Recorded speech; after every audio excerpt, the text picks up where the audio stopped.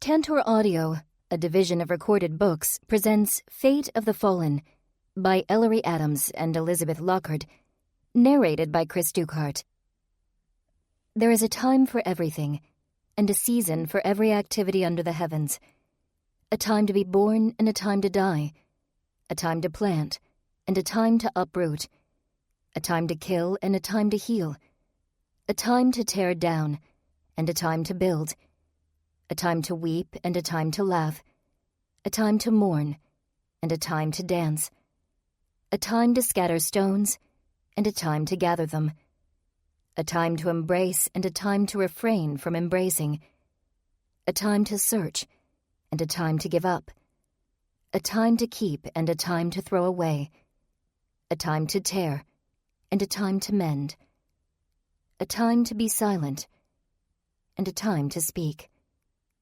A time to love and a time to hate. A time for war and a time for peace. Ecclesiastes, chapter 3, verses 1 through 8. 1. 2 houses and a motel. Looks like you owe me $1,000, Cooper said triumphantly, pushing her boardwalk card toward Quentin as proof of his debt. He sat across the dining table from her, in the company of the rest of the Sunrise Bible Study group. They were enjoying a post-church game at the Lee House, while Cooper's folks and Grammy were at a church picnic. Quentin glanced at the boardwalk card and groaned, as if he were in physical pain, and began slowly counting out the bills with his big sausage fingers. I earn a living with accounting. You'd think I'd be better at a money-based game like Monopoly. Jake laughed and slapped his knee, nearly spilling his lemonade on Savannah, who sat close by. I guess I'll be going to Cooper for my accounting needs from now on. Trish delivered a playful jab to his shoulder. Jake, you had to pay me $400 for landing on Waterworks. Jake shrugged. So? So you're a plumber, and you can't handle the Waterworks? What does that say about you professionally? Jake just laughed as Trish continued. Relax, Quentin. I don't think anybody's gonna judge your financial acumen by your aptitude for a board game. And if it helps you at all, I'm doing terribly, and I make a living with real estate. I sure hope you're right, Quentin replied, passing the colorful bills to Cooper. He had a competitive gleam in his eye. Otherwise, Coop, you might make me lose some clients. I won't tell your clients about our little money exchange, Cooper said, accepting the Monopoly cash with a smile. You have my word. Nathan took a coconut cream thumbprint cookie from the big plate beside the playing board. Cooper's mama, Magnolia Lee, of Magnolia's Marvels Cookies, had gone on a baking frenzy last night, and the Bible study was reaping the benefits. When Nathan put his hand on the table, the black band on his wrist lit up with the time. Jake spied the band dubiously. What in heaven's name is that thing on your arm? Nathan held up his wrist to display the band. It was rubber and about half an inch wide, wrapped around his wrist like a watch. It's called a Fitbit, he explained. My sister Christine gave it to me. Well, what's it for? For helping me get in shape before the wedding. Nathan flexed his muscles and struck a muscle man pose as he answered. It helps me keep track of my exercise and calories. It buzzes whenever I reach my daily goal of 10,000 steps. Fancy, Savannah exclaimed. Someone wants to make sure you look good in all of the photos, Quentin said, pointing his thumb toward Cooper. We understand. Cooper put her arms protectively around Nathan. He wasn't a bodybuilder by any stretch, but he was trim and cut a handsome figure in his tux. I think he already looks great. I had absolutely nothing to do with the whole fitness thing. It was all my idea, Nathan assured them. My sister was telling me about a fitness challenge she's doing at work. She loves her Fitbit so much that I wanted to give one a try. She bought this for me. Said it was an engagement gift. He took his cell phone out of his pocket and turned it on. The large screen glowed blue. It's really cool. The Fitbit communicates with my smartphone to track my walks, my heart rate, my exercise patterns, and sleep schedule. I can enter my food and water consumption right into the application on my phone. Great, right? Way too technological for me, Jake said with a shake of his head. I still think my digital watch is a pretty neat idea. What can I say? Nathan replied, I like gadgets, and I like really awesome things, like my awesome fiancé. Nathan kissed Cooper's hand, and she instinctively looked down at her engagement ring. The diamond in its platinum setting sparkled with every movement. For the past 6 months since he'd popped the question, Cooper had taken every opportunity to move her hand in the light, to watch the beautiful diamond dance. It was magical. Even more magical was the fact that they'd finally settled on a date for the wedding. Come next June, she'd be Mrs. Nathan Dexter. She smiled every time she thought about it. Savannah rolled the dice and turned to Jake for the sum. Legally blind, she couldn't see the numbers, but still enjoyed playing the game. 5, Jake said, and reached across the board to move her playing piece. I'll get that for you. I'm closer. Bryant's attention was on Cooper as she smiled at her ring. He smirked. I know that look. Cooper's smile vanished in uncertainty. What look? That look? I've been married 3 times, Cooper. I've seen that ecstatic bride-to-be look plenty of times. Cooper relaxed, her smile returning. No offense, Bryant, but I'd rather not be compared to the women who divorced you. Bryant sat back in his chair and put up his hands apologetically. I understand. My role? Savannah passed the dice. I'm afraid my poor little dog landed in jail. Again. She sighed. I've decided to name him Paul after the apostle. Did quite a bit of jail time himself, that one. Well, I'm sorry for your unfortunate stint in the big house, Bryant said as he moved his playing piece to B&O Railroad. But I am about to purchase the last railroad. That means I own all 4. His announcement was met with a collective groan from the rest of the group. 1 hour, a gallon of lemonade, and another plate of cookies later, Bryant took Cooper's last $100, ending a pleasant afternoon of gameplay. As they put the game away, Cooper brought the rest of the cookies and what was left of the lemonade from the kitchen and refilled all the glasses. Good game, she said. I'm glad we got to spend some time together outside of Bible study, even if I did lose. Nathan, busily packing up the playing pieces, took a break to drink the ice-cold lemonade. Then he paused with a handful of hotels. We should do stuff more often. Non-church stuff, I mean. I'm up for it, Jake said, arm lazily resting around Savannah's shoulders. Any ideas? Don't forget about the French cooking class Tuesday after next, Quentin said. A baker, he'd decided to branch out from his cooking specialty, an opportunity made possible by the community center's many free classes. For weeks, he'd been hassling the group about attending one of the classes together, and they'd finally settled on a date 2 Tuesdays away. Bryant waffled. I don't know, Quentin. French cooking isn't really my thing. Too late to back out now, my friend. I've already reserved one of the big cooking islands for us. Besides, once you get started, you'll love it. Really? Sure, you'll see. We all gather around these big islands with individual cooking stations in them. We watch the instructor make the dish, then we all give it a try ourselves. It's fun. I don't know, Bryant repeated. His comment was cut short by a gentle elbow from Trish. Hey, he exclaimed. What was that for? Quentin's been really excited about this for weeks, Trish replied. Be nice. Go to the cooking class, have fun. I'm not saying I won't go, I'm just skeptical. You're not the only one, Jake commented. And no offense, Quentin, but when I said I was up for doing more things as a group, I was thinking something less indoorsy and cooking-oriented. Not that I'm not looking forward to making something French, but that's not something I want to make a habit of doing. Quentin laughed. He'd known the other men in the group weren't excited about the cooking class, but he was glad they'd agreed to go anyway. Ever since they had, though, they'd given him a hard time about it every chance they got, and he'd teased right back. Are you sure? Quentin asked, grinning mischievously. Because I'm sure I could get you into the class for this Tuesday, too. We're making lobster bisque. Trish went right along with it. Sounds wonderful. She took out her smartphone and opened the calendar. Her broad smile turned to a disappointed frown. Aw, wouldn't you know it? I can't go this Tuesday. I'm watching my neighbor's kids that night. But Jake, Bryant, if you two go, I'd love to try your lobster bisque. Ha ha, Jake said blandly. In all seriousness, I am looking forward to the class, Trish said.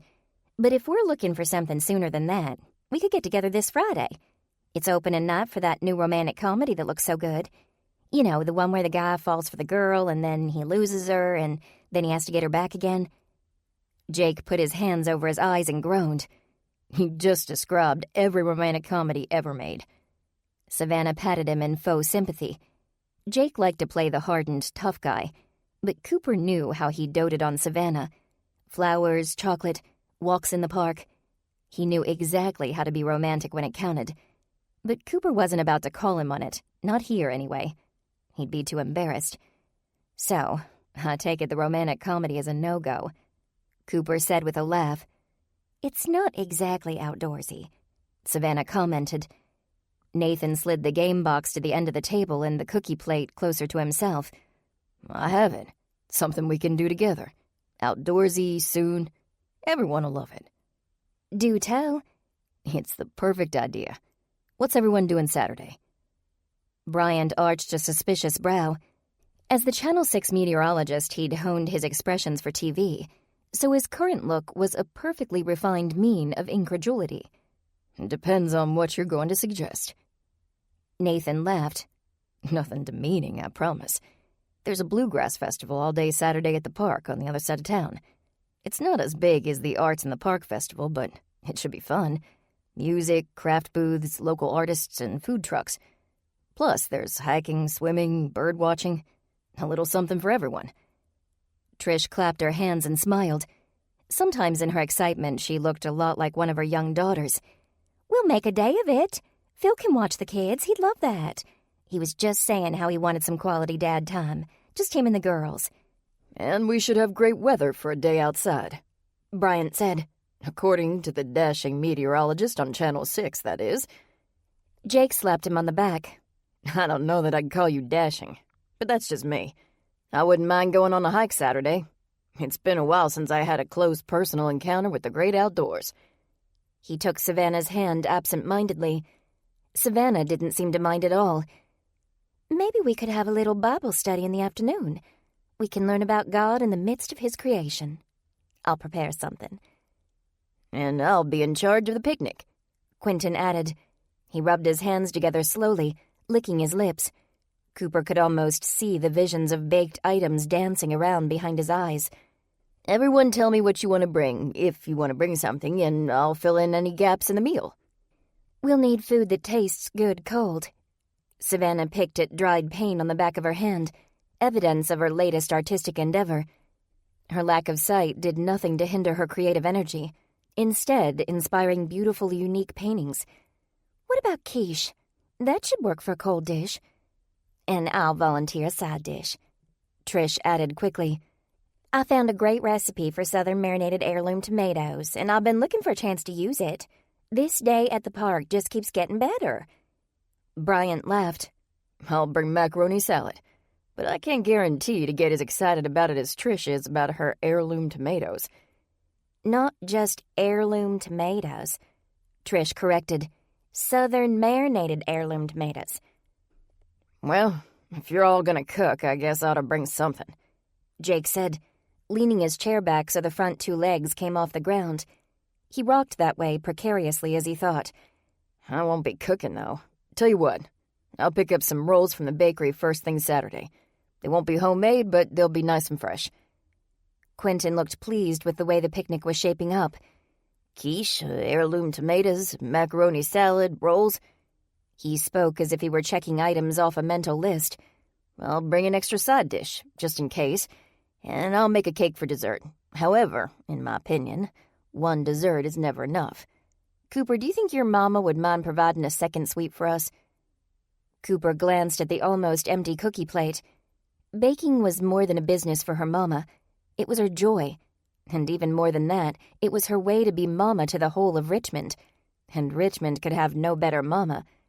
Maggie Lee loved to indulge the Bible study's collective sweet tooth, almost as much as the Bible study group loved to have its sweet tooth indulged. I bet I could talk her into baking some cookies for us. Nathan drummed his fingers on the white tablecloth. Doesn't leave much for me. Any requests? We still need drinks, Quentin suggested. Nathan nodded approvingly. Drinks it is. We'll definitely need plenty of liquid if we're going hiking. Quentin beamed. Looks like we're set for the picnic. I'll bring the cooler, plates, and napkins and such. Where are we meeting? We can meet there, Nathan said. But if memory serves me, it costs $5 per vehicle to park. Trish shook her head and waved off his idea. I vote we carpool. Jake nodded approvingly. Less gas, less money. I like it. Not to mention better company than driving alone, Cooper said. Nathan smiled. Great. How about we meet at the church parking lot at 9?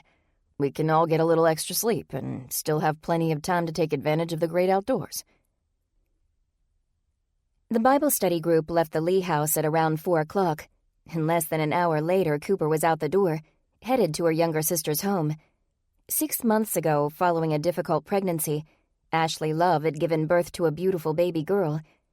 These days, though, despite the fact that she loved being a mom, Ashley craved the company of other adults, and a new committee at church was affording her that very opportunity. Tonight, while Ashley and her husband Lincoln attended a committee meeting, Aunt Cooper was on babysitting duty. The Love Mansion was nestled in the wealthy community just off River Road, an easy drive from the Lee house. It was a different world here, among the wealthy upper crust of Richmond society, of which Lincoln's family was a generations-old member. There was a time when Ashley let the pressures of social rank dominate her schedule, but pregnancy and parenthood had forced a change. A small person with absolutely no social ties or personal wealth now meant more to her than all the affluent and influential connections in Richmond put together. Ashley was a better person for it. When Cooper arrived at her sister's home, she parked her truck in the long driveway and hurried to the door. Ashley would undoubtedly insist on giving the same babysitting tutorial she delivered every time Cooper watched little Hannah. That Ashley felt the need to repeat every detail might have been insulting, were it not for how adorable Cooper thought her little sister was. Her baby sister was just taking care of her baby. Adorable. Ashley met Cooper at the door with a hearty hug. "Thank you so much, Coop." Ashley glanced back over her shoulder, down the hall toward the nursery. "She's sleeping now. I owe you one." "Oh, me?" Cooper waved off the idea. "I don't think you realize how much I love spending time with my little niece." Cooper waved at Lincoln, who sat on the couch reading, and followed her sister to the mansion's master bedroom, where Ashley donned a set of beautiful black pearl jewelry. "She went down about an hour ago," Ashley said as she primped. "She'll probably be waking up soon, and when she does, it's diaper change and then feeding time." Cooper smiled. "I know."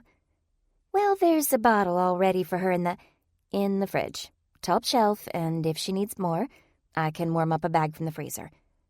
"Right," Ashley continued despite Cooper's obvious expertise. "If she gets upset, use the pink pacifier because the green pacifier makes her even more upset for some inexplicable reason." Cooper took her sister gently by the shoulders. "Ashley, this isn't my first time babysitting Hannah. We'll be just fine." Ashley drew in a deep breath. "I know you'll be fine. I really do. You're great with her, and she loves you, but it's still hard to leave her." Ashley nodded. "It's just for the evening, you know. You're not taking off to tour Europe for the month." "Doesn't matter, Coop. You know, I need to be around other grown-ups sometimes. I really ache for conversation and interaction, but it's so hard to walk out that door. Every time I'm away from Hannah, it's like I leave part of my heart behind with her. No matter what else I'm doing, I'm thinking of her, in the back of my mind. I can't stop. I can't feel quite whole. Does that make sense?" "It means you're a good mom," Cooper assured her, dodging the question. Seeing her sister and Hannah together made her ache to have a family of her own. She wanted to understand what it meant to have a little person so attached to her heart. She wanted Ashley to know how wonderful it was to be an aunt. She wanted it desperately. Just a little more time, she told herself. Wedding, honeymoon, family. She smiled at Ashley. "You and Lincoln should go have a good time. Relax, enjoy your committee meeting. And hey, if you want to, feel free to go get something to eat afterward. Have a mini date night. Ashley hesitated. If we do that, you'll need to put her down for the night. Her pajamas. Cooper put up her hands to stop her sister. Pajamas are in the top drawer. She likes the doggy book before bed, and her preferred sleepy time stuffed animal is the gray rabbit. We'll have a wonderful time together, as always. And if anything interesting happens, I'll give you a call. Ashley hugged her again. My phone will be on the whole time if you need anything. Anything. No sooner had Ashley and Lincoln walked out the door than Cooper heard her murmur in the nursery. She went down the hall and found Hannah wide awake, talking in her own special language to the farm animals on the mobile above her crib. A wide, one-toothed grin and a high, happy giggle greeted Cooper when she leaned over to see her niece. Cooper lifted Hannah out of her crib and hugged her close. Hello there, sweetie. Did you have a good nap? Hannah reached out and grabbed at her hair. I'll take that as a yes. She quickly changed the baby's diaper and then carried her out to the kitchen to get the bottle. After warming up the milk, the two of them settled back in the nursery, in an old wooden rocking chair that had been built by Lincoln's great-grandfather. The attention to detail was exquisite, the motion smooth and silent. It was so comfortable, Cooper often forgot she was sitting on bare wood. More importantly, Hannah loved to be rocked in it. As Hannah guzzled her milk, Cooper sat back, rocking gently.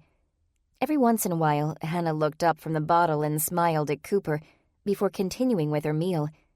When she was done, Cooper placed her on the floor, propped up by a fluffy pillow, and sat in front of her with a teddy bear. Hannah reached out and patted the bear on top of the head. That's very good, Cooper said. I can tell your great-Grammy's been teaching you how to pet Popeye and Little Boy. Nice and gentle. That's it. The fun was interrupted by a tinny rendition of the Beatles' Hard Day's Night. Cooper's phone was ringing. What do you want to bet that's your mom? Checking on us before the meeting starts, Cooper asked, digging the cell out of her pocket. Nathan's picture filled the screen on the smartphone. Looks like I was mistaken, she said to Hannah. What does Uncle Nathan want to talk about, do you think? She answered the phone as Hannah laughed. Hannah's happy you're calling, Uncle Nathan. Hey, Coop. I completely forgot you're babysitting tonight. I don't want to interrupt. You're not interrupting. I like to hear from you, although I feel like we just saw each other. Nathan chuckled. We did just see each other. But I got some news a few minutes ago, and I wanted to share. Are you guys at your place? No, I came over to Ashley's. You're welcome to come over. I know Ashley wouldn't mind. If you were home, I was going to drop by. I'm close, on my way to a business dinner with some clients. Afraid I don't have time to come all the way over to River Road, though. Well, we're sorry we'll miss you. What's the news? He paused. I'd rather tell you in person. The hesitation gave Cooper an uneasy feeling. Is it good news or bad news? He answered quickly this time. Good news, great news, actually. Big news, too, so good and so big that I want to share it in person. If I'd seen the email earlier, I would have told you this afternoon, but I only just read it. But since we can't get together now, why don't you just tell me over the phone? Nope, you'll just have to wait. Cooper felt the butterfly nerves fluttering in her stomach.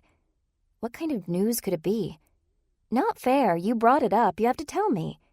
You have to wait. I want to see your face when I tell you. It'll give you something to look forward to. A surprise. I suppose so. She saw a little trickle of white down Hannah's chin. Look, I've got to go. My charge just spit up. Have fun with that. Talk to you later. Cooper set her cell on the floor next to her and grabbed the burp cloth from the arm of the rocking chair. What is Uncle Nathan's news? Hannah whipped her head side to side to try and avoid the cloth, and when Cooper successfully cleaned her off, Hannah giggled. Then she reached up and put her hand on Cooper's face. Cooper's heart melted. You're right. How could I be thinking about Nathan's silly old news when I've got such an adorable niece to spend time with? 2. It's one of those new gourmet coffee makers, Angela explained, presenting the impressive machine to Cooper with a Vanna White flair. The receptionist wore a brown pencil skirt and a sweater with a coffee mug on it. A new coffee maker, and such a nice one at that, was something to celebrate at the make-it-work office. They went through at least 3 pots a day. Angela continued, "I told Mr. Farmer that the old coffee maker was an ancient monster, and he went right out and got us this one." Cooper looked the machine over. It was massive. "Nice." "Nice?" Angela gave her a look. "Just nice?" "Cooper, nice doesn't even begin to describe it. You can choose from 3 brew strengths and 4 brew sizes, including a full carafe. Or you can set the delay with a carafe so that it brews right before you get here. That way you walk in the front door to a carafe of freshly brewed coffee." "I'll upgrade my appraisal to very nice." "It has an auto-clean function and a clock." Angela pointed to a basket of little pods beside the coffee maker. "And it makes coffee, tea, or hot chocolate. I bought some of each so we can try everything." "All right, I'm impressed. Mr. Farmer has good taste." "I agree." Angela winked and then sighed. "Isn't Mr. Farmer wonderful?" Cooper stifled a laugh. To her, Mr. Farmer was a Danny DeVito look-alike, with a nervous temperament and a good business acumen. Not exactly a swoon-worthy guy. But to Angela, he was Prince Charming. When the urge to chuckle had passed, Cooper replied, "Nothing says love like expensive caffeine." "What's more, the whole machine is hooked right into the plumbing, so we don't even have to fill a reservoir. Just pop in the pod and voila!" Angela eyed the coffee maker as if it were 24 long-stemmed roses. "He's such a good man." And a good boss. It had taken a long time to get Angela and Mr. Farmer together, but it was worth the wait. They were both so happy, and Cooper was happy for them. "Have you tried it yet?" Angela poked through the pods in the basket. "I was just about to when you came in." She finally picked out a pod. "For my inaugural cup, I think I'll have to go with French vanilla." She placed a mug under the spout, popped the pod into the machine, pressed a couple of buttons, and a moment later the coffee maker came to life. It sputtered slightly and hissed. Then a stream of hot coffee poured out of the spout and into the mug. Angela replaced it with a clean cup. "What do you have, Cooper?" Cooper looked over at the basket. It was too early to choose. "Surprised me, but something strong." After another look through the basket, Angela placed a pod in the machine and started it up. "I got you a dark roast, the strongest one, and I put it on the highest brew strength, and the biggest size." "That ought to be perfect." "It ought to be like motor oil." "Everything all right?" Cooper thought of Nathan. "Everything's wonderful. I just didn't sleep well." "Because—" "Nathan." Angela got a devilish glint in her eye. "Oh, really?" Cooper shook her head. "No, not like that. I'm finally comfortable with the idea of waiting for that. He called me yesterday and told me he has news. Big news." "Good news or bad news?" "Good, apparently." "For heaven's sake, didn't he tell you what the news is?" "He wouldn't. He said he wants to tell me in person. I was up half the night wondering what it might be." Angela handed over the dark roast coffee, and Cooper tried a timid sip, expecting a thick, bitter brew. Instead, she found the flavor quite pleasant. She hummed. "Very, very nice." "What did I tell you?" Angela said, beaming. "Nice doesn't even begin to describe it. This thing even makes would-be motor oil taste good. Now then, back to your problem. Any idea what this big good news might be?" Cooper took another drink. I concluded that he might be getting a pet, or going on a trip, or donating a kidney, or possibly joining the CIA. Angela chuckled. "That's quite the range of possibilities." Amazing what sleep deprivation does to the imagination. The reception phone began ringing and Angela answered it. Cooper picked at the flowers on Angela's desk while she waited. Every Monday, Angela brought a fresh bouquet to brighten up the office, and today's was a beautiful spray of baby's breath and pink peonies. "That was Mr. Farmer," Angela said, hanging up the phone. "He's finalizing our trip plans, and wondered if I'd be so kind as to bring him a cup of coffee." Cooper waited while Angela chose a coffee pod. For months, Mr. Farmer had been planning a 2-week trip to visit current suppliers, potential suppliers, and potential big-ticket leasing clients in Virginia and New Jersey. He and Angela would endure roughly 20 business meetings, starting in Vinland and ending in Atlantic City, where they were staying a few days for vacation. "I think I'll get him a French vanilla, too." Angela prepped the coffee maker. "I'm glad things are going so well for you and Mr. Farmer." "So am I," Angela replied. "I'm just waiting for him to pop the question." Dropping hints? "Maybe a few, but as long as he asks at some point, I'm not too anxious. Took him long enough to ask me to dinner in the first place. He'll take his own sweet time for this, too." "I wish I had your patience. I'm going crazy wondering about Nathan's news."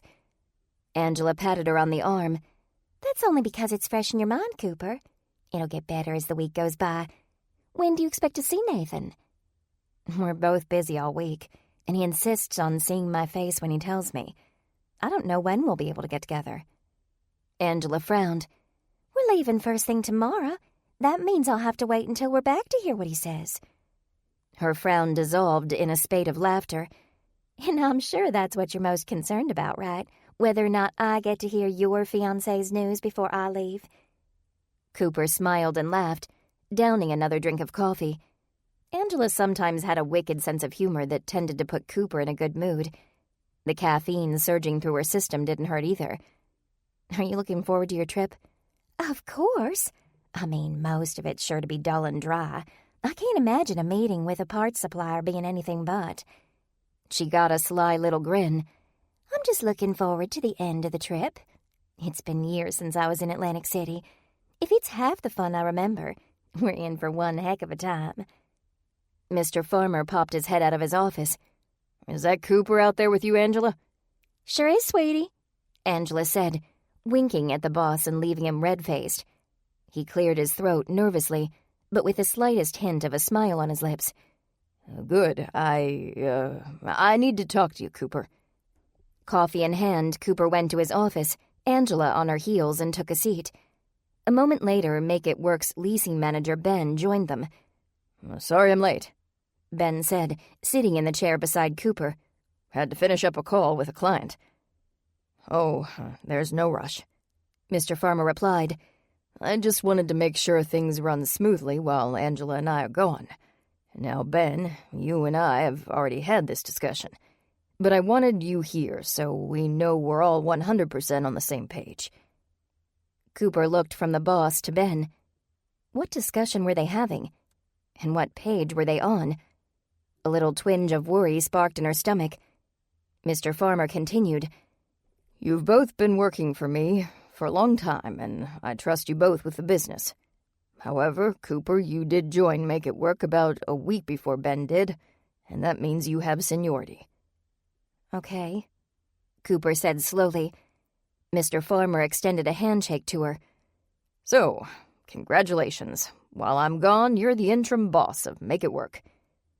Ben and Angela applauded. Cooper felt a flush of heat on the side of her neck at the attention. When she woke up this morning, she certainly hadn't expected this. "Thanks, Mr. Farmer. I hope I can keep things running up to your standard." "I've tried to get everything in order before we leave, so you won't have too much extra work to do, but while we're out, the buck stops with you. If any major business-changing decisions come up, feel free to call me, but for all the day-to-day work, you're in charge. Ben here will back you up with whatever you need, and of course you'll have the rest of the employees around to help." Ben grinned. "Emilio's volunteered for receptionist duty." "Huh?" Angela scoffed. "I'll bet he has a lot more appreciation for what I do after 2 weeks in my shoes." Cooper smiled to herself. The thought of Emilio heading up the customer service desk was amusing. He tended to hit on anything in a skirt and tried to intimidate anything in pants. Deep down, he was a nice guy, but first impressions weren't the best. Are you sure he's the right choice for the face of the company? Ben shrugged. "I don't think you can spare your guys for desk duty. And when I asked Brandy and Emilio, Brandy had absolutely no interest. Emilio sprained his ankle playing basketball, and some desk work will give it time to heal properly. He promised to put on a smile and be a good sport about it." He stood and patted Cooper on the back. "Congratulations. Don't screw up, okay, Coop?" Cooper smiled and patted him back. His shoulder was rock solid from the hours and hours he spent each week at the gym, perfecting his masculine figure. You can call me boss. The group laughed at that before going their separate ways to start the day's work. Cooper took her coffee to her office and for a moment sat, staring at her computer. Interim boss. What a surprise. Since being promoted to manager, she hadn't had much opportunity to prove herself beyond her regular duties. This was her chance, not only to show she was capable of handling added responsibility, but also to get her mind off of Nathan's mysterious impending announcement. With all of the work to do, she wouldn't have time to fret about his news. Or so she thought. When she wasn't signing off on repair invoices, Cooper was checking inventory, and when she wasn't fielding client phone calls, she was trying to keep Emilio from threatening a rude client or two. But no matter what she did, or how much, her talk with Nathan was always at the back of her mind, gnawing away. As for the business, though, Cooper was pleased to find that being in charge wasn't actually as difficult as she'd thought it would be. Her repairmen, Bobby and Josh, stayed on top of their full repair dockets, while Ben and his employee, Brandy, worked with lease clients. The worst part of the week was waiting for Nathan. Every night after work, Cooper talked with him on the phone, but when he was available to meet, she was working late, and when she was off work, he was busy. It was easily the longest week of Cooper's life. But at last, it came to an end. On Friday night, Cooper arrived home from work, just in time to find her mama in the kitchen, apron tied tightly around her waist and mini prep bowls lined up on the counter. "Ooh," Cooper cooed, rubbing her hands together. "What you makin'?" Maggie held up a piece of lined paper with a handwritten recipe on it. "Cherry pistachio scones for your picnic tomorrow. Care to lend a hand?" "I'd love to." Cooper hurried up to her apartment over the garage, changed, and rejoined Maggie in the kitchen. "All right, Mama, what do I do?" Maggie pointed to the empty prep bowls. "Start measuring." Cooper began doling out the proper portions of flour, baking powder, and sugar, while Maggie measured butter and dried cherries. Maggie hummed as she worked, the familiar sounds of favorite hymns filling the otherwise silent spaces between the scraping sound of the whisk against the bowl and the tapping of Cooper, emptying measuring cups into prep bowls. They were old hymns, songs Cooper remembered her mama singing ever since she was little. When Cooper and Ashley were just kids, they helped their mama in the kitchen making chocolate chip cookies, and Maggie hummed these same tunes. How life had changed. Maggie had more than a few gray hairs. Cooper was soon to be married, and before long, Ashley would be teaching her own daughter how to bake. Gone were the days of simple chocolate chip cookies. Now everything, including dessert, was far more complicated. But no matter how complicated life became, Maggie still hummed the same songs. Everything else changed except for the hymns, and for that reason Cooper loved them. Maggie was in the middle of How Great Thou Art when the front door opened and Grammy's voice interrupted the humming. "All I'm saying is that I don't see why you need it," she said. "But it's your money, Earl. You do with it what you want." Earl said something too quietly for Cooper to make out, something that elicited a loud laugh from Grammy. "If you think for 1 minute that you'll get me in front of that thing, you're a crazy man. You probably got that from your father, God rest his soul." Curiosity getting the better of her, Cooper peered out of the kitchen to see what all the fuss was about. Earl carried a large bag from the electronics store. He looked over at Cooper and smiled. "Well, how's my girl?" "Doing all right," Cooper replied. She went to greet him, joined by Maggie. "What did you get?" Earl set the bag on the floor and pulled out a box. "I bought myself a camera.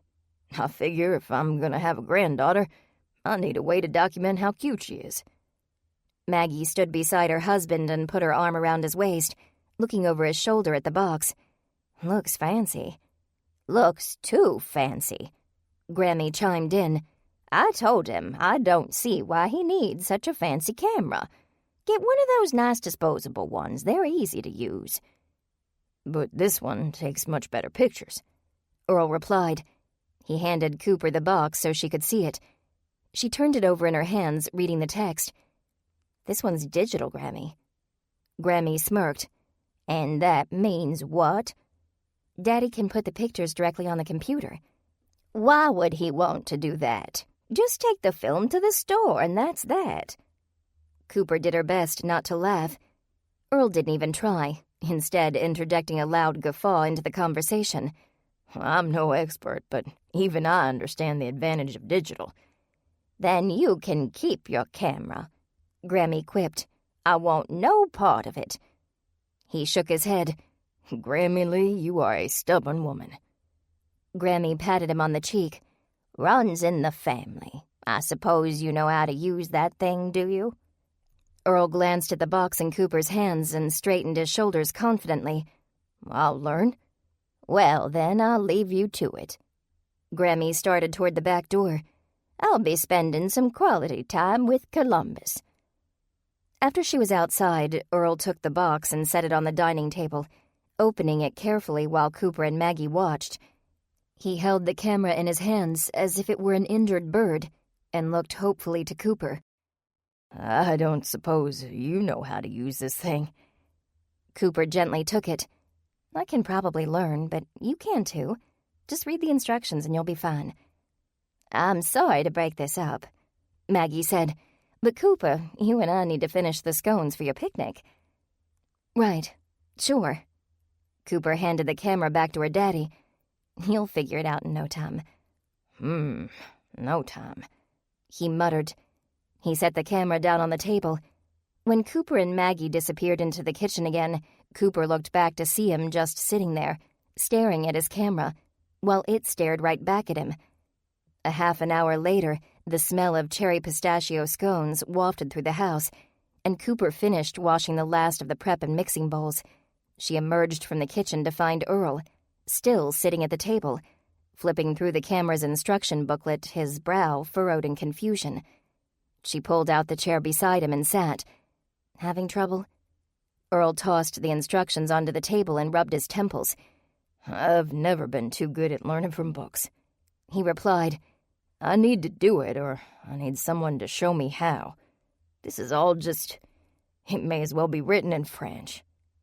Cooper laughed. "It might have been. Are you sure you were looking at the English version?" "Now that would be a lark, wouldn't it?" He eyed the camera. "Maybe I shouldn't have bought it." "Once you learn how to use it, you'll be glad you have it.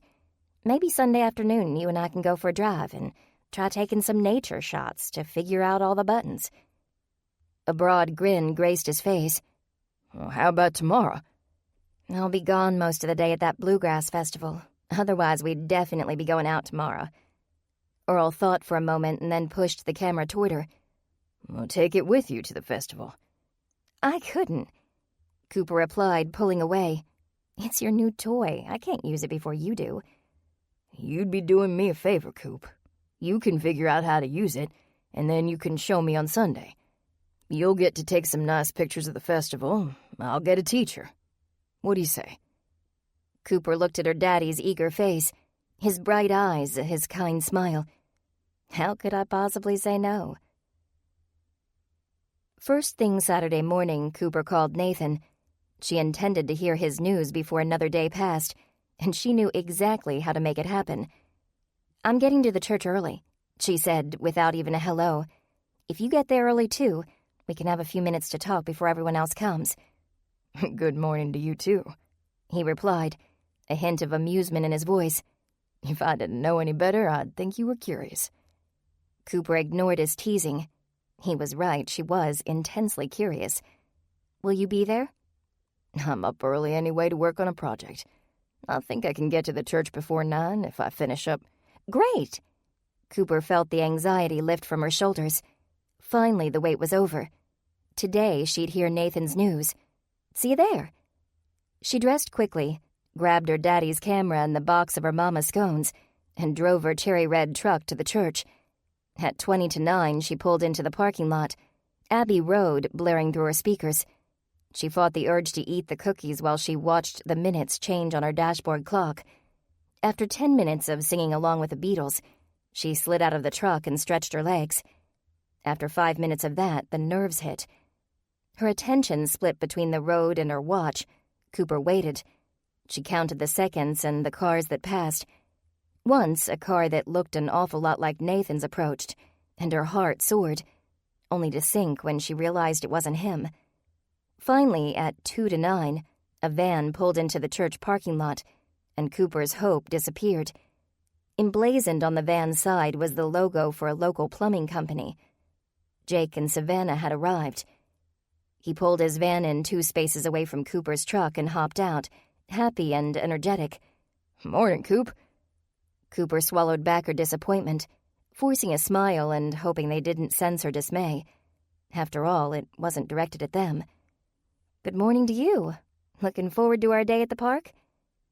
Jake walked around to the passenger side of his van and opened the door for Savannah, holding her elbow as she alighted. "You know, when I first woke up this morning, the last thing I wanted was to be outside until nightfall. Then I went over and picked up Savannah, and she made me realize that you don't get many days like today." Savannah ambled toward Cooper. "Terrific weather, wonderful friends, a chance to spend time in communion with God's creation. Not to mention lots of good food and music," Cooper added. "Precisely," Savannah agreed. "It's too perfect a day to be in a foul mood." Cooper considered what she said, and as she saw Nathan pull into the parking lot, she resigned herself to the fact that there would be no private conversation today. She said a quick prayer, asking God to help her enjoy all the things Savannah had mentioned, and realized that even though they couldn't talk right now, she was still glad to see her fiancé. It was hard not to smile when he waved through his windshield. Cooper gave Savannah a hug. "You're right, Savannah. It's bound to be a perfect day." Savannah smiled, obviously pleased by the sudden show of affection. Savannah loved people, and she always appreciated it when the sentiment was returned. "Yes, it is bound to be a perfect day. Well, as perfect a day as we imperfect people can manage." Nathan parked right in front of Cooper's truck. He hopped out and hurried to her. "I'm so sorry. I was working and lost track of time." "It's okay," Cooper said. She stood on her tiptoes and gave him a quick peck. "We'll find time to chat sooner or later, although I really do hope it's sooner." "I have a thought about that. We're supposed to be carpooling. Maybe you and I could ride together, just the 2 of us, and we can talk on the way to—" He was interrupted by Trish's arrival. Her husband, Phil, drove the car, and their daughters were in the back seat. As Trish, sporting a broad-brimmed hat and a beach bag, got out of the passenger seat, all the car windows lowered, and the girls and Phil shouted their goodbyes to her while the car rolled away. Trish waved until they were out of the parking lot. "I am so looking forward to today," she announced. "You have no idea how much I need a break." From the beach bag, she produced a large square Tupperware container. "My side dish, as promised. What are we doing with the food?" "Well, Quentin's not here yet," Jake said. "You can either hold on to it or we can go ahead and eat it right now." Trish contemplated the options. "It's tempting, but I don't think Quentin would appreciate an early picnic that didn't include him." Nathan motioned toward the entry to the lot. "Speaking of the picnic, boss." Cooper followed his gesture to see Quentin driving up. He pulled in, parked, and popped his trunk. "I've got 2 coolers in the back," he said as he stepped out of his car. "Feel free to load your food." Savannah and Jake retrieved the quiche and rolls from Jake's van, and Nathan brought out 2 large jugs from his trunk. "You got here just in time, Quentin," Cooper replied. She retrieved the box of scones from the front seat of her truck. "Jake was suggesting we start on Trish's tomatoes, and I was about to tear into these. I've been fighting the temptation all morning." Quentin eyed the box and licked his lips. He enjoyed Magnolia's marvels more than just about anyone else Cooper knew. "What sort of temptation did you bring?"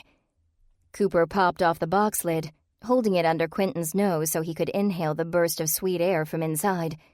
"Cherry pistachio scones." "You know, there may not be space in my trunk for those. They may have to sit in the front seat with me." Cooper laughed and quickly closed the box. "I think I'll go ahead and put these in the cooler myself." "Don't you trust me?" "Not with my mama's scones, I don't." His lips curled into an impish grin, and he looked at Nathan. "A smart fiancé you have there, Nathan." "I have to agree with you." Nathan said, sidling up next to her. He planted a kiss on her cheek. Smart and pretty. A familiar warmth crept up Cooper's neck. Before the embarrassed flush could work its way to her face, Cooper changed the subject. So, Quentin, what'd you bring? For my side, a melon salad with goat cheese and mint. And for dessert, dark chocolate layer cake with marshmallow cream frosting topped with mini chocolate chips. Cooper's mouth began to water. Quentin beamed. Just a little something I threw together. All I can say is I'm glad we're hiking, because it means I won't feel so bad eating my body weight in food. They shared a laugh as Bryant's car pulled up behind Cooper's truck. Only Bryant wasn't driving. His girlfriend Jane, the single mother of 2 beautiful children, was in the driver's seat instead, with Bryant riding shotgun. As Bryant hopped out and grabbed his things out of the back seat, Jane waved to the group. Bryant leaned in from the passenger side and gave her a kiss. Is she stealing your car? Jake asked, watching Jane drive away. Because that's not how relationships are supposed to go. Her car's in the shop, Bryant explained. It was supposed to be done yesterday evening, but at the last minute the mechanic told her he couldn't get a part. The car won't be ready until later today, and Jane's kids have a school fundraiser to go to this afternoon. I figured it wouldn't be a problem since we're already planning on carpooling. Say, where do I put my macaroni salad? A cooler in the trunk, Quentin said, pointing to his vehicle. And I don't mind taking passengers. I can carry up to 4, if you like. Cooper did a quick calculation in her head. If Quentin could carry 4, that meant she could drive Nathan, and the 2 of them would have the whole drive alone to talk.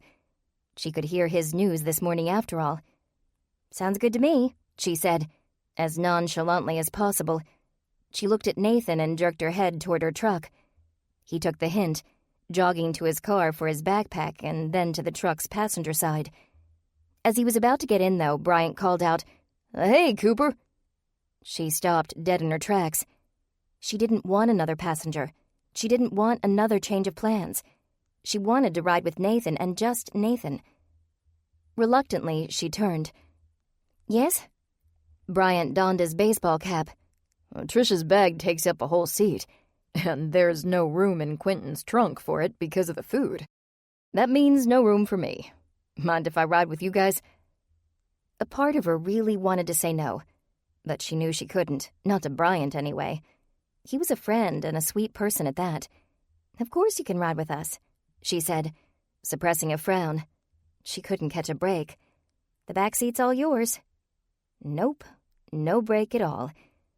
Savannah's words echoed in Cooper's mind. It's too perfect a day to be in a foul mood. Trying to stay positive, she turned on the radio and did her best to ignore her frustration. All things considered, the drive to the park was a pleasant one. Traffic was light and the weather was beautiful, just as Bryant had said it would be. With a distinct lack of humility, he reminded them that he'd predicted great hiking weather for today when he'd conducted his Channel 6 forecast earlier in the week. With windows rolled down to let the breeze in, they talked and laughed all the way to the park. By the time they reached the parking lot, it was already starting to fill up. Cooper drove up to the lot attendant and handed him a $5 bill. Go down the 5th row and turn left, he instructed. You'll see a guy in an orange vest. He'll direct you to the closest space. Thanks, Cooper said, driving behind Quentin to the 5th row. Just as the attendant had said, a man in an orange vest directed them to 2 spaces toward the middle of the lot. Cooper parked and hopped out of her truck, stretching her arms up over her head. It feels so good to be outside, she said, as the other car unloaded beside her. She drew in a deep breath. Smell that? So much fresh air. Trish and her massive beach bag stood between the 2 cars. In her hands, she held 2 bottles. Who needs sunblock and bug spray? Nathan came around the truck, backpack slung over his shoulder. He raised his hand. I need both. Didn't think to bring them myself. Cooper eyed his backpack. Then what did you bring? You know, the usual. Water bottle, hat, bird identification book. Do you have a little room left over in there? I might. What for? Cooper reached into her truck and retrieved the camera. Daddy just bought this and insisted I bring it today so I can learn how to use it. Then I'm supposed to teach him. Mind putting it in your backpack until there's something to shoot? I'm a little afraid of having it out." After pretending to waffle for a moment, he smiled and opened up the backpack. Cooper set her daddy's camera in, right on top of the bird book. Nathan slung the bag back over his shoulder and gratefully accepted the bug spray and sunblock from Trish. "So, we all know what I have in my bag," he said. "Trish, why do I suspect yours is much more interesting?" "Because mom bags are always interesting," Trish said with a laugh. "A little of this and a little of that, first aid kit, sewing supplies, sunglass repair kit, fruit snacks. It's the bag I always take on vacation." "Did you just call it a mom bag?" Cooper asked. "That's what Phil dubbed it. He said I never leave home on vacation without my mom bag." At the mention of the mom bag, an image of Ashley and Hannah came to mind. Cooper tried to imagine her sister trading in her Louis Vuitton purse for a giant flower-adorned canvas bag, like Trish's. The absurdity of the thought made her chuckle. "What's so funny?" Nathan asked, applying bug spray to his lower legs. "I was just wondering if Ashley might get a mom bag when Hannah's old enough for real vacations. What do you think? Can you see her with a bag like that?" Nathan stared at Trish's bag for a moment before shaking his head. "Not really, unless Gucci comes out with a mom bag. Then she'll be the first in line." "I'll have to rat Gucci and suggest it." Nathan passed the sunblock and bug spray back to Trish. "Anyone else need it?" she asked. Everyone shook their heads. Quentin checked the food in the coolers and closed his trunk. "Ice is cold and the food is secure. Whenever we want to eat, we can just carry the coolers to a picnic table, and until then, there's enough ice to keep our meal good and cold." Savannah took Jake's arm. "Where do we start? Craft booths, swimming, hiking?" Shading his eyes, Bryant turned his face toward the sky, donning the same expression he wore on the air. "We should probably hike before it gets much warmer." "I thought it wasn't supposed to get too warm today," Jake said. "At least that's what the Channel 6 meteorologist told me. And I meant it. However, when you hike, you do tend to heat up a little more than usual, so I vote we hike now, and then do the more relaxing activities later. When it still won't be too warm, but just warm enough we don't want to be hiking." "I'm game," Trish announced, tucking the bottles back into her bag. "Although maybe I should leave my mom bag in the car while we hike. It's like carrying a child." While Trish put her bag away, Cooper spoke up. "I'm certainly ready for a hike. Nathan, you've been here before, right?" Nathan nodded. "Where do we start?" He put his fist to his chin and thought. "The trailhead for my favorite hike is across the lawn. It's not too difficult, and it has some pretty scenery. Follow me." Nathan led them away from the cars and into the park. Holding his hand, Cooper surveyed her surroundings as they walked. It really was a nice day, and she couldn't help but smile when she saw the crowds of people, all happy and enjoying themselves. The cars themselves spoke of the varied mix of people attending the festival. Pristine sports cars, mud-spattered Jeeps, and nondescript family sedans, one with a baby on board sticker on the back windshield. Just past the parking lot, a grassy expanse separated the cars from the tree line. The section of the parking lot abutting the lawn was sectioned off with chains and signs reading "Food Trucks Only." Already several trucks were pulled into their spaces, and according to Nathan, there would be quite a smorgasbord. Cooper was excited to see the variety of foods once all the trucks had arrived. The lawn was perfectly green and perfectly level, with immaculately cut grass and not a weed in sight. Several groups played frisbee and catch, and another engaged in a friendly game of touch football. Some teenagers stood in a circle, lobbing a volleyball back and forth and laughing. Professional photographers wearing event staff lanyards snapped pictures of the activities. Several rows of tarp-covered booths stood in one part of the lawn, populated by local artisans, some of whom were still setting up shop. Already there were 30 or so booths, with space for twice that many. To the left stood the stone amphitheater, where the bluegrass acts would play later in the day. Members of the event staff stood talking in the amphitheater. The whole park buzzed with excitement. Savannah had been so right. It was going to be a perfect day, or as perfect as imperfect humans could experience. "So, when do we set up our blankets out here?" Jake asked. "Looks like it's already getting crowded." Cooper looked out over the lawn near the amphitheater. Jake was right. Already, picnic blankets and camping chairs littered the area around the amphitheater. Early birds who had staked out their claims to good seats. "Don't worry," Nathan replied. "There are always a few people who decide to set up insanely early. It probably won't get much more crowded until late afternoon. We'll get seats before it's packed." Cooper squeezed his hand. "I don't care where we sit, as long as we sit together and can hear the music." Nathan smiled. "I can guarantee both of those things. Even if we go sit in the car, we'll be able to hear the music." The lawn came to an abrupt end at the tree line. In the shade of massive oaks and pines grew dogwood and wild cherry trees, while larkspur and mountain laurel bloomed beneath them. The Bible study group crossed from the sunlit grass to the woods, veiled by a canopy of leaves and branches. Sunlight fell onto the dirt path in bright shafts. The air smelled of blossoms, bark, and earth.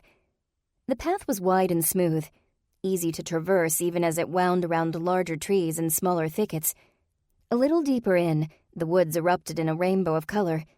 Beneath crabapple trees ornamented by little white flowers, black huckleberry bushes thrived.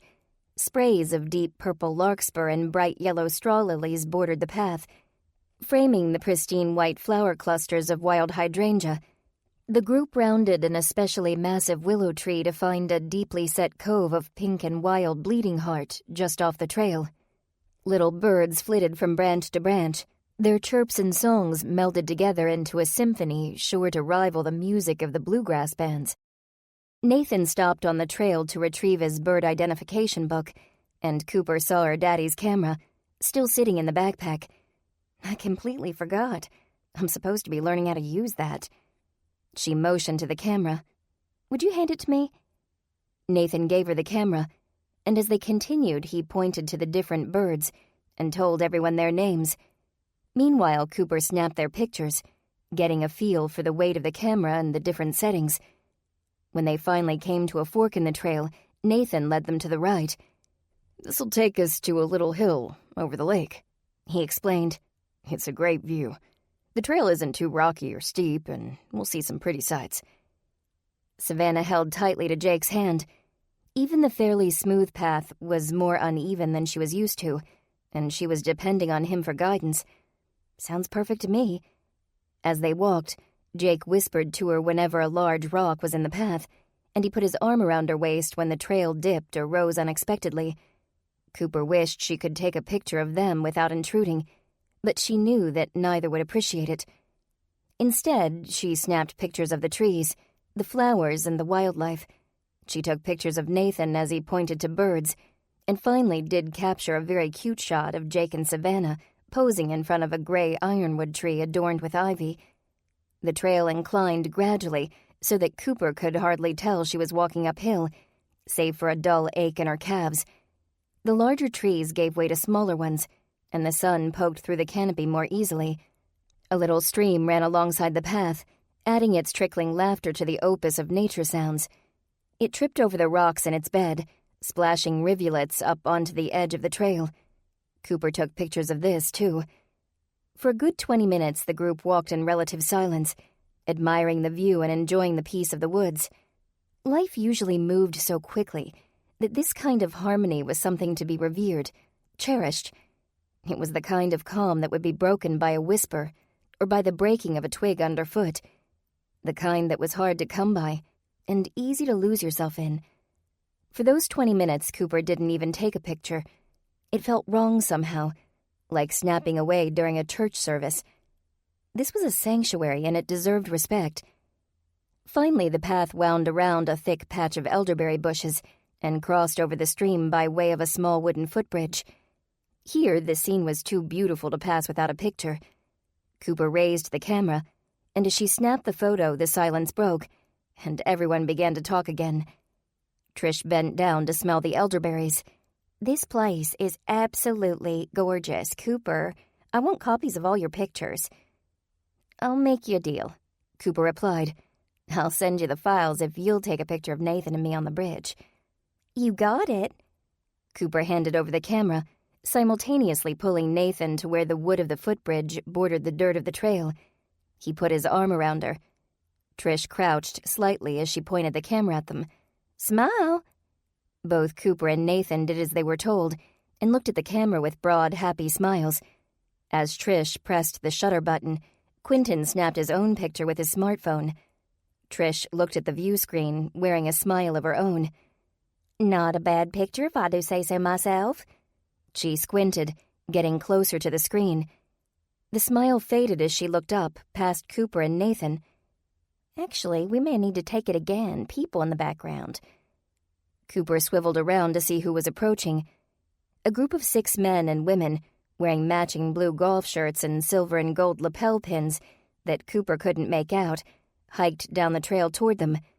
In the lead was a tired-looking man of medium height and fit build, with a gold pin on his lapel, a Rolex on one wrist, and a thick silver bracelet on the other. He waved at the Bible study group. "I hope we didn't mess up your picture." "It's no problem," Nathan replied, returning the wave. "We'll just take another. The beauty of digital photography." All of a sudden, a member of the group, a 20-something woman wearing a low-dipped baseball cap, came forward, beaming. Before Cooper could figure out who she was, the woman put her arms around Nathan. He scooped her up in a big hug. Trish leaned in close to Cooper. "Are you okay with this?" 3. The woman's baseball cap fell off, and Cooper instantly recognized her. She burst out laughing. "Yeah," she managed to say. "I'm okay with it." Nathan put the woman down and presented her to his friends.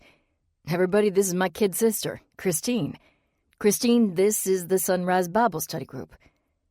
Christine moved from Nathan to Cooper, offering another friendly hug. Cooper held her tight. "Almost didn't recognize you," Cooper said. "Your hair's shorter than the last time I saw you." Christine scooped her baseball cap up off the ground and placed it back on her head. "It was time for a change. And by the way, I cut it almost a month ago. It's been way too long since we hung out."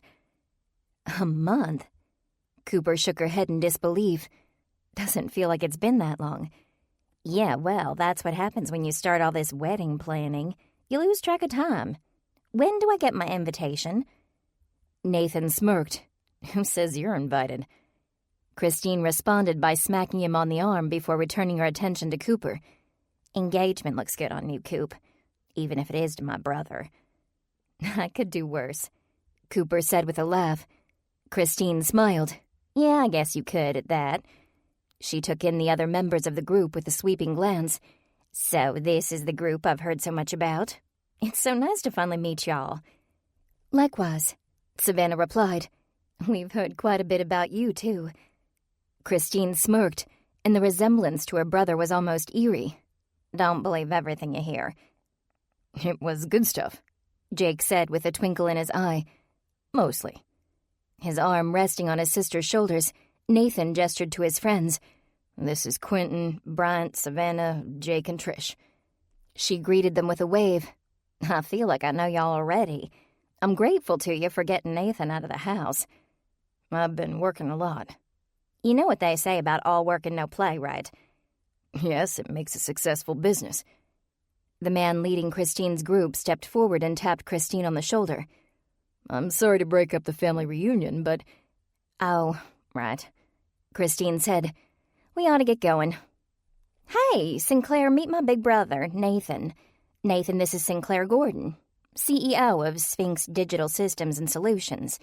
That usually just gets whittled down to Sphinx. We're on a mini work retreat today." Nathan and Sinclair exchanged a handshake and a smile. "I'm sorry to take her away from you," Sinclair said. "We've got a full day planned." Christine gave Nathan another hug. "We really need to spend some time together, you, me, and your wonderful fiancé." "You got it," Nathan said. "Do you want to meet up later for supper?" "Can't. I'm all booked up with retreat stuff." "Then I'll give you a call, and we'll make a date, okay? Now, go have fun on your retreat." Sinclair led his group around the bend in the trail, and soon they were out of sight. "They must have a fun workplace," Quentin said, wiping the sweat from his forehead with a kerchief. "The closest to a retreat my office got was when the fire alarm broke and we had to wait outside for 2 hours. We started up a game of gin in the parking lot. I guess that could qualify as a retreat, Jake said. Your sister seems real nice, Nathan. Glad we finally got to put a face to the name. Savannah nodded in agreement. There's such a family resemblance, too. Cooper arched a brow in her direction. Although Savannah had a gift for perception and could see the good in others, she was legally blind. How could she see any family resemblance? Sensing the unasked question, Savannah explained. I could hear it, in their voices. The way they laugh, the way they tease. It's the same. Not all family resemblances are in the face, you know. Nathan laughed, and as Cooper listened to it, she realized that Christine's laugh was exactly the same. She smiled. I never noticed it before. Like I said, family resemblance. Bryant knocked back half a bottle of water and wiped the overflow from his chin. I'd say that was a nice break. Anyone else ready to head on up the trail? The group replied with nods. Wait, Trish said. She pointed the camera at Nathan and Cooper once again and snapped a picture. Now we can go. It wasn't an arduous hike, but even if it had been, the view would have been well worth the effort. As the larger trees continued to thin, dogwoods and wild cherry trees became more numerous. Honeysuckle vines clung to the trunks of ironwoods and scented the air with a sweet perfume. The stream crossed under another footbridge and then disappeared into the hollow under a mass of boulders. At last, the trail came to an end, widening to a lookout above the park's lake. Cooper began to snap pictures.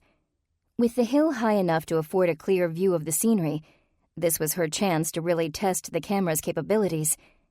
Below, people swam and fished.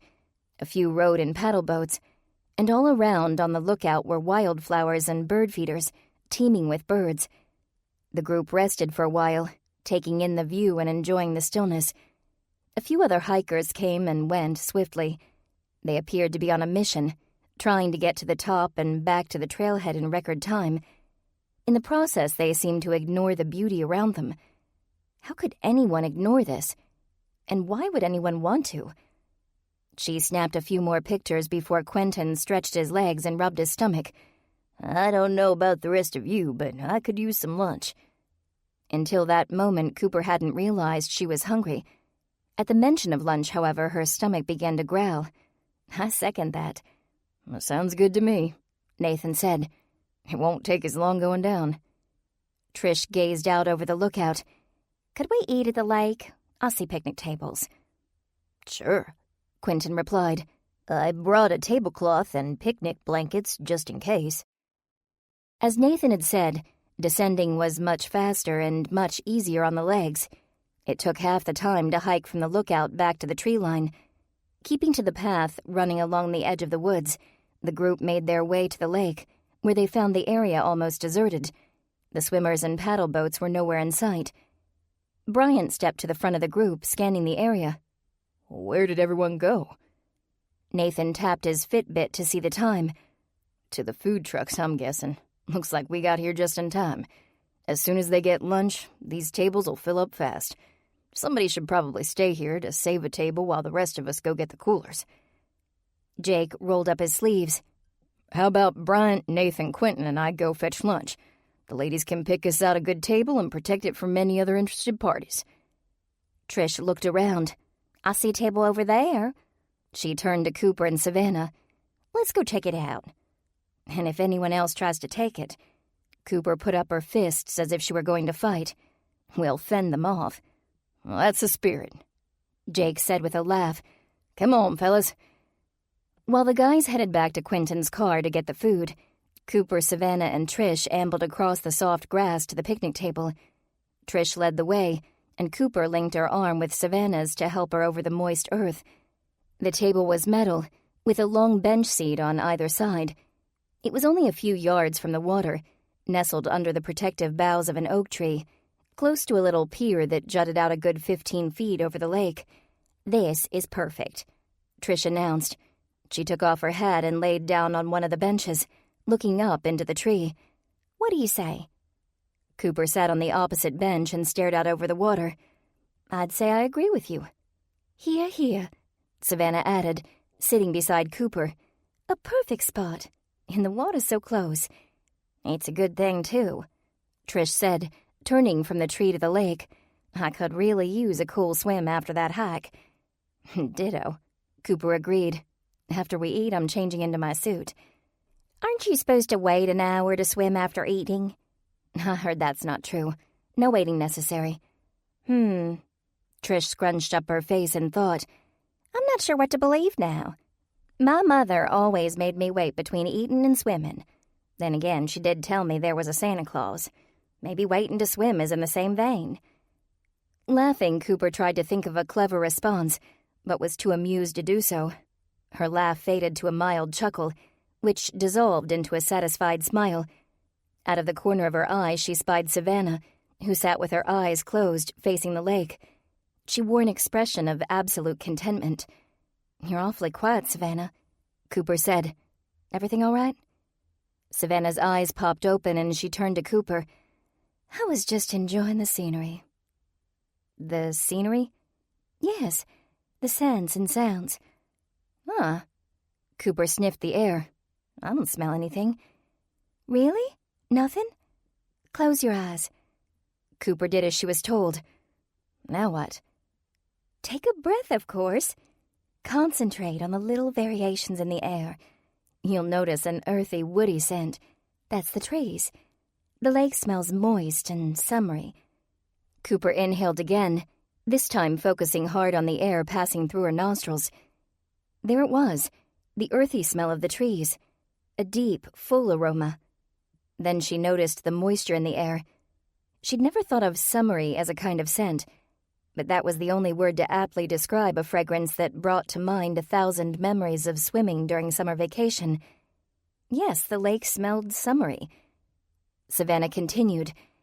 "Now, notice the unnatural odors. Grease, meats, frying oil, burnt pans. Those are from the food trucks. They're subtle but unmistakable. And every time the breeze kicks up, it brings a fresh batch of wildflower perfume to us. Can you smell it?" Drawing in another deep breath, Cooper found that she could, in fact, detect the very slight odors from the food trucks. The more she focused on them, the more they stood out against the natural smells of the park. The breeze whipped across the lake, and Cooper got a noseful of what Savannah called wildflower perfume. "I never would have noticed any of that," she said. She reached over and gave Savannah a side hug. "Thank you for opening my eyes, or nose." "What about your ears?" Savannah asked. "What do you hear?" Cooper stopped and listened again. "The birds are singing." "And?" "When the breeze blows, it rustles the leaves. That's all." "There's so much more. Water lapping against the shore. Children laughing. They're heading back from the food trucks, I guess. And if you really listen, you can just make out the sound of musicians tuning their instruments." Trish sat up. "You can hear the musicians?" "Barely," Savannah replied, "and only because I'm used to focusing on the little sounds. Once we start eating and I'm not concentrating, I won't notice them anymore. For a few minutes, though, it's a nice way to experience God's creation." Being legally blind, Savannah couldn't enjoy the scenery as the others did, but her attitude wouldn't allow her self-pity, and that was one of many things Cooper loved about her. While the rest of the Bible study group explored the world mostly through sight, Savannah listened, smelled, and touched, using her other senses in ways that the others never did. Sure, Cooper could hear, smell, and feel, but she never did so as deeply and thoroughly as Savannah, and Cooper wished she could experience nature as her friend did, if only for a day. Savannah was immersed in God's handiwork. For the next few minutes, the three of them sat in silence with their eyes closed, smelling the air, listening to the wind and enjoying the tranquility of their lakeside table. Then the sound of a loud thump broke the silence. When Cooper opened her eyes, she saw Nathan and Jake standing at the end of the bench, having just set one of Quentin's coolers on the table, which they'd silently covered with a tablecloth while she wasn't looking. Nathan opened up the cooler lid. "Did anyone try to take the table?" "A few punks," Cooper replied, smiling. "Trish took 'em out." Jake gave Trish a congratulatory pat on the back. "Nice job. Who's hungry?" "I am," Quentin said, placing a basket of plastic cutlery, paper plates, and napkins beside the cooler. "I'll second that," Bryant agreed, bringing up the rear. He heaved the beverages up onto the table. Together, the whole group set the table for the picnic, and when they were finished, they took their seats around the feast. "Shall we say a quick prayer before we eat?" Savannah asked. Everyone closed their eyes and bowed their heads as Savannah continued. "Lord, thank you for this beautiful day, for wonderful friends and for tasty food. Please bless this meal to our bodies. Amen." And then the meal officially began. They passed around Savannah's quiche, Bryant's macaroni, and Quentin's melon salad. Trish dished out her tomatoes, which she reminded everyone were really Southern marinated heirloom tomatoes. Jake tossed rolls to anyone who wanted one, and Nathan poured the drinks.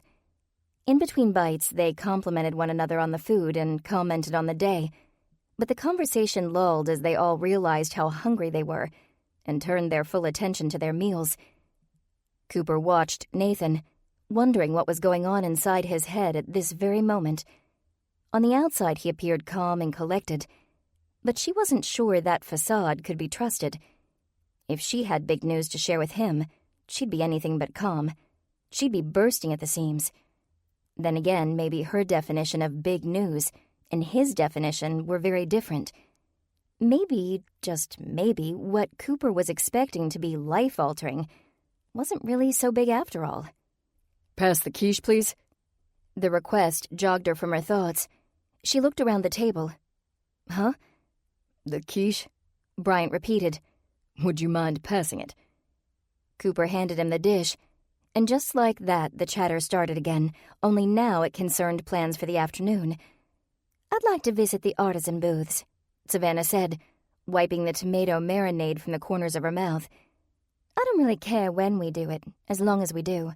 I just love seeing what local artists turn out." "Imagine that," Jake jested. "The artist wants to visit the artisans." "Well, I'm no artist," Trish said, "but I'd also like to see the booths, only after we rest for a little bit." Quentin nodded. "I'm embarrassed to say that hike winded me more than I thought it would. A rest before walking sounds great." Cooper turned and looked out at the lake. "We were talking, us girls, while you guys were getting lunch. We thought it might be nice to take a swim after lunch." "How about this?" Nathan asked. "We eat, we talk for a bit, we swim, then we head over to the craft booths for a while before staking out a place near the amphitheater. We can take turns saving seats and getting supper from the food trucks." Bryant gulped his lemonade and then wiped his chin. "I like the plan. Say, Savannah, weren't you going to prepare a Bible study for us?" Savannah perked up. "Thanks for reminding me. I'll share it after we finish eating, while we let our food settle." "Well, then let's finish eating," Quentin suggested. "Do you mind helping me serve dessert, Coop?" "Not at all," Cooper replied. She cleared the table of the used paper plates and laid out fresh ones for the sweet treats. Meanwhile, Quentin pulled his cake box and Cooper's scone box out of the cooler. Cooper set her mama's cherry pistachio scones in the middle of the table so that everyone could reach them. Quentin sliced his cake, smiling at the longing looks his dessert was receiving, and as Cooper handed him plates, he dished it up. Cooper licked her lips. The dessert was made of 3 layers of dark chocolate cake, separated by fluffy marshmallow cream frosting. Covering the top was a thick layer of the frosting, decorated with mini chocolate chips. The look and smell were absolutely heavenly. The desserts were received with blissful sighs and words of praise. The first bite of Quentin's cake melted in Cooper's mouth. The marshmallow frosting was just sweet enough to counter the slightly bitter dark chocolate. And of course, her mama's scones were wonderfully light and delicious, as her mother's baking always was.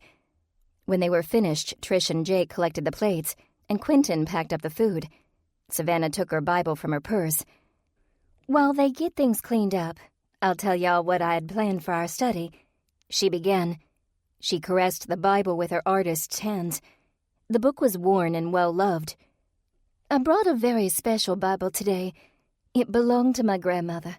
She read it every morning for us as long as she lived. and every time I went to visit her, she'd read me my favorite stories. David and Goliath, Daniel in the lion's den, Jesus turning water to wine, the walls of Jericho falling before Joshua. Today I thought we could take turns, each sharing our favorite passage from Scripture. You can read if you like, or you can just tell us about it. They took a few moments to think as Trish, Jake, and Quentin finished cleaning. After a short time, Savannah set her Bible on the table in front of her. I'll start by telling you mine. Well, it's certainly hard to pick a favorite passage. My current favorite would have to be the creation story in Genesis. She began to recite from memory. In the beginning, God created the heavens and the earth. The earth was formless and void, and darkness was over the surface of the deep, and the Spirit of God was moving over the surface of the waters.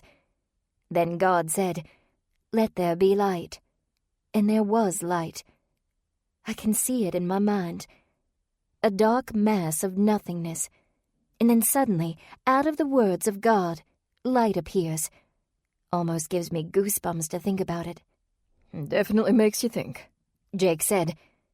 He cleared his throat. I'll go. Sorry to say, I don't recall where it is in there, but I always liked the part about Samson. There's quite a bit about him in the book of Judges, Savannah replied. Any story in particular that you like best? Oh, you know, the stories about how he was so strong with a strength from God, killed a lion, took out a whole bunch of guys, pushed down the pillars of a building. It'd be pretty nice to have that kind of strength. True, Quentin agreed. But you forgot the part where his girlfriend betrayed him. He had his eyes gouged out, and then he died after pushing down those pillars. Jake grimaced. Right, I did forget that part. I still like how strong he was, though. How about you, Quentin? What's your favorite? I was always fond of the story of Jonah. The fella tried to run from what God was telling him. He wound up in the belly of a big fish and realized God was right when he needed to do what he said. Bryant snickered. I suppose he had plenty of time to think it over while he was in the big fish. Trish reached across the table, picked up the Bible and flipped through it. Here's my favorite. I couldn't remember which chapter it was. 1 Corinthians chapter 13. Love is patient, love is kind, and is not jealous. Then later it says, love never fails. It's a beautiful chapter. Very poetic and a good reminder of how powerful God's love is.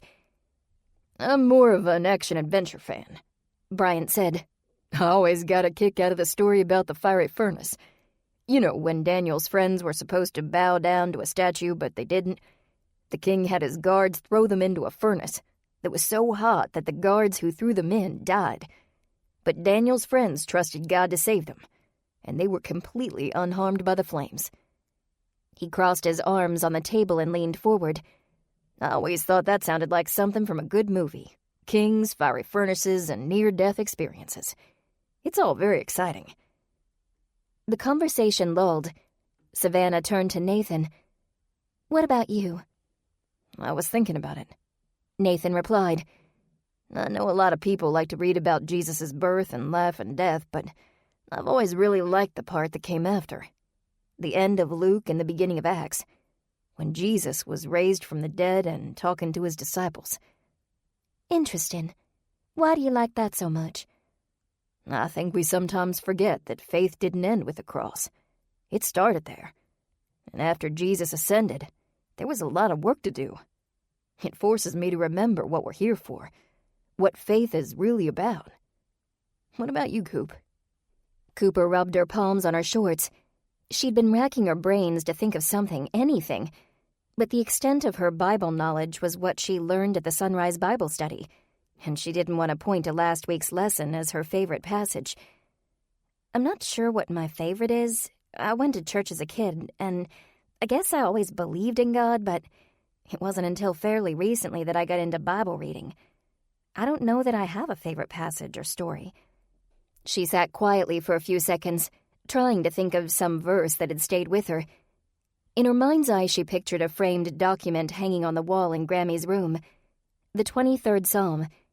It had been there for as long as Cooper could remember.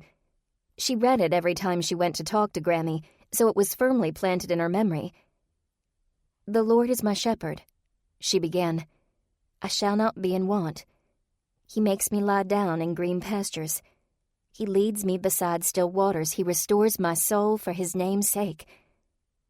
That passage hangs on my Grammy's wall over her nightstand. I guess that's the verse I remember from way, way back. The verse that's been with me the longest. "Oh, the Shepherd's Psalm," Savannah said.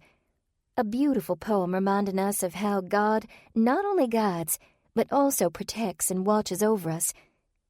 She paused and looked around the table. "Thank you all for sharing. Times like these, I feel I've come to know you better, on a much deeper level. I feel I've gotten a glimpse into your souls. Thank you for that." Her words left them in silence. She continued, "That's all I had planned for today, as far as Bible study's concerned. Short and sweet. A dip into scripture before we take a dip in the lake," Trish quipped. I enjoyed sharing. "Yes, that was a nice idea," Jake agreed. He reached over and took Savannah's hand. It was as affectionate as he ever was in public. "Well done." Savannah smiled at him. "I appreciate the encouragement." Cooper stood and stretched her legs. "I agree with what you said, Savannah, about knowing us better. I enjoy those moments, too. I get to see what really makes everyone tick." "Agreed," Quentin said. He stood up. "Now, who's ready for a swim?" While the guys returned the coolers and basket to Quentin's car and brought the swimming gear back with them, the gals scouted a place in the woods near the picnic table to change into their suits. There was a restroom on the other side of the lake, but nobody wanted to make that trek. So by the time the guys returned with swimsuits and beach towels, Cooper and Trish had found a nice secluded cove surrounded by ivy-covered crabapple trees and tall witch hazel shrubs. Everyone took turns changing except for Savannah and Jake, who opted not to swim. When Cooper emerged from the cove, Nathan, Bryant, and Quentin were already in the water, tossing around a beach ball. Trish floated near the pier on a pool noodle, talking to Jake and Savannah, who sat at the end of the pier and dangled their feet into the water. Nearly an hour passed as the group swam and splashed, relaxing in one another's company in the cool lake, and for almost another hour after that they all joined Jake and Savannah on the pier. They talked about family, church, and work, and then for a short while they just sat, listening to the sounds of nature. Quentin returned to the table for a few minutes and began to write something on a napkin. Cooper watched him curiously, wondering what he was writing and why it couldn't wait. When he rejoined them on the pier, she noticed that he held pen and napkin in hand. "What do you have there?" she asked, pointing to the napkin. "Oh, this?" Quentin looked down at his makeshift notepad. "I just had an idea I wanted to write down." "What kind of idea?" "A song idea." Savannah smiled. "How wonderful. Do we get to hear it?" Quentin hesitated. "It isn't finished. I'd feel weird reading it." "We'd still love to hear what you have," Savannah insisted. Cooper nodded. "And I'd be glad to read it so you won't feel weird." Quentin handed over the napkin to Cooper and she read, "Creation is kneeling at the foot of your throne and lifting up praise, every river and stone. Creation is worshiping, as one it sings, glory and honor to the great King of Kings. From sunrise in summer to felled leaves of fall, from sweet forest zephyr to great ocean squall, the mountain so high and the creature so small, they bow down before you, the maker of all." Savannah wiped a tear from her eye. "That was lovely, Quentin. Simply lovely." "Yeah, it's good," Bryant agreed. "I like it." "Like I said, it isn't finished," Quentin replied. "I just wanted to write that much down before it slipped my mind." Cooper returned the napkin to him. "Thank you for sharing it with us." Finally, they took turns changing back into their regular clothes in the secluded cove, carried their now dry swimsuits back to the parking lot, and meandered over to the lawn near the amphitheater, to where the rows of booths were swarming with customers. Cooper spotted the Sphinx group on the lawn, playing some kind of team-building game. She waved, but Christine was too busy to see her. By the time they reached the booths, Savannah was nearly giddy. Here, local artists and artisans eagerly showed off their wares: sculptures, scarves, candles, toys, soaps, and so much more.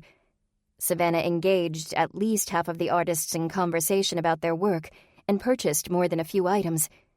Cooper wound up with rose petal bar soap for Ashley and a doll for Hannah. Bryant suddenly winced with pain and put his hand to his neck. "You all right?" Nathan asked. "I think I got a sunburn," Bryant replied. "Would you take a look for me?" Nathan and Cooper looked more closely at the back of his neck, and Cooper saw why Bryant was wincing. The skin between his hairline and shirt collar was purple. "You got one heck of a sunburn," Nathan told him. Trish gave Bryant a reprimanding look. "I offered you sunblock." Bryant shrugged, immediately grimacing as the movement caused his collar to rub on his neck. "Well, I don't usually burn." "Well, you did this time," Nathan said. "Trish, do you have any aloe in that bag?" Trish shook her head. "I don't, but I saw a first aid and security tent between the booths and food trucks. I'll bet they have something that'd help." "I don't need anything," Bryant said. He turned and looked at the amphitheater, and his collar again rubbed against his burn. He sucked in his breath. "Then again, maybe I do. It's only 5 now. I'll come find you. We probably need to find seats and get food," Jake replied. "Just look for our place on the lawn by the amphitheater." While Bryant hurried to the first aid tent, the rest of the group settled on a portion of unclaimed grass with a clear view of the amphitheater. Quentin saved the group's seats, allowing the others to head over to the food trucks to find some supper. Cooper was surprised to see 20 different food trucks in the designated area of the parking lot, with fare as varied as the cars parked nearby. They served everything from pulled pork to panini, from Asian fusion to fried candy bars. Cooper glanced at her watch. Plenty of time to peruse her options before the opening band played. Savannah and Jake broke away from the group first, heading to a truck emblazoned with the tagline, "Just like Mama used to make." Trish left next, drawn to the smell of barbecue from a truck with a giant smiling pig painted on the side. Cooper and Nathan walked hand in hand, and he told her which truck sold the best food. Suddenly his wrist began to vibrate, and Cooper stared down, surprised.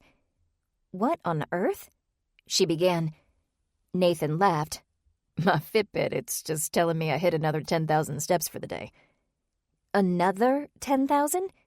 "Yep, I'm at 20,000 so far." "Oh, good." Cooper rubbed her hands together. "That means I get to eat whatever I want for supper." They passed by a few more trucks when they saw a long line at the panini truck. Lamenting the number of people already waiting for food, Cooper forgot to watch where she was going and accidentally walked through the middle of the line, stepping on a woman's toes as she did so. Cooper backed away quickly. "Sorry, I guess I need to watch where I'm going." The woman looked up, surprised, from her nails, which she'd been filing with a Swiss Army knife. "It's all right. Everybody's bumping into everybody in this madhouse." "Hey!" came a shout from further back in the line. "No cuts!" Cooper turned to see a tall man staring angrily at her and Nathan. Nathan donned his most innocent smile. "We're not cutting, sir, just klutzy." The woman was staring at Cooper. "Don't I know you?" "I don't think so," Cooper replied, although at a second look, the woman was familiar. No, it wasn't the woman, but her apparel. A blue Sphinx Digital Systems and Solutions shirt with a little gold Sphinx pin. "Wait, do you work with Christine?" The woman snapped her fingers as the light bulb flashed on in her head. "That's right, we met on the trail. You're her brother and her brother's friend. Is that right?" "Close," Cooper said. "I'm his fiancé. And you are?" Mandy Reed, Sphinx Customer Liaison.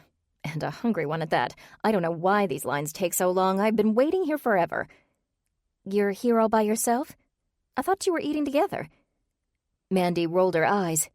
"We did everything together until a couple hours ago. The boss released us to do whatever we wanted, and now we're supposed to meet up again to eat. I was supposed to meet Christine here at 6. Nathan tapped his Fitbit, and it displayed the time. "It's a little after 6 now. It's not like her to be late. Do you have her number?" "I'm here!" The voice came from behind Cooper. She turned to see Christine jogging toward them. I got held up. There was a guy juggling chainsaws over by the craft booths. At first, I was afraid to try and go past him, and then I kind of got drawn into the show. It was quite impressive. The same man who had yelled at Cooper and Nathan spoke up again. "No cuts!" "Yeah, we get it," Mandy shouted back. She shook her head and turned to Christine. "If you tell me what you want, I'll order it for you. The people behind me have very definite ideas." She smiled at Cooper. "It was really nice to see you both." Cooper gave Christine a quick hug around the shoulders. "You guys have fun." She and Nathan left the panini line and wandered past a few more trucks. Finally, Nathan pointed to one with a sign that read, "Best burgers this side of the Mason-Dixon." A good burger. That was just what Cooper needed. She veered off in the direction of the burger truck. "I don't think I can pass up the best burgers in the South." Nathan jerked his thumb toward a truck a few spaces down. The artwork on the side depicted a dancing slice of bacon. "If I remember correctly, that truck has an all-bacon menu." Cooper cringed. "So for supper you decided to have a heart attack?" "It's not as heavy as it sounds," he replied with a laugh. "They have a tempura battered fried bacon thing that's really good. Rich, but good. You have to try some. You'll love it." "All right, you get the bacon. I'll get the burger. We'll meet in the middle in..." She looked at her watch, pausing for dramatic effect. 10 minutes. Exactly 9 minutes later, Cooper and Nathan met and started to walk back toward the lawn and the seats Quentin and Bryant were saving. Nathan carried 2 brown paper bags, the bottoms of which were quickly becoming dark with grease. Cooper's stomach turned at the sight. "Are you really going to eat that?" she asked, her eyes glued to the seeping stain. "No, we are going to eat it." "I wouldn't be so sure about that." "Come on, Coop. Be adventurous. Besides, if you can't trust your future husband's food recommendations, whose can you trust?" Cooper laughed. "Fine, I'll try your heart attack in a bag." Nathan beamed, obviously proud of himself. "What did you get?" "A good old-fashioned cheeseburger. Nothing fancy." Soon they were back at the group seats. Savannah and Jake were there, having relieved Quentin and Bryant of their guard duty, and were busy eating fried macaroni and cheese balls and thick slices of cornbread. As soon as they were seated, Nathan handed Cooper a long piece of fried bacon. "Try this." Cooper sniffed it. The smell was pleasant. No, not pleasant, wonderful. She timidly bit into it. The flavor of the slightly sweet batter and the warm, salty bacon mixed on her tongue and sparked like fireworks. Her eyes widened. Nathan grinned. "Tasty?" Cooper nodded, taking another bite. "I'm glad you think so." He handed her one of the brown paper bags. "Because I got you a whole order. I knew you'd love it once you tried it." "You were right, and I certainly wouldn't have tried it on my own." She gave him a quick peck on the cheek. "I've learned my lesson. I need to trust my future husband's taste." "We all already knew I had good taste, though," Nathan quipped. "I'm marrying you, remember?" Enjoying the flattery and food, Cooper alternated between eating her burger and deep-fried bacon. The day had gotten better and better as the hours wore on. She couldn't wait to see what the evening would bring. Before long, Trish arrived with a plate of pork spare ribs. With the first bite, her face was covered with sauce. Next came Quentin with a 3-cheese and ham panini. Lastly, Bryant returned carrying a noodle bowl from the Asian fusion truck. As they ate, they watched the musicians check their instruments beside the amphitheater stage. Festival staff made last-minute adjustments to speakers and wires. By the time Cooper finished her supper, it was still a good 20 minutes before the music was scheduled to begin. Nathan leaned toward her, his lips close to her ear. His voice was soft, affectionate. "Care to go for a stroll?" "Just the 2 of us?" He nodded, and Cooper felt a spark of excitement. All day she'd focused on the beauty and calm of their surroundings, and she'd found a great deal of peace in it. Unfortunately, there had been a constant nervous undercurrent, a gnawing curiosity at the back of her mind. Now there was a chance she could still hear Nathan's news today, and that trumped beauty and calm. She replied as nonchalantly as possible. "A walk? Sure. Why not?" Nathan helped her to her feet, held her hand and guided her toward the trailhead. The sun was low on the horizon, painting the fading blue sky with brilliant orange and red. Light cascaded through the leaves and boughs, spilling onto the path in patches of pale gold. The trees took on a shadowy appearance, their distinguishing features hidden in the low light. It was like a painting. Together, she and Nathan strolled, admiring the view. When they rounded the first turn in the trail, Nathan spoke. "Thanks for the walk. I've been hoping to get some time alone with you." "Me too, all week." "All week?" "Of course, all week." Nonchalance went out the window. "Ever since you told me you have news, I've been dying to hear it." Nathan smiled slightly and lowered his head in affected shame. "I'm sorry I made you wait." Cooper rolled her eyes. "You're not sorry at all." "Okay, not really. I mean, I'm sorry if I worried you, but I really wanted to tell you face to face. I'm glad I waited. I hope you weren't too miserable, though, with the waiting." Down the trail, a stick broke on the ground, and the sound drew Nathan's attention. Cooper ignored it. "So?" she said expectantly. "What's your news?" "You know I've been working a lot lately." "I noticed. I'm proud of you." "That means a lot to me, Coop. You see—" Another twig breaking, the unmistakable sounds of movement, coming toward them. Cooper watched the trail. What was making the noise? Rustling, the crunching of crushed leaves, the crackle of branches being moved. Something was pushing the brush aside, closer. Cooper tightened her grip on Nathan's hand. "What is that?" Quick, loud breathing, footsteps. Nathan pulled Cooper behind him. "I don't know what it is, but it sounds big. We should get a security guard." "Do you really think that's necessary?" His eyes were on the trail. "I don't know. It doesn't sound like someone walking. Could be an animal, a cougar or coyote maybe. I don't like the idea of facing off against either one of those if I can help it." More heavy footfalls. Whatever it was very close, nearly on top of them. Nathan took a quick step backward, shielding Cooper with his body, as the noise reached the curve in the path ahead. A figure stumbled out of the shadow and into a shaft of light. For a moment, Nathan and Cooper stared in shock. Standing before them was no cougar or coyote, but a person, bent forward and stumbling. A woman, eyes wide, startled and afraid. She ran forward, falling into Nathan, her whole body shaking. It was Christine, and she had blood on her hands. 4. "Christine, what happened?" Nathan asked in a panic, holding his sister up. Her legs were giving out. "Are you hurt?" She shook her head. "It's Sinclair." Nathan's expression changed. Anger flashed in his eyes. "Sinclair? Did Sinclair hurt you?" Christine didn't answer. She began to cry, tears accompanied by heaving gasps. Cooper put a hand gently on her back. If she kept this up, she'd hyperventilate. Nathan knew it, too. "Shh," he said, hugging his sister close to try and calm her. "Just tell me what happened." "I found Sinclair." Her face buried in Nathan's shoulder, her words were muffled. "I found him. Nathan, I found him." Nathan pulled away and gently lifted Christine's chin so he could look into her face. "What do you mean, Christine? Was he missing?" She didn't respond, but stared in terror down the path in the direction from which she'd come. Nathan put his arm around her waist to hold her up. "Can you show us?" Christine took a few deep breaths.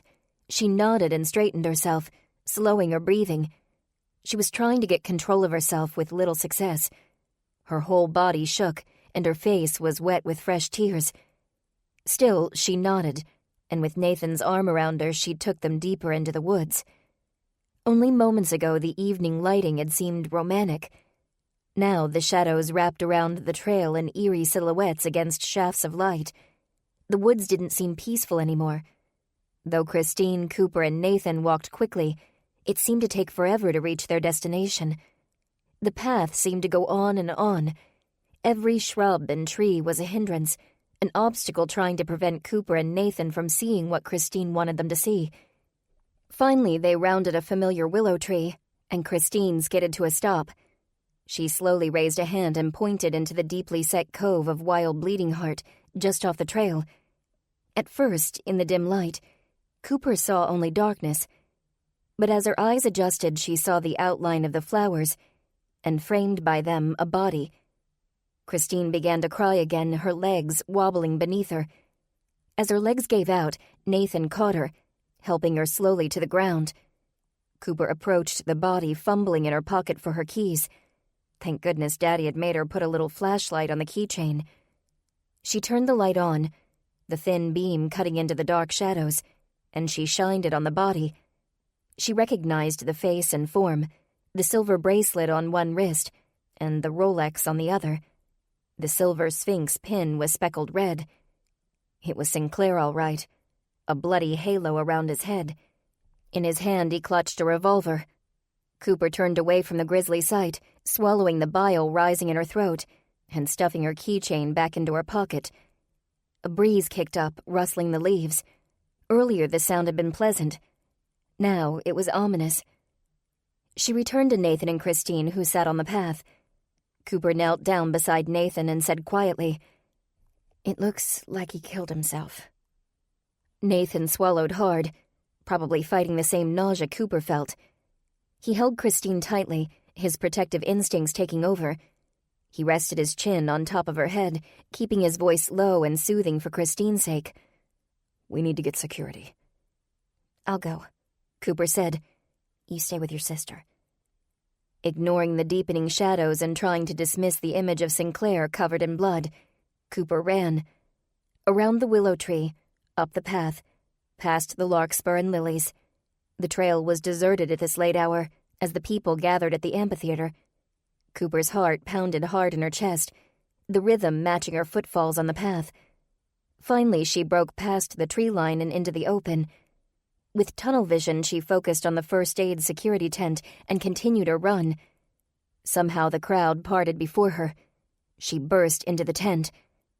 "There's been an accident." She tried to speak calmly, but through her panting it sounded just as terrified as she really was. The security guard lounged in a camping chair, his security baseball cap sitting on his lap. He stood slowly, running his fingers through his white hair. "What's the problem, ma'am?" Cooper stole a quick glance around the tent. A handful of people sat in the first aid half of the tent, awaiting treatment for cuts, sprains, and sunburns. A few more loitered outside. There was no need to alarm everyone. Cooper stepped closer to the guard and kept her voice low. "A man is dead." The guard's demeanor changed immediately. He stood taller, his shoulders straightened. "Dead?" "Looks like he shot himself." The guard donned his cap.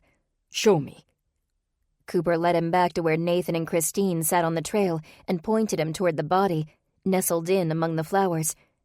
While Cooper waited with Nathan and Christine, the guard pulled a flashlight from his utility belt and stepped carefully off the path. Cooper looked away as he shined the light on Sinclair. She arched a questioning brow at Nathan to wordlessly ask how Christine was doing. Nathan replied with a grim expression and a shrug. Meanwhile, the security guard got on his radio. "Jim, I need you to get out here and call 911. Tell them we've got a body." The guard turned off his flashlight and went to the three waiting on the path. "Who found him?" Christine timidly raised her hand. The guard knelt in front of her. "The name's Pete. What's yours?" "Christine." "Christine, I've got a granddaughter named Christina. It's a good name." He paused as if waiting for a response, but Christine remained silent. He continued. "Christine, did you touch anything? Move anything?" Christine shook her head, then stopped. "I touched his neck. I checked for a pulse." She glanced at the shadow shrouding Sinclair. The way he looked, all the blood, it was probably a stupid thing to do, but I... "It's all right," Pete said. "That was a good thing to do. You were right to check. The police are on their way now, so I won't ask you for the whole story. You just have to repeat everything." He turned to Cooper. We haven't officially met." "I'm Cooper," she replied, "and this is Nathan." "Wish I could say it's nice to meet you, but considering the circumstances." He let the thought trail off as another security guard came around the bend. "Excuse me." He walked toward the other guard, and the two spoke quietly. Cooper tried to avoid looking at Sinclair's shadow-ensconced form, but her eyes were drawn to it. At first, she could just make out the shape of his body. As the light fell away, all she could see was his feet. Brown hiking shoes. Dirty, well-worn. Cooper wasn't sure how much time passed. Darkness fell as more security guards arrived. They spoke in whispers, stealing glances at the body. One brought a thin blanket to Christine, and she wrapped it around her shoulders, holding it tightly like armor. A nearby owl added his persistent "hoo" to the chorus of chatter, and a few minutes later the wailing of police sirens joined in. Shortly thereafter, the security guards moved aside to allow the police through. Crime scene techs flooded the area, and a coroner toting a white body bag went straight to Sinclair. "Ms. Lee?" At the sound of the familiar voice, Cooper turned. Inspector McNamara stepped past an officer stretching yellow caution tape from one tree to another, his eyes on Cooper as he approached. "What are you doing here?" "Moral support," she replied. She stood and wiped the dirt off her pants. "Nathan's sister found the body." The inspector's face softened.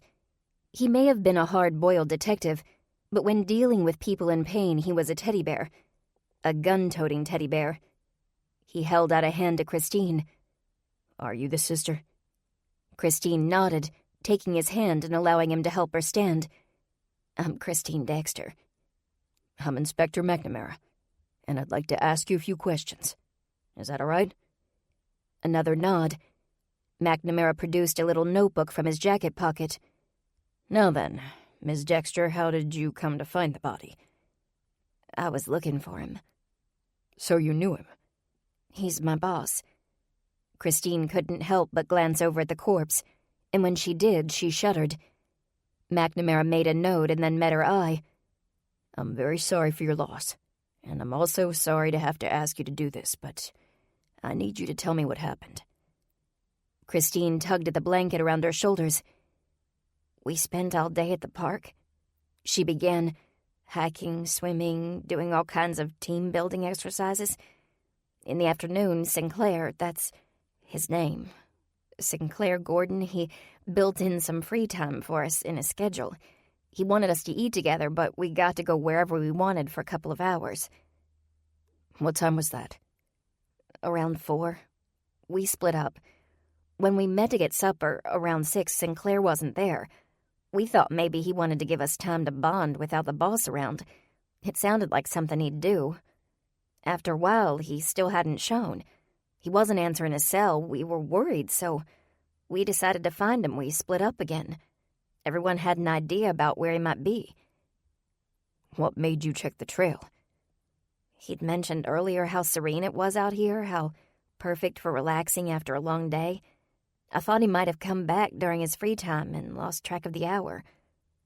"So how did you find him?" "I was just walking. Not a care, not too worried anymore, now that we were looking. I figured we'd find him, and then we'd watch the musicians. I wasn't even really thinking about Sinclair at all as I looked. I was thinking about what I needed to do when I got home tonight. I came around that big willow and—" The words caught in her throat. McNamara said nothing, giving her time to compose herself. After a moment, she continued. "At first, I didn't realize what I was seeing. He's sort of tucked into the brush. Other people probably passed him by and not even paying attention to something so far off the path." "Was anyone else with you when you found him?" "No, no one." "Did you see anybody in the area at the time?" "No. It was so quiet. I thought I was in for a nice, easy walk." She sniffed back more tears. McNamara turned and studied the ground around Sinclair. "Did anyone approach the body?" Taking Nathan's hand absent-mindedly, Christine nodded. "I checked for a heartbeat. I saw the gun in his hand. Cooper glanced down at Christine's hands and saw the blood. Now it was on Nathan's hands, too. Did anyone else approach him? McNamara asked, this time looking at Cooper and Nathan. Cooper replied, Nathan didn't, but I checked to make sure it was really Sinclair. The guard stepped close, too, that was it. The inspector stared at the ground around the body again. Interesting. What is? Looks like someone moved around a lot. Actually, it looks like more than one set of footprints in the dirt. Like there might have been a struggle. A struggle? Didn't he shoot himself? McNamara didn't respond, instead focusing on Christine again. Tell me what happened next. Christine continued. I really didn't notice the blood until it was on me, and then I... She fought for breath as she relived the moment. Cooper put her arm around Christine's shoulders. Christine took a deep breath. The more I looked, the more I realized there was blood everywhere. On his clothes, on the ground, on the trees. She swallowed back revulsion. I was so scared. I panicked and ran. That's when I found Nathan and Cooper. Inspector McNamara turned his eyes to Cooper. And what were you two doing out on the path so late? Didn't you want to get seats? We came with the whole Bible study group. Cooper replied. We decided to go for a walk while they saved our seats. We wanted a chance to talk. Did you notice anything off? Cooper looked to Nathan, who shook his head. Everything was normal at first. He said, quiet, but normal. It wasn't until we heard a noise that we thought something might not be right. I thought it was an animal on the path, something big, and we were about to get a guard in case it was a predator of some kind. I take it the noise was your sister. She was running, panicked. She tried to tell us what happened, but she couldn't get the words out. She led us down here to the body. Cooper jumped in. Then I went and got the guard. I understand, McNamara said, making a note on his notepad. What time was it when you found him, would you say? Christine thought about the question. I'm not sure, 6:30, 6:40. McNamara turned to the coroner kneeling beside Sinclair's body. Hey, Lincoln. The coroner looked up. How long until we have time of death?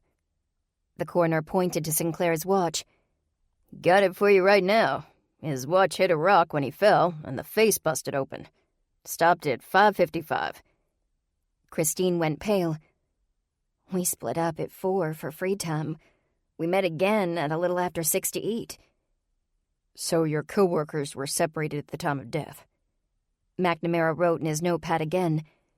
Ms. Dexter, I'd like to get you to the station. We'll get you cleaned up, give you some hot coffee if you'd like, and we can get your official statement, with all the little details. Nathan helped his sister stand. Inspector, I'd like to go with her, if it's all right. I'll stay out of the way, but... McNamara held up his hands to quiet Nathan. No need to explain, Mr. Dexter. Of course you can come. Nathan slipped his arms around Cooper. She kissed him on the cheek and whispered, You're a good brother. He responded with a sad smile. Thanks, but I wish I didn't need to be today. Not like this. I know. If I can do anything, just give me a call. McNamara turned to one of his officers. Start taking down the names of everyone in this park, staff, visitors, musicians, food servers, artists. We're gonna have to talk to all of them over the next couple weeks. The officer hurried off, and McNamara turned back to Cooper. That includes you, Miss Lee. I'm glad to help however I can, Cooper replied. Just let me know when you need me. I'm sure the rest of the Bible study group will feel the same way. I appreciate that.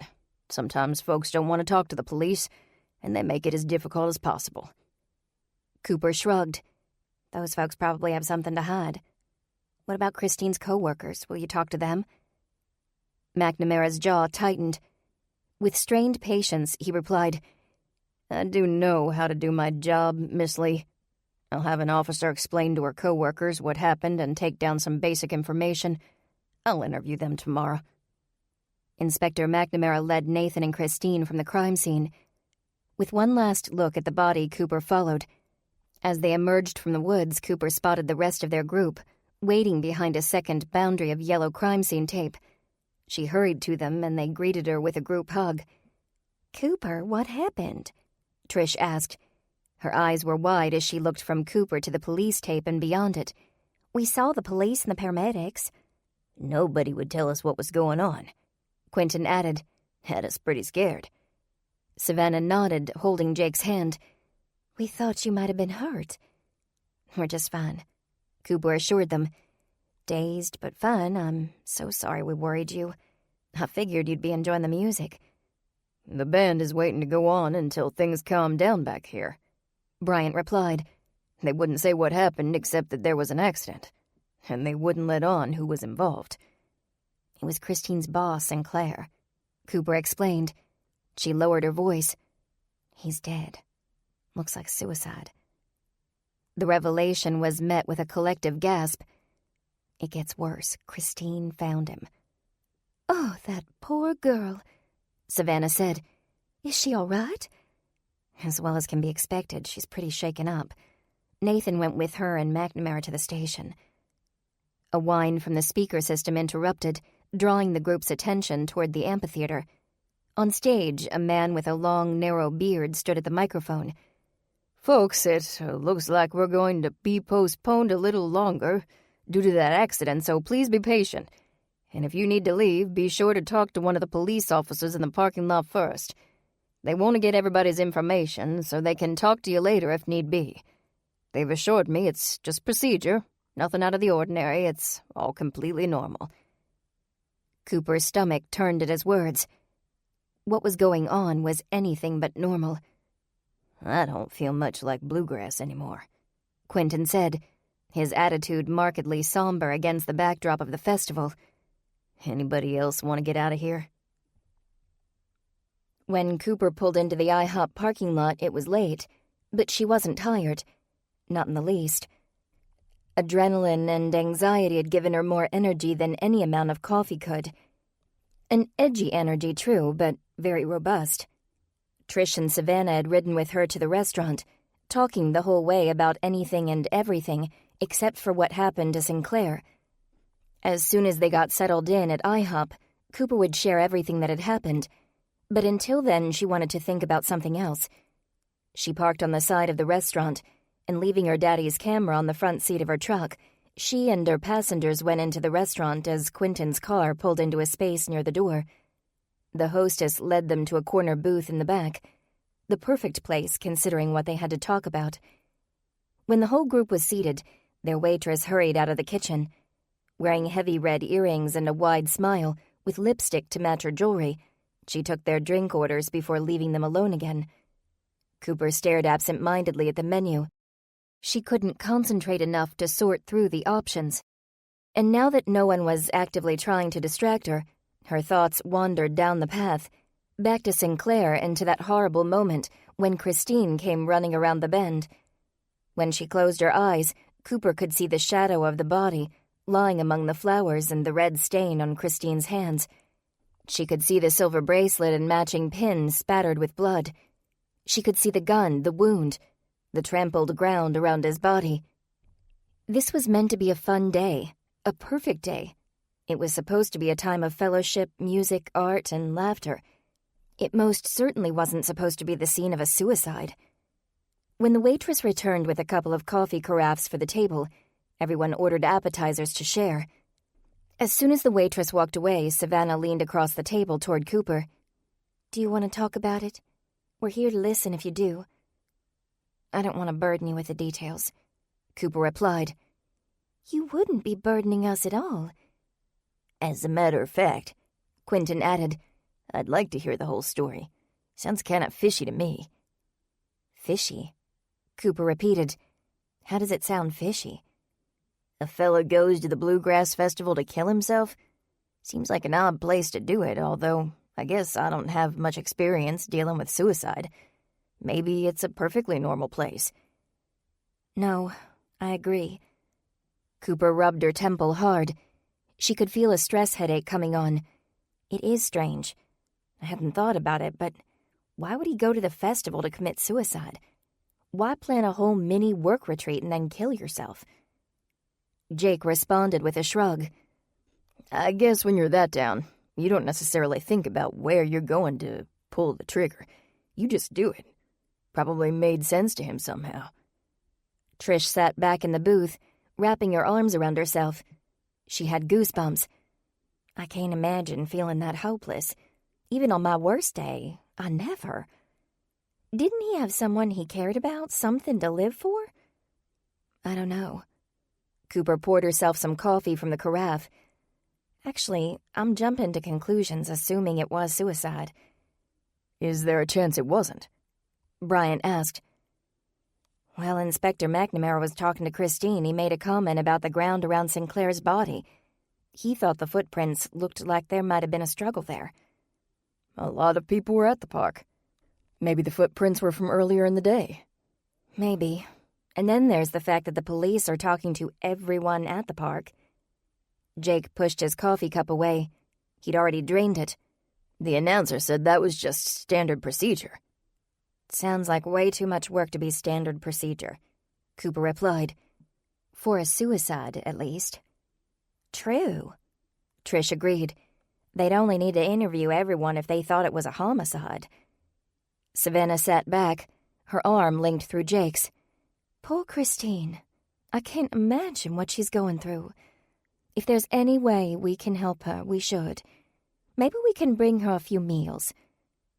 Cooper stopped and stared into her decaf, her thoughts on Christine. Poor Christine. She'd forever be haunted by the image of Sinclair's corpse, an image that was also burned in vivid detail into Cooper's mind. But unlike Cooper, Christine had a connection with Sinclair. Her nightmare would be mixed with grief. Her memory would be full of pain. Moreover, Christine, being connected to Sinclair and having found the body, would be deeply involved in any kind of homicide investigation.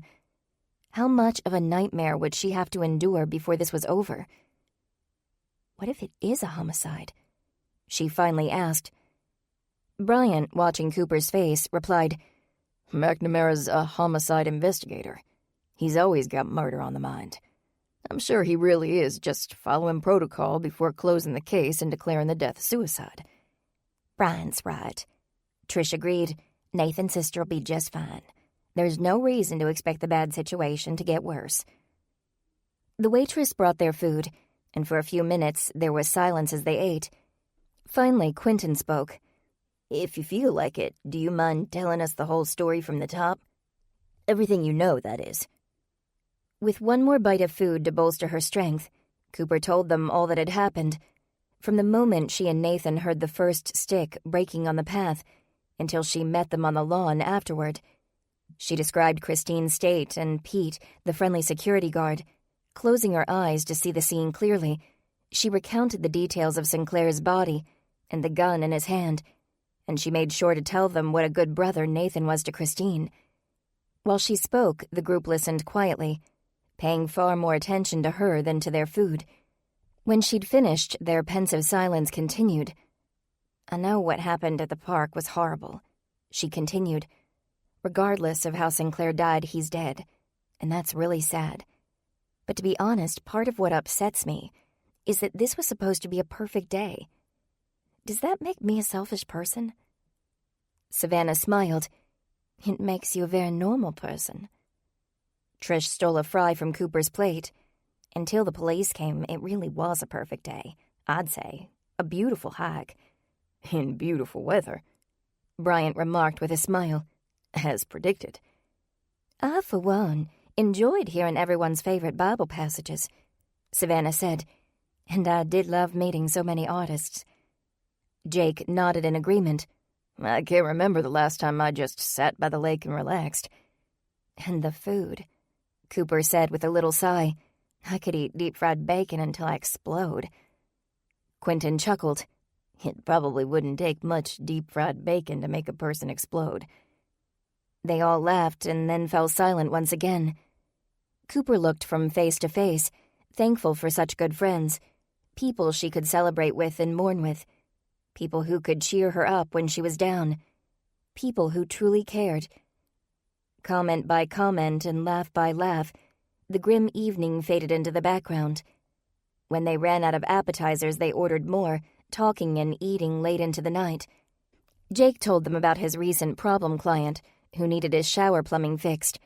Bryant told stories about his babysitting adventure with his girlfriend's daughters. Savannah shared the inspiration for her latest piece of folk art. It was almost midnight when they finally split the check and left the restaurant, pulling their coats closer against the cool night air. As Cooper headed for her truck, waiting for the others to decide who would ride with whom, she noticed that something was wrong. Unable to put her finger on whatever it was, something told her to be wary. Slowly, she approached the cherry-red truck, heeding the little voice inside. The parking lot was unnaturally quiet, the night more dark than it should have been. Cooper looked up and saw the streetlight over her truck had been smashed. Broken glass littered the ground by the passenger side of her truck. But it was too much glass. It couldn't have come from the streetlight alone. A few more steps and Cooper could finally see what was wrong. The front passenger window of her truck was shattered. Under her breath, she muttered, "What the—" "Over here!" Jake shouted, and Cooper turned to see him dart out away from the restaurant. She jogged after him, careening around the edge of a parked sedan. Jake was running toward a lump in the middle of the parking lot. Cooper stepped cautiously toward the lump, afraid of what it might be. Her heart pounded. The hair on the back of her neck stood on end. A smashed window and a mysterious still lump in the parking lot? Fear rose from the pit of her stomach. Nothing good could come of this. Nothing good at all. What was Jake looking at? Cooper's eyes adjusted to the light from the street lamp as she watched Jake kneel down and put his face closer to the thing. Only she could see now that it wasn't a thing. It was a person. A man. 5. Everything was a blur. Jake and Quentin knelt beside the man as Trish called for an ambulance. Savannah bowed her head in prayer. Bryant ran back into the restaurant. Cooper stood there, dazed. "He's alive," Jake announced, his fingers pressed to the man's inner wrist. Quentin put his face over the stranger's. "Sir? Sir, can you hear me?" There was no response. The man remained still, silent, his breathing shallow but steady. A little blood pooled around his middle, although Cooper couldn't see a wound. She looked in both directions, trying to determine what had happened. "Looks like he might have been hit by a car." Bryant emerged from the restaurant as Savannah closed her prayer with a quiet, "Amen." "There's nobody in there that can help," he said. "No cops, no doctors. They called 911, though." So did Trish. On cue, Trish clicked her phone off. "Ambulance is on the way. Did you guys see anything? Any suspicious cars or people?" "I didn't see anybody," Cooper replied, "but the passenger window of my truck is broken." Bryant took a few steps closer to the truck, peering into the bed. "Is anything missing?" She shrugged. "I don't know. Before I could look, I heard Jake yell, and I ran over here." "Maybe you should take a look before the ambulance gets here. It might be connected to this gas somehow." Cooper looked at the poor man lying on the asphalt. Maybe he knew something about who broke into her truck. Or maybe he was the one who'd done it. Noting his condition, though, she doubted it. As a siren's wail pierced the night, signaling the oncoming ambulance, Cooper jogged over to the truck and peered inside. Her eyes went immediately to the empty seat. Daddy's camera was gone. She wanted to kick herself. She knew better than to leave a camera out on the seat where anyone could see it. She should have put it on the floor, tucked under the dash, where it would have been hidden. She should have laid something over it so no one could tell it was there. Any concern she felt over the camera was short-lived, however, as she left the truck behind to follow the ambulance pulling into the parking lot. Earl would agree that the camera didn't matter right now. She stayed out of the way as the paramedics hurried to the fallen man. Jake and Quentin stepped aside, joining the rest of the Bible study group in a little huddle under the street lamp. One of the paramedics turned to the group. "Do you know his name?" Jake shook his head. "He was just lying there when we came out of the restaurant. Never seen him before." "How long ago did you find him?" "Maybe 10 minutes." Jake turned to Quentin. Would you say so? Sounds about right. Quentin agreed. And do you have any idea when he was injured?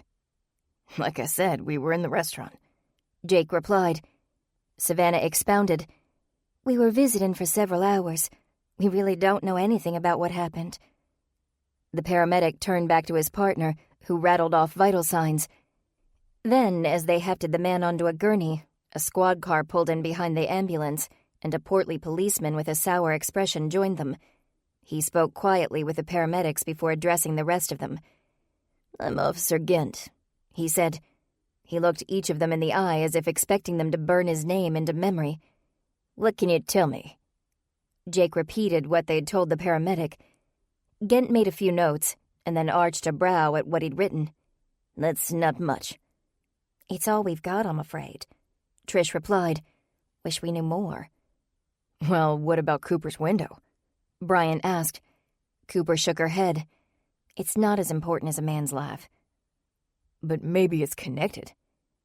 As the paramedics raised the gurney, the fallen man's hand opened, and a black disc fell out of his grasp to the ground. Officer Gent bent to pick it up. What's this? He held it up under the light of the street lamp, and Cooper recognized it immediately. That's a lens cap. She turned to Trish. My daddy's camera's missing. Officer Gent made another note. Does this lens cap go to the missing camera? It might, Cooper said. I can't be sure. Well, maybe your friend's right. Maybe this drifter's connected to the missing camera. Wouldn't be the first time a desperate man turned to crime. Cooper looked over at the man as the paramedics loaded him into the ambulance. Only after the officer's comment did she notice the man's state. His beard was tangled and dirty, and his hair was long and unkempt. Both were a shade of deep brown, save for a few streaks of gray. His skin was well tanned and dirty. The camera's a little big for him to hide in his clothes, she said. Well, maybe he didn't take it. Officer Gent flipped the lens cap like a quarter. But maybe he saw who did. You'll need to come with me. We'll get a unit out here to process the truck and have it towed. He returned to his squad car and pulled out the radio. He was too far away for Cooper to hear what he said, but his eyes were on the ambulance the whole time. Savannah's words from this morning echoed in her mind. It's bound to be a perfect day. Cooper had agreed with her. How wrong they both had been. It was almost 2 a.m. when Cooper finally dragged herself from Officer Gent's desk to the station lobby. Her eyes fell on her daddy, who sat in one of the plastic-covered chairs, absent-mindedly flipping through a magazine. Earl greeted her with a hug. She took a deep breath, enjoying the smell of aftershave, cleanser, and fabric softener that was uniquely his. She felt safe. How long have you been here? I came right after you called. That was more than 2 hours ago. Was it really? Earl's expression was entirely sincere. I didn't notice. I guess I was just too wrapped up in this Home and Garden magazine. Cooper smiled. She could always count on him. I doubt that. Thanks for coming, Daddy. He planted a kiss on her forehead. You couldn't keep me away, Coop. I know it's late. She stepped away and sat, rubbing her eyes. I would have called Nathan, but he was here with Christine until, well, I don't know how late. And he's probably still taking care of her. I didn't want to put him in a hard place, trying to choose between taking care of me and taking care of his sister. I bet he'd pick you. Earl was a man who put loyalty to his family, his wife in particular above all else. I'm sure he would, Cooper agreed. But I didn't want him to leave Christine by herself. She's had a harder day than I have. I'm just glad it's over. Does that mean you're free to go? Daddy, I'm giddy to go. Cooper opened her eyes and looked around. She was in her bed, in her room, in the little apartment over her parents' garage. As hard as she tried, though, she couldn't recall how she got here. She remembered the police station, her daddy in the waiting room, the car, and then nothing. She'd either walked up from the car half asleep, or Earl had half carried her. She rolled over and buried her face in her pillow, caring less about how she got here, and more about resting. She would have stayed that way for another hour were it not for the quiet purring of her cats, Moses and Miriam, telling her they wanted some attention. They nuzzled at her neck and pawed at her hands, begging her in their own way to rise and shine. Slowly, Cooper pulled herself up, stretching her arms up over her head with a long yawn. Then she looked over at her clock. It was almost noon. Noon. Sunday, church. She'd missed church. She hopped out of bed, grabbed her bag off of her desk chair and dug through it until she found her phone. 4 missed calls. Nathan, Savannah, Trish, and Nathan again. She dialed Nathan first. He answered after the first ring. "Hey, Coop. You all right?" "I overslept. I hope you weren't worried." He replied with a tired laugh. He sounded as exhausted as she still felt. "After everything that happened yesterday, how could I not be worried, Cooper? As long as you're okay." "I take it you know about last night?" "Everybody filled me in this morning." "How's Christine?" There was a pause. "McNamara wants to talk to her and her coworkers tomorrow. Over the next week or so, his officers are going to interview everyone who was at the festival." "That seems like a lot of work for what looked like a suicide." "That's what I thought. The inspector sounded like he wasn't entirely convinced it was suicide." Cooper hesitated, unsure how to respond to that piece of information. Nathan was confirming her suspicions, but she was just too tired to think. "I wish I could help her somehow." "You've helped already. You were there with her when McNamara came. You helped me keep her calm. You're like a sister to her. I hope you know that." That brought a smile to Cooper's face. "The feeling is mutual." "Hold on a sec." Nathan's voice became muffled, as if he were holding his hand over the phone. His voice was interrupted by others, and finally he spoke to her again. "Trish and Savannah are here. They're headed over to the hospital this afternoon. They're visiting the guy you all found last night, and they want to know if you'd like to meet them there." "I'd love to. What time?" Cooper sat in the hospital lobby, and as she watched a mother and new baby being rolled through in a wheelchair, Trish and Savannah arrived.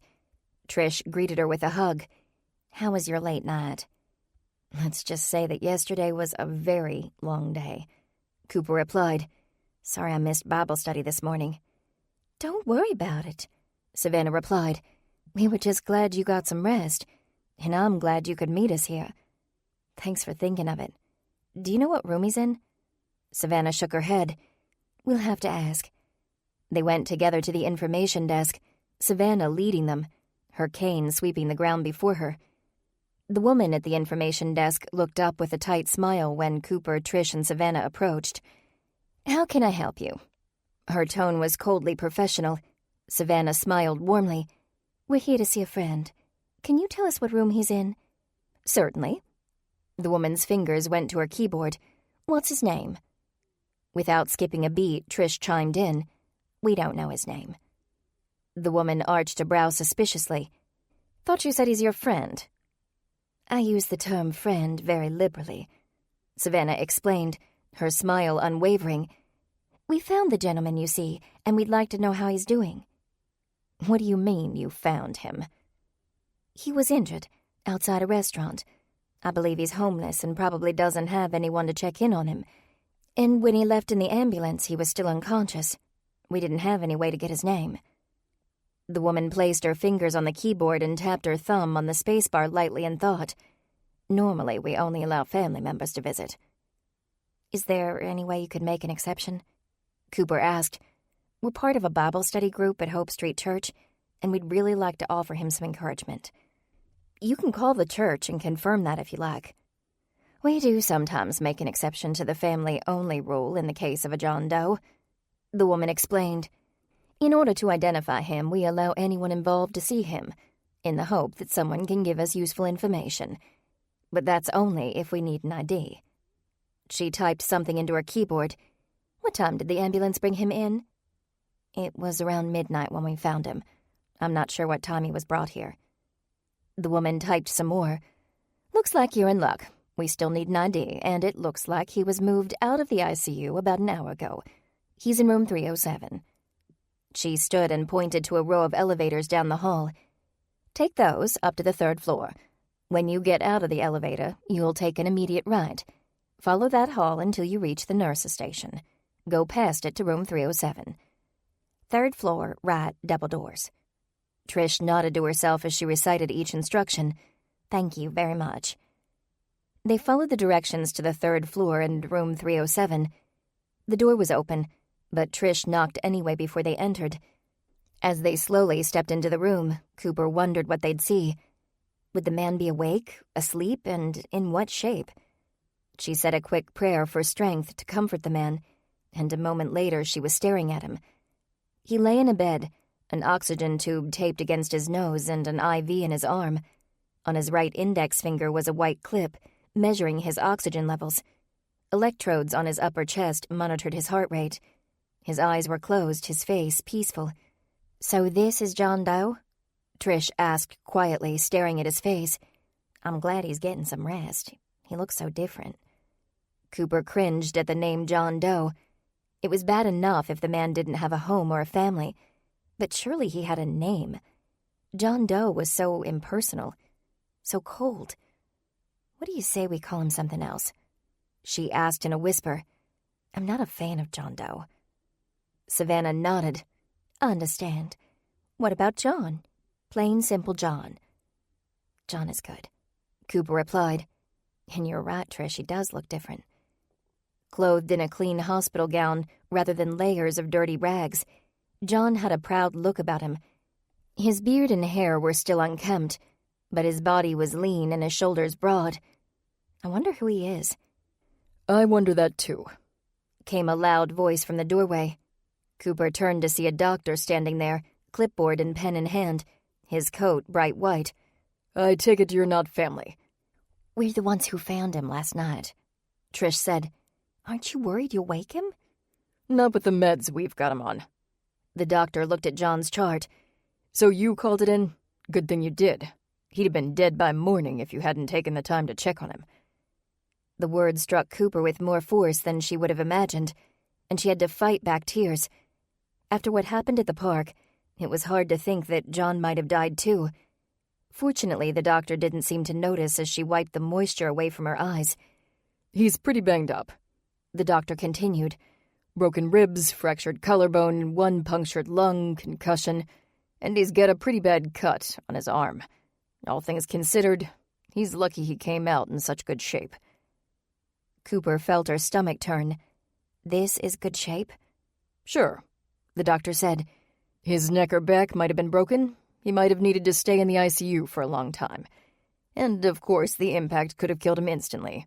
Car versus man isn't a very fair fight, and most people wouldn't have bothered to call in an injured vagrant." "That doesn't say anything particularly flattering about humanity," Trish quipped. "Neither does the fact that someone ran him down and fled the scene. The really sad part is that the cops may never find out who did it." Cooper felt a pang of sorrow. "Really? Never?" The doctor watched the monitor screen beside John's bed. "That's not my area of expertise, but I've seen enough of these poor guys to know. Unless someone saw it happen, the guy who did it will get away scot-free." Trish reached out and grabbed hold of John's hand. It was an instinctive gesture, the action of a mother. And when she did it, Cooper noticed the words Semper Fidelis tattooed on John's forearm. "How long will he be here?" Cooper asked. "A few more days at least." He motioned to a plastic bag on the chair by the hospital bed. "If you're here to help ID him, those are his personal effects. No license, no wallet. There's a name sewn into one of his jackets, but we're pretty sure it's not his." "Why are you so sure?" Cooper asked, picking up the bag. "It could be his." "I believe the name is Beatrice. The coat probably came from a shelter." Cooper turned the bag over in her hands. A glint of metal caught her eye. "Is that a ball chain?" She held out the bag and Trish nodded. "Looks like it." Cooper pointed to John's arm. "Isn't that the kind of chain used with dog tags? Take a look at his tattoo. He's a veteran. He could have been wearing tags when he was hit." The doctor shook his head. "If it's not in that bag, he didn't have it." Trish looked down at John's tattoo. "I don't remember seeing any dog tags in the parking lot, but I wasn't really looking for them." "Me neither," Cooper answered. "I think we were all more focused on him than the ground." The doctor made a note in the chart. If you learned anything, let us know. His tone of voice signaled that the conversation had ended, and he went about checking John's vitals and his machines. Cooper, Trish, and Savannah slipped silently into the hallway. The whole situation was so foreign to Cooper. If there was one thing she didn't understand, it was being alone in the world. If she were in the hospital, Nathan would be by her side the whole time. She'd have Mama, Daddy, Grammy, her sister, and her brother-in-law smothering her with care. And while they filled her room, the entire Bible study group would be waiting their turn. The church would make sure her family had meals and help during her recovery. Her co-workers would send flowers. Angela would sit by her bed sharing the latest gossip. A few loyal make-it-work clients would probably send cards. Cooper had all the love she could hope for. The prospect of being alone, of having no one, was horrifying. "I'm glad we came," she finally said. Trish gave her a side hug. "Me too. I think I'll drive over to the restaurant later today. Maybe there were dog tags on the ground." "Be sure to check the restaurant's lost and found," Savannah suggested.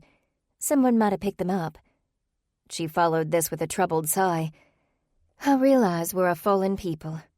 I know we're sinful, but I still don't understand how you could hit someone with your car and just drive away."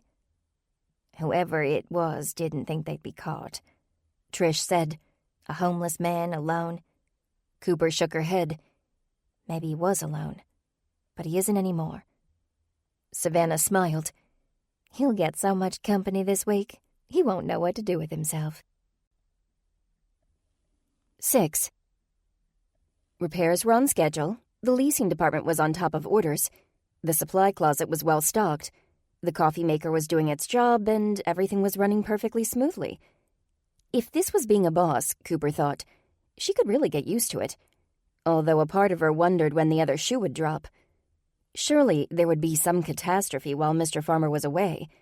It couldn't possibly be this easy. She was busy filing a few leasing orders in a folder for Mr. Farmer to look at upon his return when a knock at the door interrupted her.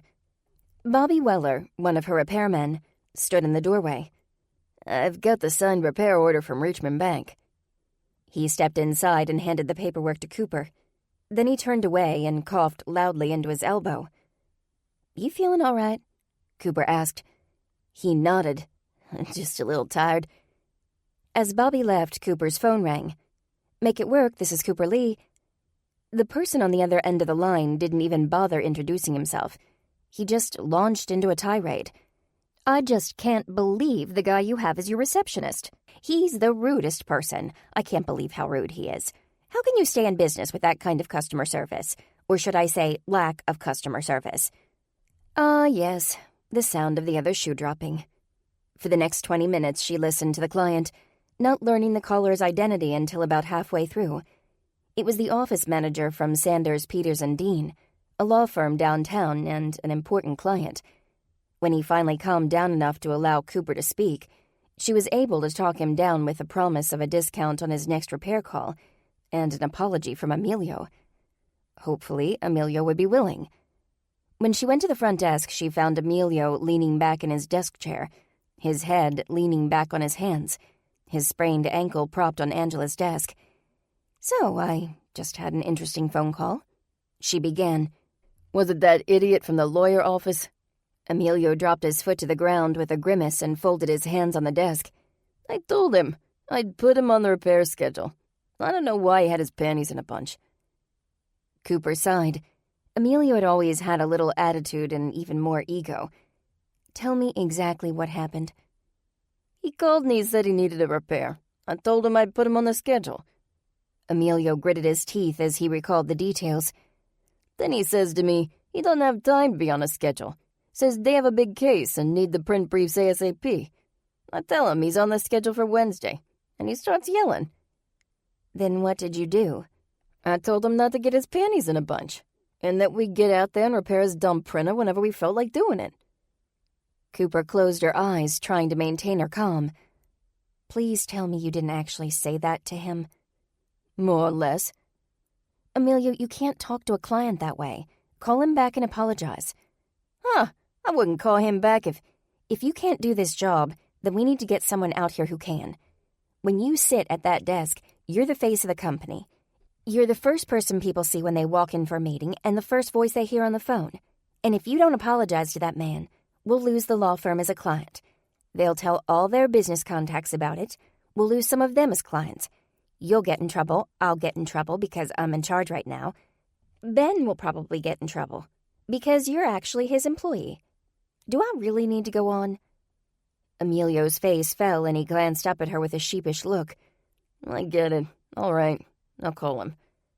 And in the future, if you have a problem, forward the call to me. If you have the urge to mention a client's panties getting in a bunch, forward the call to me. If you want to yell or cuss at a client, forward the call to me. Got it? Emilio nodded, took a deep breath, and picked up the phone. Cooper returned to her office, eavesdropping as Emilio made his reluctant apology. Catastrophe averted. The dropped shoe hadn't been all that terrible after all. Late in the afternoon, Cooper got a call on her cell from Officer Gent. A few loose ends in the paperwork required her attention, so as soon as she clocked out at Make It Work, she headed over to the police station. She went straight to the front desk. I'm here to see Officer Gent. Name? The officer asked. Cooper Lee. Oh, right. The officer thumbed through a stack of papers on his desk and finally handed several to Cooper. These are for you to look over and sign. It took Cooper about a minute and a half to do as the officer had said. A trip across town for less than 2 minutes of loose ends. At least now it was done, and it was left to Officer Gent to do the difficult legwork. She handed the papers back to the officer at the front desk and turned to the door. Before she could leave, she heard her name. Miss Lee? She turned to see Inspector McNamara. His eyes were red and heavy as he stopped and spoke to another detective. He held a disposable coffee cup in his slightly shaking hand. Cooper slowly made her way toward him, waiting until the other detective left before she spoke up. Inspector McNamara, are you all right? Good afternoon, Miss Lee. He replied. He took a drink of coffee. What brings you here? My car was broken into over the weekend. I had to sign a few papers. Is Gent on your case? Cooper nodded, and McNamara rolled his eyes. He's a good cop, but he leaves something to be desired when it comes to paperwork. It wasn't too bad, but you look like you've had a rough day. He took another drink. I haven't slept much. Why? His grim gaze met hers. That business in the park. Say, I was planning to come by your house this week to get your statement. If you have a few minutes. I'd be glad to go ahead and do that now. You'd save me a trip, he said with a grateful smile. Come with me. She followed him to his office, and when he'd settled into his comfortable leather chair and she did the same in one of the padded guest chairs opposite, he opened his notepad. I want to know everything you can remember from that day at the park. Everything? He nodded and took a drink of his coffee. From the time you arrived until the time you left. Cooper leaned forward, rested her elbows on her knees, and began. She told McNamara about the weather, the people, the food, and the flowers. She recounted meeting Sinclair and his group on the trail, chatting with Mandy and Christine at the food trucks, and finding Christine in the woods. At that point, McNamara held up his hand to stop her. That part has me curious. Which part? You found her alone in the woods. Cooper stiffened. She didn't do anything wrong. I'm not saying she did. Then why are you curious? I'm a detective. It's my job to be curious. It's your job to answer my questions. Did she say why she was alone? Cooper folded her hands together, trying not to wring them. She tried to maintain her cool. She said the group decided to split up, and they all looked in different parts of the park. Sinclair was missing, so they searched the quickest way they could think of. By sending an unarmed woman into the woods alone? Why does that matter? It was a bluegrass festival. Christine didn't need to be armed to go out on a hiking trail. And they didn't send her. I'm pretty sure she told you the same thing.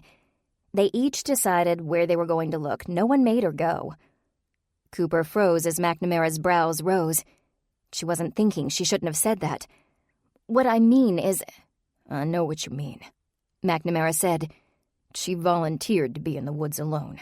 where Sinclair happened to be found. Before Cooper could respond, he continued, "So we've gone through most of the day. Where were you, just before 6? Cooper's response was quick. I was with my friends, staking out seats before heading to the food trucks. He smirked. Funny, most people have to think about that. Most don't know exactly where they were at exactly what time. I remember because I looked at my watch to see how much time we had before the music started. When we were heading to the food trucks, it was about 6. McNamara flipped through his notes. Did you stay with your friends when you were getting supper? I was with Nathan. Mr. Dexter mentioned that you talked to 2 friends there. We ran across Mandy and Christine. At 6? It was a little after 6. I don't know the exact time. McNamara flipped forward a page in his notepad. Just a minute ago, when you were telling me about the whole day, you said that you saw Mandy in line and Christine came along shortly thereafter. So? Let's walk through this. You and your friends go to get food. It's about 6 o'clock. A few minutes later, you see Mandy Reed. You talk. Then Miss Dexter shows up. According to another witness, she was running late. Do you see what I'm driving at? Cooper shook her head. I have no idea. The coroner has put Mr. Gordon's death at 5:55. So? You have no idea where Miss Dexter was at 5:55. I imagine she was on her way to the food trucks. McNamara shrugged. Maybe, but that other witness I mentioned said that Miss Dexter arrived at the truck out of breath. Cooper bristled. The other witness could only be Mandy, and Mandy was incriminating Christine. Christine didn't do anything wrong. She stopped to watch one of the performers. A juggler, I think. I'm sure someone in the crowd saw her and would recognize her. Besides, what happened to the theory that Sinclair killed himself? I'm checking into every possibility, Miss Lee. But it looks like someone else might have been there with Mr. Gordon. It definitely looks like there was a struggle. He paused, and his demeanor changed. His expression softened. When he spoke again, his tone was gentle. All I'm saying, Miss Lee, is that you should prepare yourself for a very harsh possibility. Christine didn't kill Sinclair. If you only knew how many mothers, fathers, brothers, and friends I've interviewed who swore the guilty party wouldn't have committed the crime. Couldn't have. I realize your job may have robbed you of your faith in people, Inspector, but I know Christine. I know she didn't do it. And quite frankly, I don't care what happens. I'll still know she didn't do it. McNamara set his pen beside his notepad. All right, Miss Lee, all right. Why don't you finish telling me about that day, huh?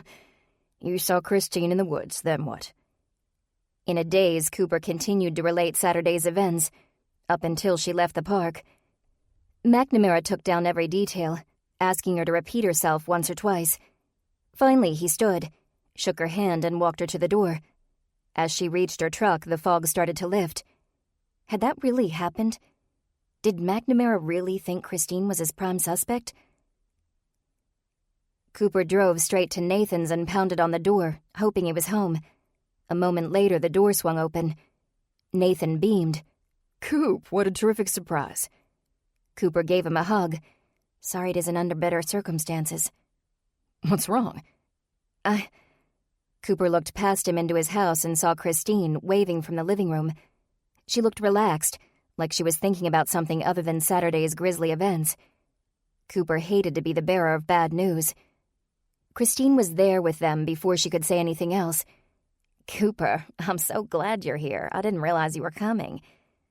I hadn't planned on it, Cooper said, forcing a smile. She'd hoped to tell Nathan what was happening so he could tell his sister. What are you guys up to? Am I interrupting brother-sister bonding time? I was just beating him at life, Christine said with a smirk. The game, not real life. After the weekend, I needed some time to de-stress. And when I think of de-stressing, I think of Nathan. So I came over for games, and I'll be heading home shortly. I have some work to do. What brings you here? So Christine wasn't leaving. Cooper replied, I just wanted to talk. Mind if I join you? They sat at the table, and Christine gathered up the pieces of the board game. So, Christine, how was work today? Cooper asked. If she could ease into the news, it might make the blow a little less painful. Then again, was there any non-painful way to tell Christine she was possibly a murder suspect? Christine tapped the playing pieces on the table absent-mindedly. It was really weird today. With Sinclair gone, the office just seems so empty. I'm not sure what we'll do. Everyone is taking his suicide pretty hard. Christine, I think you should know something. Christine gave her a curious look and waited. Cooper continued. I was going to tell Nathan and let him figure out the best way to tell you, but since you're here, I think it'd be best if you knew sooner rather than later. McNamara, the police inspector you spoke with, he isn't convinced it was suicide. What do you mean? I had to go to the station to finish up some paperwork. McNamara took my statement while I was there, and he told me, Christine, I don't know how to say this. Surely he doesn't think Sinclair was killed by someone else, does he? Cooper said nothing. Christine pulled away. Her color faded, her eyes wide. He thinks someone killed Sinclair? How could he think that? Why would anyone do that? Nathan put his arm around Christine's shoulders. Calm down, sis. We'll figure this out. It gets worse, Cooper said. Since you're the one who found him, and you were alone in the woods. By now, the color was completely drained from Christine's face. She froze. She didn't even breathe. Nathan's mouth hung open in shock. He thinks my sister killed Sinclair. I don't know if he's really convinced of that, Cooper replied quickly. He just thinks it's suspicious that she was in the woods alone, especially since she found the body and she was late to meet Mandy for supper. This isn't happening, Christine muttered, burying her face in her hands. Not happening. It was suicide. It had to be. That's the only explanation. She turned to Nathan. I didn't kill Sinclair. I couldn't. It'll be okay, Nathan said. I promise it'll be okay. If it turns into a murder investigation. Murder? The word caught in Christine's throat. It was probably someone you work with, Cooper said. She thought the comment would comfort Christine, would assure her that Cooper knew she didn't do it. However, it had the opposite effect. Christine started to panic. You mean I'm working alongside a murderer? I can't imagine that anyone there would do something so heinous.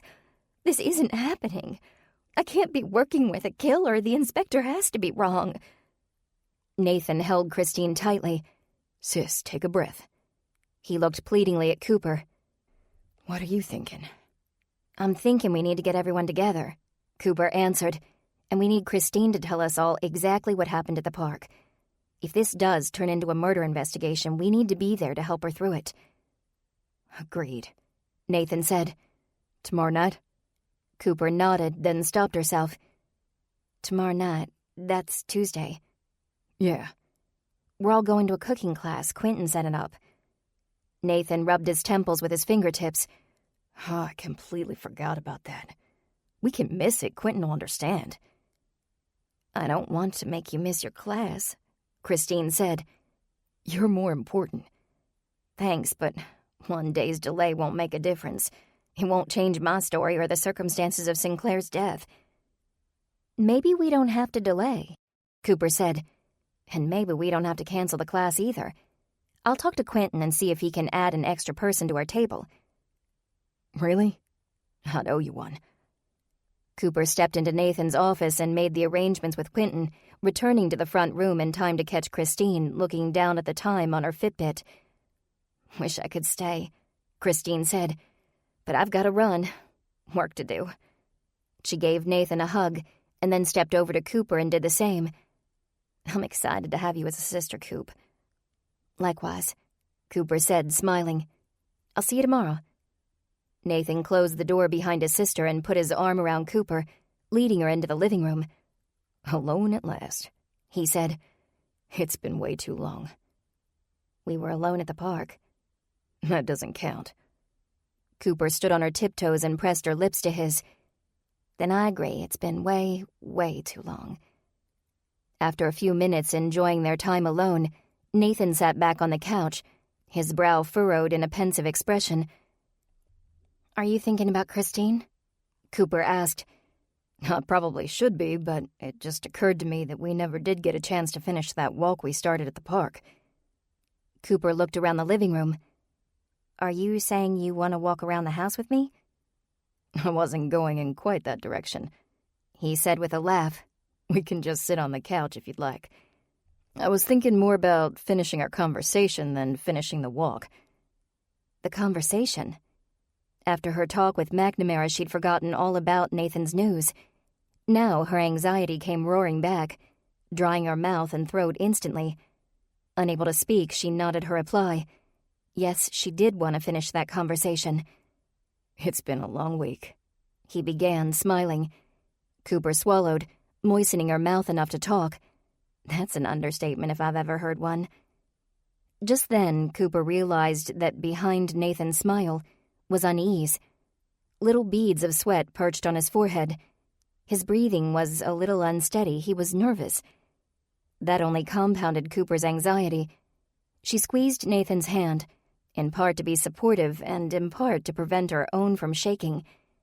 As patiently as she could, she waited for him to choose his moment. He cleared his throat. I'm sorry I still haven't told you my news. I guess I could have shared it over the phone, but I really wanted to wait until we were together, just the two of us. It isn't something I wanted to say without seeing your face. I understand.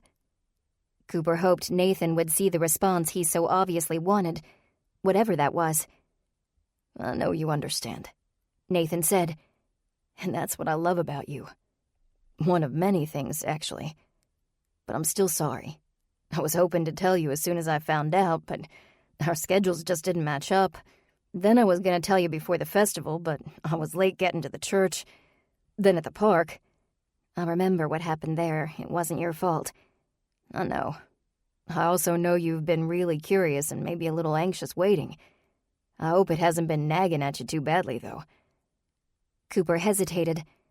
How exactly should she respond to that? Had not knowing nagged at her?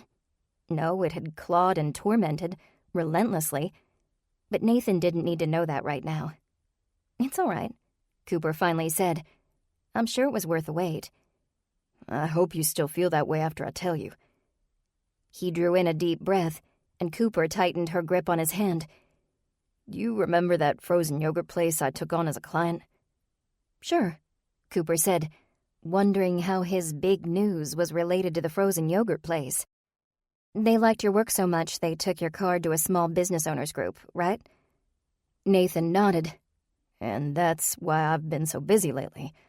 A lot of the business owners in that group want to hire me. That's great news. There's more to it, though. Somehow my information found its way to a guy in Los Angeles, an entrepreneur. The power of networking, I guess. Yeah, well, this guy is a mogul. He's founded a dozen companies, and he just launched a new startup. He loves my websites. He wants me to work for him.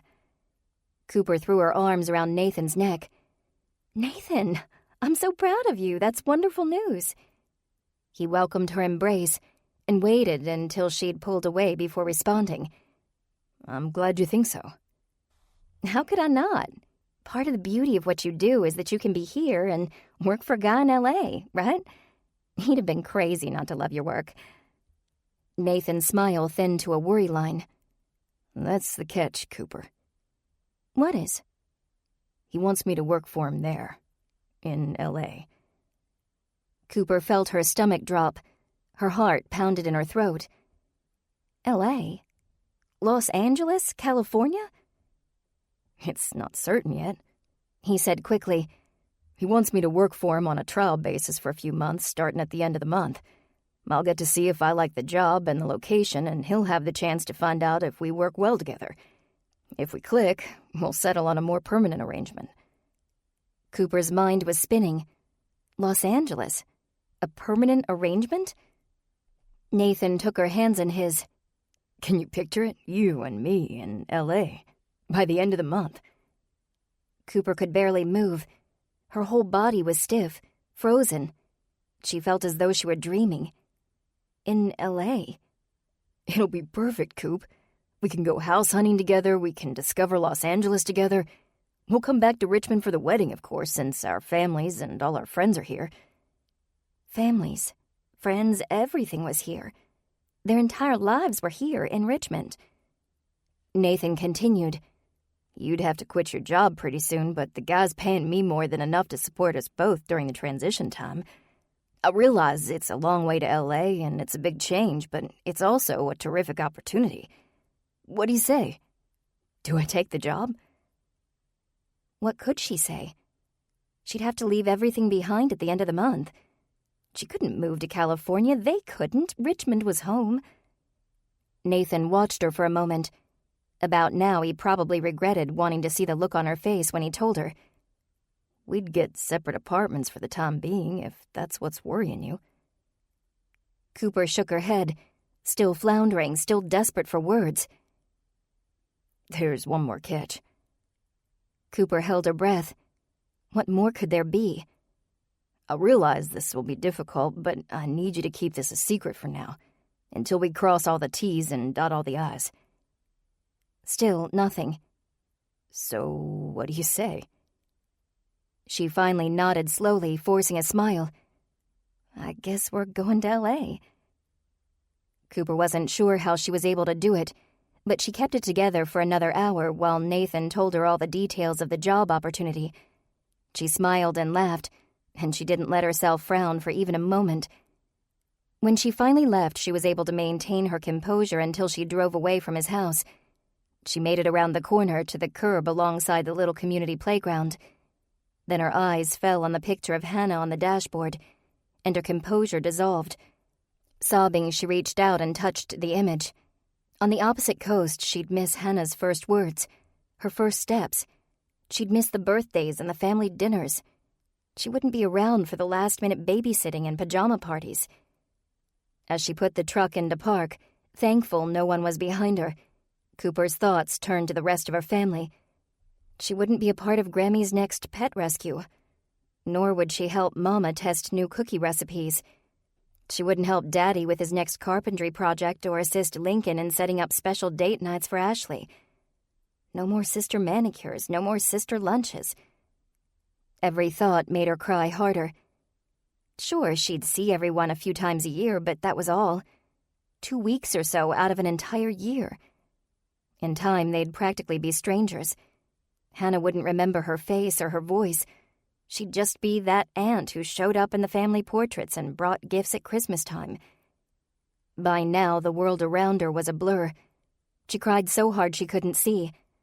Still, her thoughts spiraled. The more Cooper thought about leaving, the more faces came to mind. Faces she'd miss. Trish, Savannah, Jake, Bryant, and Quentin, Pastor Matthews, and even Edward Crosby. She'd leave behind a job she enjoyed and coworkers she'd grown to love. And she'd trade them for a city she didn't know, full of strangers. She clung to the picture of Hannah and sobbed. Quietly, she said, "I don't want to go." Cooper collapsed into bed when she got home, having rushed through the living room and past her family so they wouldn't see her red face. The next day at work, she found a bit of solace in keeping busy, and by the time she got home, the night before felt almost like a dream. She had a little time before she had to leave for the cooking class, so after changing out of her work clothes, she decided to spend some time with her folks. Since last night wasn't a dream, and Nathan's big news wasn't actually imagined, it would be best to spend as much time with them as possible. Before the tears had a chance to make a repeat appearance, Cooper found her Mama and Daddy cleaning up the kitchen. Maggie cleared cooking instruments off the counters, while Earl rinsed dishes and loaded them into the dishwasher. On the couch, Grammy lounged between her cat, Little Boy, and her one-eyed pug, Popeye. As his stump of a tail glided contentedly side to side, Little Boy rubbed his furry orange head against Grammy's hand.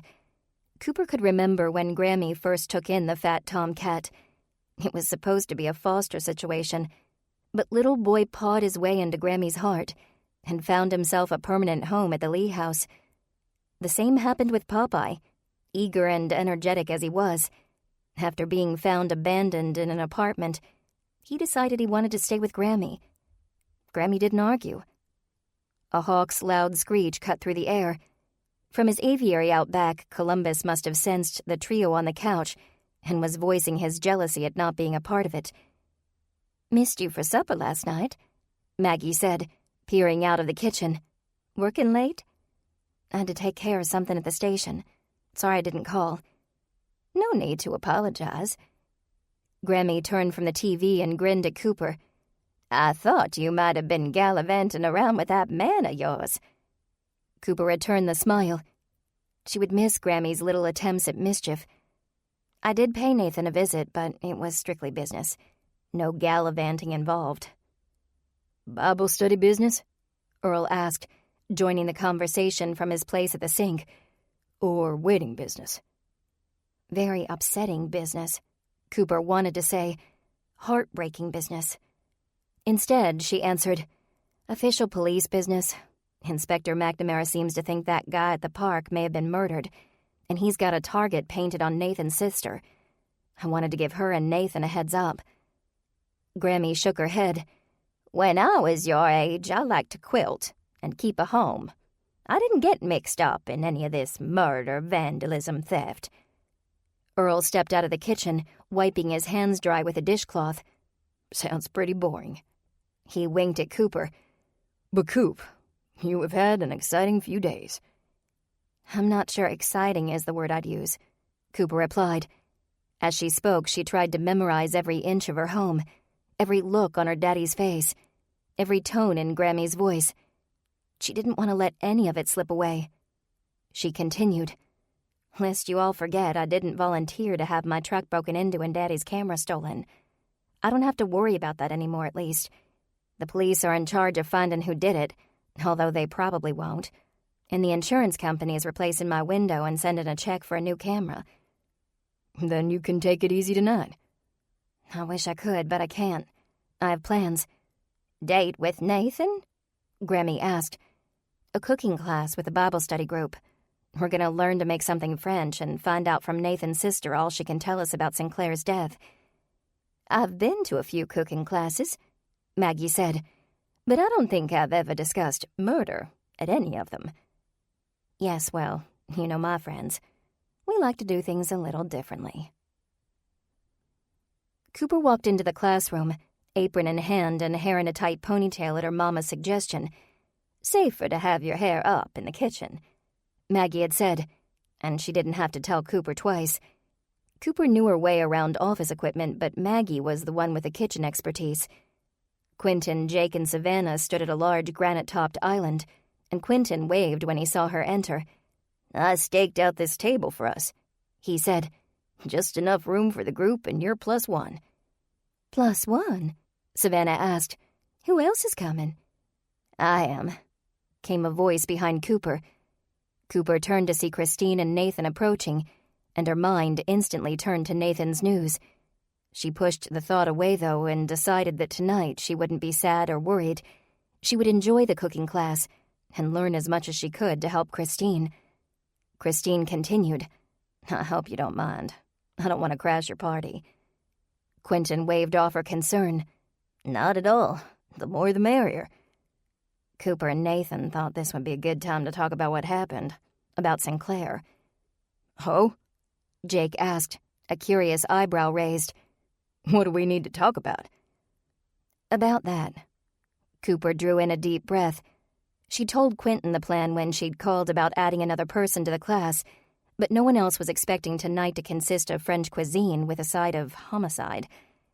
Looks like McNamara doesn't believe the suicide theory, and it seems Christine is his #1 suspect.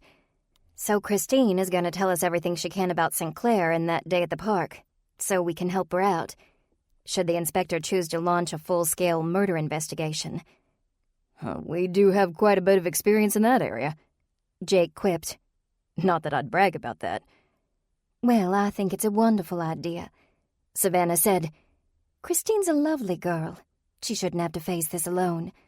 We'll do what we can to make the process as painless as possible for her." Christine's face relaxed. "Thank you. I was hoping you'd say that. I could use all the help I can get. I'm honestly terrified of an investigation." "There's no reason for you to be afraid," Quentin replied. "Unless you're guilty, of course." Christine shook her head.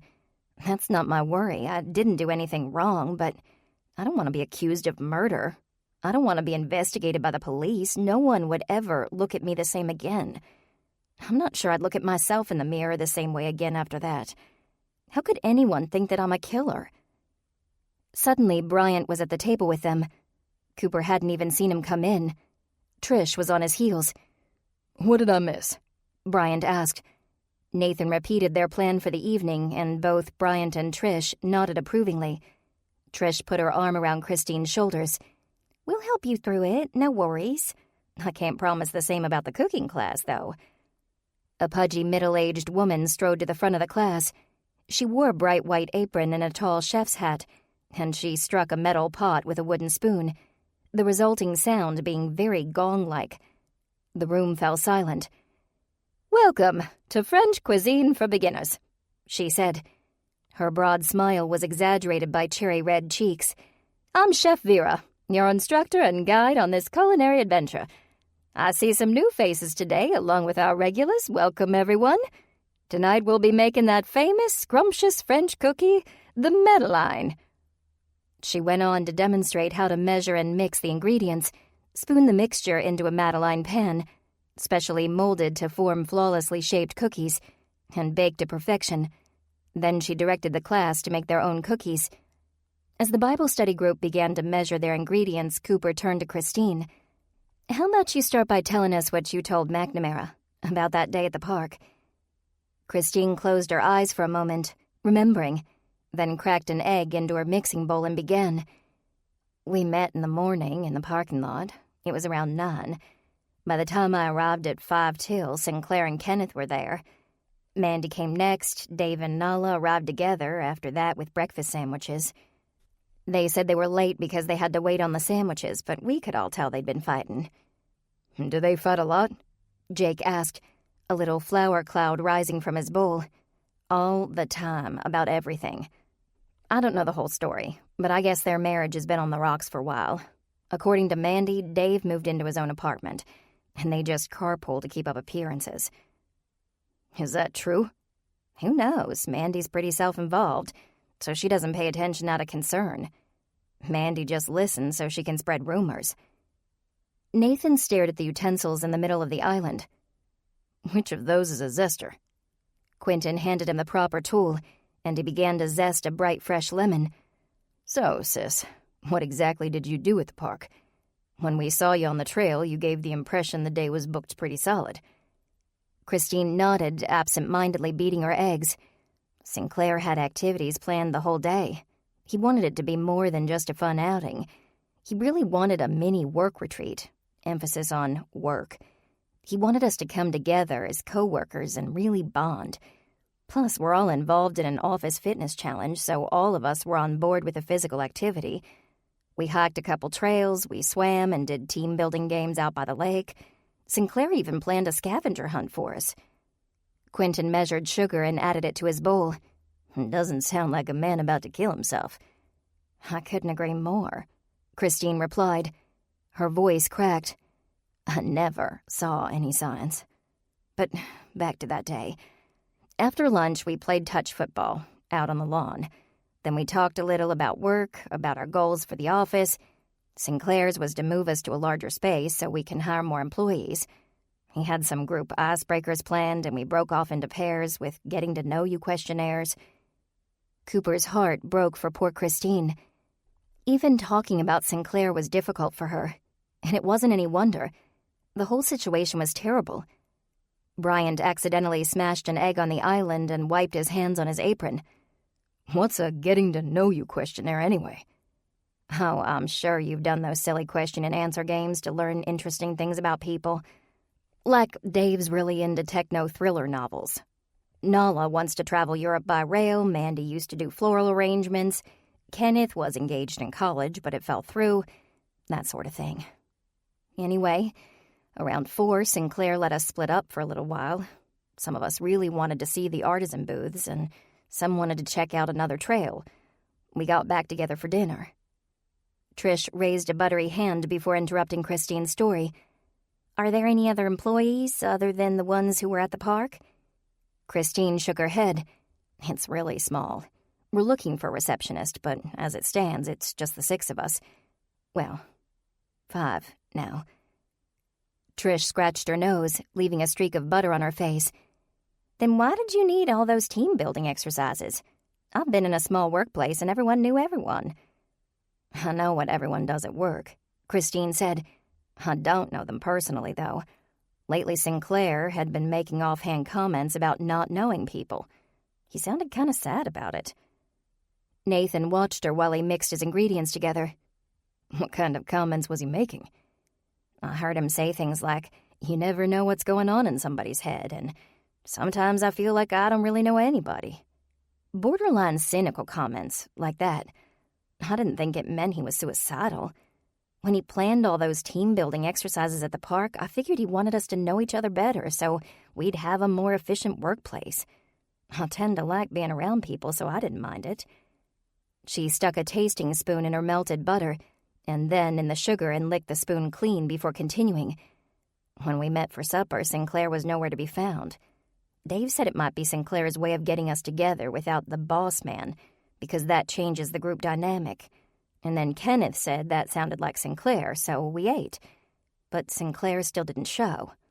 Finally, Kenneth tried calling him. When that didn't work, we split up to try and find him. "Where did everyone go?" Savannah asked.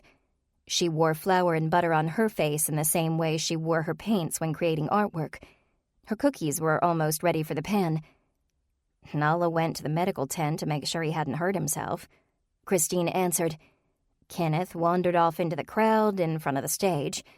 Dave took off toward the food trucks. Mandy went out to the lake. I decided to try the trail. That's when I found him. Cooper patted Christine kindly on the shoulder. You don't have to talk about that if you don't want to. If this turns into a murder investigation, I'll have to talk about it a lot. Might as well share the details now, since you're all trying to help me, not accuse me. She paused, closed her eyes, and concentrated. The light was fading fast, but it's always kind of dark on the trails. I came around the bend in the path, calling his name. I just caught a glimpse of something in the shadows, and I could tell it wasn't right. It wasn't natural. It hadn't been there earlier in the day. At first, I thought it was an animal carcass, like maybe there was a mountain lion loose and it had killed a deer or something. I took a few steps closer and realized it was Sinclair. I checked his neck for a pulse, but I didn't feel one. That's when I saw the blood around his head and the gun in his hand. I ran. Did anyone know that he had a gun with him? Bryant asked, spooning dollops of dough into his Madeline pen. I knew he carried one. A few times when I was working late, he walked me to my car and he mentioned the gun so I'd feel safe. I hadn't realized he brought it to the park. Earlier, you mentioned he sounded sad, Savannah said. How sad do you think he was? I don't know. He was stressed, but we all were. And we all had ways of dealing with it. Sinclair liked to do puzzles, and he volunteered at the animal shelter a few times a month. But how sad was he? Cooper asked, her thoughts momentarily turning to Grammy at the mention of an animal shelter. Grammy would probably love to volunteer at a shelter. She'd have to mention it to her later. I'm not sure I understand. Cooper explained. Was Sinclair really sad, depressed? You mean you want to know if he was sad enough to kill himself? Christine hesitated. I wish I could say no. The truth is, I'm not sure. Before he died, I'd have said that he was completely fine, but now I'm not sure what to think. I don't know how sad you have to be to do that. I'm not sure I want to. That's fair, Jake commented, looking down at his mess of a work area. Can't say I've ever felt that low, and I don't want to know what it feels like. What about your co-workers, then? Did any of them seem especially upset or different during supper? No more than usual. You mean they're usually upset, or they weren't upset, and that's usual? A small smile curled Christine's lips. I guess that does need clarification. Kenneth is usually a little stressed, and he was stressed as usual. Mandy is usually self-involved and nosy, and she was her normal self at the park. Dave and Nala seem to be angry with each other, and that's usual for them. If you're trying to figure out who might be a killer, I'm not going to be any help at all. I never looked at them like that before. I'm not sure how to." The conversation lulled as everyone worked on their cookies. Quentin took his Madeline tray to one of the preheated ovens, and a few minutes later Cooper followed. When she returned to the island, Nathan and Trish were cleaning their work areas. Bryant was preparing to deliver his cookies to the ovens, and Savannah was almost ready. Jake and Christine had both given up entirely. Jake because he didn't care for cooking, and Christine because she was too focused on Sinclair and the prospect of a murder investigation. Jake pushed his mixing bowl aside, having created some kind of inedible sludge. "You said you can't think of your coworkers as killers. What if we could get a fresh perspective?" Christine considered. "You might be able to see something I don't, but I'm not sure how you could get that fresh perspective. If you all just drop by the office, everyone will act differently. There's no way for you to observe them without tipping your hand." "Actually, there might be. We just need to be invisible." At this, Bryant laughed. "You've been working on your superpowers again." "Bryant, you're a big-time meteorologist, right?" Bryant puffed out his chest. "I don't know about big time, but I'm a proud employee of Channel 6. You probably have a lot of light bulbs in that office place." "Huh?" "Just answer." Bryant thought for a moment. "Yeah, we have a lot of light bulbs." "Who changes those light bulbs?" Bryant hesitated. "I don't know, they just stay on." "You don't know who changes them because the person who does it is invisible. It's a quality that's very difficult to achieve. I've worked a lot of years to perfect it." "Perfect it?" Christine asked. "Why do you want to perfect it?" "I'm a plumber," Jake replied. "When I go into an office or a home to do repairs, I have a way of disappearing until the job is done. I don't get in the way. I don't draw attention to myself. Nobody notices me. I'm invisible. The same goes for the fellow who changes light bulbs at Bryant's office." A smile spread across Cooper's face. "The same goes for office machine repairmen and repairwomen." "I was hoping you'd say that. Christine, I don't suppose you have need of a plumber and an office machine repair person." "Come to think of it, we do need someone to look at our black and white printer," Christine replied. "For the past month, I keep saying there's a paper jam when there isn't. We have to restart the whole thing to print off a page, and 5 minutes later it claims it's jammed again. As for a plumber..." There was a mischievous twinkle in her eye. "I'm sure I can make it so we need you to drop in. I'm the office manager, so no one will think anything of it if I bring in repair people." "You're office manager too?" Nathan asked. "Along with your other responsibilities?" "It's a small office.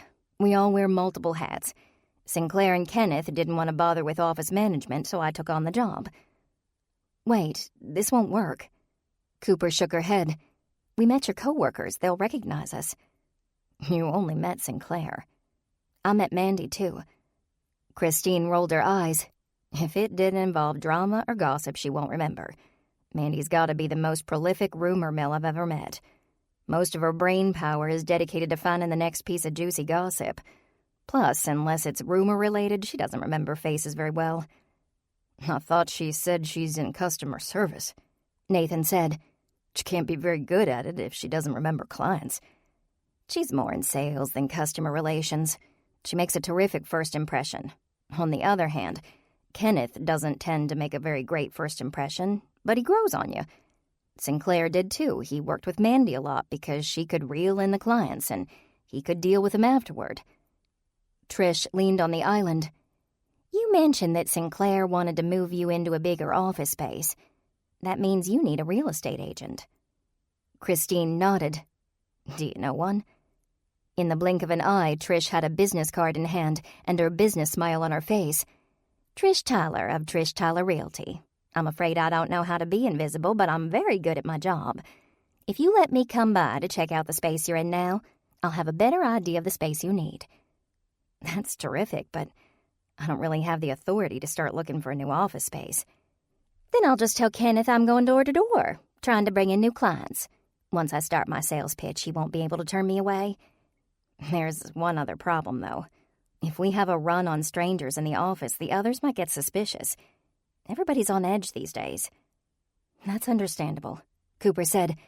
"I'll need to come on my lunch break. I'm not technically a repair person anymore, and I don't want to use company time to do this." She stopped. "But if I'm there at lunch, will everyone be out?"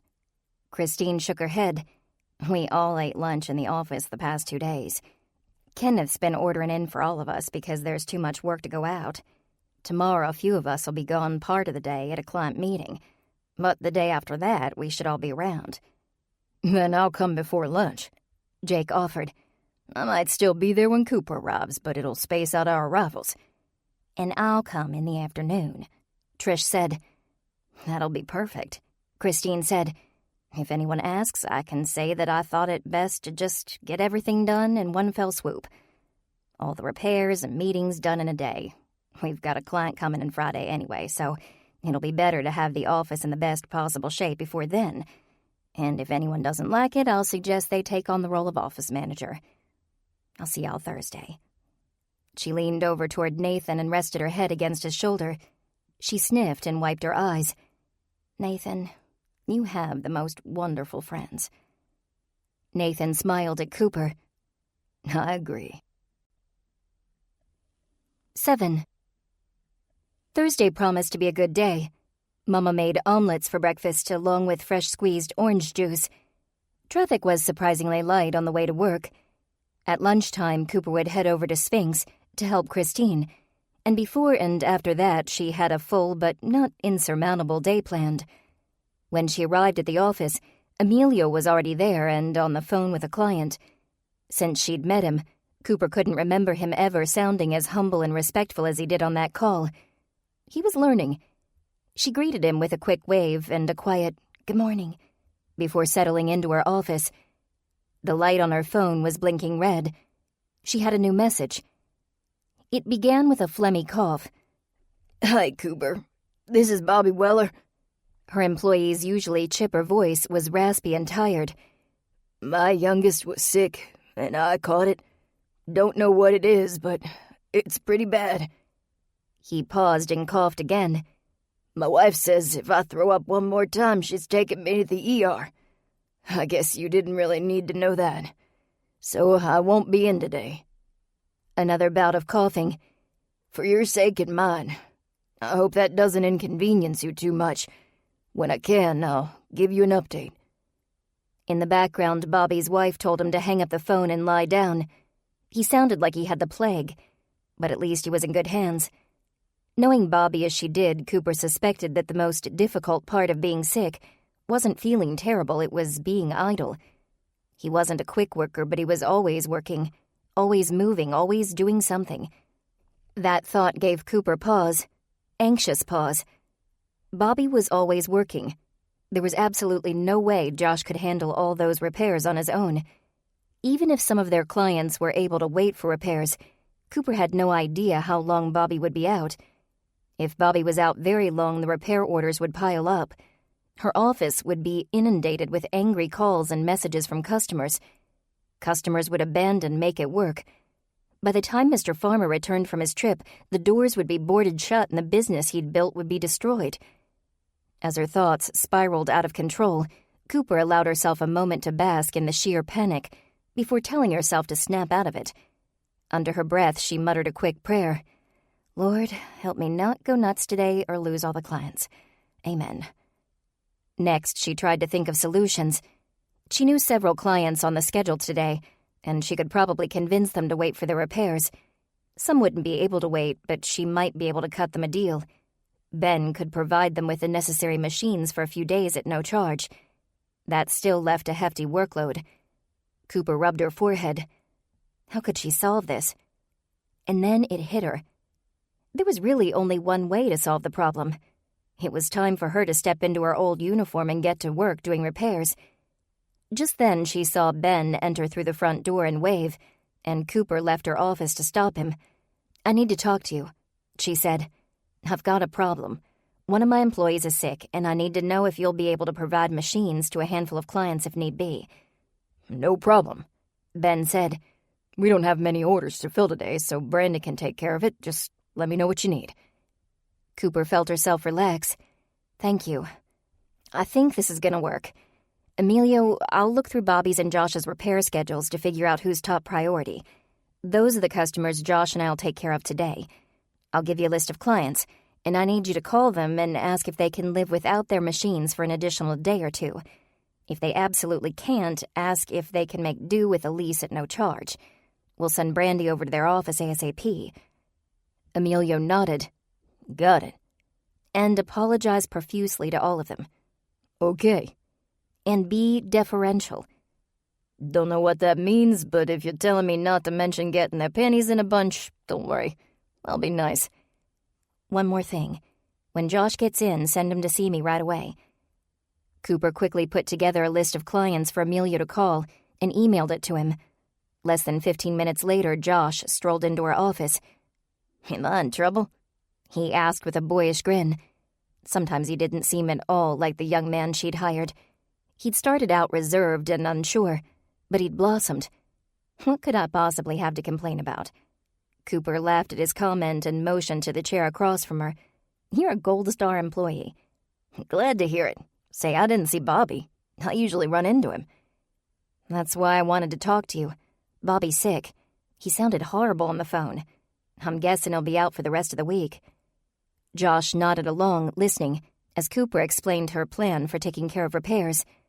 When she'd finished, she asked, "What do you think?"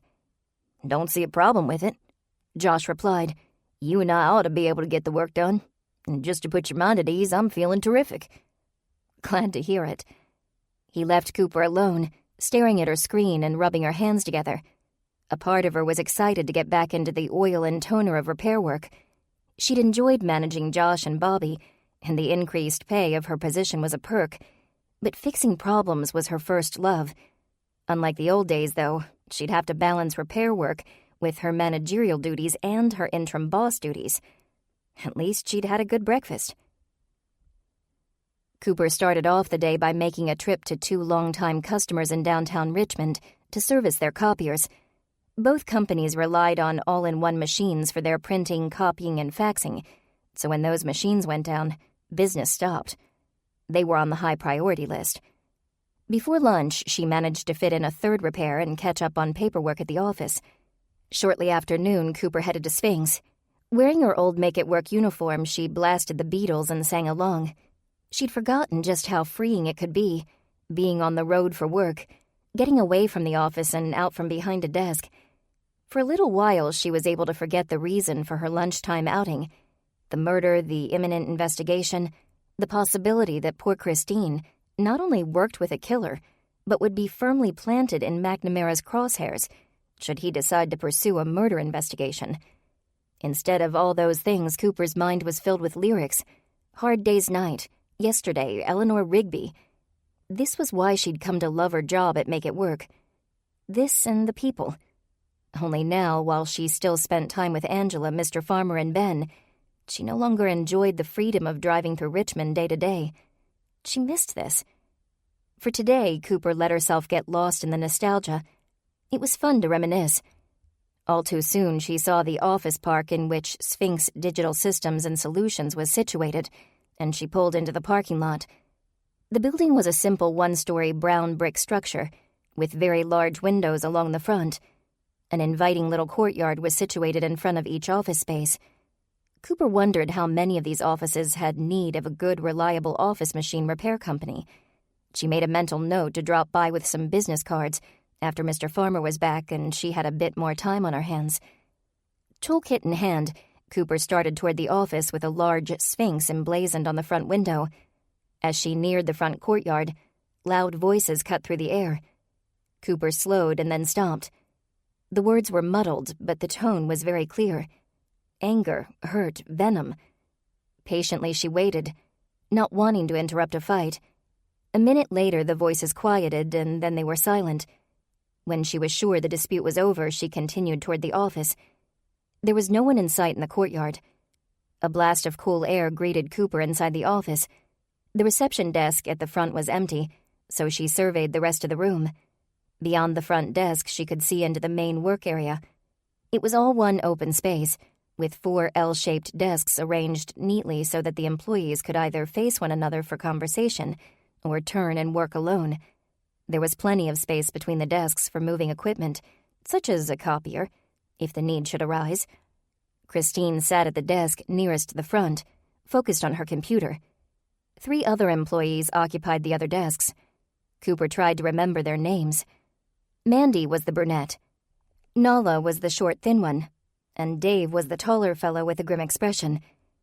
Behind the reception desk were 2 doors, small offices, one with a nameplate reading Sinclair Gordon, and the other Kenneth Amory. At the back of the office, past the desks, was a little break area, complete with a round table, a fridge, and a coffee maker similar to the one at Make It Work. The restroom doors were beside the break area with a water fountain in between, and in the main aisle between the desks, back toward the water fountain, stood 2 large copiers. Cooper took another step past the reception desk, shaking her toolkit ever so slightly so that it made just enough noise to draw Christine's attention. Christine looked up from her computer. She was so deeply entrenched in her work that it took a moment before recognition registered on her face. She smiled and hurried to Cooper. "Is it lunchtime already?"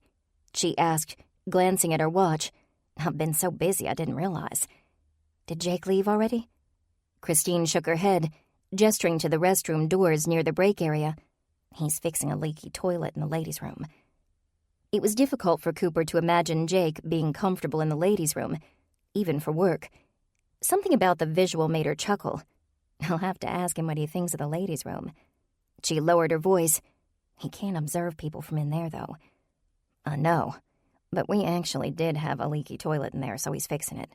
Before that, I had him take a look at one of the faucets in the men's room, and when he's done in the bathroom, he's got a couple more jobs out here. Once I started thinking about it, I realized we really did need some plumbing repairs." "I'm glad to see you're keeping him busy. Now, which of these machines is in need of repairs?" "Follow me." Christine spun on her heel and led Cooper to the 2 copiers.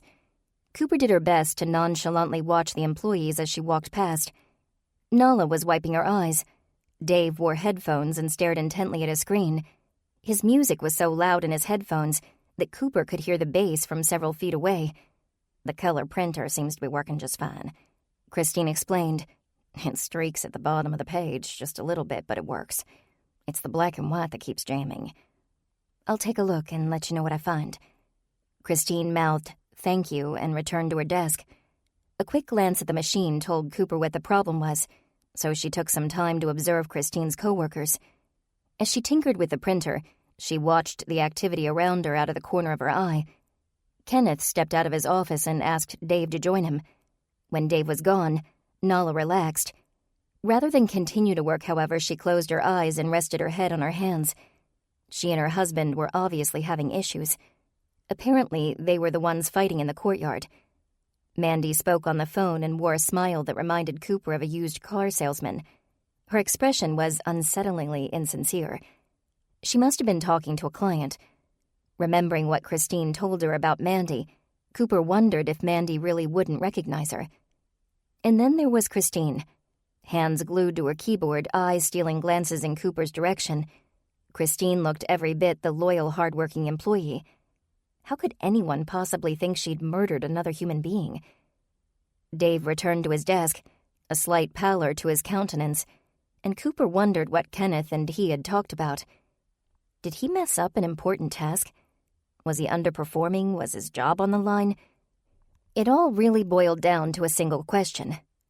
Did he have a motive to commit murder? Finally, Cooper decided she'd fiddled with the printer enough.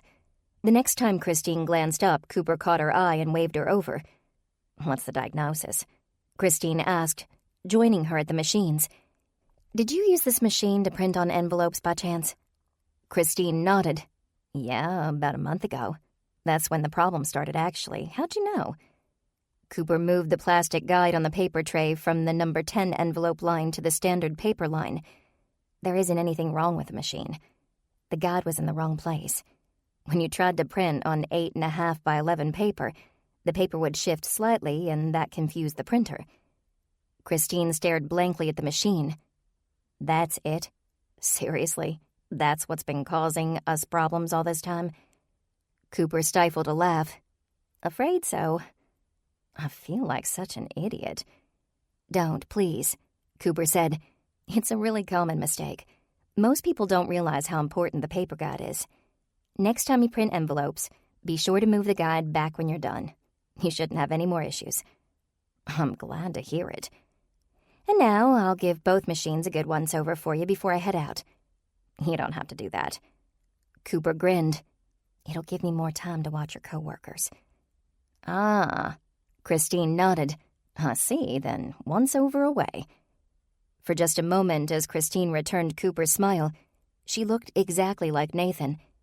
She spun to return to her desk, but Cooper caught her arm. Something wrong? Christine asked.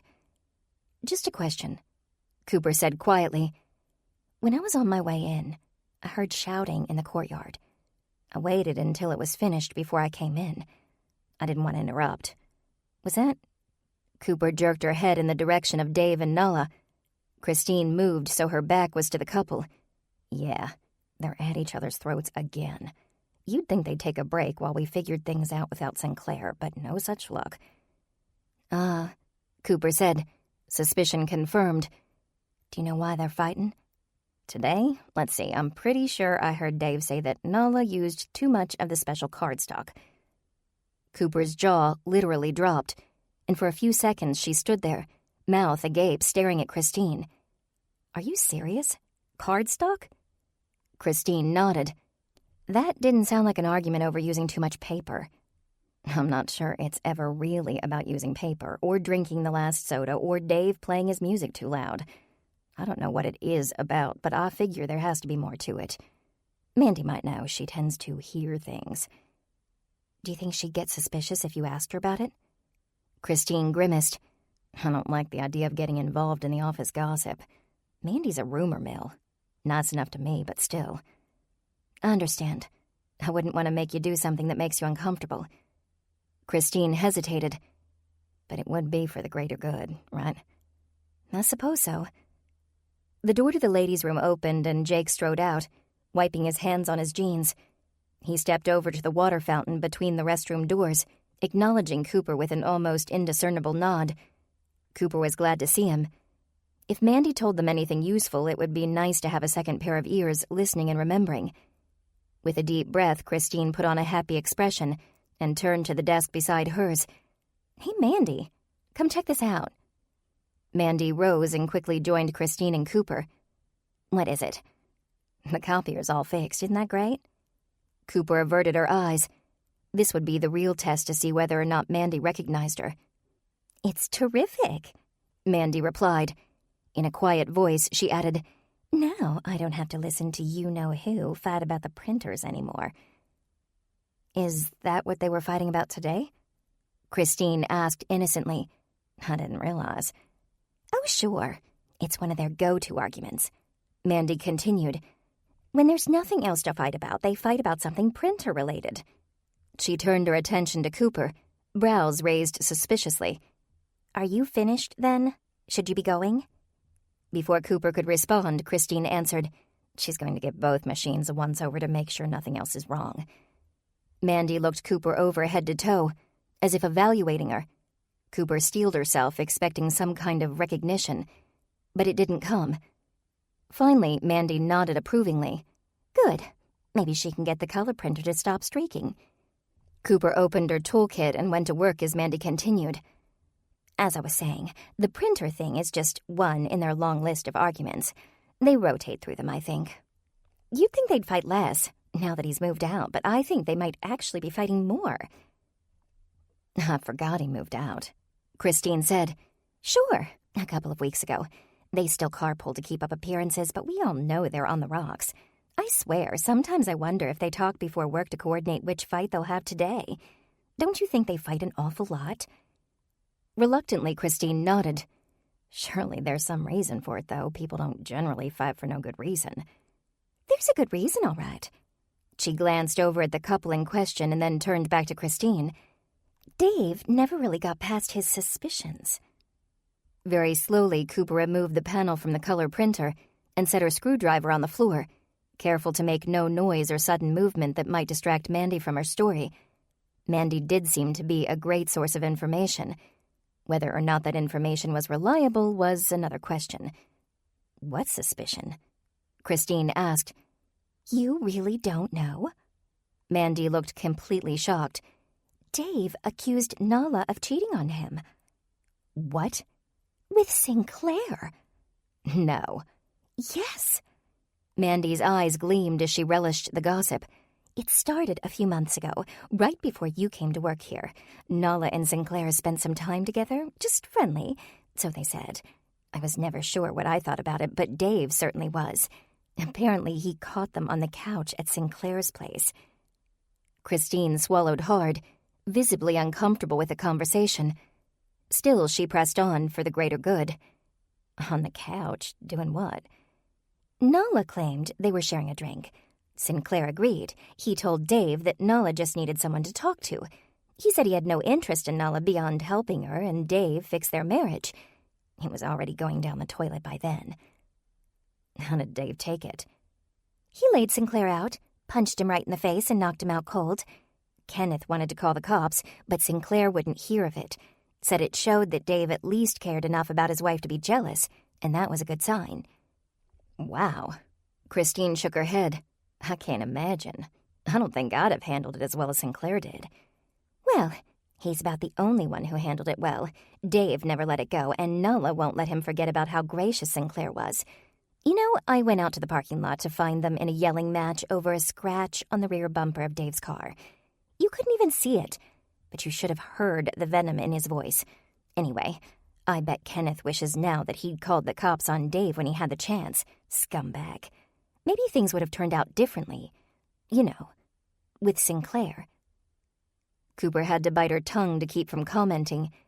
Mandy had some nerve, reveling in gossip while disparaging someone else's character.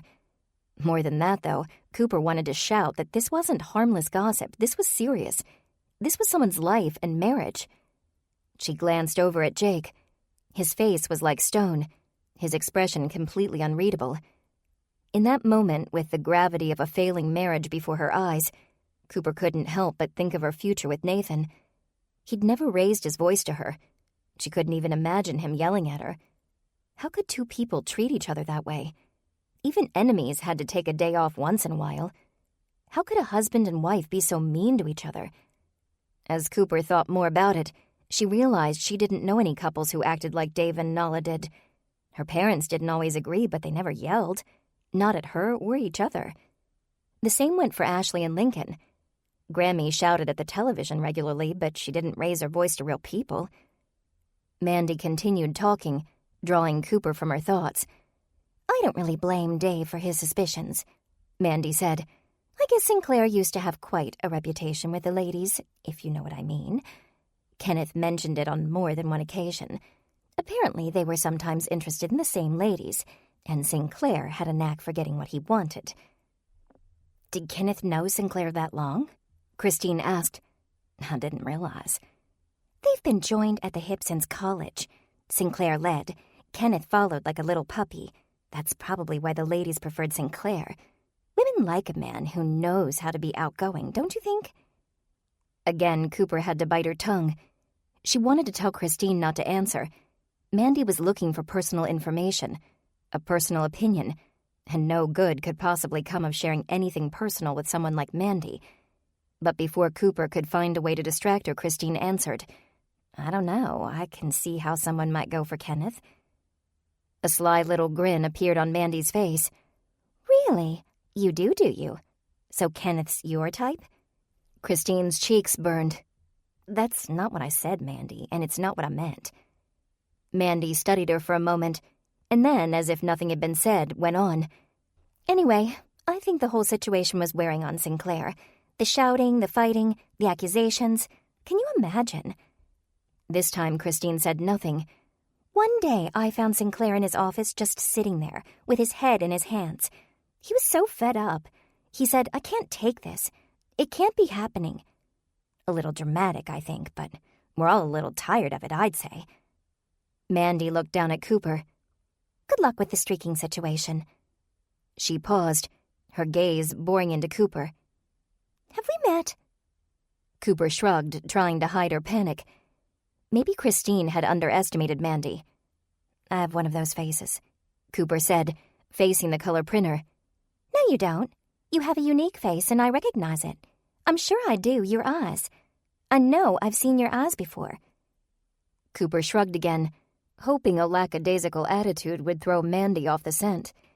If Christine was right, then any hint of an interesting story would stoke Mandy's curiosity, and if anyone realized why Cooper was here, they wouldn't act naturally. Hockey accident, Cooper said, gesturing to her emerald green eye. Ocular transplant. The blue one's original. I probably fixed the machines here before, or I fixed the machines at some other office where you were. Make It Work caters to many different businesses in the Richmond area, and we offer a variety of services, including— Never mind, Mandy said, interrupting her spiel. I have work to do. As Mandy left, Cooper smiled to herself. She had a feeling that would work. When she looked over at Jake, she saw a little smile on his face as well. Christine was less than amused. I feel like a horrible person. Nola's my friend, and I just gossiped with Mandy about her. You're not a horrible person, Cooper assured her. Remember, greater good. And you're not going to spread that gossip or let it taint your opinion of anyone, right? Christine nodded. So you don't need to worry. Nola's still your friend. Cooper's eyes went back to the copiers. Now, if you'll excuse me, I'll make these run as good as new. Cooper went to work on the printers, giving both a thorough inspection and cleaning.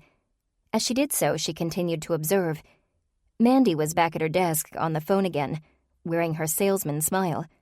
Kenneth's office door was open, but Cooper couldn't see inside. Nola sat in front of her computer, shoulders hunched forward over her keyboard, as she ignored the world around her. Dave listened to his music, pointedly avoiding any eye contact with his wife. It was odd to think that right now, at this very moment, Cooper might be watching a killer. She replaced the copier panel, packed up her toolkit, and wiped her hands on her uniform pants. As nonchalantly as she could manage, she moved to Christine's desk. I'm all finished out here, Cooper said. Anything else I can do? Christine leaned in. You can tell me if you noticed anything interesting. Cooper hesitated. I'm not sure it's wise to discuss it here.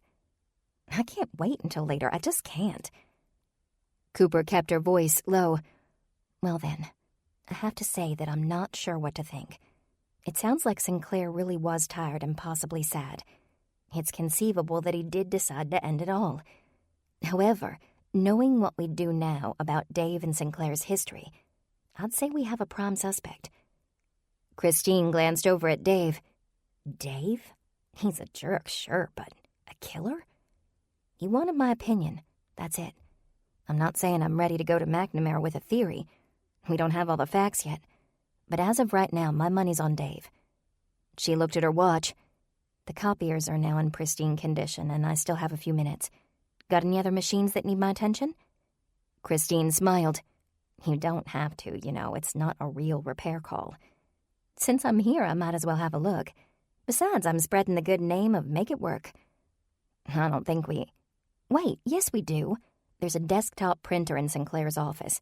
It has some problems.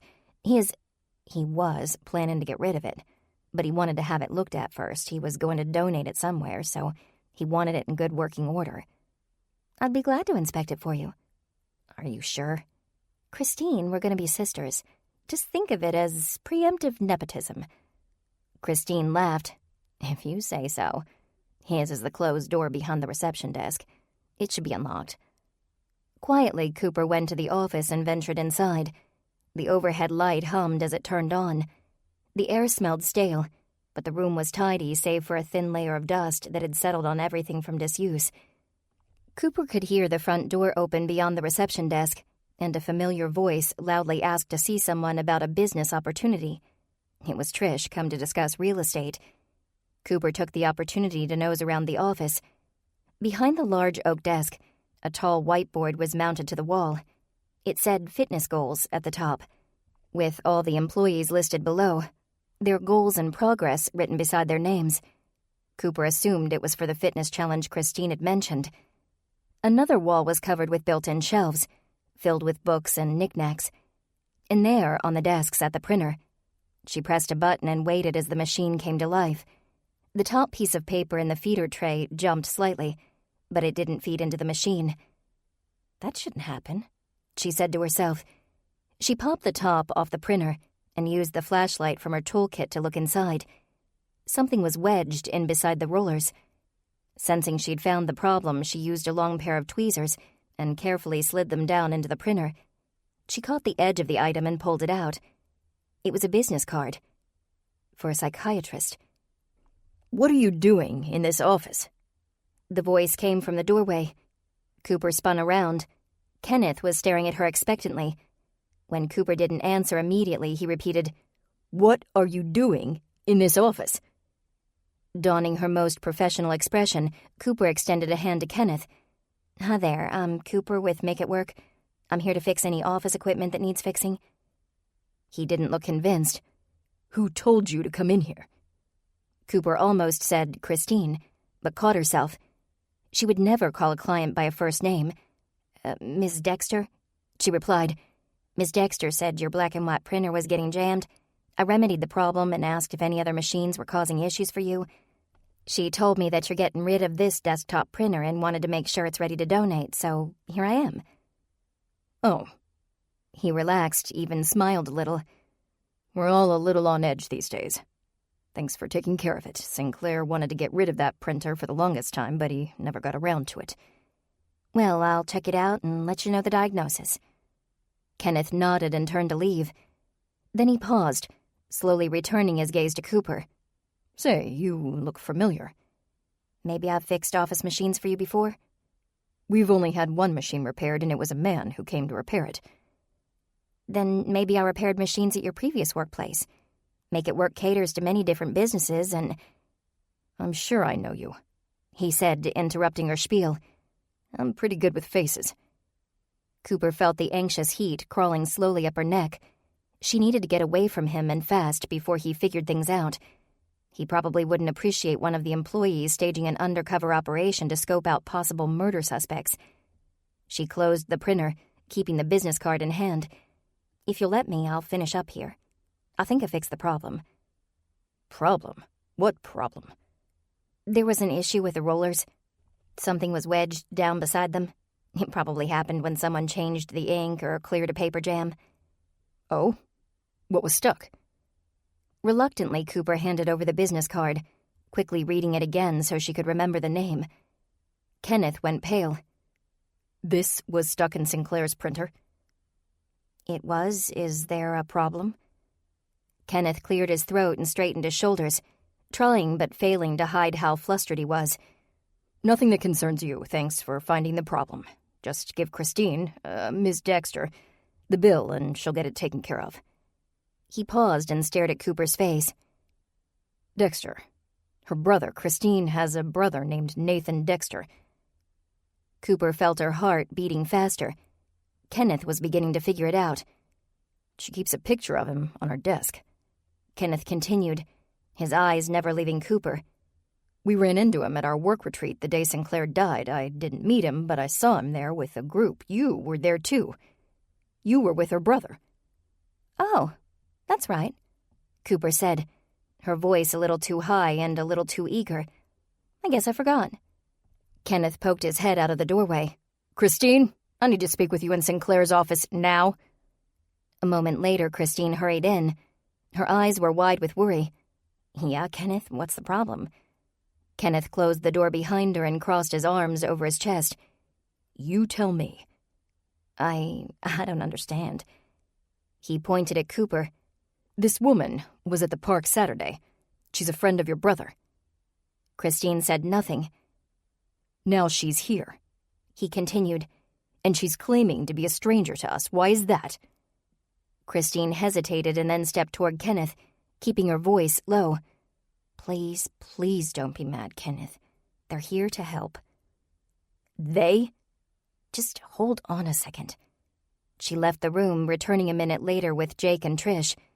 "They are friends of my brother. They have some experience with solving crimes." He looked skeptical.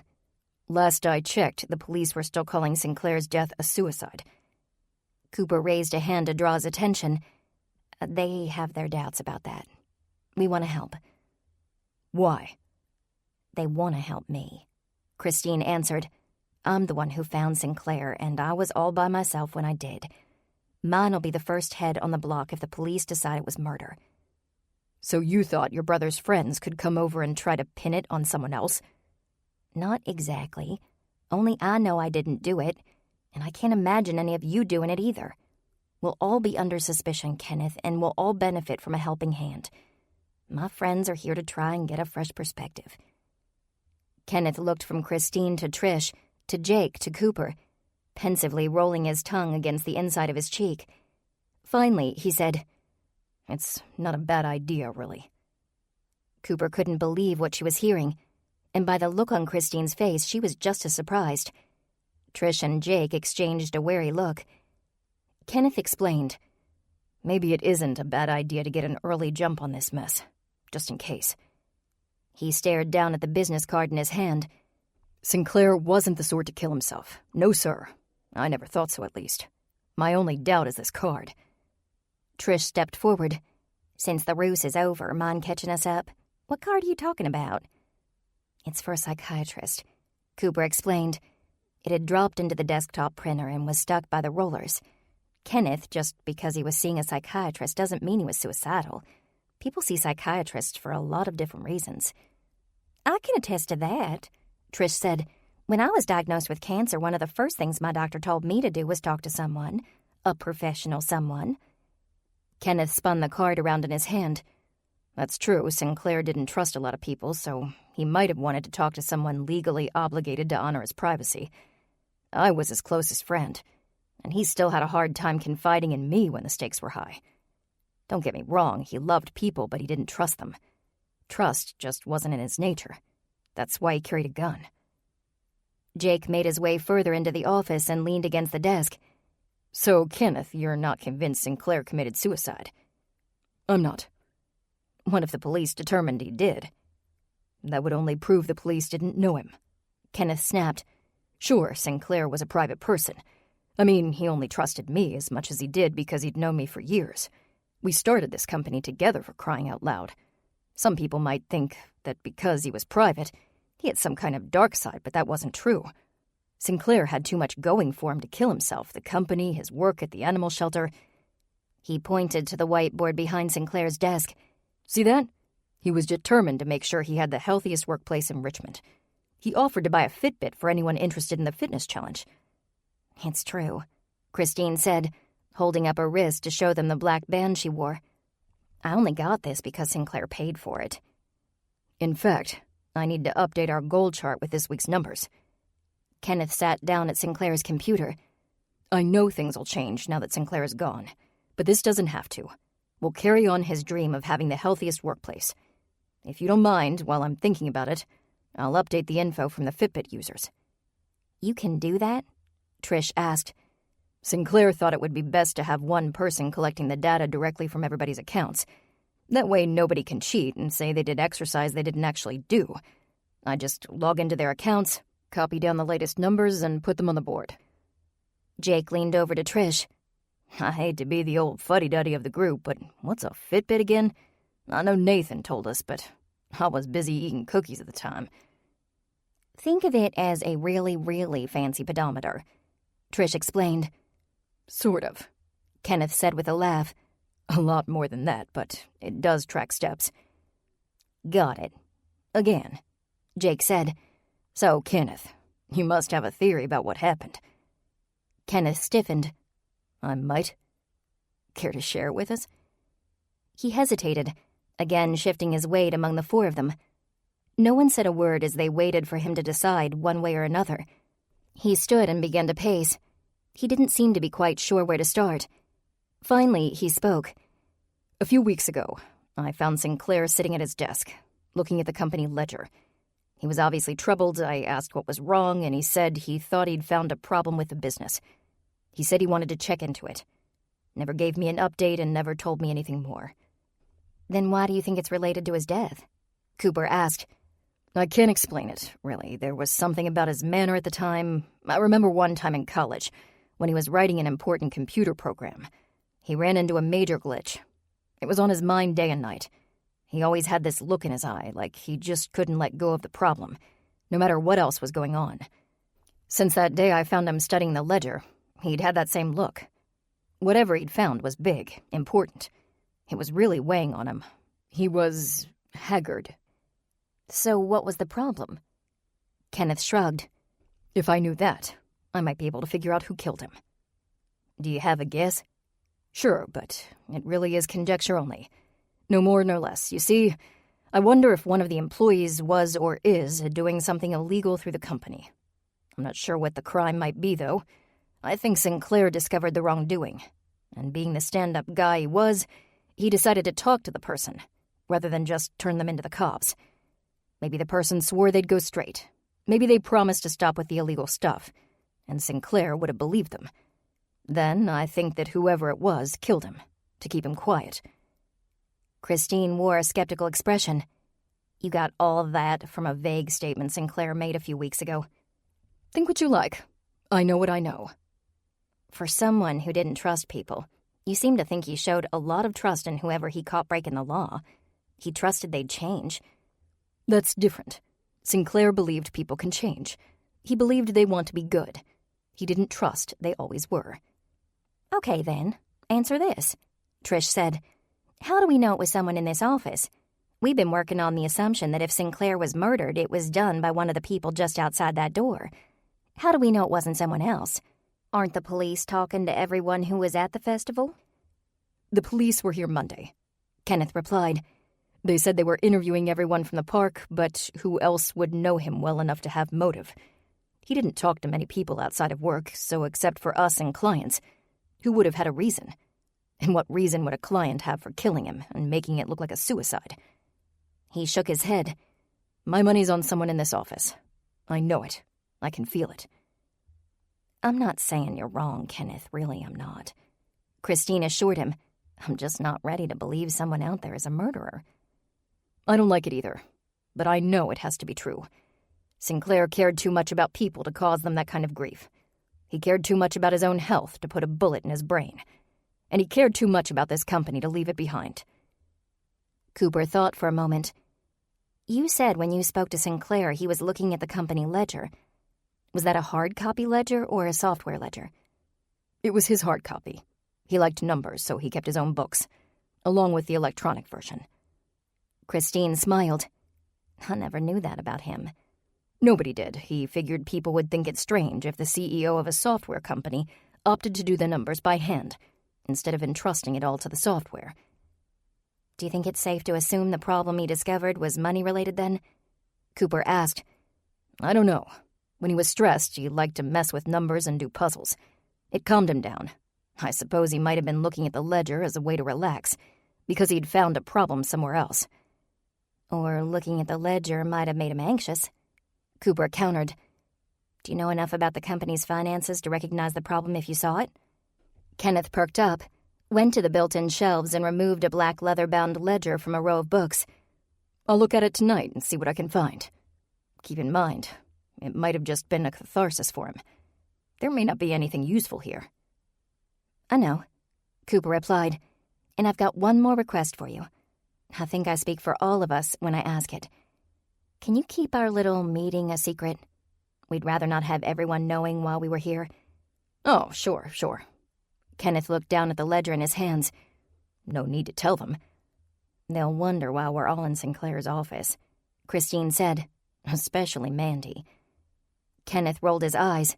Of course she will. He thought for a moment. If anyone asks, just tell them that you sent the copier repairman, or woman, in here and I wasn't happy that someone was in Sinclair's office. When I found out there was so much going on without my approval, I demanded to see everyone who wasn't a Sphinx employee. So I called all of them in here. You can tell anyone who's curious that I've gone a little power crazy, now that I'm in charge, if it helps. Don't forget that we've got clients coming. Christine added, we needed to get the place presentable. Very good. We had a run on visitors today trying to get the place ready for tomorrow. You, as office manager, took the initiative to get the work done, then I demanded to see everyone. You think that'll satisfy Mandy's curiosity? Christine laughed. Is it possible to satisfy her curiosity? Cooper followed Christine from Sinclair's office, quietly mulling over the conversation and trying to look as casual as possible. The other employees had to believe there was nothing strange about the meeting with Kenneth. They had to believe it was just the new protocol. Cooper watched Christine's coworkers as she and the others emerged into the main office space. Mandy, with her penchant for gossip, was eyeing all of them curiously.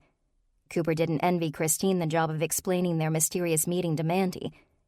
Nala glanced up once from the computer with a quizzical furrow in her brow, but besides that, she showed no interest. Dave didn't even bother looking up. Cooper doubted he'd even realized anything was happening. Then Cooper's gaze turned to the front door where she saw Inspector McNamara waiting by the empty receptionist desk. He wore a dour expression and stood stiffly. When his eyes met Cooper's, he frowned, but otherwise he made no move to greet her or to chastise her for being around murder suspects. Out of the corner of her eye, Cooper watched him as she returned to the copy machines. She wanted to run a printing test on each before she left. Not that they required testing, but it gave her an excuse to stick around for a few more minutes. She wanted to hear what McNamara had to say.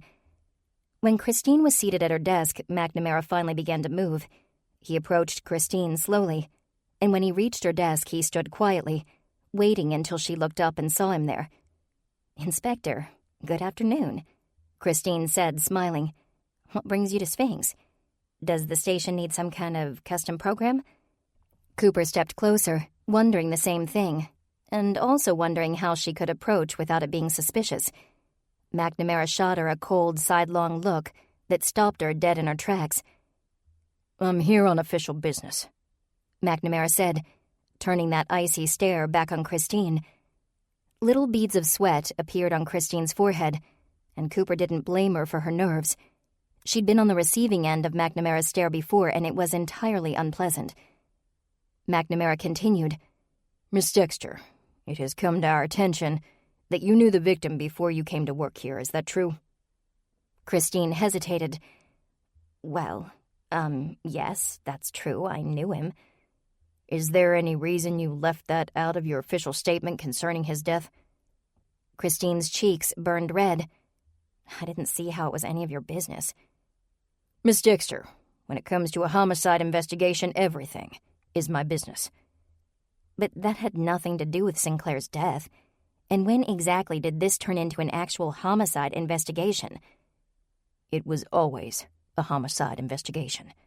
You knew the victim, you worked for him, you have no alibi for his time of death, and you happened to discover his body when it was off the main trail and half hidden by plants."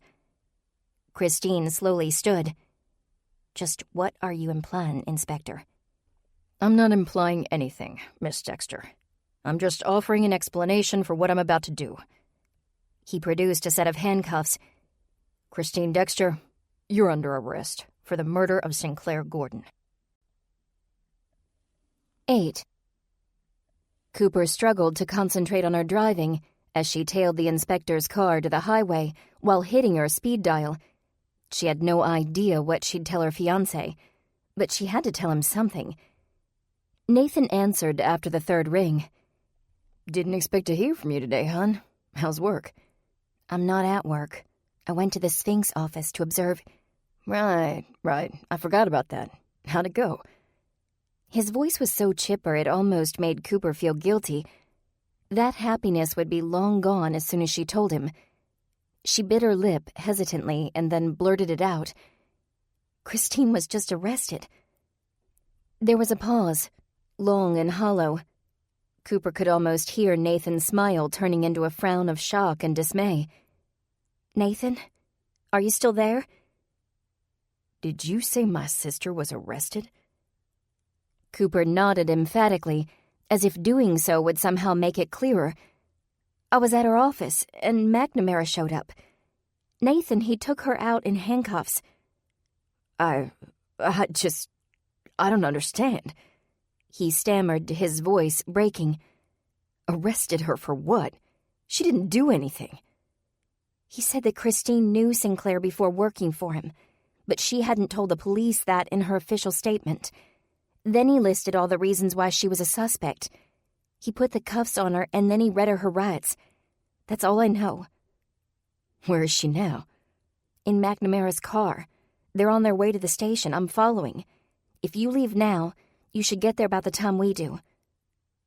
Nathan hung up without another word. When Cooper pulled into the station parking lot behind McNamara, Nathan's car was already parked, but he was nowhere to be seen. He must have broken every speed limit between his house and the station to arrive so quickly. Cooper quietly followed the inspector and Christine inside to find Nathan waiting in the lobby. He took one look at his sister, the handcuffs around her wrists and the redness in her teary eyes, and he stepped in front of McNamara. He stood so close their noses nearly touched. Tension permeated the air. A hush fell over the lobby. Cooper watched, aware only of how close Nathan was to being arrested himself. "Just what do you think you're doing, Inspector?" McNamara slowly looked Nathan over from head to foot, sizing up the threat standing before him. He threw his shoulders back and replied, "I'm doing my job, Mr. Dexter." He laid a strong hand on Nathan's arm and gently nudged him to the side. "I'll trust you not to interfere with police business. That's a punishable offense, you know." Nathan ignored the threat and looked at Christine. "Are you okay?" Christine shook her head as tears began to roll down her already tear-reddened cheeks. "He thinks I killed him, Nathan. He thinks I killed Sinclair." His attention on the inspector once again, Nathan resumed his place directly in McNamara's path. Cooper couldn't remember having ever seen Nathan so confrontational, so aggressive. While she didn't want him to be arrested, a part of her appreciated just how masculine he could be when someone he loved was in danger. "You've got to be kidding," Nathan said. "Inspector, she wouldn't do something like that. You don't know Christine. She'd never hurt anyone." "Move aside, Mr. Dexter," came the inspector's cool reply. "But you can't do this. You have no evidence." McNamara took a deep breath and met Nathan's intense gaze. "With all due respect, Mr. Dexter, you have no idea what evidence I have." "What's that supposed to mean?" "I don't suppose you know that your sister dated the victim?" Cooper let out a little gasp. Christine had dated Sinclair? At the Sphinx office, McNamara only said Christine had known Sinclair, not that they'd actually had a relationship. "Is that true?" she asked. Christine hesitated. "We didn't date. We just went out a few times."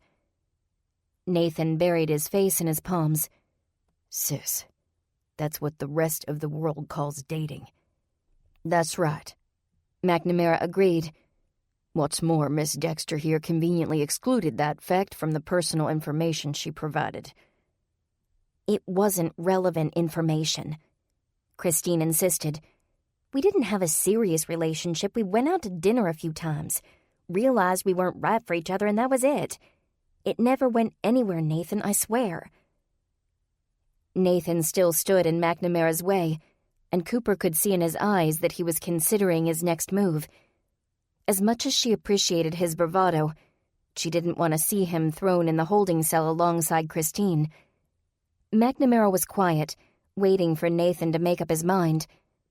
Finally, Cooper stepped forward and linked her arm through Nathan's. The action had its desired effect, distracting Nathan and allowing Cooper to pull him aside. She was sure she detected a slight nod of gratitude from the inspector. "I have to get her processed," McNamara said, quickly walking Christine past them. "She'll be able to call you after it's all finished." As he and Christine disappeared into the bowels of the station, Cooper and Nathan stood in the lobby, watching, still in disbelief. Nathan sat and Cooper followed suit. A minute passed, then another and another. Cooper gently rubbed Nathan's back, her mind swirling with thoughts and questions and doubts. McNamara had told her that every family says their loved one couldn't be a killer. No one likes to face facts. Here was Christine, her lovable, wonderful soon-to-be sister-in-law, and she was the focus of a homicide investigation. She'd known the victim, she'd dated the victim. She'd found the victim's body. Was it possible Cooper was mistaken about Nathan's sister? Even as the thought entered her mind, guilt consumed her. How could she entertain such an idea? Even for a second, how could she allow McNamara's cynicism to poison her? Christine was a good person, a kind person. She would never hurt anyone. Would she? Nathan turned to her, and she quickly smiled, hoping her doubts weren't visible on her face. The last thing Nathan needed was to learn that his fiancée had even slight doubts about his sister's innocence. He stared into Cooper's eyes for a few seconds, silent and solemn. Cooper's phone began to ring, and she broke eye contact to grab her cell from her pocket. She looked at the caller ID. Work. She didn't have time for work. She let the call go to voicemail and returned her gaze to Nathan. He eyed her phone. Who was it? Emilio from the office. She glanced at her watch. I'm an hour late returning from lunch. He's probably wondering where I am. If you need to go. No, Nathan. This is so much more important. Are things busy at the office? Cooper shrugged away his concern. It'll be fine. That wasn't convincing. We're a little short-handed. Angela and Mr. Farmer are on their trip, and Bobby called in sick today. I've been jumping in to help Josh with repairs, but they'll have to get along without me. You need me here. I want you here, Cooper, sure. Nathan took her hand. But we can't do anything for Christine right now. I can be here for you. The corners of his mouth turned up slightly, but it never blossomed into a smile. He was too troubled for that. Think about it this way. If you're not at work, I'll be worrying the whole time that your boss will get mad at you. I'll worry that I'll get you fired. If you go back to work, I'll miss you, but at least I'll be able to relax knowing your career isn't on the line. Frankly, Coop, I'm not sure I have enough energy to worry about Christine's freedom and your career all in the same day. Cooper put her arms around his neck and hugged him. When you put it that way, it sounds selfish of me to want to stay with you. Believe me, I wish you could. Reluctantly, Cooper stood, holding on to Nathan's hand as long as possible. I'll swing by your place after work. Call me if you hear anything, okay? He nodded. Take care.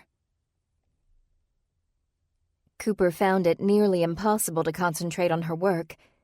Every time her cell phone rang, she thought it was Nathan, and her heart pounded. When she looked at her caller ID and saw that it was only Emilio or Ben or a client, she crashed. She stopped by the office, left again to repair 5 more office machines, then headed back to make it work to do more paperwork. Stuck on the surreal image of Christine in handcuffs, her mind didn't want to focus on anything else. Words blurred as her thoughts drifted away from the office and to Nathan.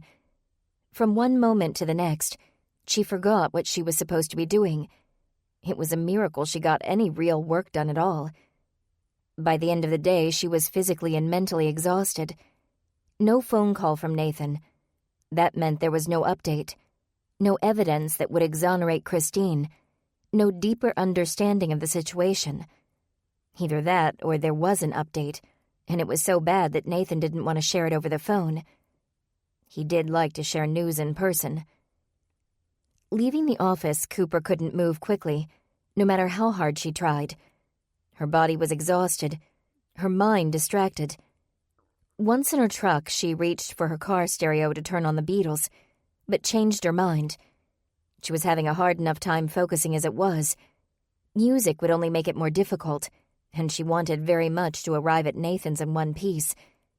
She drove as safely as she could, double-checking her mirrors before merging and keeping a wary eye on her speed. Finally, she turned onto Nathan's road to find several cars parked outside of his house. She recognized them instantly. The Sunrise Bible Study group was on the scene. Cooper went right into the house without bothering to knock and found the entire group sitting in Nathan's living room, grim expressions all around. "I see you told them," she said, making a beeline for Nathan, who sat in his black leather recliner. She leaned down and kissed him on the forehead. "Not the whole story," he said. "Just that she was arrested." "He was waiting until you got here," Savannah said. She sat on the couch between Jake and Bryant. I think most of us already know about what happened at Sphinx, though. Bryant added. Jake and Trish passed on the news. Sorry if you didn't want everyone knowing. Jake cast an apologetic glance at Nathan. Figured we might be able to help if we were all on the same page. I'm glad you all know. Nathan replied. He drew in a deep breath. And I'm glad y'all came over. It means a lot. Hands folded tightly in her lap, Trish sat in a wooden chair pulled over from the dining table. That was terrible to watch today. Christine being taken off by McNamara. Why on earth do the police think she's connected? Several reasons. Nathan answered. She was alone when she found his body, so she could have tampered with the evidence. She has no alibi for the time of death, which the police assume is when his watch was broken on the rocks and stopped. He paused, swallowing hard. Mostly it's because she dated Sinclair and didn't tell the police about it. This revelation was met with stunned stares, and Cooper could see in their faces the same shock she'd felt when McNamara had told her and Nathan at the station. She says they didn't actually date. Cooper quickly added. According to Christine, they went on a few dates, realized they didn't click, and that was all that happened. Nathan nodded. She stuck to that story. I got a chance to talk to her after McNamara finished with her. What did she say? Quentin asked, leaning forward in the other recliner. Not much, she just kept insisting she didn't kill Sinclair, and His voice cracked, and he wiped his eyes. Cooper swallowed back tears of her own. She'd never seen him so down before. Nathan waited a moment, composing himself, and then continued. I told her I believed her and that I'd do whatever I could to help. I called our parents. They panicked when I told them what was going on. Does Christine have a good lawyer? Trish asked. Phil knows a few. She has a friend who's a lawyer. He's agreed to work with her. He paused again, visibly troubled. McNamara said they can hold her for 72 hours. That's 3 days in jail. He shook his head slowly in disbelief. My sister is gonna spend 3 days in jail. Cooper stayed standing at his side like a statue. Maybe not, Nathan. Maybe we can do something. In 3 days? Maybe. Wait a sec, Jake said, holding up his hands before him. What happens at the end of it? What happens in 3 days? McNamara said it depends. Nathan replied. On what? On whether or not the prosecutor decides to press charges. He allowed the group a moment to absorb this information before continuing. If there isn't enough of a case, and the prosecutor decides not to move forward, then Christine will be released. On the other hand, if the prosecutor does decide to... He wiped his eyes again. There'll be an arraignment. If the judge agrees there's enough evidence to move forward, then... It won't get to that, Trish announced as she stood. We won't let it. Savannah rose too. Trish is right. Nathan, your sister is innocent, and we need to prove it.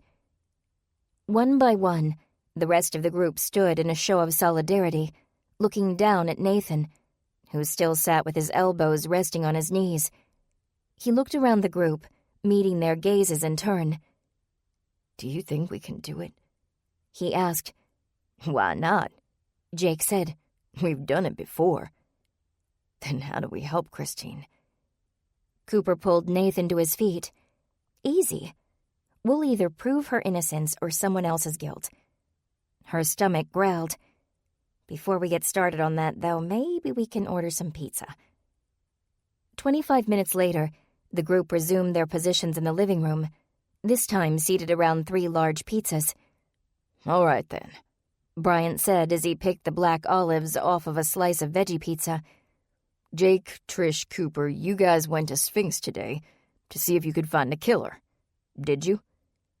I'm not sure we found a killer, Cooper replied, but we may have found an ally.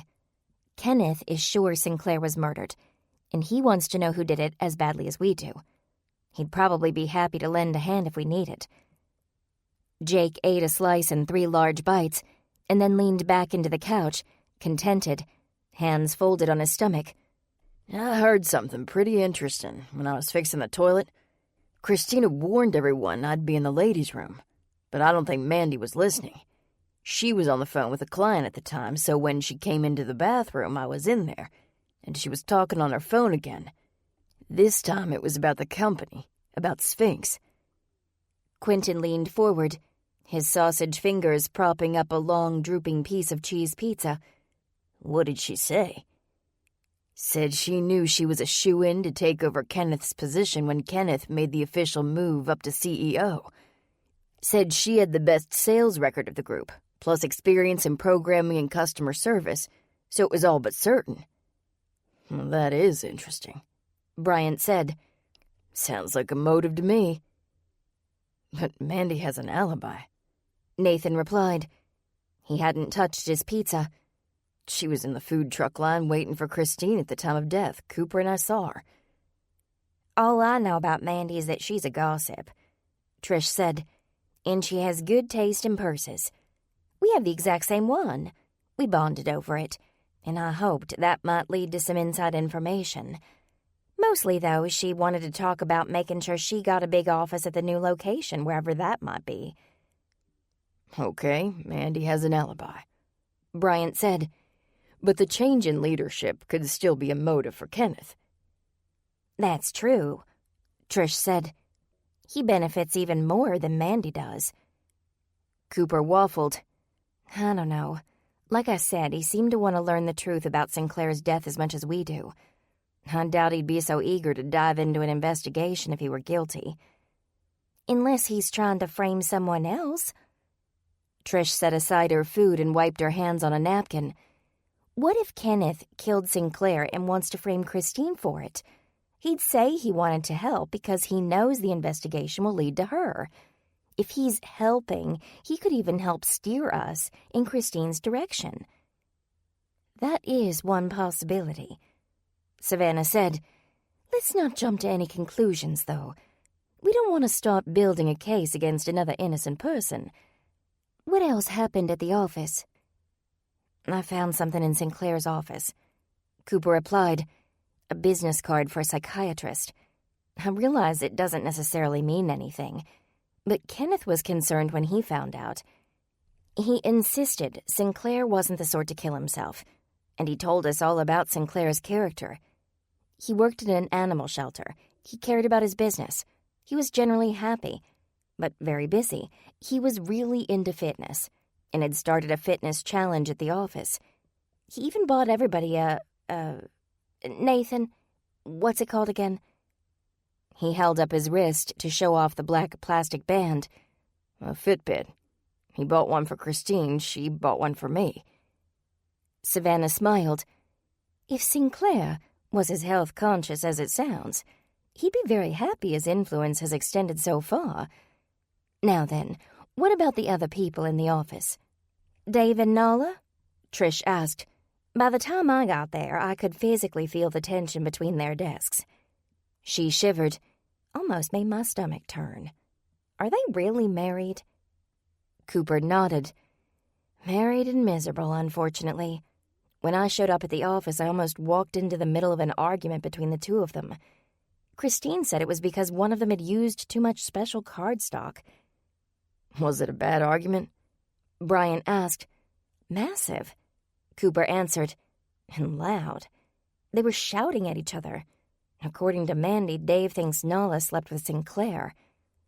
Sounds like Mandy likes to talk, Savannah said. Jake laughed and slapped his knee. That's a nice way to put it, my dear. You ever hear of people talking around the water cooler?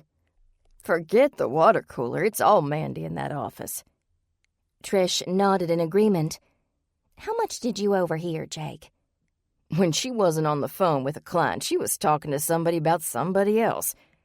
After Cooper arrived, she laid off for a bit, while she talked to clients. I think she was waiting for Nala and Dave to cool down before she stuck her nose in. She was more than happy to tell Christine all about why Dave and Nala were fighting. Cooper said Christine felt horrible about it, too. She felt like she was being as much of an office gossip as Mandy was. Nathan smiled. Sounds like Christine. Well, I assured her she wasn't being a gossip, that she was working for the greater good. Cooper continued, At any rate, Mandy's a good source of information. I don't know how reliable it is, but it's a start. The conversation lulled as they all ate. Nathan finally took a few bites, a pensive furrow in his brow the whole time. He set the rest of his slice aside.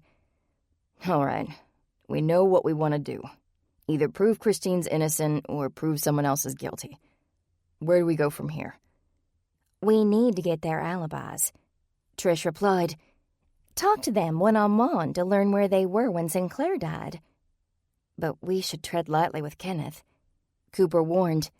If he's an ally, we don't want to put him off by making him feel accused. Good thinking. Trish thought for a minute and then smiled. That can be your job. The rest of us will talk to Dave and Nala and... what about Christine? You mean, how do we prove she didn't kill Sinclair? Quentin asked. Trish nodded. Nathan, what's her alibi again? She was on her way to meet Mandy, and she started watching a performer, a juggler, I think. She lost track of time. That's why she was late getting to the food trucks. Bryant clapped his hands together. That's great. Nathan looked up at him, surprised. Why is it so great? Because a whole bunch of people must have seen her. She's got to have at least 30 witnesses. We just have to track them down. Not to be a killjoy, but it probably won't be that easy, Jake argued.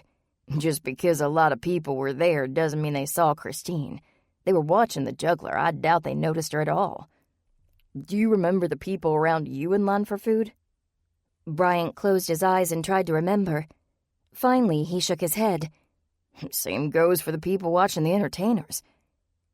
There has to be some way, Nathan said. I'll talk to Christine more tomorrow. Maybe there's a detail that slipped her mind. While you're at it, ask if she knows where Dave and Nala live, Savannah said. That way we can drop in for a chat, and we'll compare notes after church Sunday, assuming they haven't already released Christine by then. If we can trust what Mandy says, then Dave and Nala are separated, Cooper added. He's living in an apartment, and they only carpool to keep up appearances. But if you talk to them, I'll figure out a reason to stop by the Sphinx office to talk to Kenneth again. If we're trying to avoid making him feel accused, I'll need a good reason. Are you sure you can slip away again? Nathan asked. Aren't things still crazy at your office? Cooper nodded. It'll be crazy for a while, but this is too important to put off. Even as she said it, she thought of Make It Work and the insanity there. She had no idea how she'd be able to legitimize leaving work again. Mr. Farmer was a kind and forgiving man, but if Cooper botched her big chance by attending to personal business during work hours, she might not have a job anymore. If she was going to talk to Kenneth, she not only needed an excuse he'd accept, but she also needed a reason to legitimately leave Make It Work. What on earth could she say? She hid her concerns behind a gentle smile. Relax, Nathan, she said. It'll be all right. She went to the kitchen for a glass of water. As the glass filled, she closed her eyes and quietly prayed. Lord, you know I want to help Christine, but I also don't want to cause issues with my job. And I don't want to offend Kenneth by making the trip just to get his alibi. So please, give me a good reason to go back to Sphinx. If I'm supposed to go talk to Kenneth, please give me a sign.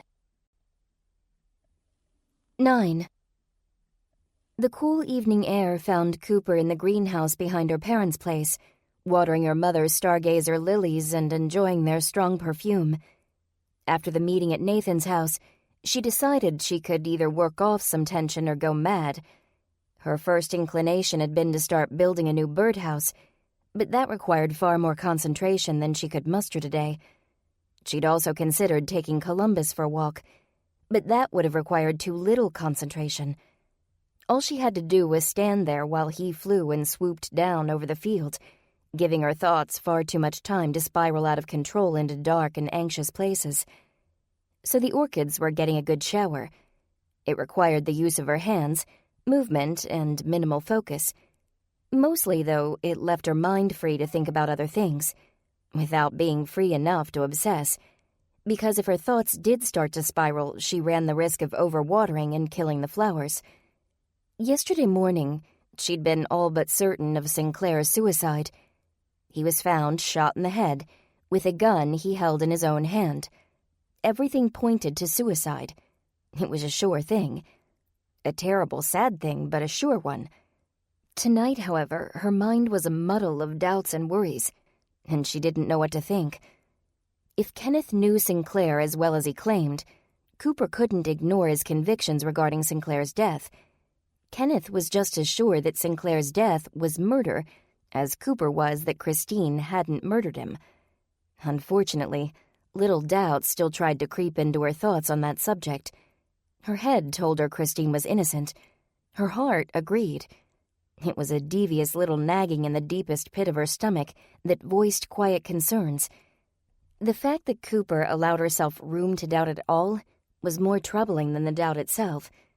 So, as she directed the stream of water to a second batch of lilies, Cooper forced her thoughts from Christine to Christine's co-workers, an eclectic group with a wide array of issues, from marital troubles to a penchant for gossip that bordered on pathological. None of their problems, though, made them killers. She wondered again who else might have wanted Sinclair dead, and Kenneth's words echoed in her ears. Who else would have had a motive? Unless McNamara's officers discovered something during their interviews, Cooper knew of no other leads worth pursuing. If another suspect was hiding in the woodwork, it was McNamara's job to find him. As the word job drifted through her mind, Cooper's thoughts took a sharp turn away from the police investigation to the make-it-work office. Bobby would undoubtedly be out Friday, too, and Cooper was sure she'd heard Josh coughing before he left work today. If he called in sick tomorrow, the workload would quickly snowball into the impossible.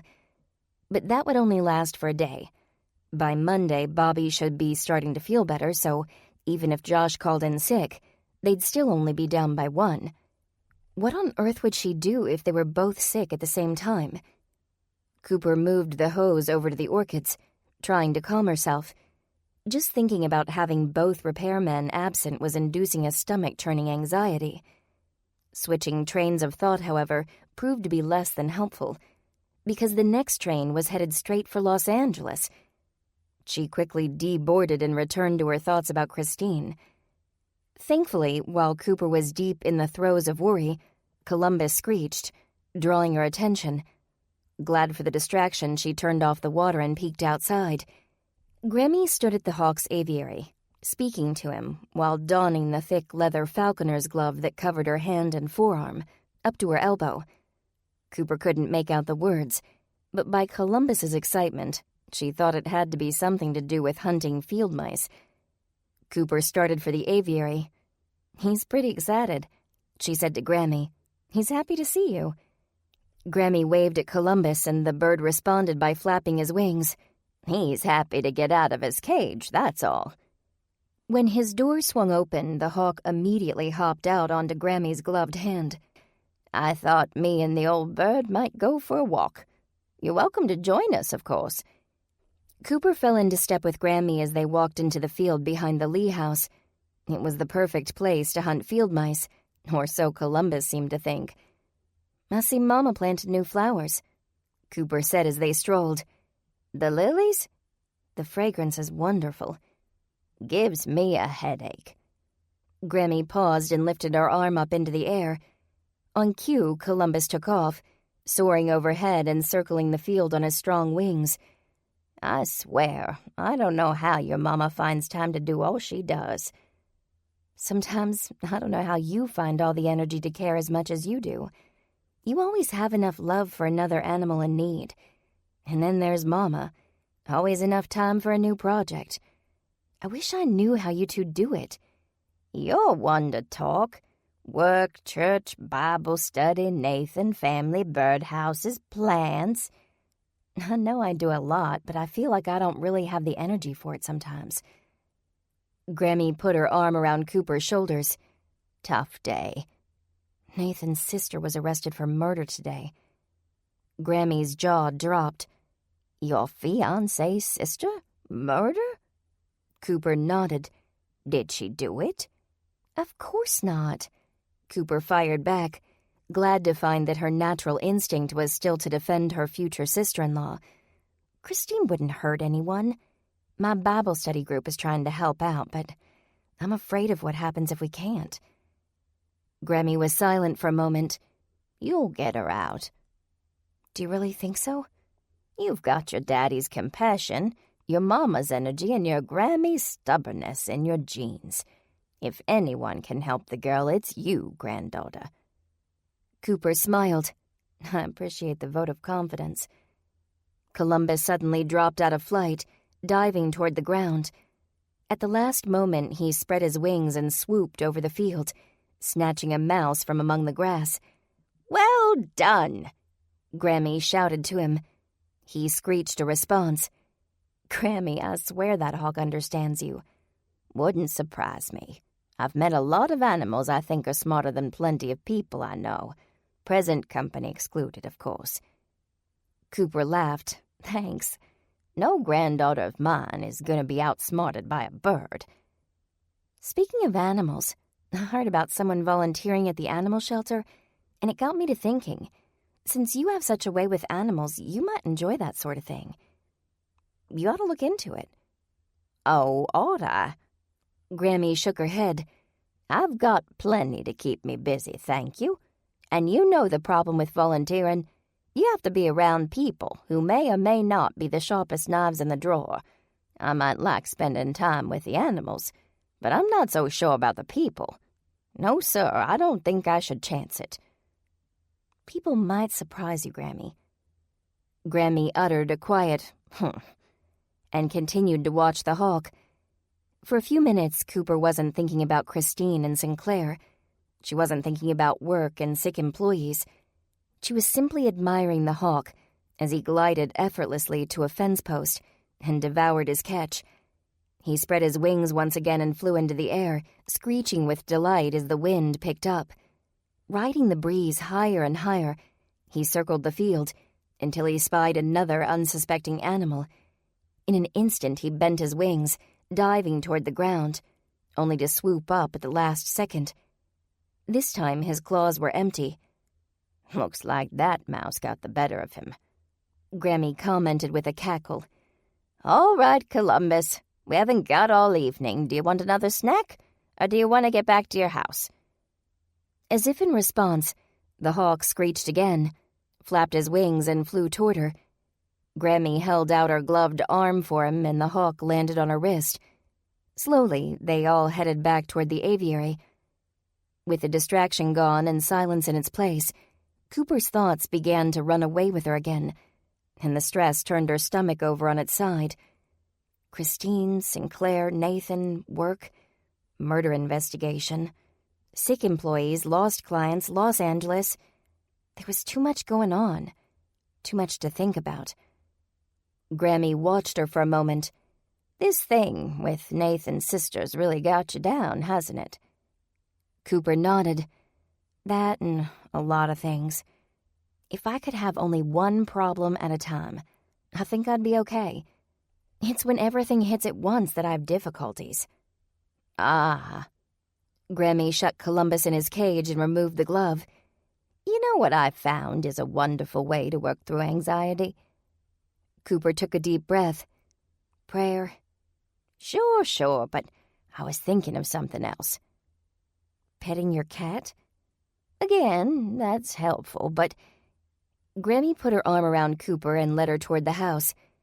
Whenever I'm stressed, I steal a few of your mama's fresh-baked cookies and take them to my room with a glass of milk.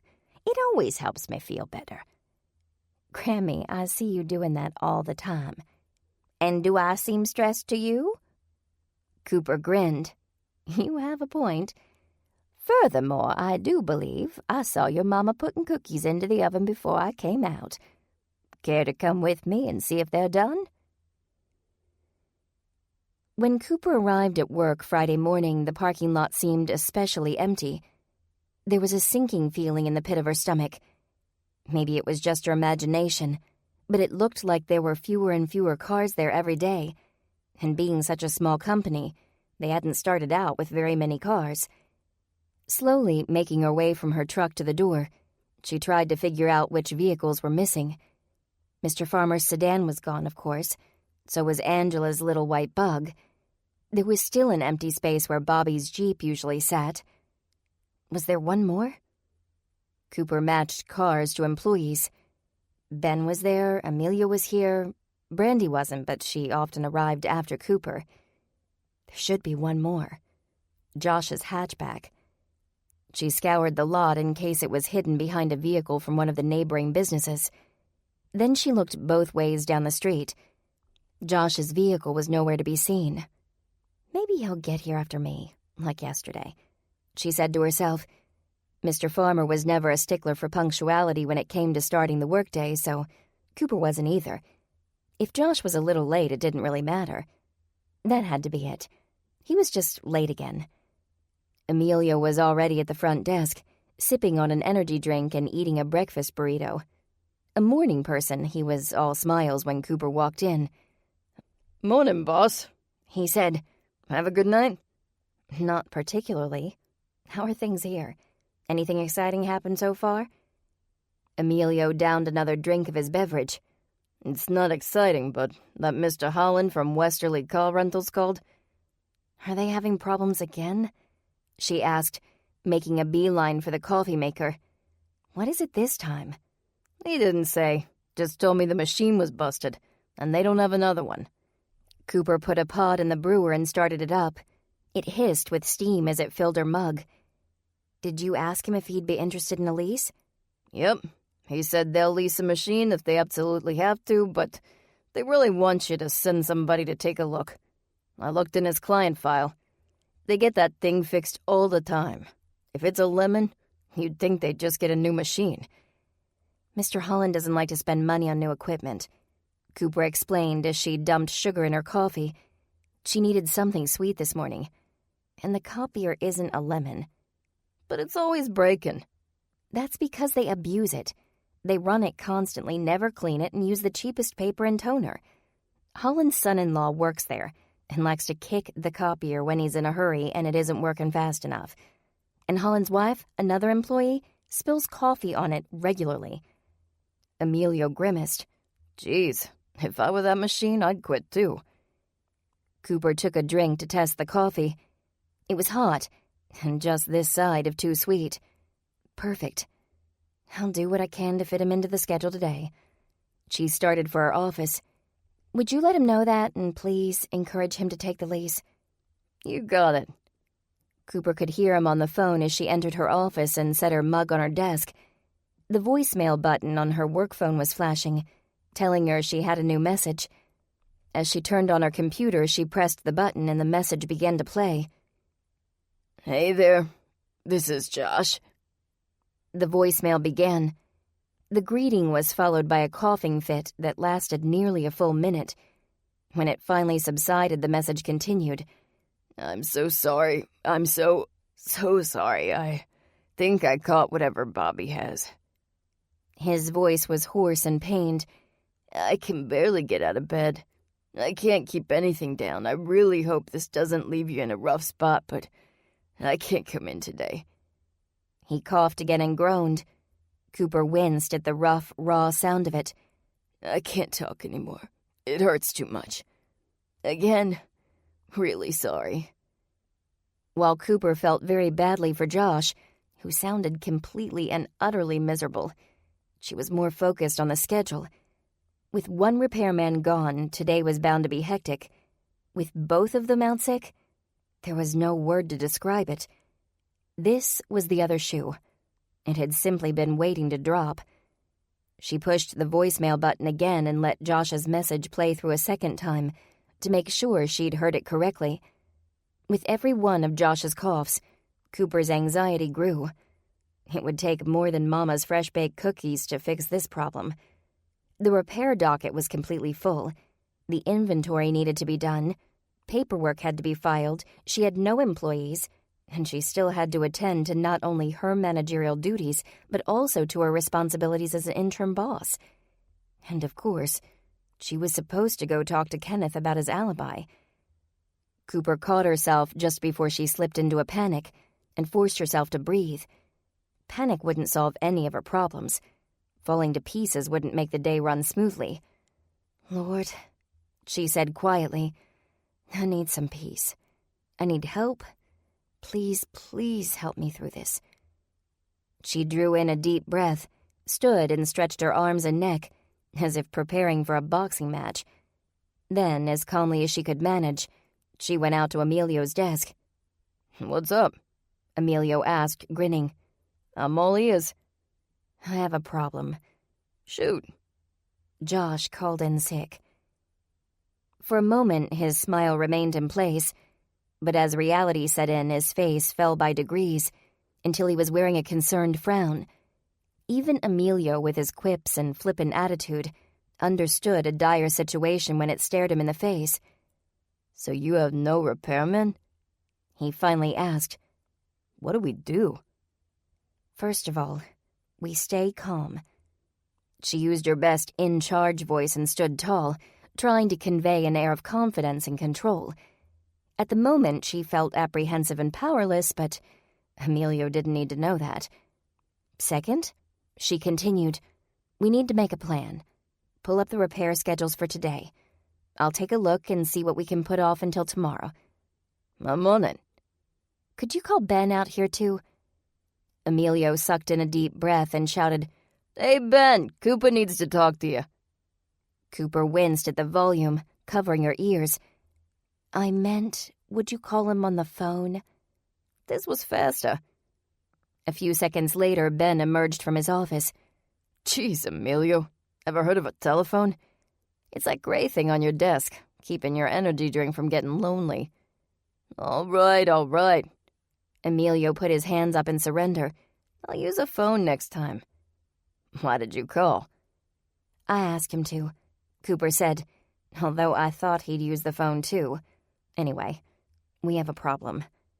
Cooper explained the situation to Ben, repeating Josh's message and detailing the list of things that needed to be done. He listened patiently, and when Cooper was done, he very simply asked, "What can I do?" His calm manner was contagious. Cooper felt herself relaxing. "I was wondering how you'd feel about a nostalgic trip with me to the good old days of machine repair." Ben thought about it for a moment and then grinned. "I think I can help you out for part of the day at least." Cooper was tempted to hug him, but refrained. Instead, she gave him a strong pat on the shoulder. "Any help you can give would be greatly appreciated." "I wonder if I can remember all my old tricks." "I'm sure you'll do just fine." As Cooper changed into a uniform, she felt less excitement and nostalgia than dread and disquiet. Toolkit in hand, Cooper brewed another cup of coffee and headed out the door. Emilio shouted after her, "Good luck!" As Cooper started her truck, she thought about the good old days of repair work, back when she'd just started dating Nathan, before she'd become a manager, before Hannah was born. At the time, life had seemed complicated, but looking back, it had really been so simple. She had work, she had love, nothing else mattered. Now, life was complicated. As she watched the street signs pass by, she continued to reminisce. The dread and disquiet faded a bit as the nostalgia crept back in. Maybe it was just rose-colored glasses staining her memories, but she longed for those simpler days. Her biggest concern had been whether or not she'd be able to remember all the makes and models of the machines she repaired.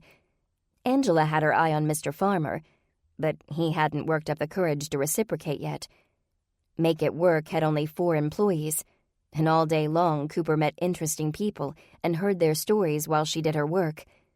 Every day with Nathan meant learning something new about him. No one she loved was in danger of going to prison. She sighed, thinking about the simplicity of yesteryear. Yes, it had its pluses, but there were good things to be said about life now, too. With complication came excitement, and with change came opportunity. Maybe that's what she needed to remember when she thought about Nathan's news. Just because California would be different didn't mean it would be bad. And yes, she'd miss Richmond and everyone there, but moving would offer the prospect of meeting new friends and making new memories. But as she passed the exit for her and Ashley's favorite Japanese restaurant, her new attitude failed her. Life wouldn't be the same anywhere else. Sure, there would be opportunity and excitement, but did she really want those things? Or would she rather keep what she already had? At the next exit, she turned off and arrived at Westerly Car Rentals. It seemed the owner's wife had spilled not coffee, but tea, this time, into the company copier. Fortunately, the liquid hadn't fried the electronic components, so Cooper cleaned up the interior of the machine and warned Mr. Holland yet again that employees really shouldn't have drinks around the copier. Her next stop was at an office downtown. At the front desk, she was met by a tall, white-haired security guard. "I have orders to stay with you until the job's done," he said, "if you'll follow me." Cooper fell in step behind him, remembering the last time she was in the office. I don't recall needing an escort the last time I was here. That was quite a while ago, but I think I can remember my way around if you need to go. "Afraid I can't do that. We had a situation with a water delivery man who started snooping in one of the offices, so we don't allow any non-employees to have free reign." That's too bad. "It's a drawback for sure. If I could, I'd let you find your way by yourself. We know your employer, and we like him, so I hope you know it isn't personal. It's just the new procedure." I don't mind at all. I find myself behind a desk a lot of the time, so it's nice to have company. Cooper replied, glad to hear that Make It Work had a good reputation among its clients. Mr. Farmer would be happy to know it, too. She set down her toolkit beside the copier as the guard leaned against the nearby wall. "Is this interesting work?" he asked, looking on. I certainly think so. "Not a line of work you usually see women in," the guard commented. His eyes widened as he realized his mistake. "I don't mean that women being in your line of work is a bad thing, just saying you don't see it a lot. I think a woman can do anything she's got a mind to do." Cooper laughed. She'd met her fair share of chauvinists and sexists, and it was obvious by the guard's manner that he was neither. You're absolutely right on all counts. There aren't a lot of women in this line, and I agree that a woman can do anything she's got a mind to. He visibly relaxed, his concern assuaged. "My niece is a firefighter, he said, standing a little taller with pride. That's not an easy line of work for women either, but she knew from the time she was little." As the guard continued to tell his story, Cooper smiled and nodded, getting along with her work. She removed from her toolkit the tools she knew she'd require and set them on the floor in a neat row. But when she reached for her screwdriver, her fingers touched the cool plastic of the case. She turned and looked in the toolkit. The screwdriver was gone. She looked through the other tools, doing a quick inventory, hoping she'd simply put it in the wrong place. Her other tools were all accounted for. Where was the screwdriver? She'd used it yesterday, and then... Mortified, Cooper realized what she'd done. She'd used the screwdriver at Sphinx, and it was still there in the office on the floor beside the copier. She'd never left a tool at a worksite before. She flushed with embarrassment, hoping the guard didn't see. But he did. He paused his story. "You all right? You look a mite ill." Cooper forced a smile. Not ill, just remembered something. Please, go on. She reached for a different screwdriver. While it would work just fine, she would still have to find time to retrieve the lost tool. She finished the job as quickly as she could, but not before she learned all about how the guard's niece had gone from being a little girl who wanted to fight fires to being a grown woman who actually did. Once in her truck, Cooper compared her repair schedule to a mental map of Richmond. In 2 more stops, she'd be close to the Sphinx office, so she could pick up the missing screwdriver with minimal time lost. Then she stopped and smiled. She'd wanted an excuse to visit Kenneth and ask about his alibi. She'd needed a legitimate reason to stop at Sphinx during work hours. She'd prayed that God would give her a sign. If this wasn't a clear-cut sign, she didn't know what was. Fortunately, the next 2 stops were quick. The first was an easy fix, the second A hopeless case, she referred to Ben for a lease. When Cooper reached Sphinx, she parked in the lot and hurried toward the door. Dave and Nala were out in the courtyard again, the same as yesterday, engaged in a shouting match. Unlike yesterday, though, Cooper didn't have the time to politely wait for them to finish. She needed to retrieve her screwdriver and get Kenneth's alibi, all while hiding her motives from Kenneth, and all very quickly, so she could get on with the day's repairs. She paused at the edge of the courtyard, in plain view of Dave and Nala. They were in front of the door, right where she needed to go. Cooper took a deep breath, as if preparing to dive headfirst into a shark tank, and as courageously as possible pushed forward, unable to block out the vitriol. Me? You're upset with me for being gone last night. Dave was so intent in his shouting that he didn't even notice Cooper's approach. Because you're out of the house all the time. Who are you out with anyway? Or are you gonna try to tell me you're by yourself? Because I wouldn't believe that no matter. I'm not out of the house all the time, Nala replied, matching Dave's volume and venom.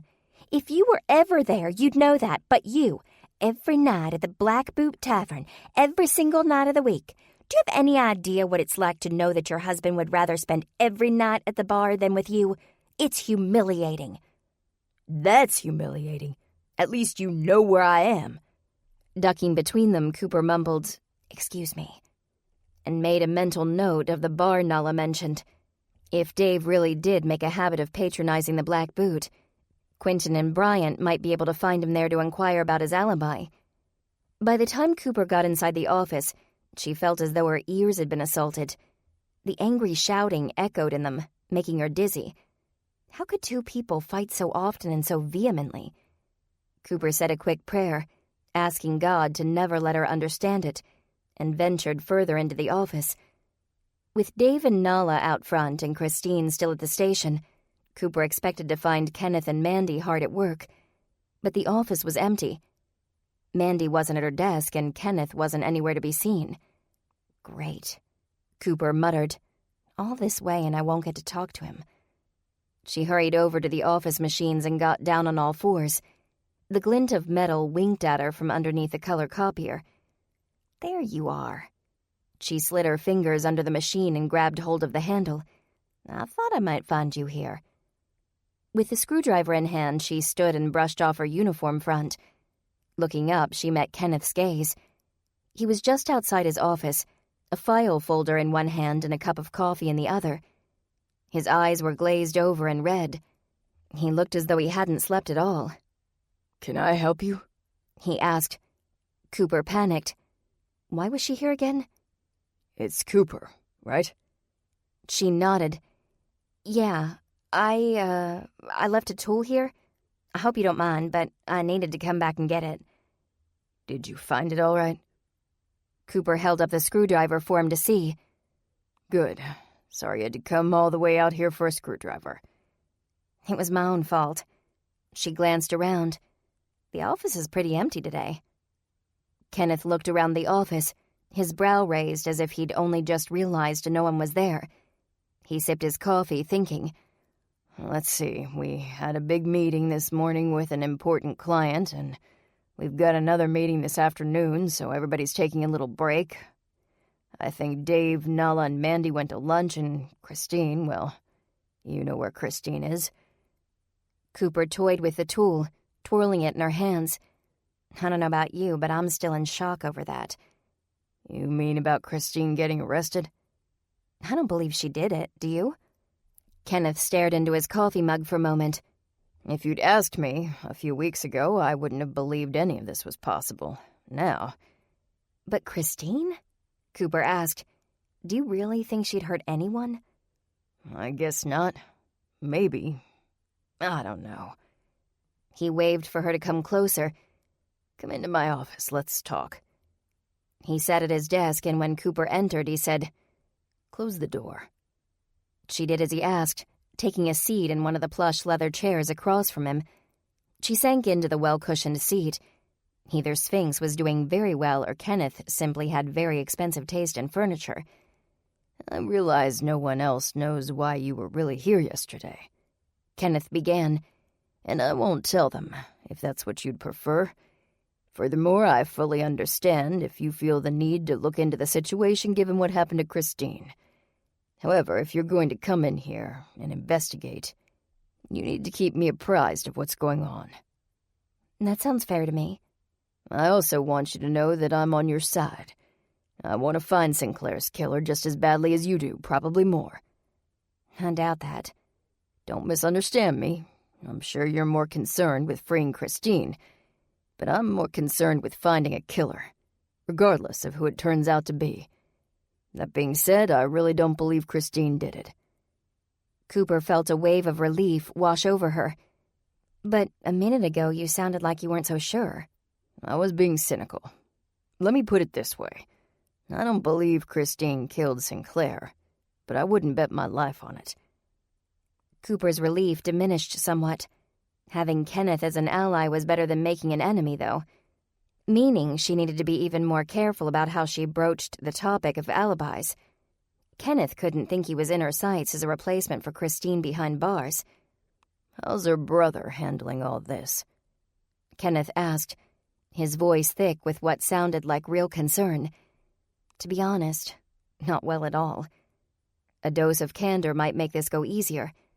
He's scared and upset. So am I. We're trying to figure out how to prove her innocence.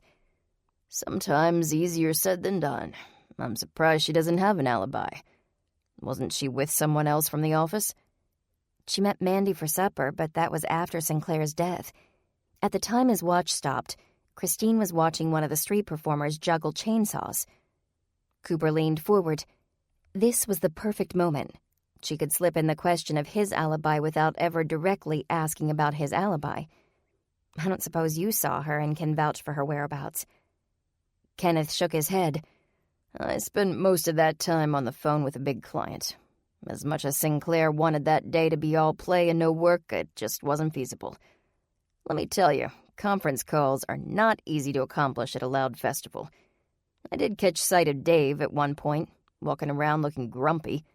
I'm not even sure what time that was or where he was headed. So unfortunately, I really can't vouch for anyone. Wish I could. A conference call? That would be easy enough to prove. Well, it was worth a shot, Cooper said with a shrug. Kenneth grew quiet, and Cooper sensed it was time to leave.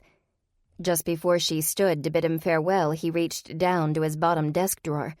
From it, he produced the ledger from Sinclair's office. He set it on the desk and began to drum his fingers on it. Do you know what this is? Sinclair's ledger? You showed it to us yesterday. Why do you ask? Because I was up all night looking at it, searching through it, trying to make sense of it. I didn't get much rest.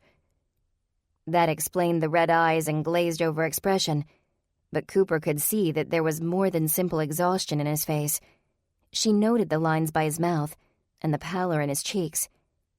You found something, didn't you? Kenneth turned his gaze from the ledger to look Cooper in the eye. I did. Abruptly, he broke eye contact, staring at his mug and dragging his finger around the rim. That is, I think I did. I'm not sure. I might have. Cooper fought the temptation to make a remark about the lack of clarity, and instead offered a kind smile. What is it you think you may have found? I think money is missing. Missing, as in gone from the company? Gone. Without a trace. And you're certain it's not just in another column or something? Kenneth shrugged, brow furrowed in uncertainty. I'm as sure as I can be, but I'm no accountant. I suppose I should take the ledger to that inspector from the police station, McNamara. He shook his head. I don't want to cry wolf if it's nothing, though. Especially if checking into the ledger detracts from finding the killer. Wouldn't that be a waste? Besides, I'm not comfortable handing it over until I know what it means. It means somebody took money, doesn't it? What else could it mean? Again, Kenneth stared into his mug. Cooper waited for a response, but when one didn't come, she leaned forward in her chair, curious to hear what was going through his mind. Is something else bothering you, Kenneth? Something you're not telling me? He drew in a deep breath. At about 3 this morning, after I'd discovered that funds were missing, I started thinking about the implications. The police inspector's initial idea was that Sinclair killed himself. Considering what happened to Christine, I'd say he's past that suspicion. Yes, but here's the weird thing about the ledger. He folded his hands on his desk and sat up a little straighter. We keep all of the books electronically, but Sinclair also liked to keep a separate ledger by hand, as I told you.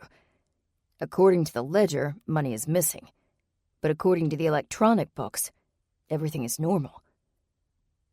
Let me see if I understand this correctly. The computer software doesn't show that money is missing? He nodded. I don't know what that means, and I hate to think what the police will make of it. What if they think Sinclair took the money? I wouldn't have thought that. You weren't up at 3 o'clock thinking about it. Cooper said nothing. He did have a point. He continued. At this point, I'm not sure if I should go straight to the police or if I should try to figure out the significance of the ledger before I go to them. I'd rather know the whole truth before I involve the officials. It sounds like you've made your decision. You want to know the truth first.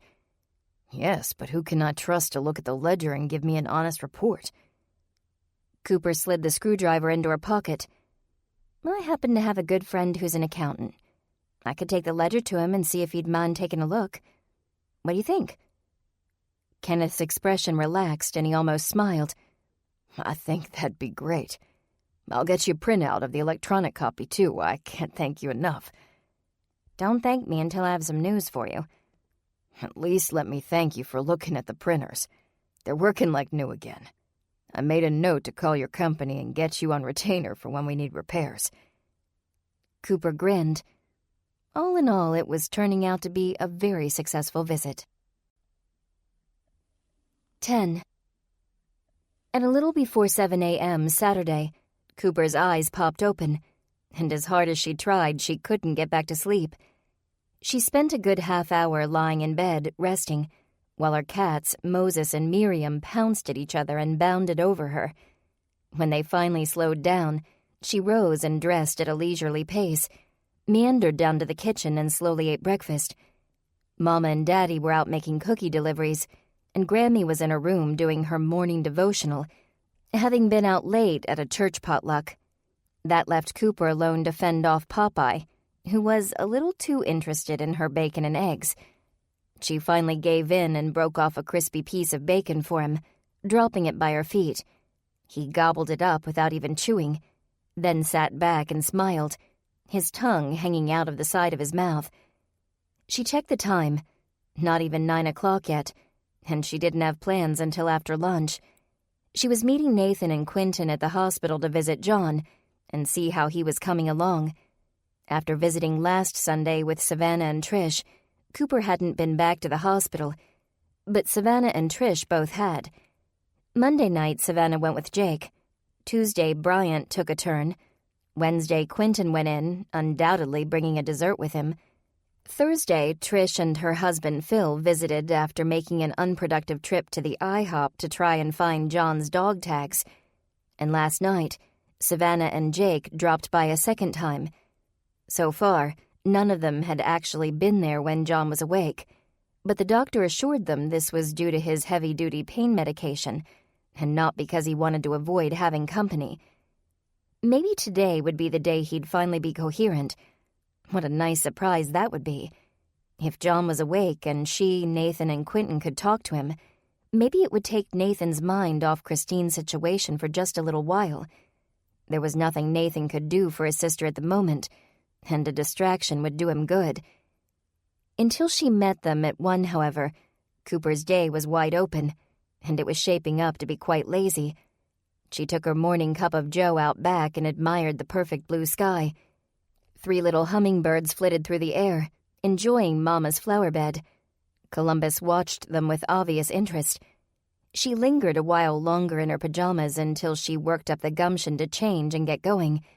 When she opened the garage door to get started on a new birdhouse project, she was just in time to see Grammy getting into the passenger side of an old Chevy Caprice. From her vantage point in the garage, Cooper could see a man with thick white hair. and an equally white smile sitting behind the wheel. His face was unfamiliar, but Grammy seemed happy enough to go with him. Cooper took a few steps closer and waved, hoping to catch Grammy's eye and ask a few questions, but she was too slow. Before she could flag them down, Grammy was in the car and the Caprice was headed down the road. Cooper watched the car shrink in the distance as her curiosity grew. Grammy hadn't mentioned going anywhere today, and she hadn't mentioned a gentleman friend. Where was she off to on a Saturday morning? And who was the man behind the wheel? Then, what began as simple curiosity became something more. It became concern. Was everything all right with Grammy? Was she lonely, and was the man trustworthy? Was he a good man? Grammy had always made a habit of prying into Cooper's life, not simply to satisfy curiosity, but to take care of her. Maybe it was time for Cooper to return the favor. A few hours of working and wondering later, and Maggie and Earl pulled into the driveway. Cooper followed them inside. "How'd the deliveries go?" "Just fine, thanks for asking," Maggie replied, taking a seat on the couch and picking up a book off the coffee table. "Your daddy was a big help." Earl disappeared into the other room and returned with some kind of circuitry. He sat at the other end of the couch and tinkered. Cooper sat between them. "So, who was Grammy with?" "With?" Earl glanced up. "Who was she with?" "That's what I want to know. She left with a man." "Oh, did she leave already?" Maggie asked. She closed her book and set it in her lap. "I don't suppose you saw if she took her lunch with her. I packed it last night. Sure hope she didn't forget it." "So, do you know who she's with?" Maggie shook her head. "No idea. Ask your daddy." Before Cooper could direct the question to him, Earl shook his head and, without looking up, said, "No idea."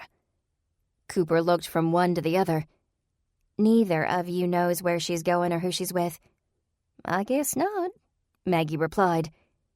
"And that doesn't bother you?" At this, Earl looked up from his work and laughed. "Cooper, she's not our teenage daughter. We don't track her every move. She's my mother, and she's entitled to her privacy. She asked Maggie if she could take some leftovers for lunch today, and so Maggie packed them up. If your Grammy had wanted us to know her plans, she would have told us." That didn't even begin to satisfy. Cooper was about to press the issue further when Maggie turned the page of her book and casually changed the subject. "Coop, aren't you meeting Nathan?" Cooper looked at the clock. It was well past time to get ready to go. She hurried off to her apartment to change out of her dirty clothes, her curiosity about Grammy gnawing at her. If Cooper was running around with an unknown person doing who knows what, Grammy wouldn't rest until she had all the details. This time, it was Cooper's turn. With a bag of Magnolia's Marvel's cookies and the Sphinx Digital Systems and Solutions financials in her purse, Cooper drove to the hospital to meet Nathan and Quentin. Her Grammy's mysterious friend was just one more of the many problematic thoughts swirling around in her mind. But for the time being, it was the most prominent. Questions about Grammy's company were a welcome break from fears about Christine and worries over work. As Cooper pulled into a space on the third floor of the hospital's parking structure, she spotted Quentin walking toward the stairwell, a Tupperware container in his hands. She quickly opened her door and stepped out. "Quentin!" she shouted. He spun around as he was opening the stairwell door, and seeing it was Cooper, strolled over to her truck. "I'm glad you could make it," he said. "Did you have a good morning?" "Not too bad. I have something for you." "A present?" His smile disappeared when Cooper handed him the ledger and financial printouts from Sphinx. "I might have preferred a new cake plate." Cooper chuckled. "It's financial information from Christine's office, but I'll keep the cake plate in mind." "What am I supposed to be doing with this?" He arched a curious brow and set his Tupperware container on the hood of Cooper's truck so he could thumb through the ledger. "Do they need help with their taxes?" "Not exactly," Cooper replied, and then proceeded to explain what Kenneth had told her about the missing funds. Quentin's face brightened. "I've always wanted to try my hand at forensic accounting." "I'm glad you feel that way. Kenneth'll be very grateful to know what you find. He's pretty worried about all of this. I'll get right on it this weekend. Mind if I leave it with you until after we're done here? I don't really want to carry the company's financial information around the hospital. Cooper's cell chimed and she looked to see a text message from Nathan. Am in lobby. Where are you?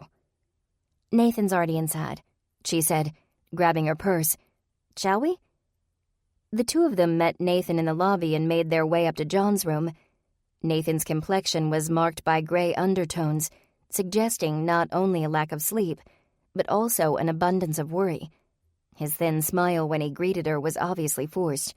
He had spent his morning at the station, but he made no indication that he wanted to discuss it. Cooper wanted to ask him about it, but decided it would be better to wait until after the visit with John. Discussing Christine might take quite some time. All the way up to John's room, Cooper thought about the possibility of seeing John awake and hearing about his ordeal in the restaurant parking lot. However, since every other visitor from the group had only seen him in a drugged sleep, she expected no change.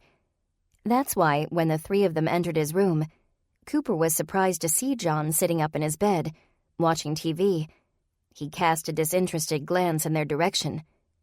You've got the wrong room, he said simply.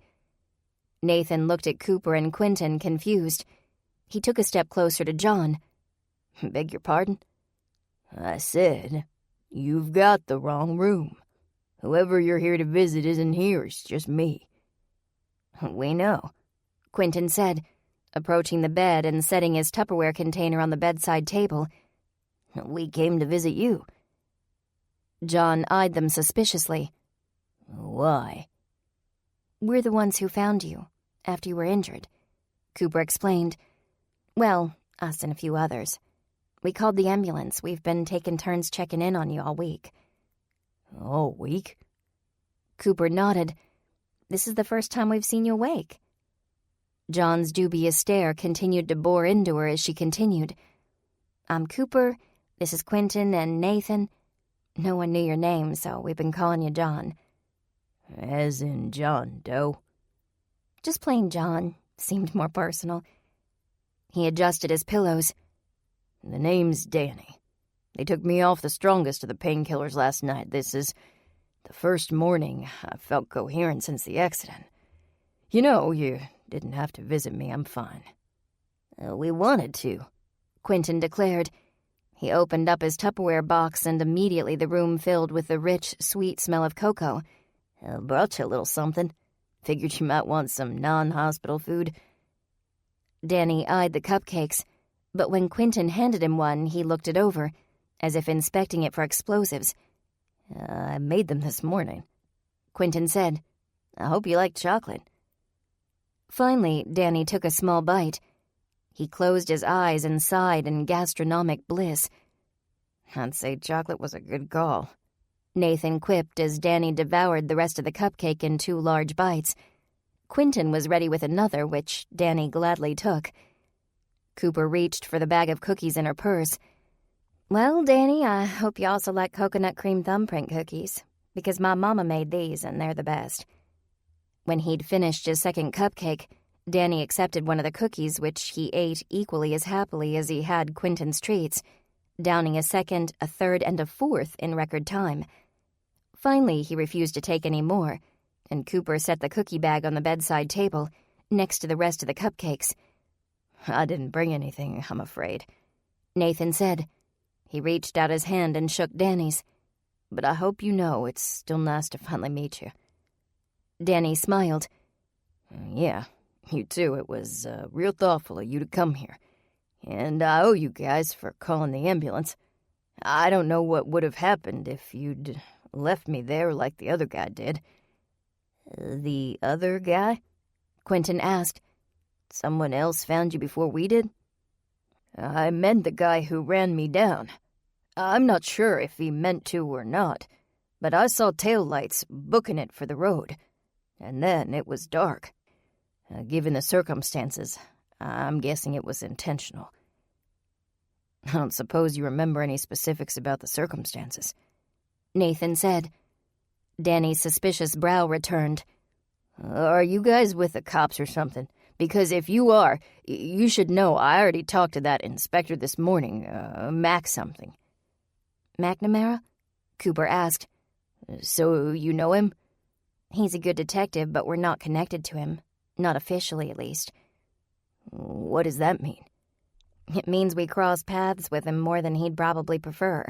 We like to help people when we can, and sometimes that means we're peripherally involved in McNamara's cases. Would you mind talking to us, even though you've already talked to him?" Danny shrugged. "I guess not. What do you want to know?" "Anything you can remember?" Nathan replied. "Do you recall what the guy looked like who hit you? Did you get a good look at the car? Did you catch the make and model?" No, and no." Nathan took a step back, deflated. Quentin offered Danny another cupcake, which he wolfed down, much to Cooper's surprise.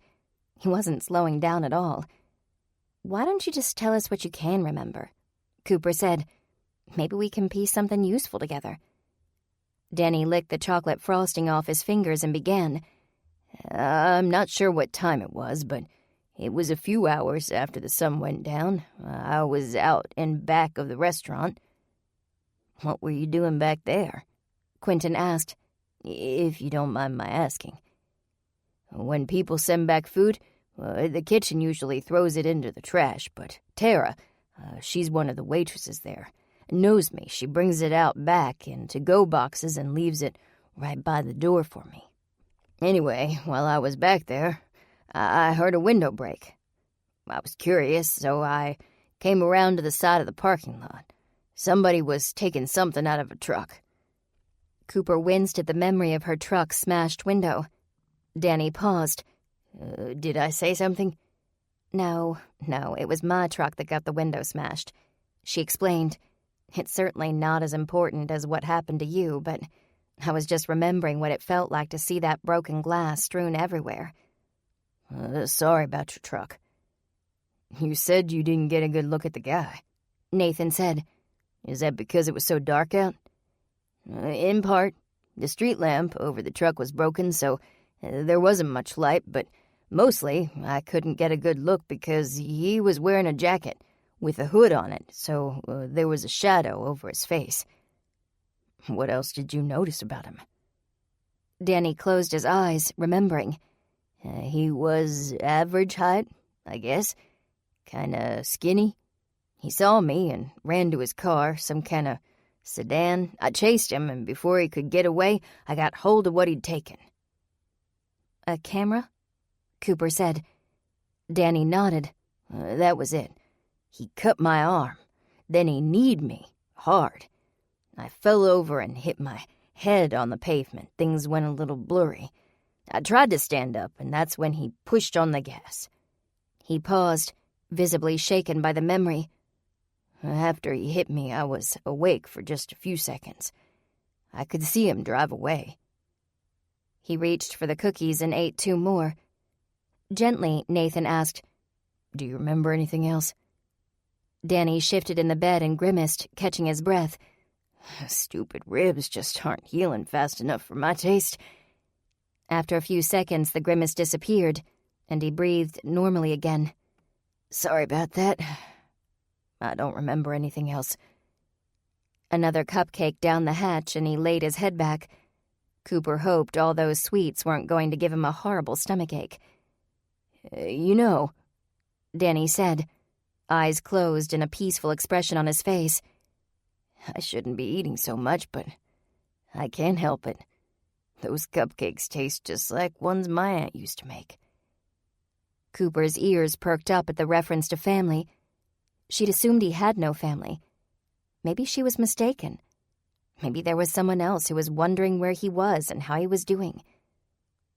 "Is your aunt in Richmond, too?" Danny flashed a little smile. "I don't have any family, if that's what you're getting at. My folks are both gone, and my aunt is in a nursing home in Montana. She doesn't remember her own name half the time, let alone mine. I've got no siblings, no wife and no kids. It's just me." "I'm sorry. I didn't mean to pry." "No harm done. Besides, being alone isn't all bad. You get used to it after a while." He shifted again, unable to get comfortable, and Cooper saw a glint of silver at his neck. It was the chain Cooper, Savannah, and Trish had seen in his bag on Sunday. "Were you in the military?" she asked. Danny stretched out his arm, and Cooper could see the military tattoo that wrapped around his forearm. He removed the chain from around his neck. When I came to the hospital, the chain was here, but the tags weren't. I feel naked without 'em, you know." Cooper twirled her engagement ring around her finger. "I have some idea what you mean." "At least when I'm wearing the chain, I forget the tags are gone." He slipped the chain on again. "Doc says they weren't with the rest of my stuff. Guess they fell off when that car hit me." "A friend of ours looked for them," Cooper said. "Trish. She and her husband made a trip out to the restaurant to try and find your dog tags, but no one had seen them. I'm sorry." "I appreciate you trying. There's probably as much of a chance of finding those tags as there is of finding the guy who ran me over." Quentin put his hand on Danny's shoulder and gave it a gentle squeeze. "Don't say that. The police are working hard to find—" Danny shook his head. "Save the speech," he said curtly. "I know how these things go. Besides, I asked that inspector what the chances were of catching the guy." "What'd he say?" Nathan asked. He skirted the question, which was answer enough. "I realize the prospects aren't great," Cooper said. "But if anyone can find the guy, it's Inspector McNamara. He takes his job very seriously." She could see Nathan bristle beside her. McNamara might take his job seriously, but he'd also arrested Christine. Cooper quickly added, "He's not infallible, but he'll do his best." "And we'll help you out in any way we can," Quentin added. "Whatever you need, just let us know." "That's nice, but I'm not sure how you can help." "We can bring desserts." Quentin grinned and offered Danny another cupcake. Danny declined. "More importantly, we can be here for you," Nathan said, having shaken off his obvious discomfort at Cooper complimenting McNamara. "You said before that being alone isn't all bad, and maybe that's true. But you're not alone, you've got us. The whole group, we're here for you. You don't have to go through this by yourself." The corners of Danny's mouth turned up ever so slightly in a little grin. "It's been a long time since I got an offer that good." "Thanks." The smile disappeared in a yawn and then a grimace. The time for visiting had come to an end, and the time for rest had come. "We should probably go," Cooper said. "If you remember anything else from the attack, please let us know." Quentin put the lid on the Tupperware container and left it on the bedside table with the cookies. "I hope you enjoy the food. When I come back for the container, I'll bring something else tasty." "And I'll bring some more of my mama's cookies," Cooper added. "I won't say no," Danny replied. "I look forward to seeing you." Nathan pulled one of his business cards out of his pocket and set it beside the cupcakes.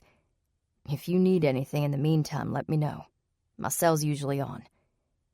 Once Cooper, Nathan, and Quentin were in the lobby, Cooper decided the time had finally come to broach the topic of Nathan's morning visit. Considering his reaction when Cooper had said something nice about McNamara, she guessed the visit hadn't gone well. "So," she began cautiously, "how was your morning, Nathan?" He looked down and rubbed his eyes hard. "Not the best." Quentin and Cooper exchanged a pained look. They both cared about Nathan, and seeing him hurt was almost as bad as being hurt themselves. Did you see the hospital garden?" Quentin asked. Cooper wondered why he was changing the subject, but allowed him to continue. "It's really beautiful, well-maintained, clean, a good place to talk, if you're interested." Nathan nodded, and quietly he and Cooper followed Quentin out the front door and around the side of the hospital to a half-hidden garden just off the cafeteria. Here, the sidewalk stopped, replaced by a flagstone path, flanked on both sides by flowers and small trees. The path split into two branches with perfectly green grass spanning the area between them. In the open areas stood bird feeders and bird baths in full use. Cooper watched two sparrows splash around in the water, and she couldn't help but smile. Quentin continued walking until they came to a bench just off the path, and here they sat, in the shade of a peach tree. For a few minutes they were silent. Cooper and Quentin waited patiently for Nathan to tell them about his morning. He was in no hurry to talk. Finally, Quentin pointed to the sparrows in the bird bath. "Did you see those?" he asked. Nathan nodded. "They seem so happy," Cooper said. "Makes me glad." Quentin continued. "I was doing my morning devotion today, and I read something about sparrows. It might help you to think about it." Nathan turned to him. "What did you read?" "In the Bible, in the book of Matthew, it says that not one little sparrow will fall to the ground without being in the care of God. It goes on to say that you, all God's children, are worth more than many sparrows put together. So if God won't let the sparrow fall without taking care of it, then you know he's really going to take care of you. And he's going to take care of Christine, too." Nathan took a deep breath. "I needed to hear that. I guess things aren't as bad for Christine as they could be. McNamara said they'll be keeping her the full 72 hours, unless something happens to clear her before then. But he pulled me aside before I left and told me he didn't think there was enough on Christine to make the charges stick. So she'll probably be out by Sunday evening." "McNamara told you that?" Cooper asked, surprised. "He seemed so cynical when I told him Christine was innocent. I'm amazed he was so positive." "That's the good part. When I talked with Christine, she was so down. She couldn't sleep, and she's terrified of being put in prison."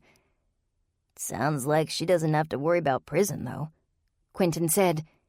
Nathan shrugged. "McNamara really doesn't know for sure, and even if he were certain, Christine's still scared about it. If by the end of the 72 hours the prosecutor wants to indict, she'll have to go to county until she posts bail." Cooper took Nathan's hand. "If it ever comes to that, you know I'll be giving you whatever I have for bail money." "That goes for all of us," Quentin added. "Thanks," Nathan replied. "Christine knows I'd put up bail money, and so would our parents. There's always the possibility, though, that she'll have to spend time in a cell, a real cell. Not the little holding cell at the station." He rubbed his eyes. It was so hard to see her like that, locked up and scared. I don't think I've ever seen her so miserable before. "If Savannah were here, she'd probably talk about Paul," Cooper said. "You know, the apostle who spent a lot of time in jail." Nathan surprised Cooper with a laugh. "Didn't she name her Monopoly playing piece after him?" he asked. "I think so," Quentin replied. "Unlike Paul, though, it sounds like Christine won't be behind bars much longer." "I hope you're right. I don't think we've made much progress finding the real, and I haven't been able to figure out how to corroborate Christine's alibi." He started wringing his hands. "I haven't been able to do anything to help her. Nothing at all. Am I the worst brother in the world?" "You are easily the best brother in the world," Cooper argued. "You love Christine, and she knows it. You've spent as much time at the station as McNamara will allow, and you've been racking your brain to figure out how to exonerate her. Those, Nathan, are the marks of an amazing brother." Nathan turned to her and pulled her into a tight hug. "Thank you, Cooper." He hugged her for a long time, and when he finally pulled away, he said, "It's settled then. Celebration party at my house tomorrow night in honor of Christine's release. Everybody's invited." 11. Sunday morning, Cooper pulled into the church parking lot, straightened her blouse, and headed into Bible study. A big part of her had wanted to stay home today and shut out the rest of the world. She wanted to forget the week and how stressful it had been. She wanted to sit with Moses and Miriam, eat cookies, and watch happy movies. But she came anyway.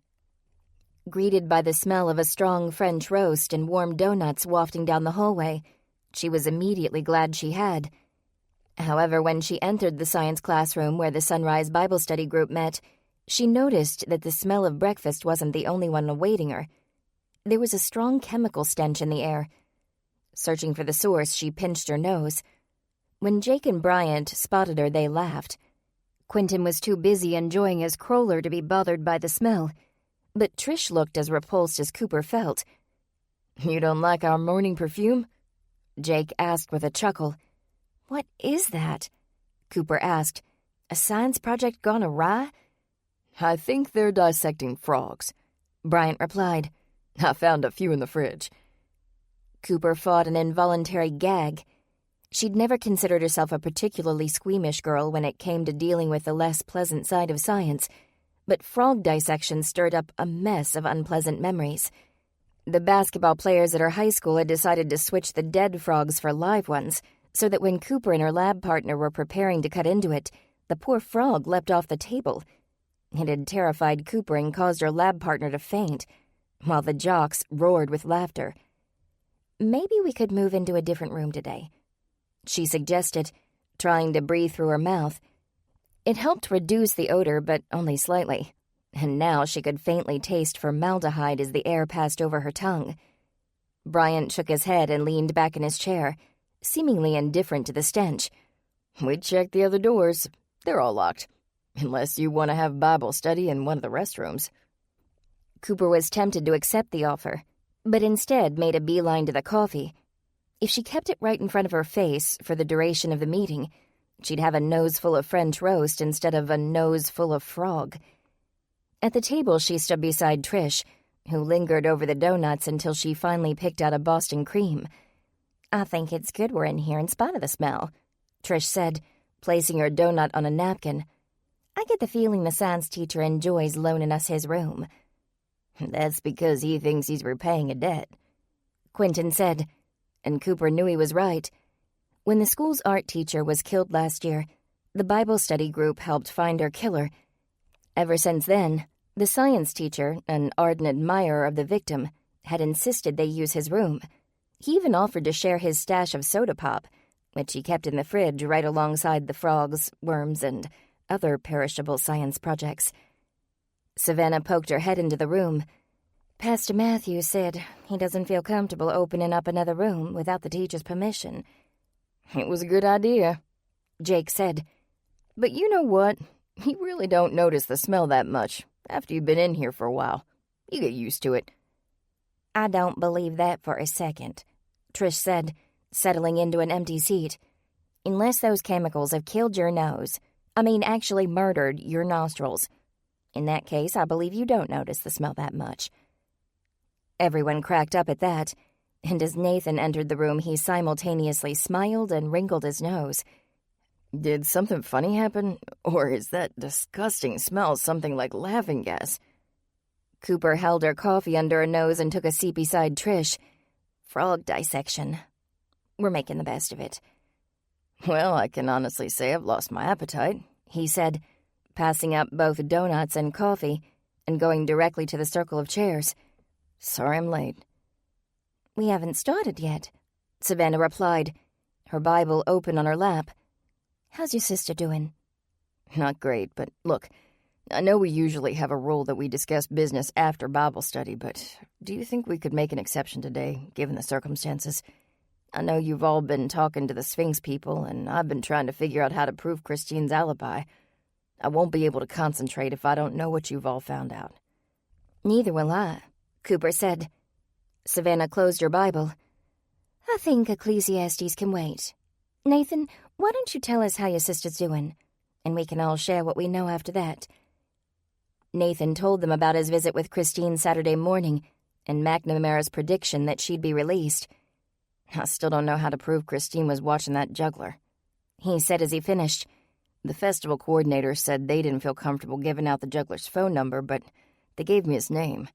I managed to track him down online and sent him a message through his website. Late last night, he answered me. He said he couldn't remember one face in the crowd. That was my only idea so far." "We'll figure it out," Cooper assured him, rubbing his back gently and momentarily removing the coffee from under her nose. She immediately regretted it. "By the way, I talked to Kenneth. He was on the phone with a client when Sinclair was killed." "Nala said she was wandering around the craft booths," Trish said. "Of course, she was by herself at the time, so no one can verify that. She might be worth looking into. I'm not sure, Savannah argued. I don't think she's capable of murder. I'll tell you who is, Bryant said. Dave. He refused to talk to Quentin and me about Sinclair, and he called us a few choice names before telling us to, well, go to a place we won't be going since we know Jesus. Quentin said. Dave definitely has anger issues.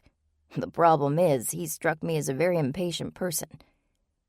Nathan gave him a curious look. What does that have to do with anything? Whoever killed Sinclair, assuming his death is connected to Sphinx, had patience. They've been working quietly for a long time, and I doubt Dave's temperament could handle that. I'm gonna need more of an explanation. How was the killer working quietly? Quentin pulled his briefcase out from under his chair and set it on his lap. He pulled out the paperwork Cooper had given him the day before. I had a chance to look over the Sphinx financials, and Kenneth was right. The numbers don't add up. Wait, what's going on? Savannah asked. What numbers?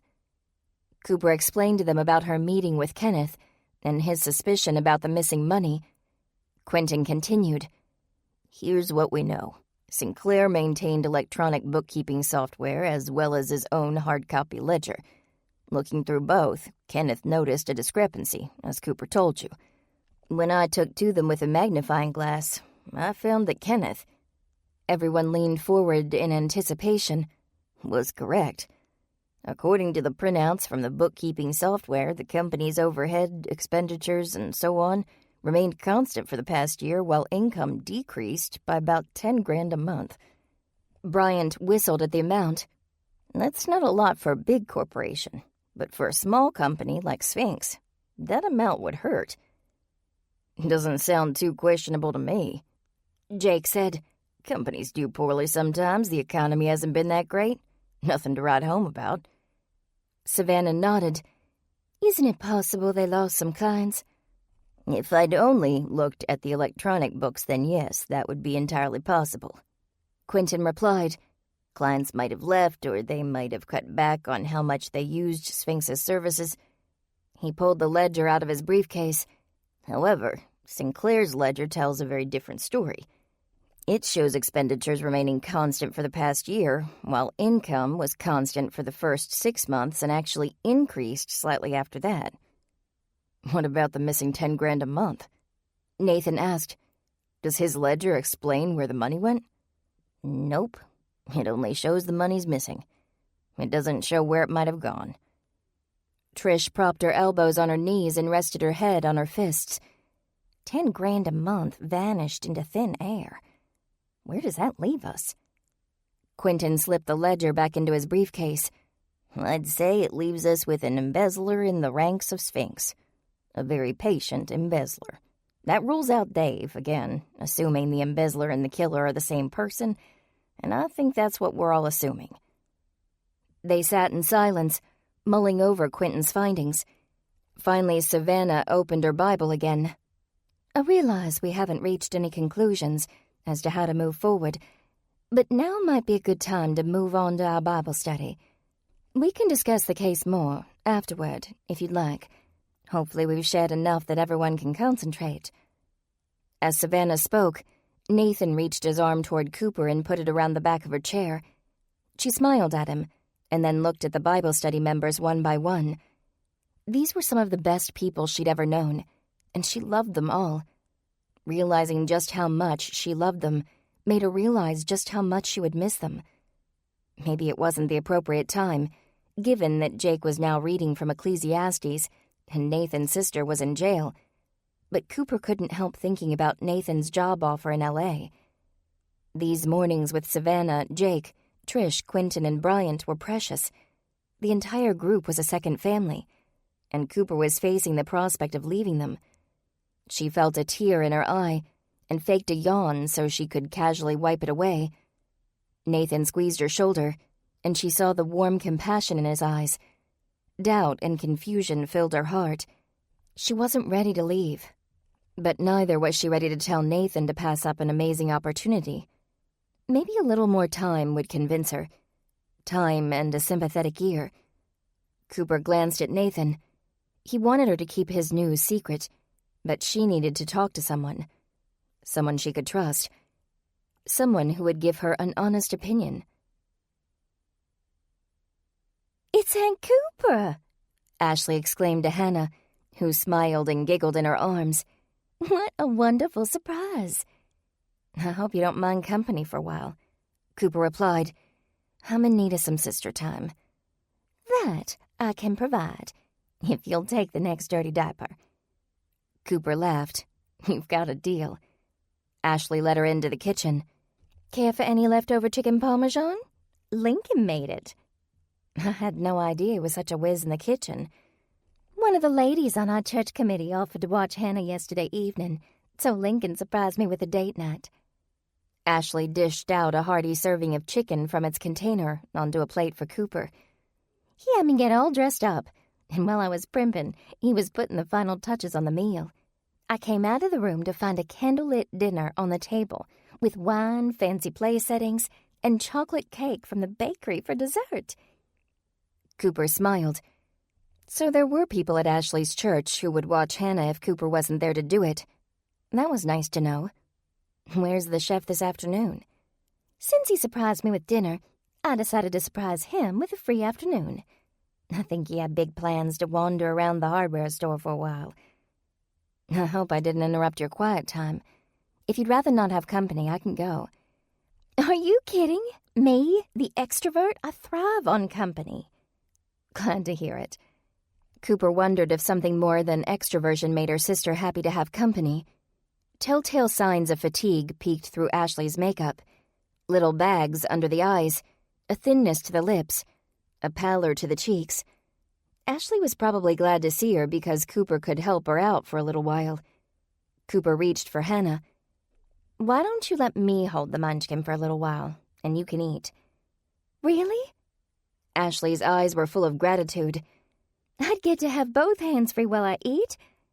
"I think Hannah and I can manage for a little while. Enjoy your date night leftovers." Ashley handed her daughter over and sighed as she cut up her chicken. "I can't tell you how marvelous it is to be able to use a knife and fork. Usually, I have to just stab big pieces of food with my fork and tear bites off with my teeth, because I only have one hand free." "Doesn't Hannah play by herself?" "Sometimes, but she's teething right now, and when she's teething, she's grouchy. When she's grouchy, she wants to be held." Cooper tickled Hannah's stomach, and the baby laughed. "This little thing, grumpy?" Cooper shook her head. "I don't believe that." "Believe it." Ashley pulled up a stool to the counter and sat. "How are things at home?" Cooper began to bounce Hannah on her hip. "Just fine." "And how are Mama and Daddy?" "They're all right." Cooper gave her sister a look. "Don't you talk to them pretty often?" Ashley nodded. "We always talk about Hannah, and by the time we're done with that, I have to go change a diaper, or nurse, or clean her nose. I never hear what's happening with them." "Well, did you hear that Daddy got a new camera?" "That's fun. He can take pictures of Hannah." "It was stolen out of my truck." Ashley made a sad face. "That's terrible, Coop. Although, now that you mention your truck, I think Mama did tell me something. Somebody smashed your window, right? And ran over some poor man in the street?" Cooper explained the whole situation as Ashley slowly ate her leftovers, relishing every bite. "Wow, what a horrible night. But you said you'd been at a festival all day.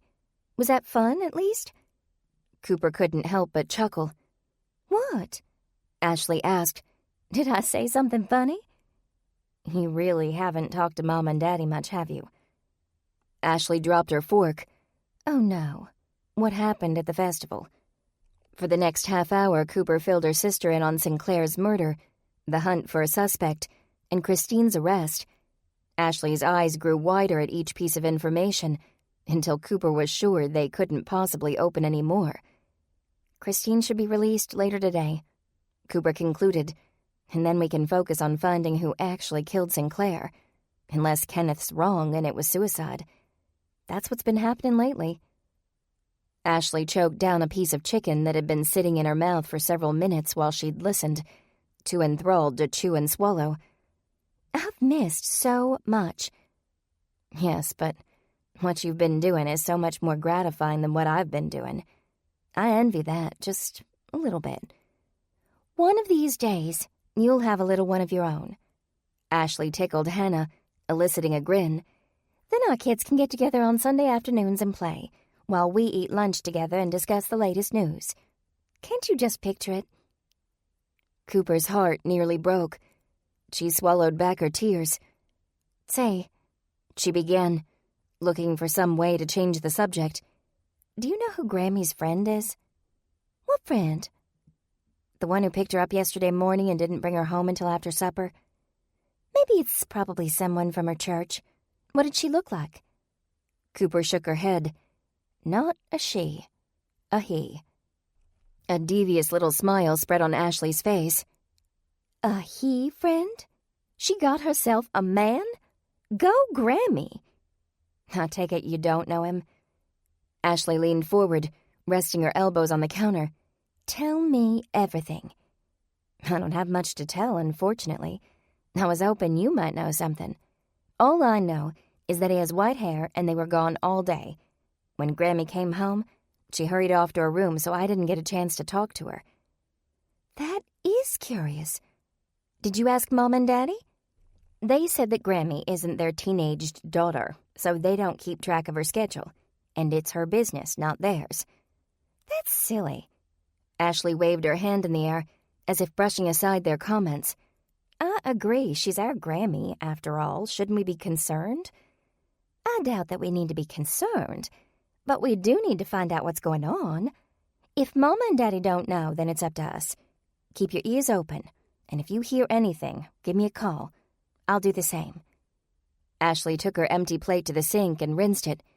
Speaking of older men, did I tell you what happened at church last week?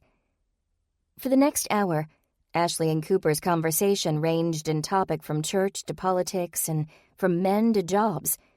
Cooper mostly listened, trying to work up the courage to tell Ashley about the possibly life-changing opportunity in her immediate future. Meanwhile, she was glad to know that Ashley was happily part of a committee again, this time helping the church-run shelter. Ashley had friends and confidants aplenty. Knowing that would make leaving a little easier. They moved out to the living room and Ashley continued to talk. She said that Lincoln was doing well at work, cutting back on his hours as much as possible to spend more time with family. Finally, Ashley asked, So, how are wedding plans progressing? Slowly, Cooper replied, But they're coming along. I'll be dragging you with me to go dress shopping one of these days. Ashley clapped. Yay! And how are post-wedding plans? Where are you going for your honeymoon, and what are you going to do after you're married? Will you move into his place, or will you find a new house? Cooper hesitated. Ashley continued. Not that there's anything wrong with the house he has, of course, but he's lived there for a few years, so it might be nice if the two of you bought a place together. That way it won't be his house. It'll belong to both of you. Cooper drew in a deep breath. Ashley, you have to swear you won't tell a soul. Ashley's face lit up. You're pregnant! No. Cooper shot her sister a dirty look. I am not pregnant. We're waiting until we're married for that. Sorry, I just thought maybe. Before Ashley could finish her statement, Cooper said, Nathan got a job offer. It's a secret, I shouldn't be telling you, but I just have to talk to someone about it. Coop, that's great. I thought he liked doing his freelance work. But if he got a good offer, then go for it. It's in California. Ashley's excitement subsided. California? As in that state on the opposite side of the country? That's the general location. Then for heaven's sake, don't go for it. Cooper shook her head. I need some serious advice, sis. Ashley thought for a moment. Is he actually thinking of taking it? Cooper stared down at Hannah, who was drifting off to sleep in her arms. The baby nuzzled close to her and yawned. At least with Hannah sleeping on her, Cooper couldn't cry. She couldn't risk waking her niece. The employer wants to fly him out for a trial run. Cooper said quietly, It'll last a few months. Nathan wants us to use that time to find someplace to live and Start planning a new life together in L.A. Are you saying that Nathan just went ahead and made that decision? Because that's abominable. Ashley clapped her hand over her mouth, realizing she was speaking too loudly. She watched Hannah. When the baby didn't stir, Ashley relaxed. He should have talked to you before he accepted. He did, Ashley. He's waiting for me to tell him what I think. And by the way, I think abominable is a bit strong. Do you really want to leave Richmond? Do you want to move across the country away from your family? Away from your friends? Of course not. Cooper began to rock back and forth with Hannah. I don't want to go. I can't even begin to tell you how much I don't want to leave this place. Richmond is home. It's my family's home. She carefully stood with Hannah and began to pace, continually bouncing the baby in her arms. But this is a huge opportunity for Nathan. He's so excited. I can't be the one who holds him back, who keeps him from his dreams. He'd resent me, and I wouldn't blame him for that. Then what will you do? Do you still want to get married? I'm not calling off my wedding. All right. You still want to marry Nathan? Yes, I want to marry him and spend our lives together. Here in Richmond. I want our kids and your kids to be best friends and play together on Sunday afternoons while we gossip. I want Grammy to spoil our dogs. I want to be able to see a display case of Magnolia's Marvel's cookies at the store and tell everyone that Magnolia's my mama. Ashley rested her chin on her fist. If you want to marry Nathan, but you don't want to leave, then there's not much choice, Cooper. You have to tell him you don't want him to take the job. She felt ill. How can I do that? I don't want to stop him from seizing this opportunity. The day'll come when it won't be easy to take chances, I know that. We'll have kids and a mortgage, and we'll want to know for certain where that next paycheck is coming from and where it's going. If he doesn't do this now, he may not get another chance. He might regret it forever. I see your point. Ashley quietly scurried down the hallway and returned with a pad of paper and a pencil. If you have something to say, you can tell me to my face. You don't have to write me a memo. No, silly. We're going to make a list of pros and cons. That way, when you figure out what to say to Nathan, you can back up your point with concise, thoughtful statements. Cooper was impressed. Not a bad idea, sis. When did you get so smart? After a few years of marriage and a few big fights that turned out to be total miscommunication, you eventually learn how to talk to men so they understand you. You just have to streamline what you're saying. Cooper laughed. I'll go put Hannah down in her crib, then we'll work on streamlining. They talked for 2 more hours. All of Cooper's fears and doubts rose to the surface, and they mixed with her tears as she poured out her heart to Ashley. She'd known she needed to talk with someone, but she hadn't realized just how badly she needed to. Ashley, for her part, offered all the support and encouragement Cooper could possibly ask for. They never actually got around to filling in the pro and con columns on paper, but by the time the hum of the garage door signaled Lincoln's return, Cooper had found a much-needed piece, and something told her that when she saw Nathan again, she'd know what to say to him. With a grateful hug to Ashley and a soft kiss on Hannah's forehead, Cooper left for Nathan's to celebrate Christine's release. She drove to his house expecting to find him, Christine, and the entire Bible study group waiting. Instead, she found her friends, standing outside his front door. "What's going on?" she asked, joining them on the porch. "Why aren't you inside partying?" "I think we beat them here," Trish said. "Nathan did say Christine would be released late afternoon," Jake said, looking at his watch. "We thought we'd give them a few more minutes before we start bothering him with phone calls." Cooper took her cell out of her purse. "You all are much more patient than I am." She hit her speed dial. A few rings later, Nathan picked up. "Hey, stranger," Cooper said. "The whole group's waiting for you. What time are you picking up Christine?" "I'm not. They aren't releasing her." "What?" Cooper's stomach lurched. "What do you mean they aren't releasing her?" All eyes turned to her. "They have to, Nathan. They can't hold her any longer without pressing charges.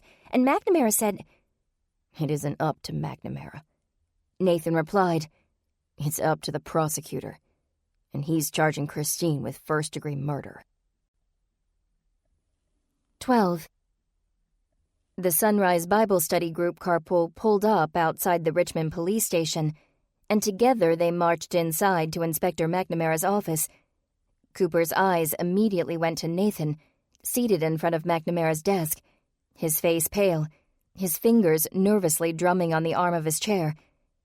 McNamara was on the phone, but he saw the group before Nathan did and waved them inside. If he was at all surprised at the arrival of the entire posse, he didn't let it show. Nathan rose and greeted Cooper with a heavy-hearted embrace. Cooper held him close. How did this happen? I don't know. Nathan's gaze never left McNamara, even when he hugged her. He's talking to the prosecutor now. Apparently they know each other. He looked past her to the rest of the group. You all didn't have to come. You couldn't have kept us away, Savannah said. Jake glanced over at McNamara. They don't have proof that Christine did anything. How can they do this? How can they keep your poor sister locked up? They don't need to prove Christine committed murder, Quentin explained to him. That's what the trial is for. He's right, the inspector said, hanging up his phone. The prosecutor doesn't need to prove Miss Dexter killed the victim. Not yet, anyway. He just has to prove he has enough of a case against her to indict. What happens now? Trish asked. What do we do? You don't do anything, McNamara replied. The prosecutor will present his case to the judge first thing tomorrow morning. It's the earliest time available for the arraignment. In the meantime, she'll talk with her lawyer. He eyed Nathan. You do have a good lawyer, don't you? Christine has a friend who's a lawyer, Nathan replied. He's taken the case. Good. I know the prosecutor. He's, let's say, shrewd when it comes to practicing law. He's not a bad guy, but he tends to get his way in the courtroom. Are you trying to tell us that Christine's chances aren't good? Cooper asked. Didn't you say she was going to be released today? I thought she would be. Ms. Lee, I assure you that I made those statements in good faith. I had to arrest Miss Dexter, it's my job. But I really didn't believe the prosecutor would push for an indictment on so little evidence. It really goes back to her relationship with Mr. Gordon, a relationship she failed to disclose. That, combined with the circumstances surrounding his death... Nathan closed his eyes and shook his head slowly. This nightmare won't end. Can this guy really get an indictment? McNamara hesitated. With any other prosecutor, I'd say it was doubtful. With him, it wouldn't surprise me. Come on, Inspector, Jake said, throwing his hands in the air. You know us, all of us. You know Nathan's sister didn't do this. How can you let this happen? My job is to enforce the law, McNamara replied. Not just when it's convenient for me, but all the time. He turned to Nathan. I truly am sorry for this, Mr. Dexter, but my hands are tied. What if we prove her alibi? Bryant said. What if we can prove she wasn't in the woods when Sinclair was killed? Then you'll have ensured that the charges against Miss Dexter are dropped. No judge will keep her locked up if she has an airtight alibi. The inspector crossed his arms over his chest and looked at them, each in turn. I won't bother reminding you again that you're not on the police force, and you shouldn't be investigating. I doubt it would make any difference in this case anyway. He came around his desk and sat on the edge, crossing his arms over his chest as he met Nathan's eye. Your sister's lawyer will explain all this to you, but I'd like to give you some advance warning. You need to know that there's the possibility your sister will be indicted. If the prosecutor didn't think there was, he wouldn't be pursuing an indictment. If this doesn't turn out how you're hoping... We get her out on bail, right? Cooper asked. The judge sets bail and Christine will be released. McNamara shook his head. Not when the charge is murder. If the judge decides to indict, then Christine will be transferred to the county jail, where she'll stay, pending trial or further arraignment hearings. Wait a sec, Bryant said. Further arraignment hearings? Why would there be more arraignments? If the prosecutor decides to bring other charges against Ms. Dexter, she'll be arraigned for those charges too. His phone rang again, and he answered with a gruff, What? He listened for a moment, hung up, and turned his gaze back to Nathan. I have to go, Mr. Dexter. I really am sorry about this. When the Bible study group reached the parking lot, Nathan leaned against his car, arms folded over his chest. I don't know what to do, he said, his voice breaking. I don't know how to help her. I don't know what to tell our parents. I talked to the festival organizers. I tracked down the juggler. I've tried everything I can think of to prove Christine's alibi. Short of finding out who killed Sinclair or proving it was suicide, I can't... He stopped, shaking his head. Cooper put her arms around him and leaned into him.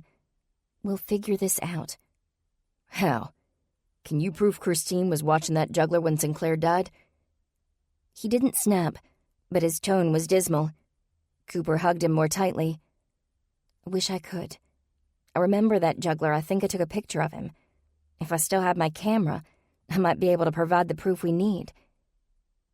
She felt Nathan tense. He put his hands on her shoulders and held her away, looking into her eyes. What did you say? I said, if I still had my camera, I might have the proof we need.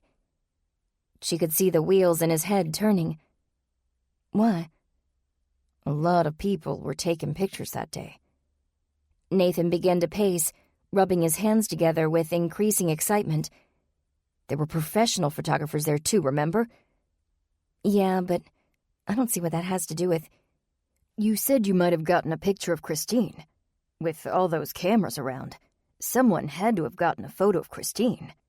Jake and Quentin exchanged a look, and Quentin stepped closer to Nathan.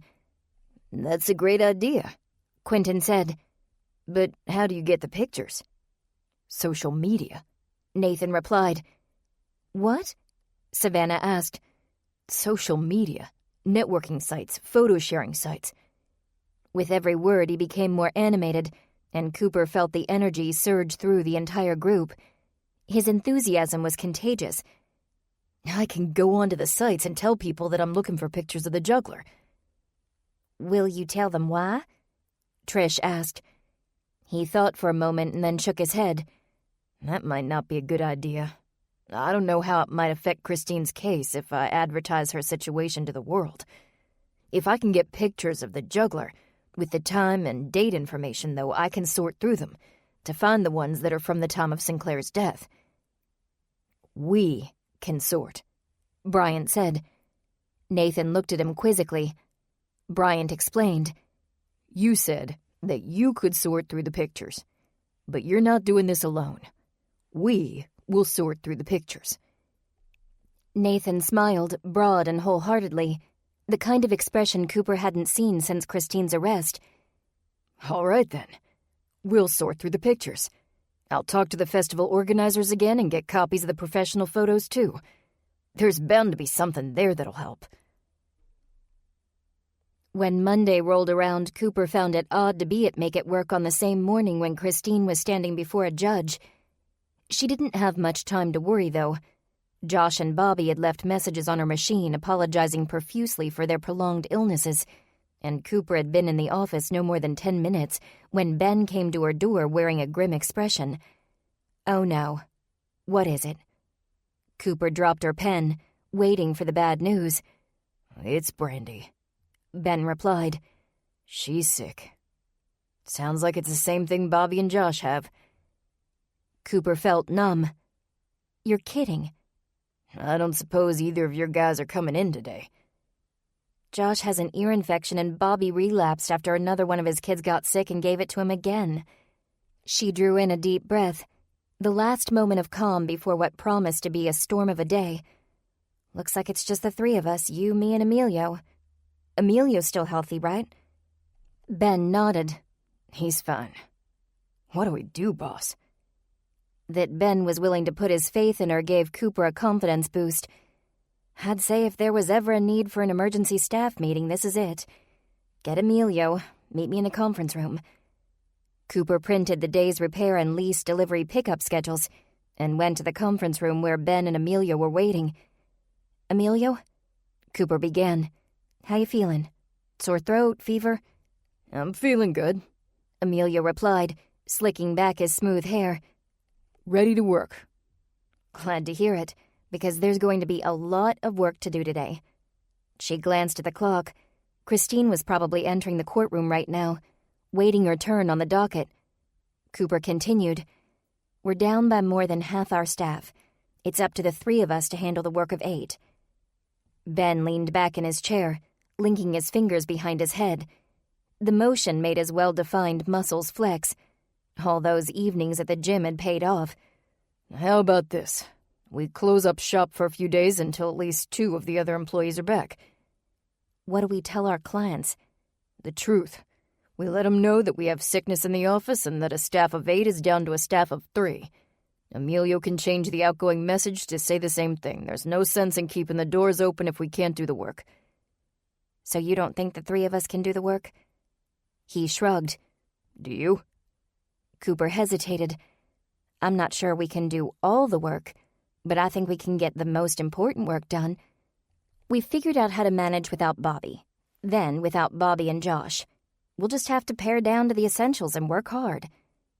You know, if you decide to close up shop, nobody would think less of you for it. It's not your fault everybody got sick. Mr. Farmer wouldn't be upset. It isn't Mr. Farmer I'm worried about upsetting. It's our clients. My ankle's better, Emilio announced. I can do deliveries and pickups if you do want to focus on repairs. And I can change the outgoing message in case anyone calls. Good, Cooper said. And nobody should worry about paperwork. That can wait until we've got a few more employees, or worst case, until Angela gets back. She looked from Emilio to Ben. We can do this. We can make it work. She stopped and smiled. Pun unintended. Cooper spent all that day on the road, moving from repair job to repair job. For Bobby and Josh, this was just the usual workload, but she couldn't remember the last time she'd repaired so many machines in a single day. Of course, there were 2 of them and only 1 of her.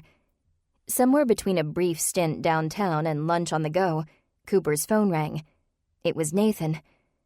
I've been wondering what happened, Cooper said, barely making a green light. How did the arraignment go? About like McNamara said it would, Nathan replied. The prosecutor charged her with obstruction of justice and first-degree murder. She pled not guilty to both. Although not unexpected, the news upset Cooper, distracting her from the road for just a moment. When she came to her senses, she found herself uncomfortably close to the SUV in front of her. She slammed on her brakes, stopping about 6 inches from its bumper. Cooper reminded herself that whatever Nathan told her, driving came first and conversation came second. Nathan continued as Cooper caught her breath. McNamara was right. The prosecutor got his way. Christine has to stay in jail until her court date. So she has to go to county jail? Thankfully, no. The inspector called in a favor from the judge. He got special permission for Christine to stay at the station instead of going to county, as long as the station has space.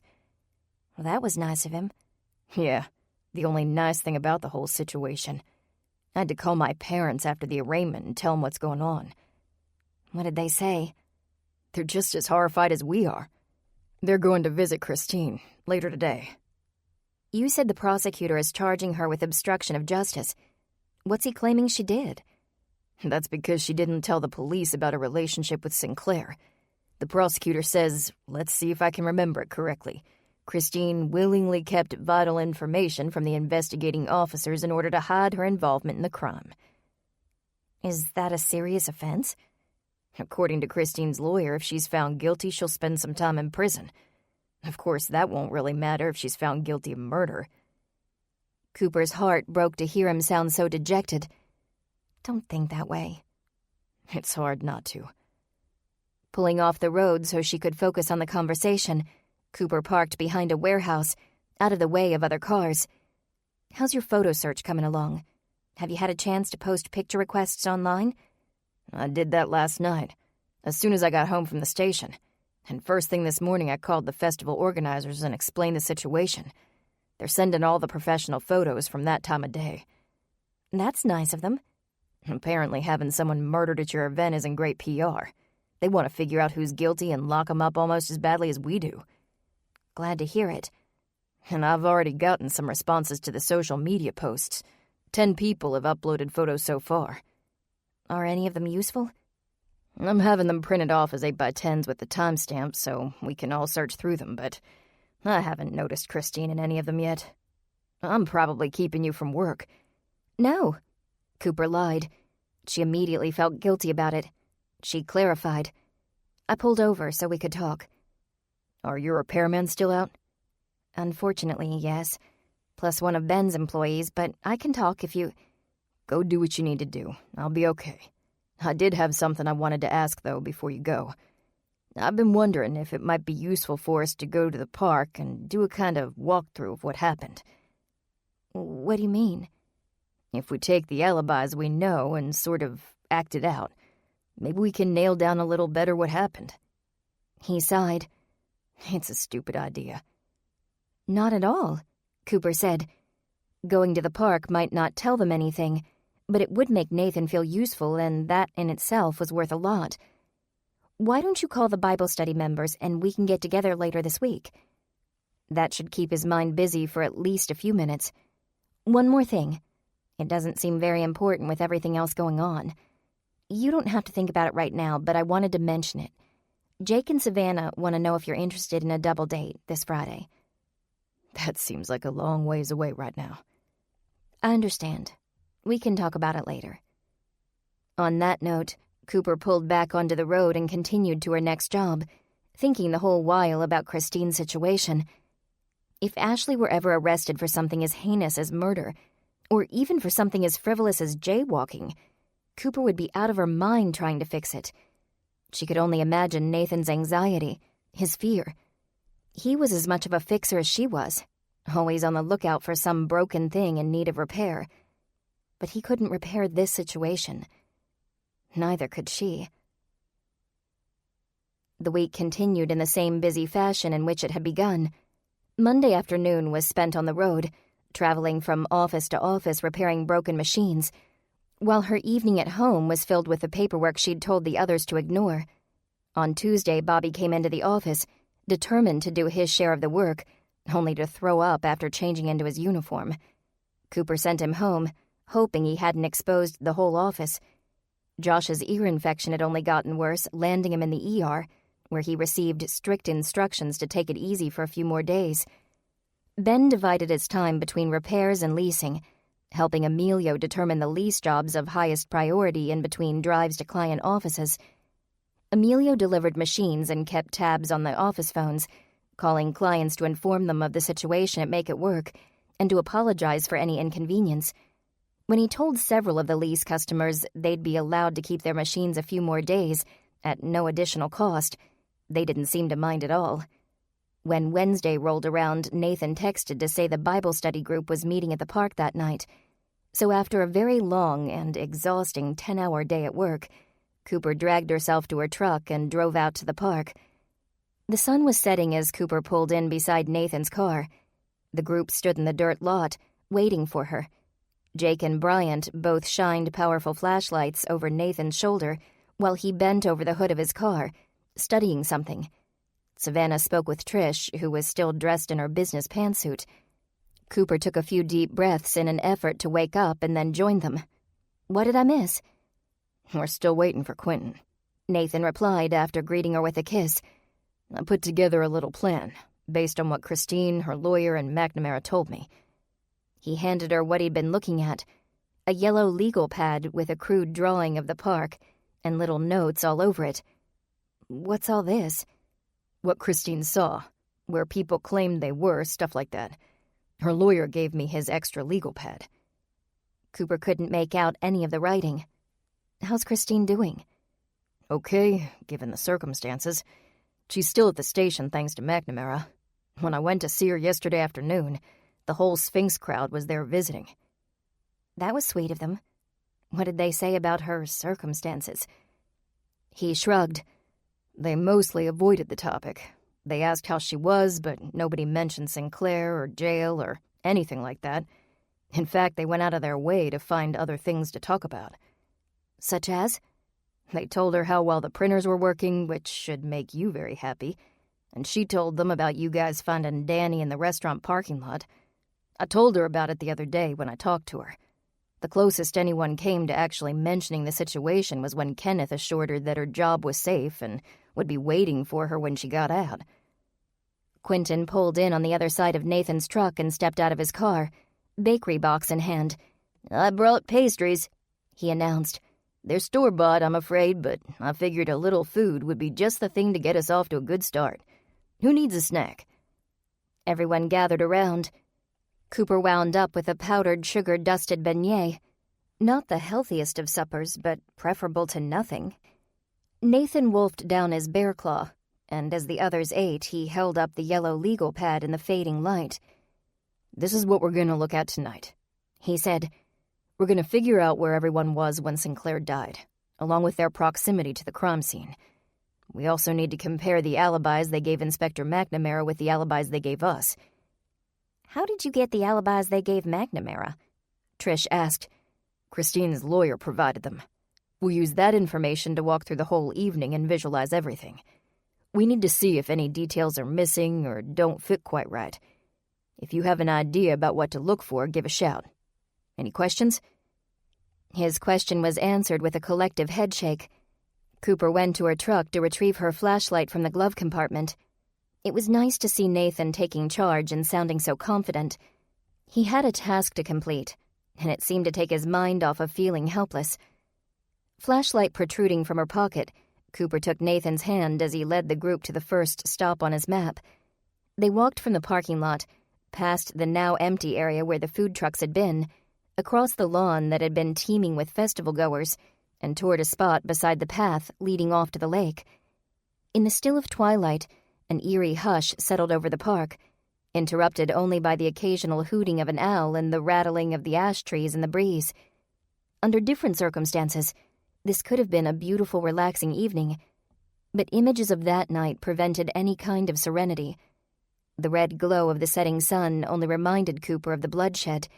The flowers just off the path brought to mind the picture of Sinclair, shrouded by wild bleeding heart. Cooper treaded softly across the grass, the anxiety rising inside her. She held Nathan's hand more tightly. Of course, the killer wasn't there at this moment, but the consequences of his presence lingered. She could feel the darkness closing in around her. She shuddered. Nathan let go of her hand and turned to face the group. Jake and Bryant turned on their flashlights, and Cooper was glad to see so much light spilling from them. She pulled her own flashlight from her pocket and switched it on. The anxiety began to subside. "So, where are we?" Jake asked. "I mean, I know where we are, but what's the significance on that map of yours?" "This is the last place where the entire Sphinx group was together," Nathan explained. "At 4 p.m., Sinclair called the group together near this very spot, and he told them they had free time until 6, when they'd meet at the food trucks to have supper together." "Where did they all go from here?" Trish asked. Nathan consulted his legal pad. Nala looked around the craft booths, Christine did too. Kenneth spent most of his time on a conference call. Dave told the police he went for a walk to blow off some steam. Mandy went to check out the amphitheater. "And where did Sinclair go?" Bryant asked. "He headed up the path to the lake. For almost 2 hours, the 6 of them wandered around, everyone on their own." "They must have crossed paths," Quentin said. "Did any of them see each other?" "They did." Nathan turned the page of his notepad and read his notes. "According to the attorney, Christine saw Nala at the craft booths before Nala went for her walk. Mandy says she saw Kenneth pacing and messing with his phone. Dave saw Christine wandering through the food trucks sometime before they were supposed to meet. And at some point, Kenneth saw Dave walking around." "Sounds like they could almost be each other's alibis," Savannah commented, "provided they all saw each other later, too, and not just at the start." "That's the problem," Nathan said. "They saw each other, but none of them can remember the actual time. What we do know for sure is where they started and where they ended up. The more we know about the day, the better," Jake commented. Savannah leaned against him. "There's something odd about where everyone was, don't you think?" "Not really," Cooper replied. "Didn't you hear it?" Cooper shook her head. "It sounded fine to me." Savannah smiled. "That's because you weren't really listening. One person wasn't mentioned at all. No one saw him. There was a moment of silence as everyone thought. Trish finally said, "Sinclair." Savannah nodded. "No one saw Sinclair. Why is that?" Bryant raised his hand, as if in a classroom. Wasn't the original theory that Sinclair committed suicide? If he did, he probably spent a lot of time alone, thinking. That's true, Nathan agreed. He might have wandered off into the woods and stayed there until he killed himself. That could explain it, Savannah said. But I think we should keep looking. Agreed, Nathan said. Let's head to where Sinclair died. Nathan held out his hand to Cooper and she took it, reluctantly venturing down the winding path in the shadow of the woods. It was burned into her memory, like a terrible nightmare. The path, the willow tree, the shadows. When they reached the wild bleeding heart, for just a moment she could see Sinclair's body in the darkness. Nathan, Cooper, you'll have to tell us what you saw back here, Jake said, gesturing toward the whole area. You're the only two who saw it. I was mostly paying attention to Christine, Nathan replied. Cooper, do you remember? Cooper nodded. She remembered the scene perfectly, vividly. He was lying right there. She pointed to the flowers. There was blood everywhere. The trees, the grass, his clothes, his pin, his hands, and his watch. He had a gun in his hand. Bryant scratched his chin. Which hand? Cooper closed her eyes and pictured it. His left. Was he left-handed? Nathan nodded. Kenneth said he was ambidextrous. So basically, it looks like he killed himself, Jake said. Why on earth did McNamara decide to investigate it as a homicide? He's a homicide detective, Trish replied. He's always looking for a murder to solve. On the night Sinclair died, McNamara said the ground looked like there might have been a struggle. Cooper knelt down, shining her flashlight on the ground. There were footprints, at least 2 sets. I didn't think anything of it, since the park was full that day, but the inspector seemed to think it was important. It sounds like pretty thin reasoning to me, Quentin said. But they don't have to explain why they opened the investigation, they just have to explain why they're arresting you when they arrest you. Christine's lawyer gave me a little more insight, Nathan said. Mostly because I blocked him in the station parking lot and told him I wouldn't move until he explained why all this was happening. That's one way to get information, Savannah said with a smile. Well, what did he tell you? Sinclair had no history of depression or suicide attempts, and there was no suicide note. Mostly, though, and this is as close to a quote as I can remember, forensic evidence found at the scene conflicted with the notion of suicide, or something equally vague.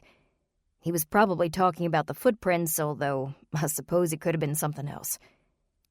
Trish leaned against one of the trees and stared at the empty place in the bleeding heart where Sinclair had lain. You'd think if it was a fingerprint or hair, the cops would have just taken samples from the different suspects to figure out who did it. Regardless, Bryant said, we know that Sinclair was here. We know there was some kind of evidence that pointed to homicide. However, we know that most of the signs point to suicide, right? Maybe the other evidence, whatever it is, wasn't really evidence from the crime. Maybe it was here before Sinclair died. Maybe it had nothing to do with Sinclair at all. Let's keep that in mind while we look into suspects, Savannah said. We may be trying to find a killer when none exists. We need to take care with our accusations. Jake nodded in agreement. Don't want to hurt someone else like Christine's been hurt. Where do we go now? We check out alibis, Nathan replied.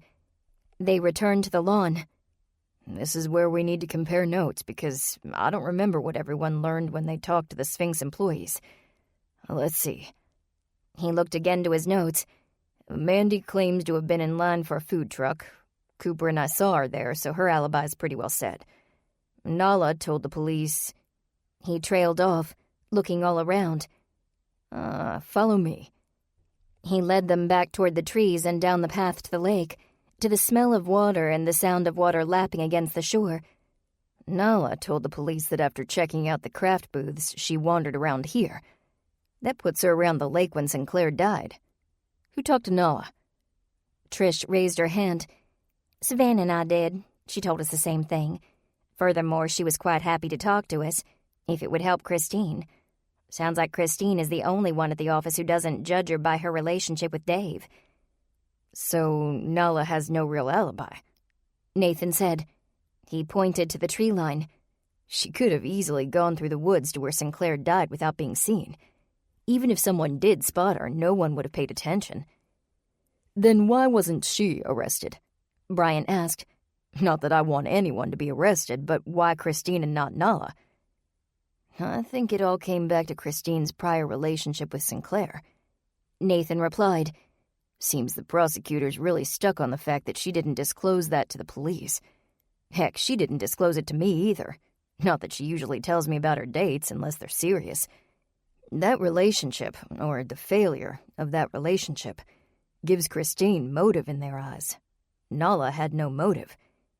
What about Kenneth? Quentin asked. He seems very above board. What's his alibi again? He was on a conference call for a good deal of the time. Cooper answered.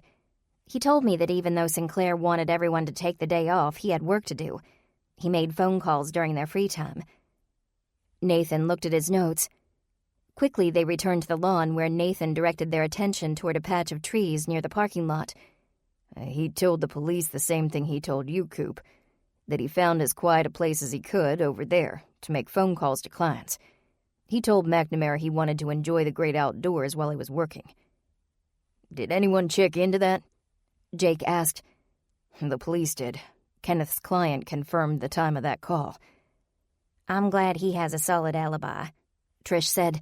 He seems so eager to help us. It'd be terrible if that eagerness was just to cover up his guilt. Speaking of guilt, where was Dave? Bryant asked. He refused to talk to Quentin and me about his alibi. What did he tell the cops? He claimed he was in the first aid tent for a very itchy bug bite. Nathan replied. I wonder why he didn't want to tell you guys that. He strikes me as a very angry man, Savannah said. He probably just didn't want to talk to anyone about anything, unfortunately. He does, however, have an alibi. That might be, but his alibi is far from airtight. The guys in the first aid tent didn't do a great job of keeping track of who came in and out. There's no way to prove he was there. Maybe he knew there was no way to track him there, Cooper suggested. He might have gotten first aid earlier in the day, noticed the lax security, and decided to use it to his advantage. Wait a sec, Bryant said. We're talking about where people were at almost 6 o'clock, right? Nathan nodded. What time did we get supper? Right around 6. Why? Because right before supper, I stopped at the first aid tent, remember? The back of my neck was purple. I forgot about that, Trish said. How is it?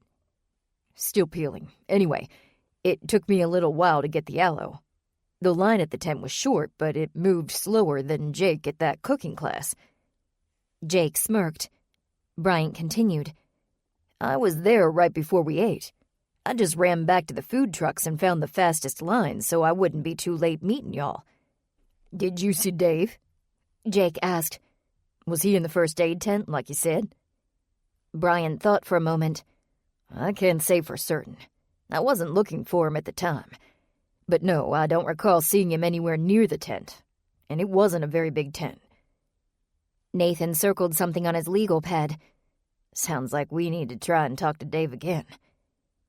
I'll give it a go this time, Jake volunteered, since Quentin and Bryant already tried, that is. Nathan, you with me? I'd be glad to help. Nathan tucked the notepad back under his arm, and the group walked back to the parking lot.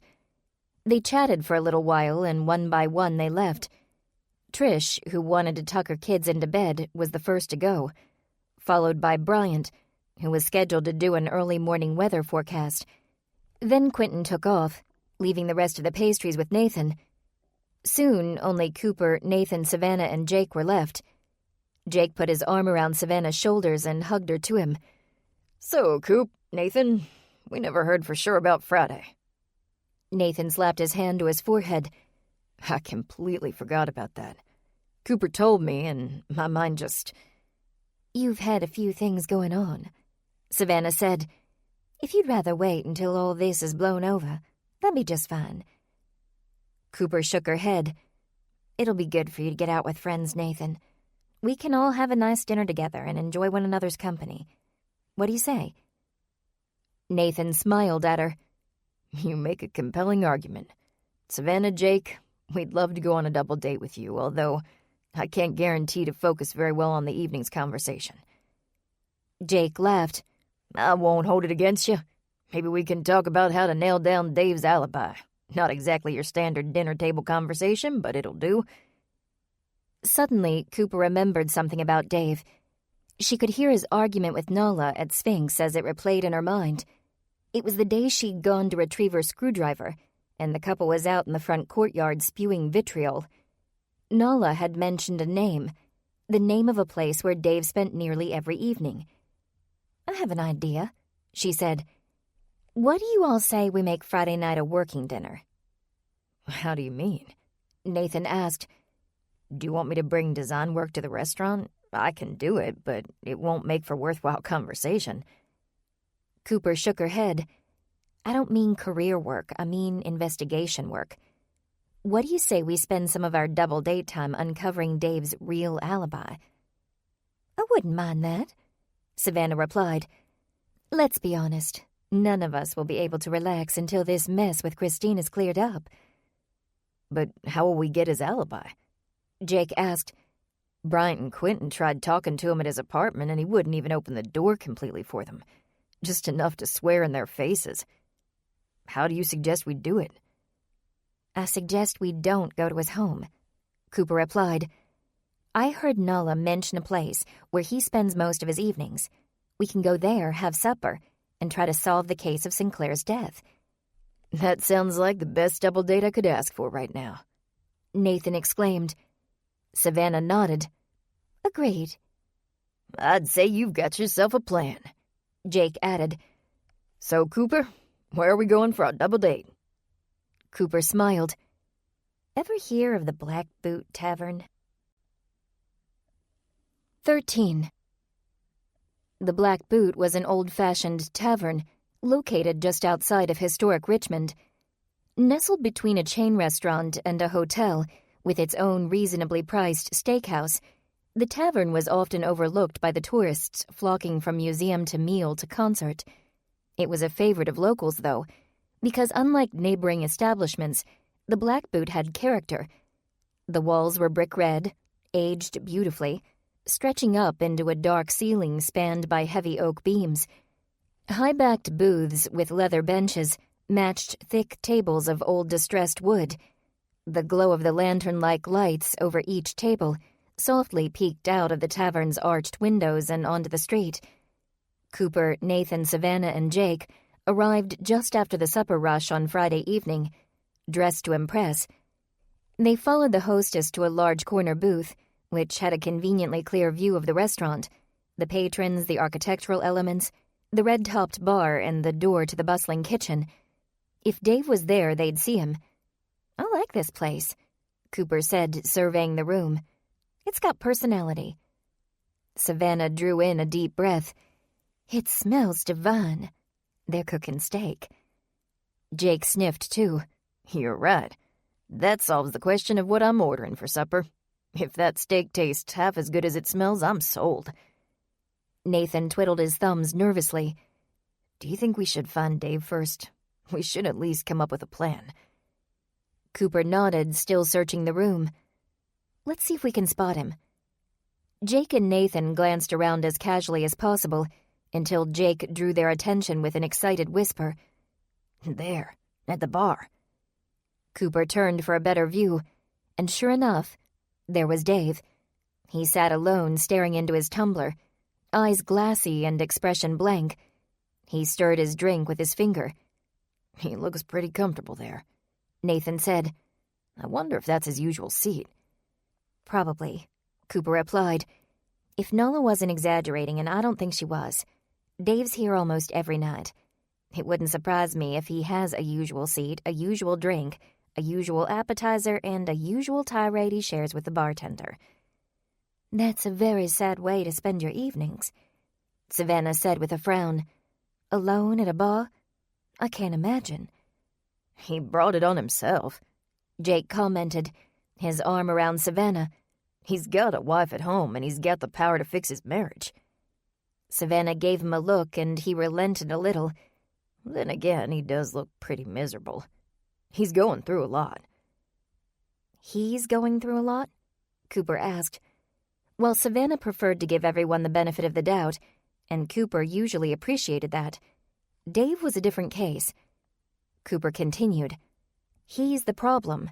He's the one who's all but destroyed his marriage. He might have even murdered someone. Think about it this way, Savannah said softly. He accused his wife of cheating on him, and he won't or can't move past that. He won't deal with the problem, and he won't forgive the transgression if it exists at all. He's boiling over with anger and hatred, pushing away the one person he's supposed to love with all his heart, for better or worse. Cooper ground her teeth together. If Savannah was trying to elicit sympathy, it wasn't working. Still, Savannah continued. Rather than spend his evenings with a loving wife, he spends them here, nursing a drink and stewing over his failures. Maybe he doesn't know he's wrong, or maybe his pride won't let him admit it, but either way, he has to be feeling pretty hopeless.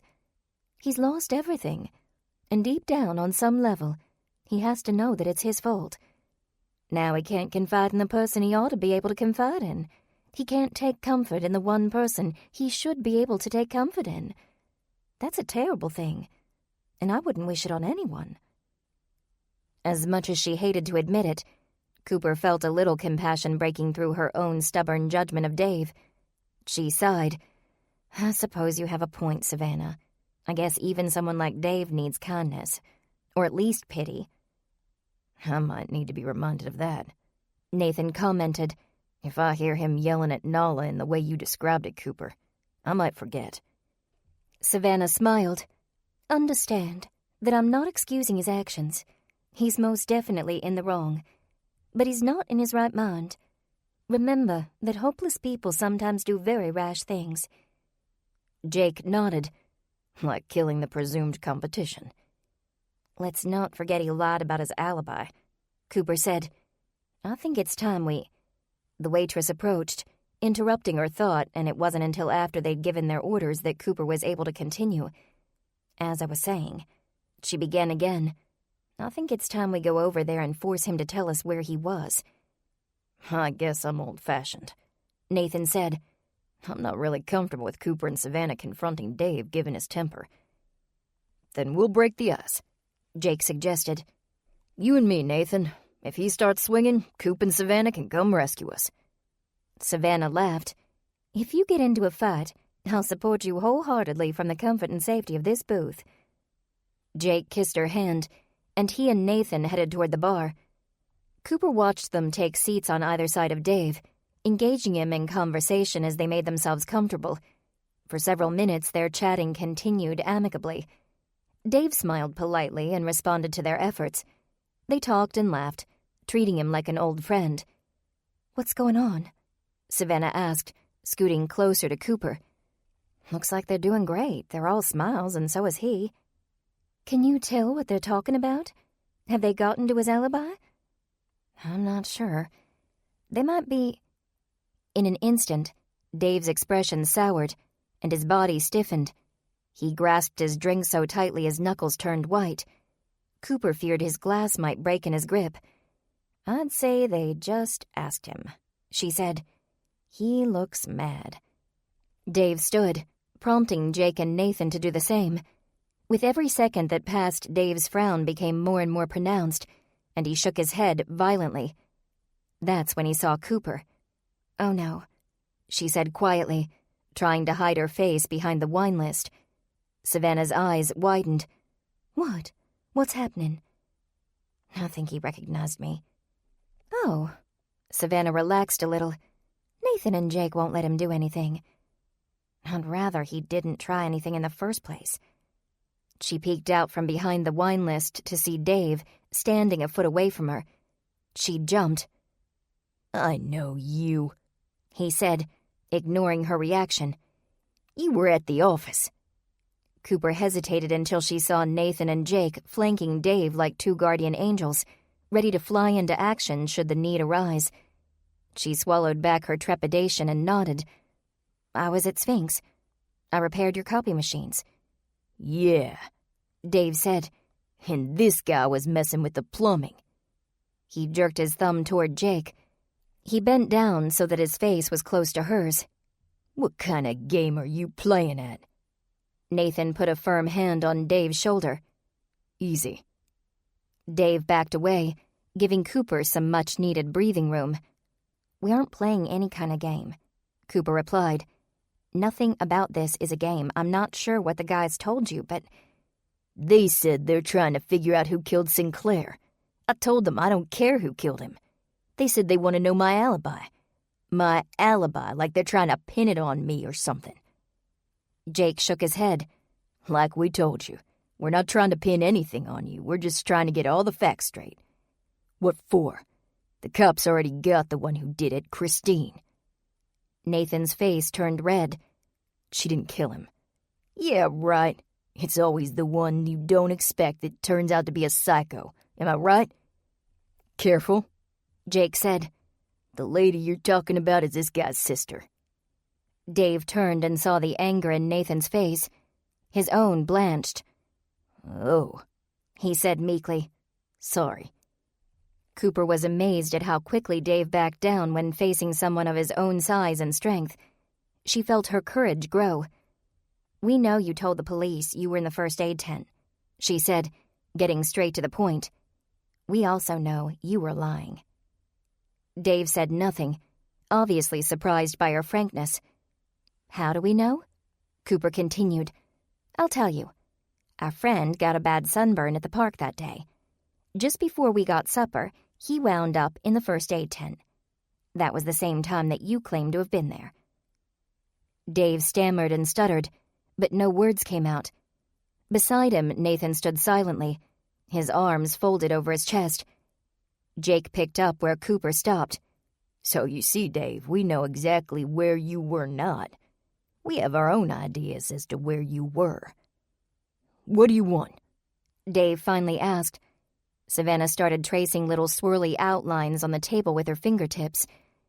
"Why don't you tell us where you really were when Sinclair died?" "Are you cops?" Savannah shook her head. "So you aren't with the police? That means you don't have the authority to make me tell you squat." "You're right," Nathan said. He looked past Dave to Cooper. "Coop, let's head down to the police station. I'm sure Inspector McNamara will be glad to hear how Dave lied about his whereabouts during a murder." Cooper slid to the edge of the booth, ready to leave. Wait! Dave exclaimed, putting up his hands to stop them. "There's no need for that. We can work this out. The only way we're working this out is if you tell us where you actually were," Jake said. "No other options. No more lies." "Believe it or not, we really do have good motives," Savannah assured him. Hers was the only voice devoid of judgment. "We don't want an innocent person punished for Sinclair's death. That includes you." "If you're innocent," Nathan added. Dave looked at Savannah and only Savannah, probably because of her kind tone. "All right," he said, keeping his voice low as he slid into the booth. "You're right. I wasn't in the first aid tent. I mean, I was there earlier, but not when Sinclair died." "That's how you knew they weren't keeping track of people," Savannah said gently, helping him along. "When the police needed your alibi, you thought it was a safe bet." Dave nodded. "I figured there was a chance the paramedics there would remember my face, but I doubted they'd remember the time. If nothing else, no one could prove I wasn't there, except that your friend apparently really was." Savannah put her hand on Dave's arm. "If it helps, he didn't enjoy being there. His neck is still peeling." Dave laughed and relaxed, but Nathan didn't look at all amused. He wanted to stay on topic, and so did Cooper. Nathan blew out a loud, impatient breath. Back to where you really were, Dave. Right. Dave cleared his throat and held up his now empty glass. I don't suppose you'd splurge for a refill. Jake took his glass. Finish your story, and I just might. Okay, look, if I tell you, are you gonna go to the cops? If you didn't kill Sinclair, what have you got to hide? Nathan asked. Just because I didn't kill him doesn't mean I have nothing to hide. Stop stalling and tell us the truth. After that, we'll figure out what to do. Again, Dave cleared his throat, either his nerves or his lack of a drink getting the better of him. He wiped the sweat from his forehead and temples. When Sinclair died, I was in the parking lot. Doesn't sound too nefarious, Savannah said. You don't know why I was there. Then tell us, why were you in the parking lot? I went to slash Sinclair's tires. He watched their expressions change. Their interest peaked.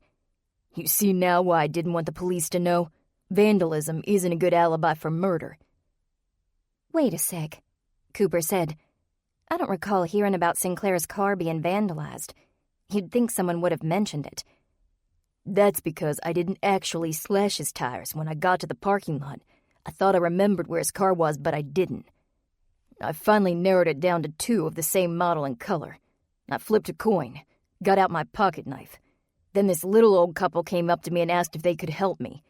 Turned out I'd picked their car, not Sinclair's. Luckily, they got to me before I got to their tires. Would they be able to vouch for your whereabouts?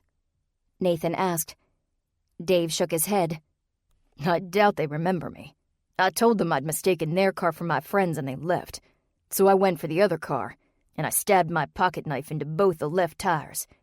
I heard somebody coming, so I hid. He wiped his forehead again and then pressed his fists against his chin. He looked ashamed. It wasn't Sinclair. It was a woman and her daughter. Oh, no, Cooper said. The car was theirs, wasn't it? He nodded.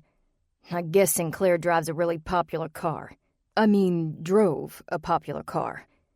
There were at least 3 others around the lot that day. What did you do about the mother and daughter? I pretended I was just walking out to the lot myself. They asked if I'd seen anything. I told them I'd seen a guy running off. I gave them Sinclair's description. Jake shook his head. The corners of his mouth turned down in disgust. That was pretty low. If I'd known he was dead, I wouldn't have done it. You shouldn't have done it regardless. Dave waved away Jake's concerns. I knew he wouldn't get in trouble. He's not the sort to go around slashing people's tires. I thought he'd get questioned, and it'd be a big inconvenience for him, that's all. The man slept with my wife.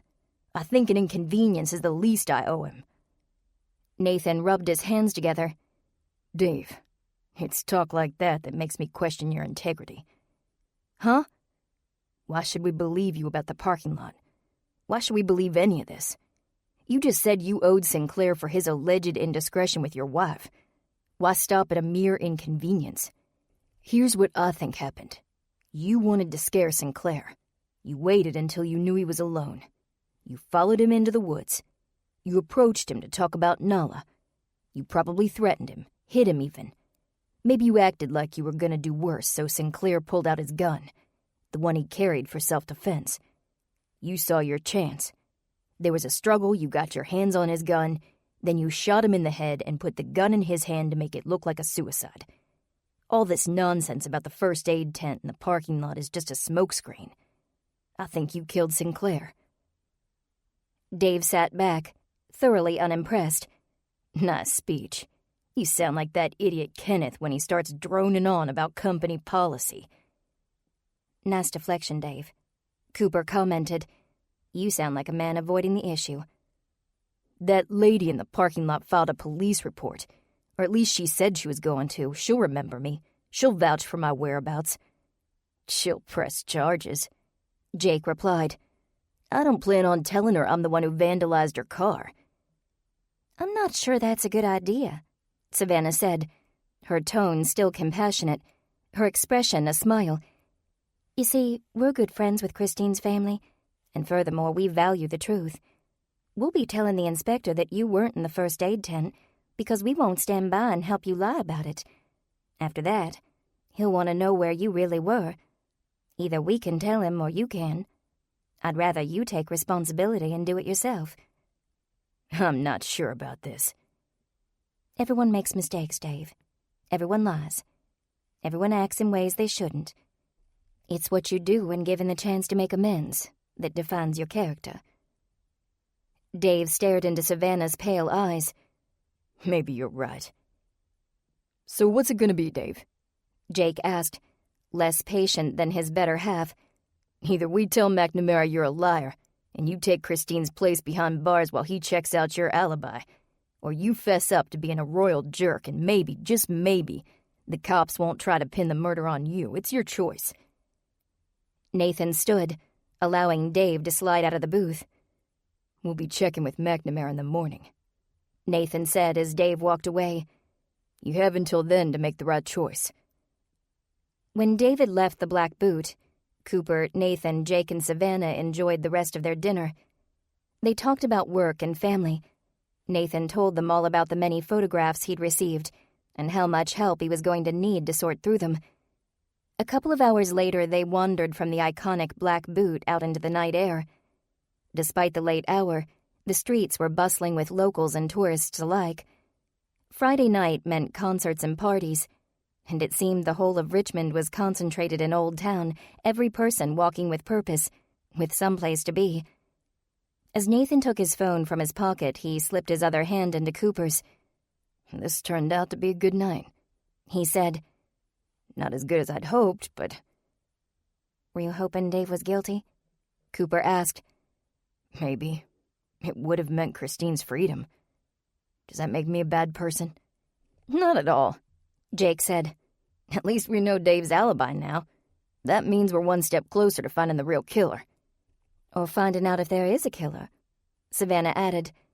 Don't forget about the possibility that Sinclair did it himself. Nathan let go of Cooper's hand so he could better use his phone. Cooper watched as his brow furrowed in concern. What is it? I missed 4 calls, he replied. Give me a sec. He stepped out of the busy sidewalk and into the shadow of a closed shop, his phone pressed against his ear. He was listening to his voicemails. His eyes narrowed, his lips pursed. His jaw tightened. Something was very wrong. When he rejoined them, stuffing his phone back into his pocket, his face was quick, determined. He brushed past Cooper, Savannah, and Jake, rushing toward the parking area. Cooper scampered after him to catch up. Nathan, what is it? McNamara's favors ran out, Nathan said. The police commissioner caught wind of him keeping Christine at the station, and he put a stop to it. Sunday afternoon, Christine's being transferred to county. A nice girl like that? Jake asked. In prison? Cooper swallowed back her fear. Christine wouldn't do well in prison. Forced into the general population with hardened criminals. She was too sweet, too naive. Once she went in, she'd never be the same person again. Nathan continued. We have until 1 p.m. Sunday to either prove Christine was watching the juggler when Sinclair died, or to prove who actually killed him. Savannah and Jake were right behind them. What can we do? Savannah asked. I was waiting until I had all the pictures so I could compare them and try to piece the whole scene together, Nathan replied, fishing in his jacket pocket for his keys. There isn't time now. I need everyone who can to help look through the pictures from the festival. As Jake reached for the door handle of his van, he already had his phone out. I'm calling Quentin. I'll call Trish, Savannah said, hopping into the van's passenger seat. Cooper hurried to Nathan, and before he could get into the car, snatched the keys from his hand. He was distracted and worried, in no state to be behind the wheel of a car. He gave her a confused look. She kissed him on the cheek. You call Brian. I'll drive. 14. Saturday morning, bright and early, Cooper rose, showered quickly and threw on comfortable clothes. Today was the day she and the rest of the Bible study group would comb through the festival photos until they were able to prove Christine's innocence. She'd stayed up for several hours last night, reading her Bible and praying. After all that had transpired in the past couple weeks, she was in dire need of some quiet time with God. Just some simple private conversation. She asked for wisdom and peace, and when she woke, any small doubts she'd had about Christine were gone. She was certain of Christine's innocence, and she was excited to get to work. She headed out to her truck, travel mug of Colombian roast in hand, just in time to see Grammy stepping into the same old Caprice with the same white-haired gentleman driver as last weekend. If her work at Nathan's weren't so important, Cooper would have followed them to see where they were going. However, Christine's situation took precedence. Cooper waited to leave until the Caprice was out of sight, just to keep her curiosity from dragging her off course. And then she headed to Nathan's. As she drank her coffee and drove, she mused over who Grammy's gentleman caller might be and where they might be disappearing to on the weekends. By the time she reached her destination, she still hadn't come up with a satisfying answer. The rest of the group, save Savannah, had just arrived at Nathan's when Cooper pulled in. They converged on his porch with food, drink, and manpower, ready to stare at photographs for as long as it took. Quentin knocked on the door and rang the bell. No response. He knocked again. Still nothing. "Do you suppose he's still sleeping?" Trish asked. "He might have been up late getting a head start on the search." Cooper checked the door handle. It was unlocked. "Hello?" she said, slowly opening the door and poking her head inside. "Nathan? Are you here?" The group let themselves in, with Cooper leading them to the living room, where they found Nathan. He sat on the floor surrounded by 8x10 photos. Pictures covered the floor, the table, and the couch. There had to be hundreds of them. Nathan looked up from the pictures, bleary-eyed and confused. He checked his Fitbit for the time. "Is it morning already?" Cooper nodded. "Were you up all night?" "I was trying to find Christine in these photos. I can't believe it's morning." Jake stepped forward and helped Nathan to his feet. "Savannah wanted you to know you and Christine are in her prayers. She figured she wouldn't be a lot of help with this job, so she decided to get some work done at home." "I appreciate the prayer. Well, I'd appreciate it if you'd go to bed for a few hours. We'll take over." "But there's no time." "There's enough time for you to get some sleep," Trish insisted. "We're more than capable of looking at photographs. You won't be any use if you're falling asleep on the pictures." Nathan looked at Cooper. "Are you guys sure you can take over for a while?" "We're sure," Cooper replied. She took Nathan's arm and led him away from the stacks of pictures that surrounded him. "Sleep. If we find anything, I'll wake you up." "Thanks, guys, for everything. Means a lot." When he was out of earshot, Cooper surveyed the room and the photos inside. "There are a lot more pictures than I thought there'd be." "No kidding," Bryant said as he stooped to pick up one of the photo piles. He stared at it for a moment. "There have to be 20 little faces crammed into this one picture. How are we supposed to get through all of these and ID Christine?" Trish opened her purse and handed Bryant a magnifying glass. "Compliments of Phil." Bryant looked at the photo again, this time through the glass. "Much better. What's your husband doing with such a nice magnifying glass?" "He's an amateur rockhound," Trish explained. "He's got a whole collection of magnifying glasses and jeweler's loupes." She reached into her bag again and pulled out a handful of the aforementioned items. "When I told him what was going on, he insisted I bring them all to help out." Quentin took one of the magnifying glasses, drew in a deep breath, and said, "I guess we'd better get to it then." For the next 4 hours, the group searched through countless festival photographs of the crowds and the performers. All bore a timestamp in the lower right corner from between 5:30 and 6 p.m. Any possible Christine sightings, as the group came to call them, went into one pile, definite Christine sightings in another, and useless pictures into a third. At the end of 4 hours, the possible Christine sightings pile was 3 or 4 photos high. The useless picture pile was massive. The definite Christine sightings pile was just an empty space on the kitchen table. Cooper halted her searching to stare at that empty space. What if all this was futile? What if there was no proof of Christine's alibi? Cooper choked back the urge to burst into tears. It was the last thing she needed to do, and yet it was the moment's strongest impulse. Then she remembered her prayer time last night and the subsequent energy she'd felt this morning. She clung to that memory, to the hope and surety in her heart. Christine needed them now more than ever, and she couldn't let Nathan's family down. The sound of sluggish footfalls drew Cooper's attention to the stairs. Nathan was coming from his bedroom and appeared in the hallway a few moments later. He yawned, stretching his arms up over his head. "What did I miss?" he asked as he rubbed his eyes. "Did you find anything?"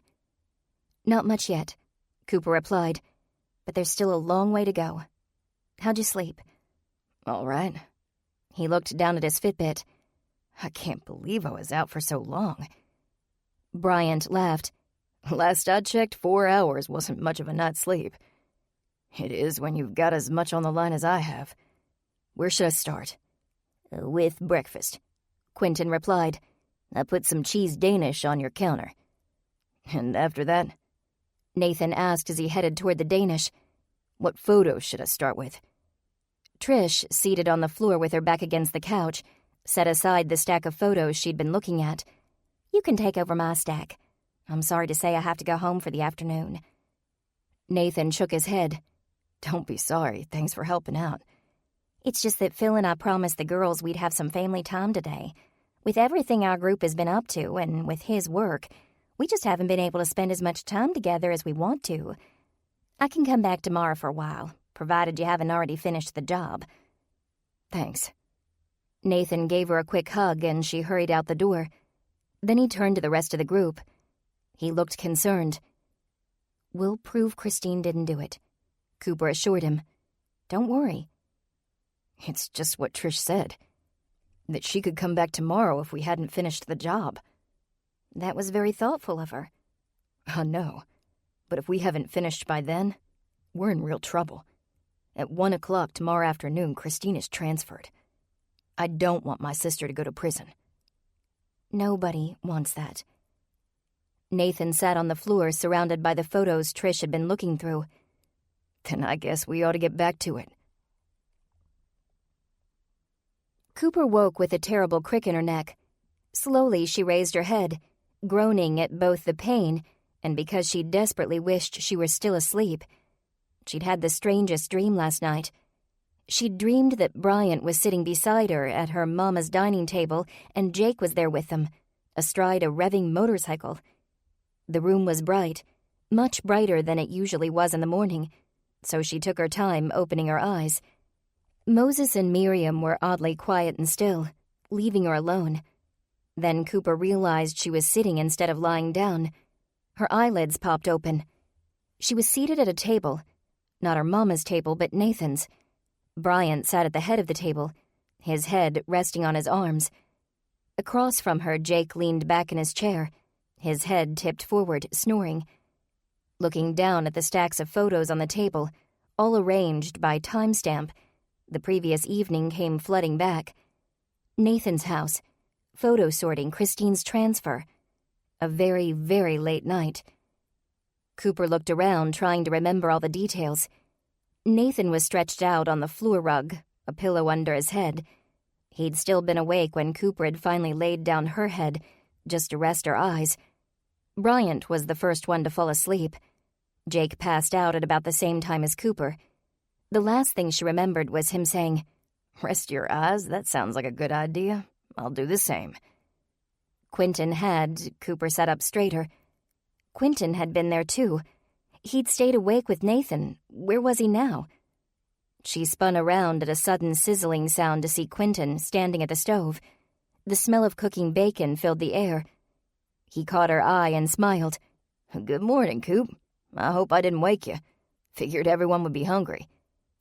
Cooper stood so she could see the stove. Bacon, eggs, pancakes. "Quentin, you can always wake me up for a breakfast like that. How long have you been up?" "Half an hour or so. I hope Nathan won't mind, but I poked through his cupboards to find ingredients." "I'm pretty sure he'll just be grateful for breakfast." She stretched her arms and felt her neck and shoulders loosening up. Can I help? Mind starting the coffee? She could hear Nathan stirring on the rug as she poured grounds into the coffee maker. A few seconds later, he ambled into the kitchen. Morning, he said groggily. You didn't have to go to all this trouble. No trouble at all, Quentin replied, deftly flipping a pancake in the air. Did you sleep well? Not too bad. My back's a little sore from sleeping on the floor. I feel your pain, Cooper said. I think I had my head turned one direction on the table all night, and today my neck is complaining about it. The snoring suddenly ceased, and without looking, Cooper knew that Jake was up. Then, in a half-awake slur, Bryant asked, What do I smell? Cooper set the coffee maker to brew and rejoined them at the table. Quentin has very kindly made us all breakfast. Bryant sniffed the air and absent-mindedly patted down a cowlick on the side of his head. That's nice. Jake was still completely dazed, staring obliviously into the kitchen, his eyes unfocused. Cooper wasn't entirely sure whether he was awake or simply sleeping with his eyes open. Nathan stepped closer to him and waved. Jake, you there? Jake blinked twice, slowly focusing his eyes on Nathan. I said, you there? Quentin brushed past Nathan, placing large plates of crispy bacon and scrambled eggs on the table. Bryant's drowsy smile almost made him look drunk. Jake grunted. Quentin returned to the stove and came back to the table with a third plate, this one piled high with pancakes. While Nathan retrieved mugs and started pouring coffee for everyone, Cooper got plates and silverware. They converged at the table a few minutes later. Thanks for breakfast, Nathan said, pulling up a chair beside Cooper.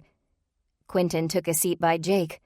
Glad to do it. I texted Savannah and told her we wouldn't be at church. She said she and Trish will probably join us after. A bite of bacon in her mouth, Cooper stopped in a panic. My mama and daddy are probably worried sick. What time is it? Nathan tapped his Fitbit. 8 o'clock. She ran to her purse and fished out her phone. 10 missed calls. They'll be in church now. She sent her mama a quick text. Hopefully they'll see this and not worry too much. They knew you were coming over, Nathan said. Do you really think they're worried? Since I don't make a habit of staying out overnight, I'm sure they're a little bit anxious about it. Hence the 10 phone calls. Nathan nodded as everyone started to eat, but he didn't touch his food. He poked at the eggs with a piece of bacon and picked at the top of his pancake. Aren't you hungry? Bryant asked through a mouthful of eggs. He looked a bit more awake with a few bites of food in him. Because I'm starving. Nathan waffled. It's not that I'm not hungry, He put down his piece of bacon and stared at the plate. Christine's in jail. She's about to go to prison. And here I am sitting down to a nice breakfast. Cooper pushed her own plate away from her. Nathan, you don't have to feel guilty about enjoying breakfast. How can I enjoy it? Why am I even sitting? I should be working. I should be looking through photos. Jake downed a cup of coffee in record time and shifted in his seat. The sudden surge of caffeine had perked him up. You have to eat, Nathan. And you can't eat and really study those photos at the same time. We'll eat fast before we get back to work, all right? The conversation died down as they focused on their food. No sooner had Cooper taken her last bite than the doorbell rang. Nathan stood, but Cooper shook her head. You finish eating. I'll get it. She hurried to the door and opened it to find Savannah and Trish standing on the front porch. She put an arm around each of them and pulled them into a group hug. We didn't think we'd see you until after church. Savannah returned the embrace and laughed. Well, church is about more than listening to sermons. It's about being in a family. Trish nodded, and right now our family needs help. And moral support, Savannah added. That's my department. Cooper led the two of them back to the table. Guess who I found? Jake was on his feet in an instant, heading to Savannah to greet her with a hug and kiss. Meanwhile, Trish headed to the coffee pot and poured herself a mug. This is a nice surprise, Quentin said. We've got extra eggs, bacon, and pancakes if you're interested. I am interested in a little Java, Trish replied. And then I'm interested in getting to work." Nathan smiled. "That's what I like to hear. We were just about to dive in for the day." Savannah squinted and surveyed the room. "Are all those dark shapes on the floor photographs?" she asked in dismay. "Piles of them," Jake answered. "Piles and piles." Trish, on the other hand, was somewhat less overwhelmed. "Looks like y'all changed the piles since I left. Did you find anything useful?" Bryant shook his head. "No pictures of Christine. We finally stopped looking for her and started arranging the pictures by timestamp. We ran out of energy before we could take the magnifying glasses to them. Please tell Phil thanks for those, by the way," Nathan said. "They're a great help." Trish took a drink of her coffee and set her mug on the counter. "Thanks can wait. Let's get your sister out of jail." Minutes stretched into hours that seemed to pass in the blink of an eye. The cool glow of morning dissolved into harsher light. Pile after pile of photos moved from the floor, the table, and the counter to the trash. The group consolidated the remainder of the pictures on the dining table and pulled up their chairs to continue their work. Suddenly, Nathan stood. He ran his fingers through his hair and then stuffed his fists into his pockets. "This isn't working," he announced. Cooper rubbed her tired eyes. "We'll keep looking." He shook his head. "I can't even tell in half of these if it's Christine or someone else. The photos are too grainy. They're taken from too far away. It isn't working." Then, in a moment of hopelessness Cooper had never seen in him, Nathan swept several piles of pictures off the table and onto the floor. No one said a word. Nathan put his head in his hands and began to cry. "I thought we'd find a way to prove her alibi. I thought we'd get her out. I thought I could help." Cooper stayed glued to her seat. She had no idea how to act. She'd never seen Nathan so heartbroken, so dejected. Her heart ached for him, longed to comfort him, but she lacked the words. What could she possibly say to a man whose hope was dangling by rapidly fraying thread? What comfort could she offer? Thankfully, Savannah wasn't lacking for words. "Let's say a prayer," she said confidently. "God's taking care of us, and he's taking care of Christine, too. We don't always understand his plan, but we can trust in it. His timing is always best. So let's talk to him about this." She stood and began to cross from her side of the table toward Nathan. But as she walked, she stepped on one of the photos Nathan had pushed off the table. The photo shifted under her weight and she slipped. Everything happened in slow motion. Savannah's mouth opened in surprise as she lost her balance. At the same time, Jake's eyes widened in fear. Cooper leaned toward Savannah, trying to catch her, unable to move quickly enough. Then Nathan reached out and grabbed a hold of Savannah's arms, pulling her upright. "Well, praise God your strength overcame my klutziness," Savannah said, catching her breath as time returned to its normal speed. "Thank you." Nathan held on to Savannah until he was sure her footing was solid. "Lest you forget, I'm the one who pushed the photos onto the floor in the first place. If not for my stupidity, you wouldn't have slipped." He bent down and began to gather the pictures. "Give me a minute to pick these up before we pray. I don't want anyone else to... Slowly, Nathan stood, staring down at one of the photos. Dropping the others to the ground again, he grabbed a magnifying glass off the table and studied, silently, while the others waited in suspense. For several seconds, his concentration was unbroken, his expression unreadable. Had he found something? And was it good? Was it bad? Had they proven Christine's alibi? Or had he found a killer? 15. Nathan pushed the photo and magnifying glass into Cooper's hands. "Look at this. What do you see right there? In the middle, what do you see?" Hands trembling with excitement, she set the photo on the table and held the magnifying glass as steady as she could manage. In the very middle of the picture stood a juggler, a chainsaw in each hand, and two more in the air above him. People surrounded him at a safe distance, watching, their expressions a mixture of fear and awe. Just to the left of the juggler, in the front row of spectators, stood Christine. Cooper nearly leapt to her feet. "It's her!" Her announcement was met with a chorus of hoorays and high fives. "What's the time on it?" Jake asked. "Close enough to count?" Cooper directed her attention to the timestamp. "It says 17:57, so 5:57. Only 2 minutes after Sinclair was killed." "There's no way she could have killed him, cleaned herself up, and then gotten there in 2 minutes," Bryant said. "That's the proof we've been looking for." Trish stepped over the counter to retrieve her mug and held it in the air. "To Nathan for finding the photo." "Thanks, but I didn't find it," Nathan replied. "It was all Savannah." Savannah laughed. "I'm not sure I can take credit for nearly falling, but I'm glad I was able to contribute. Now, what do you say we get on to that prayer?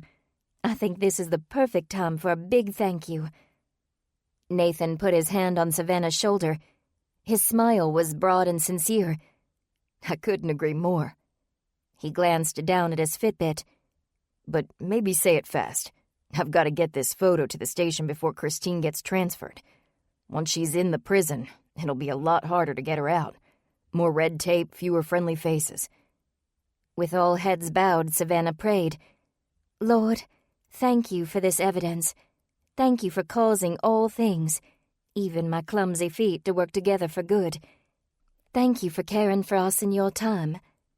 Her prayer was punctuated by a hearty amen from the entire group. Then in carpool fashion they sped toward the station.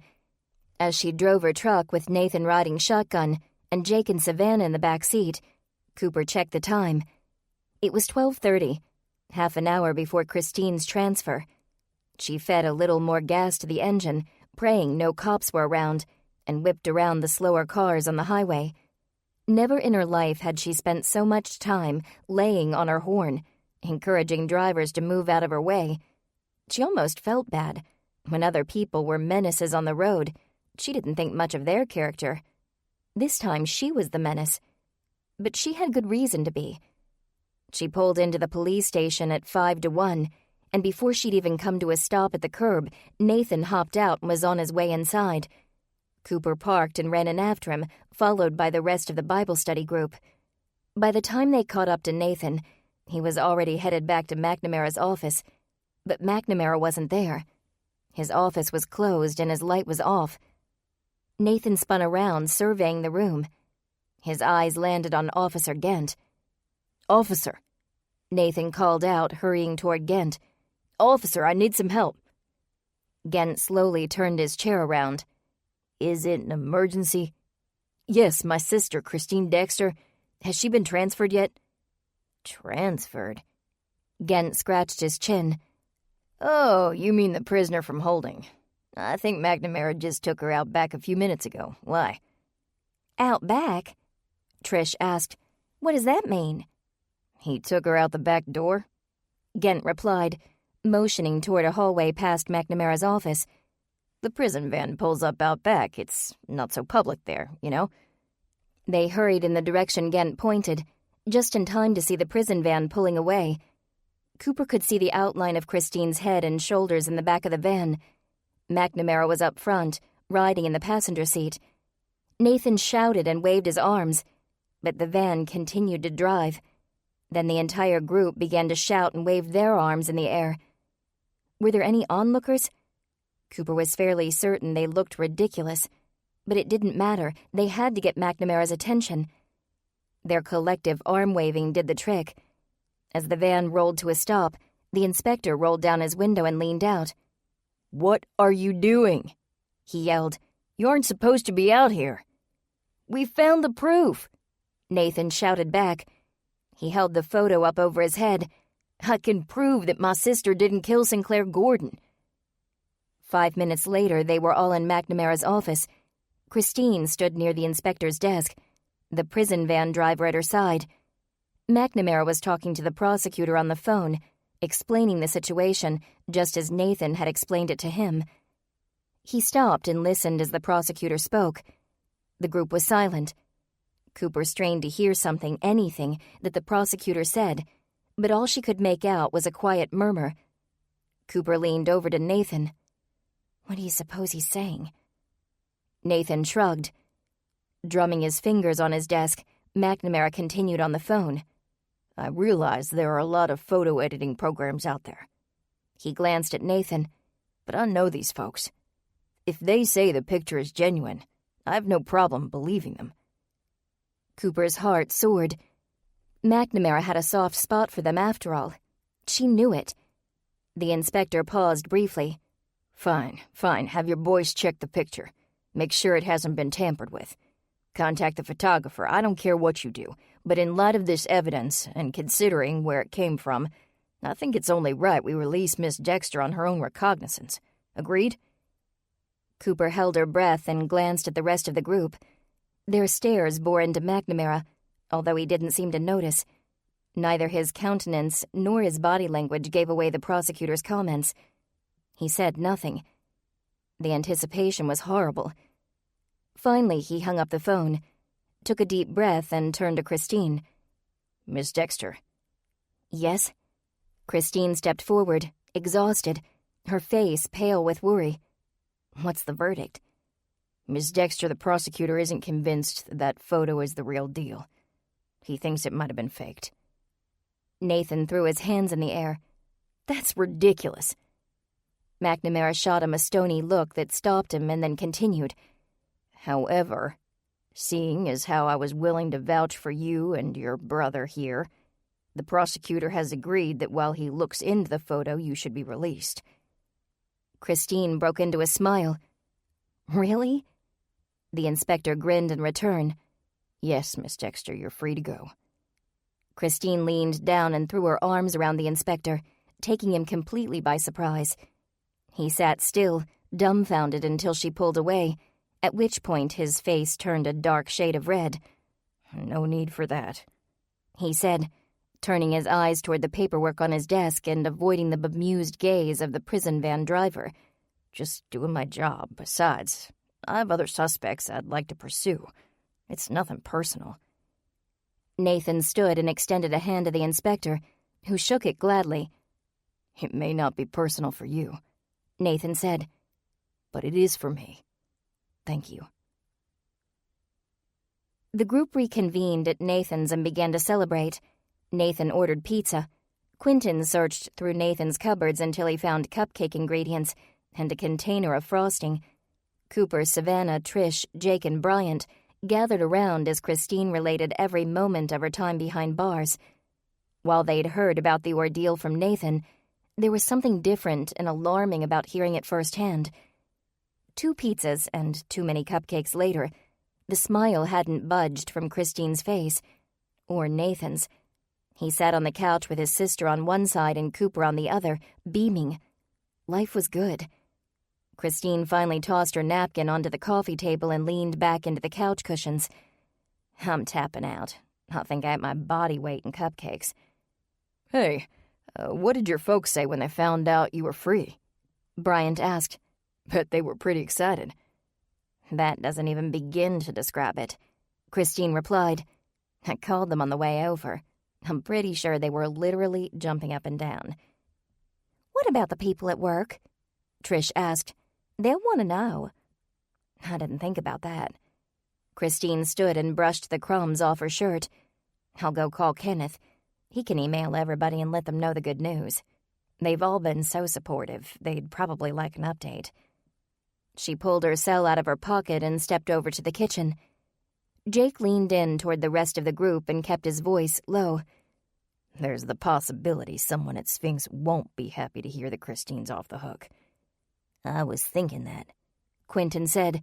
Someone is about to get a very rude awakening. Savannah took Jake's hand. You're forgetting the possibility that Sinclair did kill himself. There's the chance that everyone at Sphinx will be happy to hear that Christine's free. Christine returned and fell into the soft couch cushions. She sighed, a wide, contented smile on her lips. It's so nice to sit on something other than a cot. Trish's eyebrows shot up with curiosity. So? So what?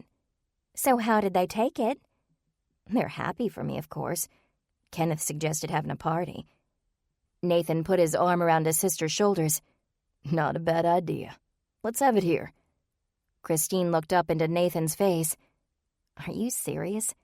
Sure, I'm serious. I think I can speak for all of us when I say I'm ecstatic you're not in jail anymore. It's something to celebrate. In fact, why don't you invite all the Sphinx people too? We'll have it tomorrow after work. How does that sound? The Bible study group gave their approval with nods and thumbs up. Christine gave Nathan a hug. I'd say it sounds like you're the best brother ever. After a long conversation about party food, Cooper gathered her things. It was her turn to visit Danny, her and Trish, and if they waited any longer, they'd miss visiting hours completely. Danny was eating supper when they arrived, ladling spoonfuls of soup from a shallow cafeteria bowl. He looked pleased to see them. "What's the soup of the day?" Trish asked, smiling. "Chicken noodle." He made a sour face. 2 days ago, they were letting me eat biscuits and gravy. Now I'm on soup. Cooper glanced at the monitor beside his bed. "Everything all right?" Doc says there's an infection. "Where?" "Somewhere in my body." "What kind of infection?" Danny shrugged. "I don't remember the details. To be honest, I wasn't really listening. In the military, I learned to just let the doctors do their thing. It's easier that way.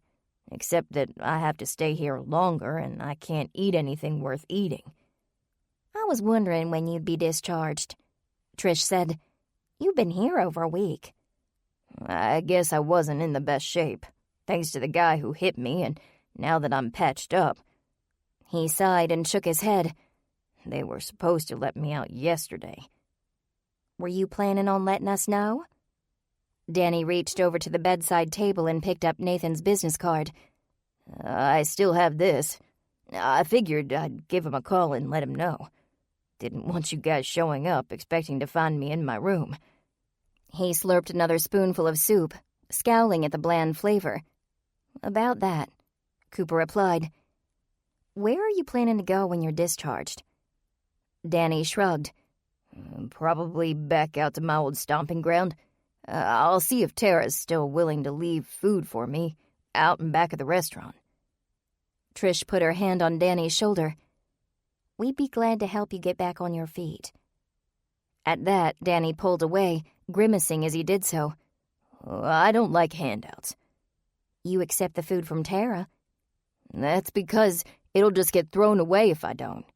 If you have some way I can earn my keep, then I'm glad to give it a try, but I won't be taking charity." "All right, I understand," Trish said, backing away. "I didn't mean to offend you." Cooper, on the other hand, wasn't quite ready to back down. "What if we do find you a job? Would you take it?" "If they'll have me, sure," Danny said. "I have to warn you, though. I've been told my personality rubs some people the wrong way. Makes it difficult to hold down a job." Cooper smiled. "Sounds like a challenge. We'll see what we can do." Cooper's sleep was troubled that night. She woke up every hour on the hour until 4, and then she sat up in bed and played with Moses and Miriam to try and relax. She was excited that Christine was finally in the clear, but that excitement translated into sleeplessness. Not only that, but Cooper's thoughts kept drifting to Danny. She was worried about him. Soon he'd be discharged from the hospital, still recovering from major injuries, and he'd return to a friendless existence. He needed a job. He needed friends. Cooper needed to figure out a solution to his problems. After she'd thought over Danny's problems for a while, her thoughts turned to moving across the country. Now that Christine was out of jail, there was nothing standing in their way. Not that Cooper wanted Christine to be in jail. Nathan would be ready to leave for L.A. in a few weeks. Cooper would be going with him. They'd probably be staying in California. Of course they would. Her fiancé would get the job and they'd move. But Cooper still couldn't say it out loud. She wasn't ready to admit to anyone but herself that the time had come to leave. She wasn't ready for it to be real. In those early hours of the morning, it was easier to focus on Sinclair's death than it was to consider leaving Richmond. It was far less personal, and regardless of the outcome, Cooper's life wouldn't change. So she thought about what she'd do if Nathan were ever arrested. Nathan had fought for Christine. What would Cooper do for him? Firstly, she knew that no one would ever be able to convince her that he was guilty of something as heinous as murder, regardless of how much evidence they had, how many eyewitness statements they showed her. Even if the crime were caught on tape, she wouldn't believe it. Not ever. Not Nathan. Focusing on Nathan brought her thoughts back to the job in L.A. She toyed with the idea that he could forego the opportunity and stay in Richmond. All she had to do was tell Nathan she wanted to stay, and he'd turn down the job. So simple, yet so undeniably selfish. She'd never forgive herself for denying him this chance. Cooper could feel the walls of anxiety closing in around her, so she pushed the thoughts about Nathan out of her head. Where had that peace gone that she felt yesterday? Where was the surety? She sighed, ashamed. Her peace and surety were probably in the same place as her trust. She kept trying to trust God and His timing, and when she did, she had such overwhelming peace. It was far too easy, though, to take back that trust, and when she did, her peace faded away. The more she tried to trust in her own problem-solving skills and her own abilities, the more anxious she became. She took a deep breath and prayed in her head, asking that God would help her to trust in Him, especially as she faced important life-changing crossroads. As her wandering thoughts drifted once again to Christine, Moses crawled into Cooper's lap and turned onto his back, asking for a belly rub. Cooper absent-mindedly petted him, and after a while she slowly drifted off to sleep. 16. On her way to work Monday morning, Cooper called Ashley. There was a lot Cooper couldn't do, a lot she couldn't fix, but it occurred to her that as far as Danny was concerned, she might be able to make a big difference. Ashley answered with a very energetic, "Hey, sis." "You sound like you got sleep," Cooper replied. "Or else you've turned to illegal stimulants." Ashley laughed. "Lincoln got up with Hannah last night and this morning. I think it was the best night's sleep I've had since Hannah was born. How are you?" "Pretty good. I wanted to talk to you about that committee you're on." "What was it again?" "It's the board that oversees the running of our church's shelter downtown." "I thought it was something like that. I assume you offer different services to people who are homeless." "Sure do," Ashley said. "Do you help them get jobs? I mean, the whole 9 yards, business clothes, resume, interview prep." "We do all of it. We even find them a job if we can. What's all this about?"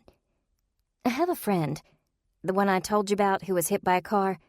He won't accept charity, but if there's a job for him, he'll take it. He's in the hospital now, but I don't know how to get in touch with him otherwise. Except that he hangs out behind the IHOP across town. There's a waitress there named Tara who makes sure he stays fed. I'd appreciate it if your committee could help him somehow." "I would love to help him." Ashley's voice was brimming over with excitement. "It's one thing to sit on a committee. It's something else entirely to actually see results. It'd be terrific if we could help him." "I'll email you all the details I have," Cooper said. "And I may even have a job idea for him. I'll include that information in the message." "I'll watch for it." The Make It Work parking lot was noticeably more populated today than it had been last week. Cooper went inside to find Brandy and Josh standing at the coffee maker, talking to Emilio and laughing. They waved when Cooper arrived. "Glad to see you both alive," Cooper said, joining them at the coffee maker. "Feeling better?" "Much," Josh replied. He pointed to his ear. "The ear infection is almost gone. I'm on antibiotics for the rest of the week, but it doesn't hurt anymore, and I'm ready to work." "And I didn't have it nearly as bad as everyone else," Brandy said. "Just a plain old boring virus. My nose is still a little stopped up, but nothing that'll prevent me from delivering machines." Cooper sighed with relief.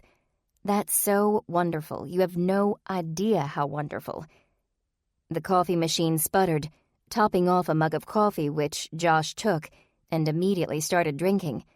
He swallowed a big gulp of the hot brew. "Amelia was telling us you were down to 3 people at the end of last week." Cooper nodded. "It was hectic, to say the least." He said you handled it well." "Glad to hear it," Cooper said, smiling. Hopefully this meant she wouldn't drive Mr. Farmer's business into the ground. "If you're ready to get to work, we've got a lot of catching up to do." "Sure. Is Bobby back yet?" "He and his kids keep infecting each other. Last I heard, his wife wasn't allowing him to get out of bed." Josh grimaced. "It's a nasty bug. I'm sorry he's still sick." "Well, I'm glad you're well." She checked her watch. "And I hope you're ready for a full day." Smiling, Josh replied, "Bring it on." Thanks to the return of the invalids, the day was considerably less busy than the end of last week had been. Josh and Brandy each did the job of two, and Cooper was not only able to catch up on her paperwork, but also leave on time. On the way home, she thought about Danny. It would be so wonderful if Ashley could help, but it would be more helpful to Ashley if Cooper could provide her with at least a few details. The easiest solution would be to ask Danny face to face, but as soon as he knew what Cooper was up to, he'd get his hopes up. Until Ashley had a better idea of what she could do to help, Cooper didn't want to risk disappointment. Danny had seen enough of that to last a lifetime. So she pulled out her cell and began to dial Savannah, who, along with Jake, had spent more evenings with Danny than the others in the group. If anyone knew more about him, it was Savannah. Just as she was about to press the send button, though, her phone rang. Savannah's name appeared on the caller ID. "What a coincidence," Cooper said. "I was just calling you." "Something's happened." Savannah spoke quickly. She sounded out of breath. "Are you okay?" "It's not me. It's Danny. Cooper, somebody just tried to kill him at the hospital." Savannah and Jake were standing at Danny's bedside while a hospital security guard spoke with Danny. A nurse was there too, along with Inspector McNamara and the rest of the Bible study group. Apparently Savannah's phone calls had brought everyone running. The room was a mess. Danny's blanket was on the floor, and his pillow was at the foot of the bed. The monitor screen beside his bed was cracked. Shards of a vase lay on the floor, surrounded by the yellow roses it once held. Danny's eyes were cold, resolute. If there had been any doubt as to his military service before, there could be none now. That was the indomitable stare of a Marine. Cooper went to Nathan, who stood behind Jake and Savannah. "What happened?" she asked quietly. He greeted her with a quick kiss on the cheek. "I'm not sure. I was getting ready for Christine's party when I heard from Savannah. I called Christine to tell her the party might have to wait for tomorrow or Wednesday, and she's telling her coworkers. Then I drove over. I haven't gotten the full story yet." Cooper turned to Danny. "Are you okay?" "I'll live," Danny answered. He glanced at McNamara, who held his notepad and pen at the ready. "Someone came in while I was sleeping. All of a sudden, I felt something over my face. I couldn't breathe. I put my hands up and felt the pillow." "Looks like you put up one heck of a fight," Quentin commented, looking around the room. "Good for you. You learn a thing or two in the Marines. I wasn't going down easy. Anyway, by the time I pushed him away and got the pillow off, he was out the door." "Did anyone else get a good look at him?" McNamara asked. He looked from Danny to the nurse and doctor. "Anyone?" Both the doctor and nurse shook their heads. "We only saw one person come down the hallway before the man and woman over there arrived, that is," the nurse said, pointing at Savannah and Jake. "And that was a flower delivery person carrying a vase." She turned her attention to the shards and yellow roses on the floor. "That vase? Flowers are typically left at the nurse's station, and I assumed that's where the delivery person was headed." "Did you get a good look at the person with the flowers?" McNamara asked. The nurse shook her head. "I was busy, on my way to see a patient. They maybe wore a hat, a uniform jacket." She shrugged. "I'm really not sure." "Did you at least see if it was a man or a woman?" "I didn't notice the face was hidden behind the flowers." "And no one found that suspicious?" "We get flower deliveries all the time. Nobody pays attention. We see the uniform and we assume it's all on the level." The nurse stared at the broken vase. "Nothing like this has ever happened before." That's a relief, Trish mumbled under her breath. McNamara sighed impatiently. Mr. Allister. Call me Danny. Danny pushed himself up taller in his bed. Mr. never suited me. All right, Danny, can you tell me anything else about the attack or the attacker? Danny shook his head. I told you all I know. It happened pretty quickly. And like I said, by the time I could see anything, he was out the door. Do you have any enemies? Other than whoever tried to run me over? Danny thought for a moment. Can't think of anyone. I tend to leave others well enough alone and they don't bother me. He turned a smile to Jake and Savannah, and then to the rest of the Bible study group. Present company excluded, of course. No real witnesses, no enemies. Then let's try to look at this from a different perspective. McNamara tapped his pen against his bottom lip. Who knew you were here besides hospital personnel? He looked to the nurse. I'll need a list of those names from you. Danny gestured toward the Bible study group. They're the only ones who knew, and I doubt you'll find a would-be killer in their ranks. McNamara snorted a little laugh. I'm inclined to agree with you. There has to be someone else. Sorry, there isn't. I have no family, no close friends. I didn't call anyone to tell him I'm here. Maybe it was random. Do you really think someone came into the hospital, disguised in a flower delivery uniform, and just randomly picked your room as the room to go into? That's not how people operate, Mr. Danny. Whoever did this came looking for you. He walked into this hospital for the sole purpose of taking your life. Danny shifted uncomfortably, and Cooper wondered whether he was more uncomfortable from his injuries or from the current topic of conversation. McNamara continued. Until we figure out who did it, I'll post a policeman at your door. Anybody who wants to get in has to be on his list, or they have to have a nice long talk with me. By the time Cooper finally got home, she was a veritable storm of emotions. Waves of exhaustion mixed with a swelling confusion. She was glad because Christine was free. She was worried about Danny. Having no idea who might have done the deed perplexed her to no end. She still suffered pangs of curiosity about Grammy's mystery man, and there was the nagging sorrow of leaving Richmond, tempered by a strong sense of duty toward the man she loved. For nearly 20 minutes, Cooper sat parked in her parents' driveway, trying to muster the energy to walk inside and up to her apartment over the garage.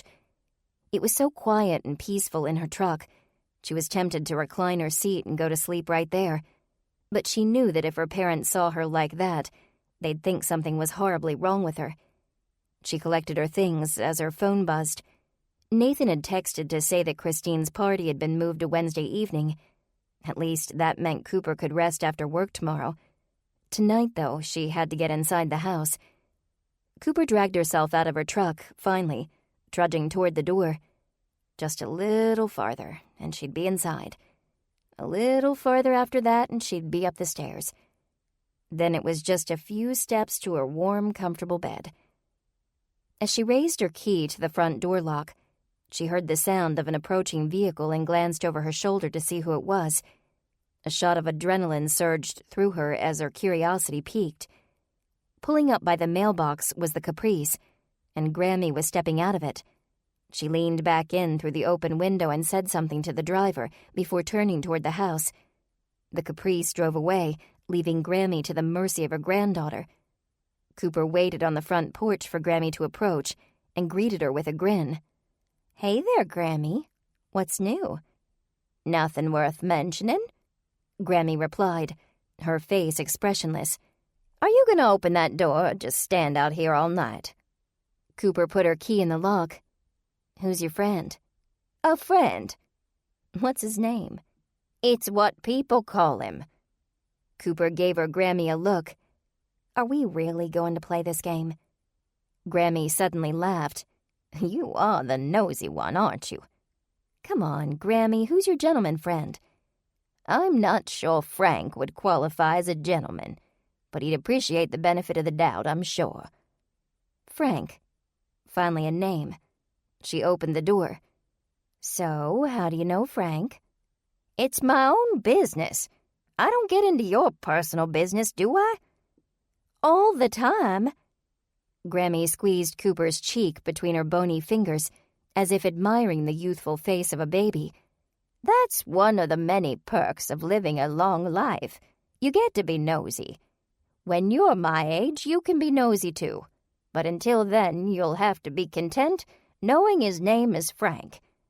Grammy smoothly glided past her into the house, leaving Cooper more curious than before. She had a name, but why was Grammy so reluctant to talk about this Frank character? And what were they doing together? Why wouldn't she tell Cooper? Cooper hurried after Grammy, hoping to pester her for more information, but she was momentarily distracted by the smell of freshly baked cookies. In the second and a half it took Cooper to breathe in the aroma of tomorrow's Magnolia's Marvel's orders, Grammy made a dash for her bedroom and shut the door behind her. Temporarily thwarted, but not at all discouraged, Cooper decided the interrogation could wait. She went to the kitchen, where she found her mama in a colorful, well-worn apron, scooping raw dough onto cookie sheets. Maggie looked up to greet her daughter with a smile. "Coop, I'm glad you're here. Would you try one of these for me?" She gestured to one of the cookies on the nearby cooling rack. "It's a new recipe. I need a second opinion." "I think I can help with that," Cooper replied, admiring the uniformity of her mama's treats. "What are they?" "Chocolate pecan balls." Coated in crushed pecans, the dark cookies were rolled up into bite-sized morsels. Cooper popped one into her mouth without first checking the temperature and burned her tongue. Its decadence, however, almost made up for the injury. Cooper fanned her mouth. "Hot?" Maggie asked. "Mm-hmm." "Sorry, that batch just came out of the oven. What do you think? Are they acceptable?" "Mm-hmm." Cooper took another cookie, blowing on it this time before eating it. Just as luscious as the first one. Resisting the urge to take a third, she stepped away from the cooling rack. "How do you do it?" "Do what, sweetie?" "You're always developing new recipes, and they always taste great. How do you do it?" "First of all, you only taste the ones I think are all right. The ones I make and dislike you never see. And second, I've got years of experience under my belt. It takes time, you know, learning what tastes good and what doesn't, discovering the best way to mix ingredients, figuring out how each flavor in a cookie affects the other flavors. You just have to be willing to take a chance, and sometimes it all works out." In that moment, it was all Cooper could do to refrain from telling her mama about Nathan's job opportunity. She went back for a third cookie. It was as if Maggie were giving her advice specifically for her current situation. You just have to be willing to take a chance, and sometimes it all works out. After everything that had happened, murder, arrests, attacks, that was still at the forefront of her mind, gnawing at her and making her feel guilty because she still didn't want to leave. Of course, Mama's counsel could either be interpreted to mean that Cooper should take a chance and express her concerns, or she should take a chance and go to L.A. Cooper chewed slowly until the urge to share had passed. "That's not bad advice," she said. Setting aside her bowl of dough, Maggie closed the distance between herself and Cooper. Her expression was soft, concerned.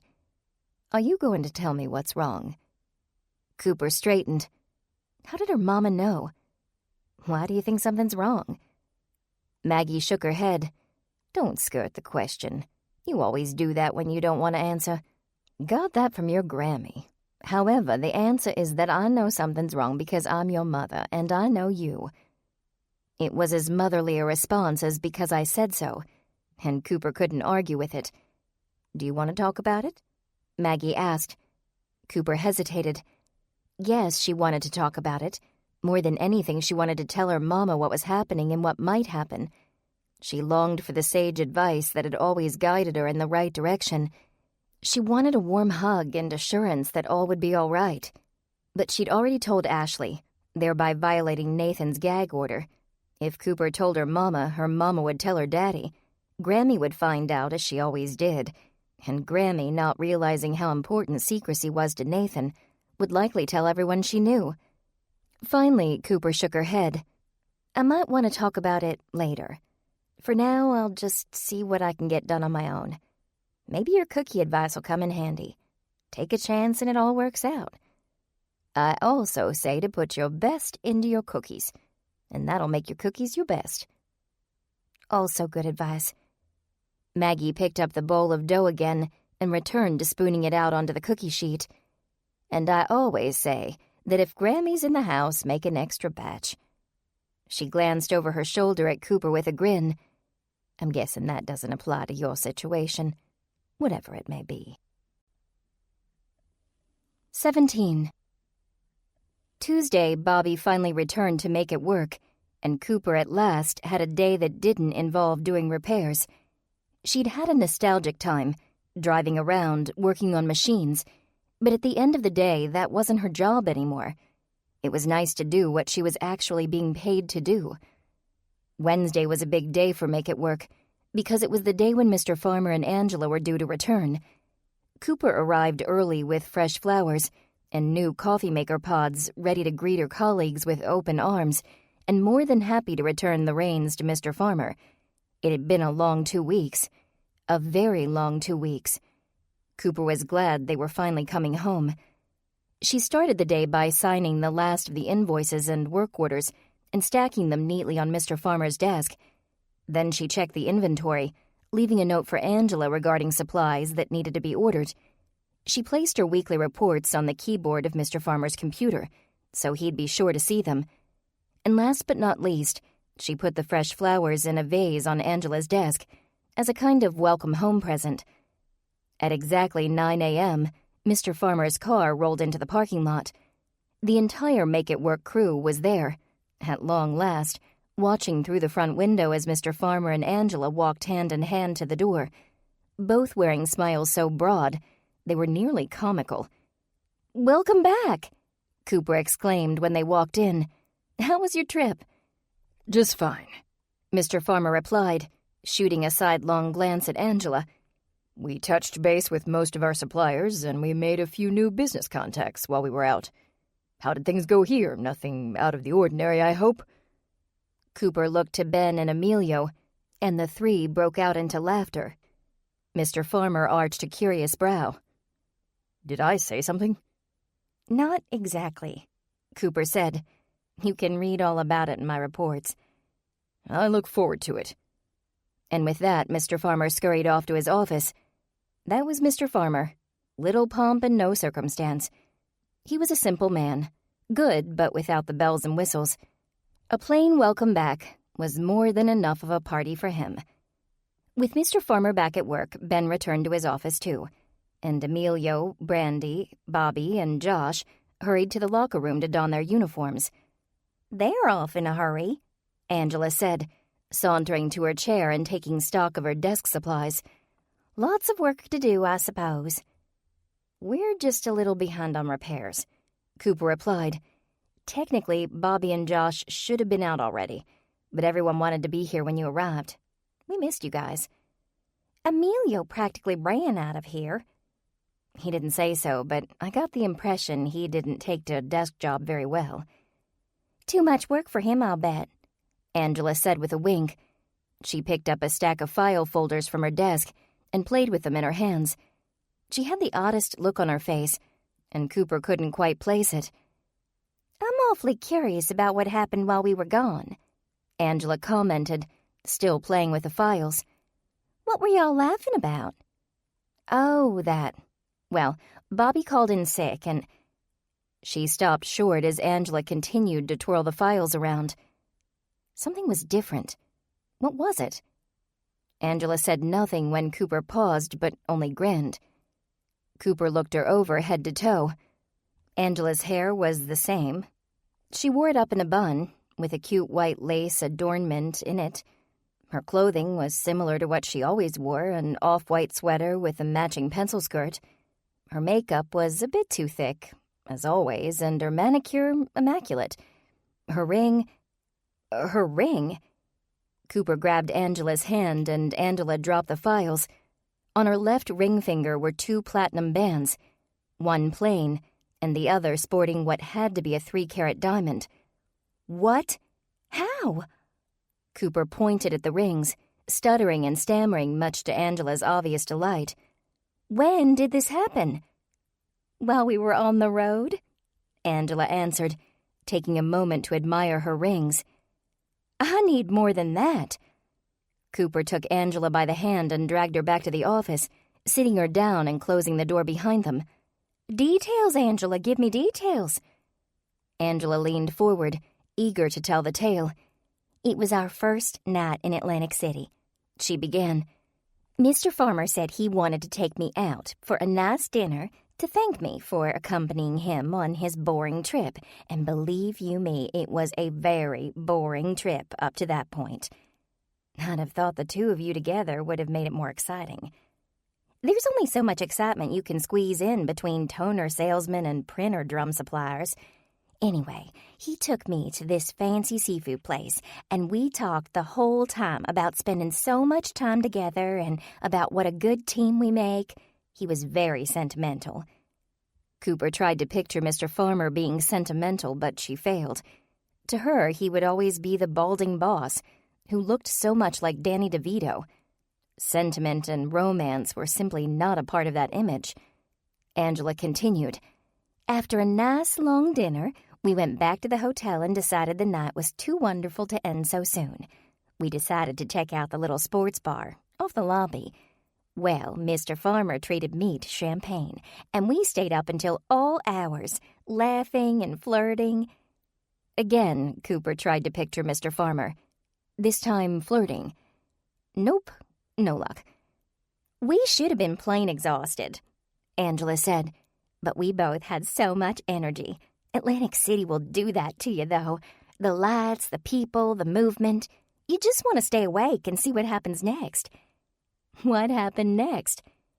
Maybe it was the late hour, maybe it was the champagne talking, but all of a sudden Mr. Farmer took my hands in his and said, "Let's get married." I certainly wasn't going to argue with that. That's so romantic. Did you just jump right in and get married in the morning? Oh, we didn't want to wait until morning. We found a 24-hour wedding chapel and we said our vows then and there, before the sun came up. When I woke up the next day, I turned over to see these lovely sitting on the pillow next to me. She held out her hand and admired her rings once more. Dear Mr. Farmer was up bright and early to find me the perfect rings. Isn't he just too much? Cooper smiled and gave Angela a hug. He is, and so are you. I'm so excited for you, Angela. Me too. Angela sat back in her chair and wiped her eyes. I can't help but cry when I talk about it. Tears of joy, mind you. I'm just so happy. Cooper watched her friend cry big mascara-stained tears that ran down her cheeks in long black streaks, and she thought of Nathan. In that moment, seeing Angela so ecstatic, she was more certain than ever of how much she loved him and wanted to be with him, whether in Richmond or Los Angeles or Timbuktu. However, being with her friend also reinforced the fact that she wasn't yet ready to leave behind everything she knew. And as Cooper sat with Angela, smiling and laughing, admiring the rings and giggling like schoolgirls over Mr. Farmer's sentimentality, the seed of an idea took root in her mind. There might be a solution to her problem, a solution that would give her the best of both worlds. Angela gazed at her rings, moving her hand so the diamond caught the light and sparkled. She sighed contentedly. I told you Atlantic City would be one heck of a time. Cooper placed a Beatles CD into the disc changer of Nathan's expensive sound system and pressed play. A moment later, his home was filled with the sounds of Abbey Road, an album that so perfectly complemented the vibrancy of celebration. Noisy laughter and conversation pervaded the rooms. The air smelled of chips and dips and decaf coffee. The Sunrise Bible Study group, along with the Sphinx crowd, were gathering together to enjoy a well-deserved evening of revelry, following a very difficult ordeal. Mandy and Kenneth hadn't arrived yet, and Dave wouldn't be joining the party, but those present shared stories and jokes in little groups, scattered through the kitchen and living room. In by the TV, Nala told Trish and Christine about life with Dave before his paranoia set in. Jake and Savannah sat together, talking quietly and smiling. The doorbell rang and Nathan answered. A moment later, he returned to the party, followed by Kenneth and Mandy, both of whom wore a very grim expression. All the chatter died down as one by one, everyone saw the looks on their faces. "You two don't look like you're ready to party," Christine commented. "Something the matter?" Mandy turned to Kenneth. "I'll let you do the explaining." Kenneth looked around the room, his gaze lingering on Christine and then on Cooper. "We had an interesting afternoon." Christine approached him. "Last I saw, you guys were cleaning out Sinclair's office. Did something happen?" "You could say that. We were clearing out all of Sinclair's things, and when we opened his safe, we found..." His voice cracked and he paused. "We found cash, stacks of it." His revelation was met with silence, and he continued. "We called Inspector McNamara, and he did some looking around. As it turns out, the amount of cash in the safe was the same amount as was most recently missing from the Sphinx accounts." Christine blanched. "You don't think Sinclair was stealing from his own company?" "I don't," Kenneth replied quickly, pain in his face. "But it doesn't seem to matter what I think." "That's not all of it," Mandy added. "There was also a list in the safe, a list of all the different cash amounts that have gone missing from the company. Looks like he was keeping close track of what he took." "I still don't believe he took it." Mandy put her hand gently on Kenneth's shoulder.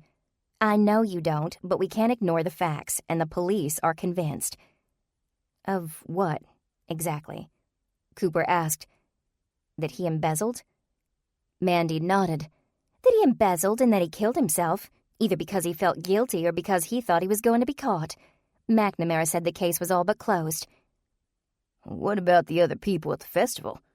Jake asked. "Did the police find any other leads worth pursuing?" "Apparently not," Kenneth answered.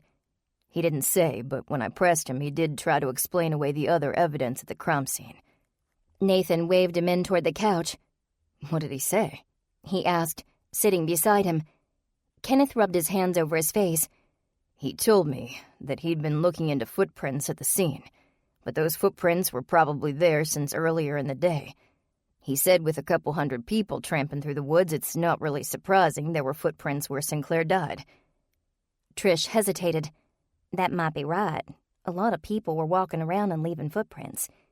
"Then he said that the cut on Sinclair's hand, which he thought might have been caused by a blade, was probably caused by the edge of one of the metal picnic tables at the park."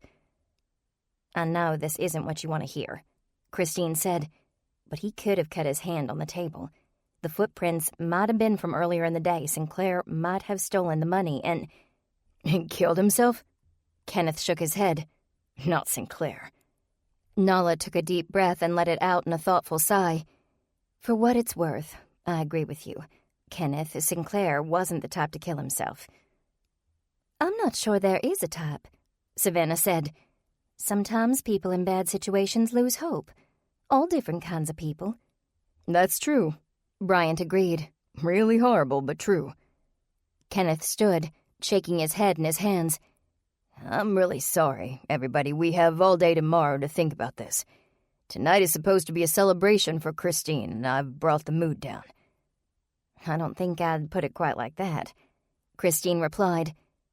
"We wanted to hear what happened today, and if you need to talk about it, you can." "I will, but not right now. We need to just enjoy the party. Christine, I'm glad you're out of jail. Now, I may not believe Sinclair killed himself, but I never could picture you as a killer either."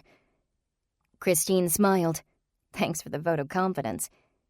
The evening wore on, and eventually Kenneth's mood lightened. The Bible study group did their best to keep his mind off of Sinclair by asking him questions and sharing their own stories. Eventually, he ended up in the living room with Bryant, explaining his plans for the company now that he was in charge. Nala, Trish, and Christine had settled back into their little group by the TV. They talked and laughed, as if the three of them had been good friends for years. Quentin stood by the snacks, his eyes taking in all of the options, and his sausage fingers selecting a few for his plate. The doorbell rang, and Jake went to answer it. He returned with another familiar face. Danny trailed behind him, looking a bit uncomfortable. That discomfort, however, quickly gave way to a smile as Jake took him over to Savannah and engaged him in friendly conversation.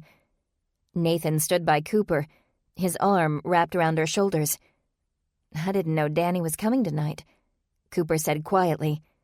"I invited him," Nathan replied. "I thought it would be good for him to know he's not all alone. I didn't figure Christine would mind him coming to her party." "That was very sweet of you." "Just seemed like the right thing. He needs to know he's got people he can count on." He gave Cooper a squeeze. "Would you mind if I go and talk to him? I know Jake and Savannah will take care of him, but I want to make sure he knows he's welcome in my home." Cooper nodded her assent, and Nathan crossed over to Danny, greeting him with a firm handshake. Then Cooper slowly made her way around the room, enjoying the levity of the celebration. However, as she tuned into the conversation between Kenneth and Bryant, she realized that not everyone was able to celebrate. "I still don't believe it," Kenneth said. "I don't believe he killed himself, and I won't believe it, no matter what the police say. All they have to go on is money in the safe, and who would keep money at the company they'd stolen it from? Besides, he's the one who told me about the irregularities in the ledger. The cop's problem is that he thinks everyone has an alibi or not enough motive, so he's calling Sinclair his own killer. There's just something fishy about the case." His voice was so full of conviction that for just a moment it made Cooper wonder, could McNamara be wrong? He'd all but closed the homicide investigation because suicide seemed the obvious choice. But what if there were other facts he needed to take into consideration, like the fact that Sinclair's best friend in the world insisted he wasn't suicidal? Cooper could tell he just needed to talk to someone about it, despite his earlier declaration that they ought to simply enjoy the party. She excused herself quietly as she stepped into the conversation. "Something you need?" Kenneth asked, pausing in his tirade about McNamara. "I couldn't help but overhear what you said," Cooper said. "You mentioned you thought there was something fishy about the case." "There is."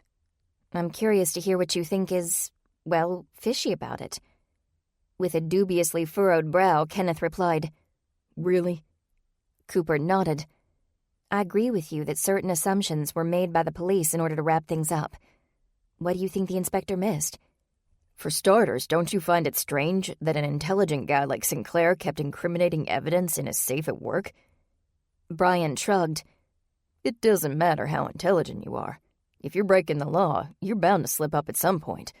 Besides, maybe he realized it wouldn't make a difference anymore. If he killed himself. Sinclair wouldn't have done that," Kenneth insisted. Cooper put a hand on Kenneth's arm to calm him. "You said it yourself. Everyone has an alibi or no motive." "Maybe the alibis are wrong." "I don't see how," Cooper said. "Unless the time of death is wrong, how can the alibis be wrong?" She paused. A chill crept up her back. "Wait a sec. What if the time of death is wrong?" "How can that be?" Bryant asked. Nathan sauntered over to join them. "You all seem deep in conversation."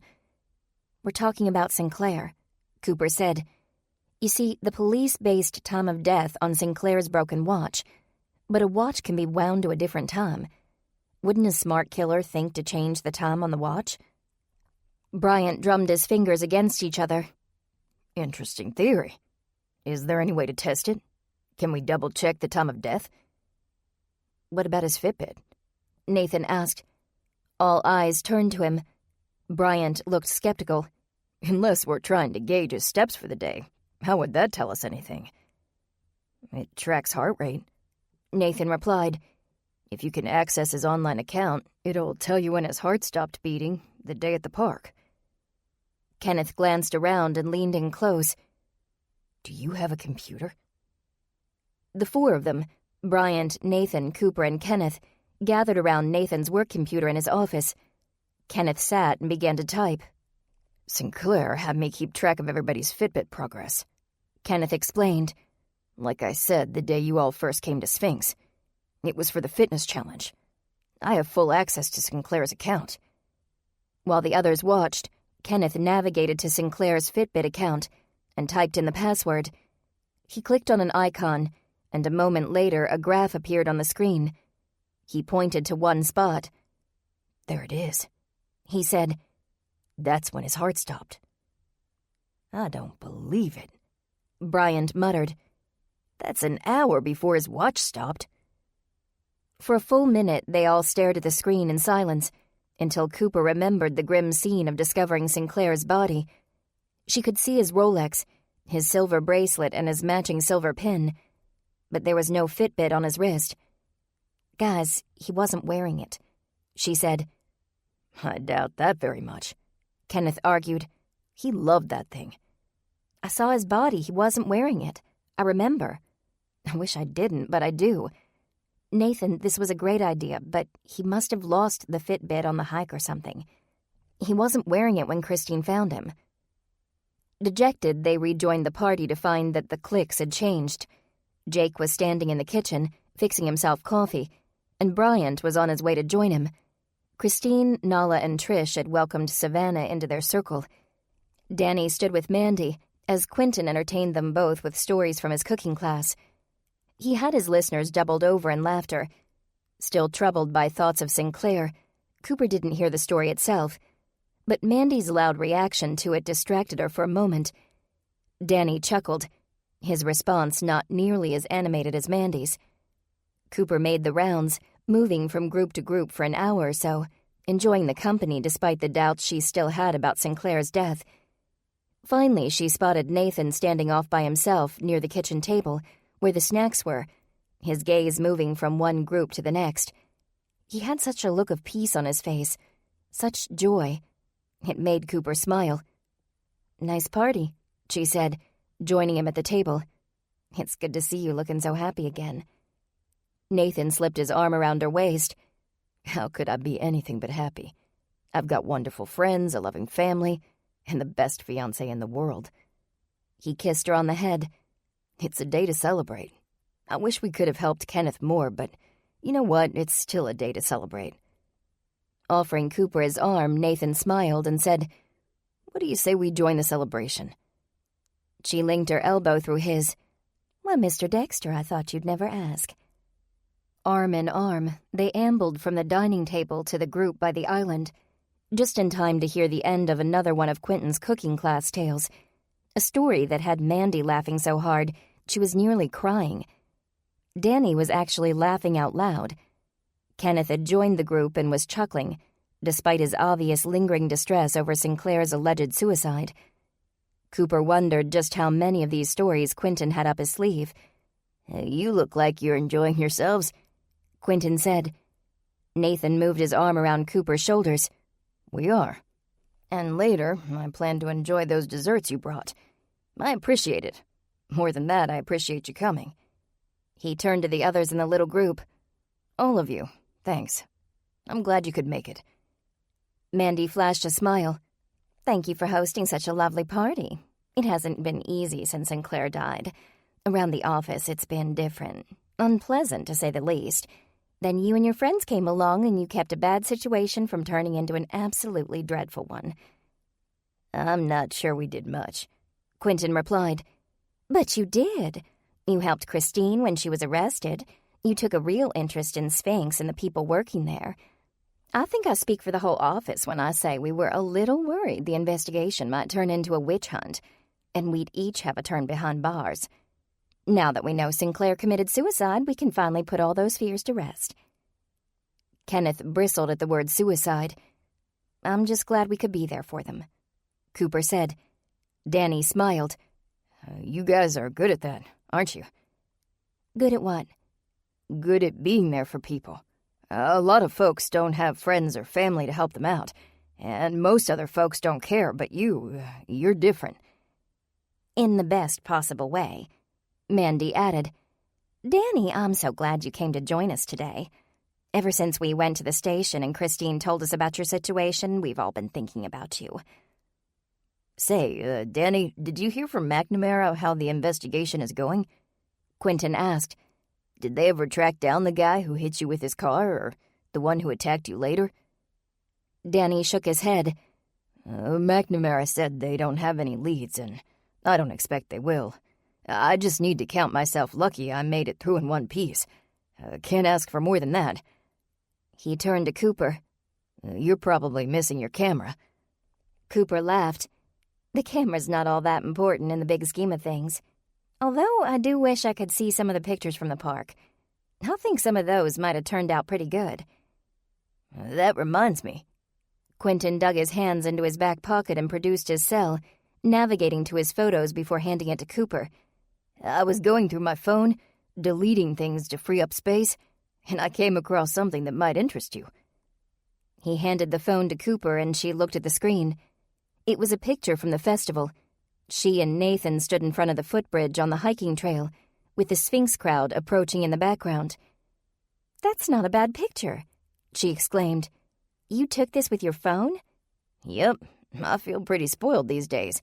With a fancy smartphone and all, it takes pictures better than my camera does. Anyway, I forgot I took that photo at the park. I thought you might like to see it. "I'd like to have it if you don't mind." Quentin took the phone back. "I'll send it to you right now." A moment later, her cell phone buzzed as the picture message arrived in her inbox. She took her phone from her pocket. "I think I'll go show this to Trish, if you'll excuse me." Standing on her tiptoes, Cooper gave Nathan a kiss on the cheek before heading over to where Christine, Nala, and Trish were busy chatting, while Savannah went for coffee. So enthralled were they in their conversation that they didn't even notice her joining their little circle. Cooper stood for nearly a minute on the outskirts of the group, waiting to be noticed. Finally, she asked, "Are y'all sharing secrets?" Trish jumped. "Cooper, I didn't see you there. We were just talking about our first apartments." "I'm about to be on my own for the first time," Nala explained. "Back before Dave and I got married, I lived with roommates. Before that, I was in a college dorm. Before that, I lived with my parents. I've never actually lived by myself. Trish and Christine were just telling me their fond memories of the bachelorette life." "Hers are memories," Christine said, jerking her thumb toward Trish. "Mine are current." Nala laughed. "How about you, Cooper? Any fun and interesting tales to tell?" "I'm not sure." Cooper thought for a moment. She currently lived in the apartment over her parents' garage, and before that she'd lived with a boyfriend for 5 years. Once upon a time, she had a little one-bedroom, one-bathroom apartment of her own, but it felt like forever ago. In truth, she didn't miss the bachelorette life, as Nala called it. Cooper preferred to be near family, to know a friend was just down the stairs, to eat alongside loved ones rather than alone. That probably wasn't what Nala needed to hear now, though. Finally, she answered, "I haven't lived on my own in a long time, but if I remember any fun anecdotes, I'll be sure and let you know." Christine laughed and stepped away to set down her glass. As she returned to the group, she looked down at the band on her wrist. "My Fitbit just buzzed to tell me I hit my 10,000 step goal for the day. That means I won't feel so bad when I have a big slice of that cake." Nala eyed her Fitbit. "I wish I'd taken advantage when Sinclair offered to buy those for everyone. At the time, it was too difficult to think about exercise with everything else that was going on. Now I think I might like to get fit." Sinclair swore by his Fitbit, and I've had good luck with mine. Just wearing it reminds me to jog every morning. Almost every morning. I couldn't jog while I was in jail. "Nathan seems to like his Fitbit, too," Cooper added, "although I think I'd invest in some other device if it were me." "Why?" "Sinclair may have loved his Fitbit, but apparently it fell off on that hike. It wasn't on him when it fell off somewhere. I'd want my device on a necklace maybe, or something else that would stay on a little better." Christine stared at the black band on her wrist. "You don't suppose that pushed him over the edge, do you? Sinclair, that is. You don't suppose that losing his beloved Fitbit was the last straw?" Kenneth stepped over, having had his fill of humorous stories. "This sounds like an unpleasant topic. I thought I was the only one allowed to bring those up." "We were talking about Fitbits," Cooper said, "and how much Sinclair liked his." "That he did." "I was just saying I'd prefer something that didn't fall off so easily." "I haven't had any trouble with mine falling off," Christine said. "Apparently Sinclair did. He lost it at the park." Kenneth eyed Cooper. "So I heard. It's hard to believe, though. I'd have thought Sinclair would have noticed immediately if it fell off." "I'm not sure I'd notice mine was missing," Christine replied. Not if I was busy doing other things. The band's so lightweight. Your band is lightweight, Sinclair's wasn't. What do you mean? He just upgraded the band. Kenneth explained. He was tired of wearing that thick black plastic thing. The new band was custom made. It was silver to match his Rolex, and had a cover over the Fitbit face so it just looked like fine fancy jewelry. I never understood why he had the Fitbit and the watch. Nala said, the Fitbit tells time. If you can afford a Rolex, you wear a Rolex. Anyway, Sinclair had the new Fitbit band made because he said that if he was going to wear that thing everywhere, he wanted it to look nice. Nice jewelry. That sounded familiar.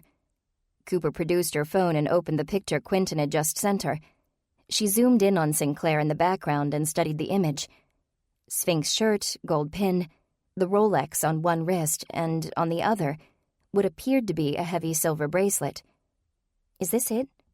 She handed the phone to Kenneth. After a quick look, he nodded. Like I said, it's a fine piece of jewelry.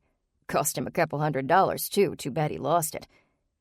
Cooper stared at the picture and then closed her eyes, allowing herself to relive the moment Christine led her and Nathan to Sinclair's body. Vividly, she could see it all, including the blood-spattered silver band. Sinclair had been wearing his Fitbit the whole time. She jumped as a heavy hand was laid on her shoulder. Sorry, Nathan said, smiling. Didn't mean to startle you.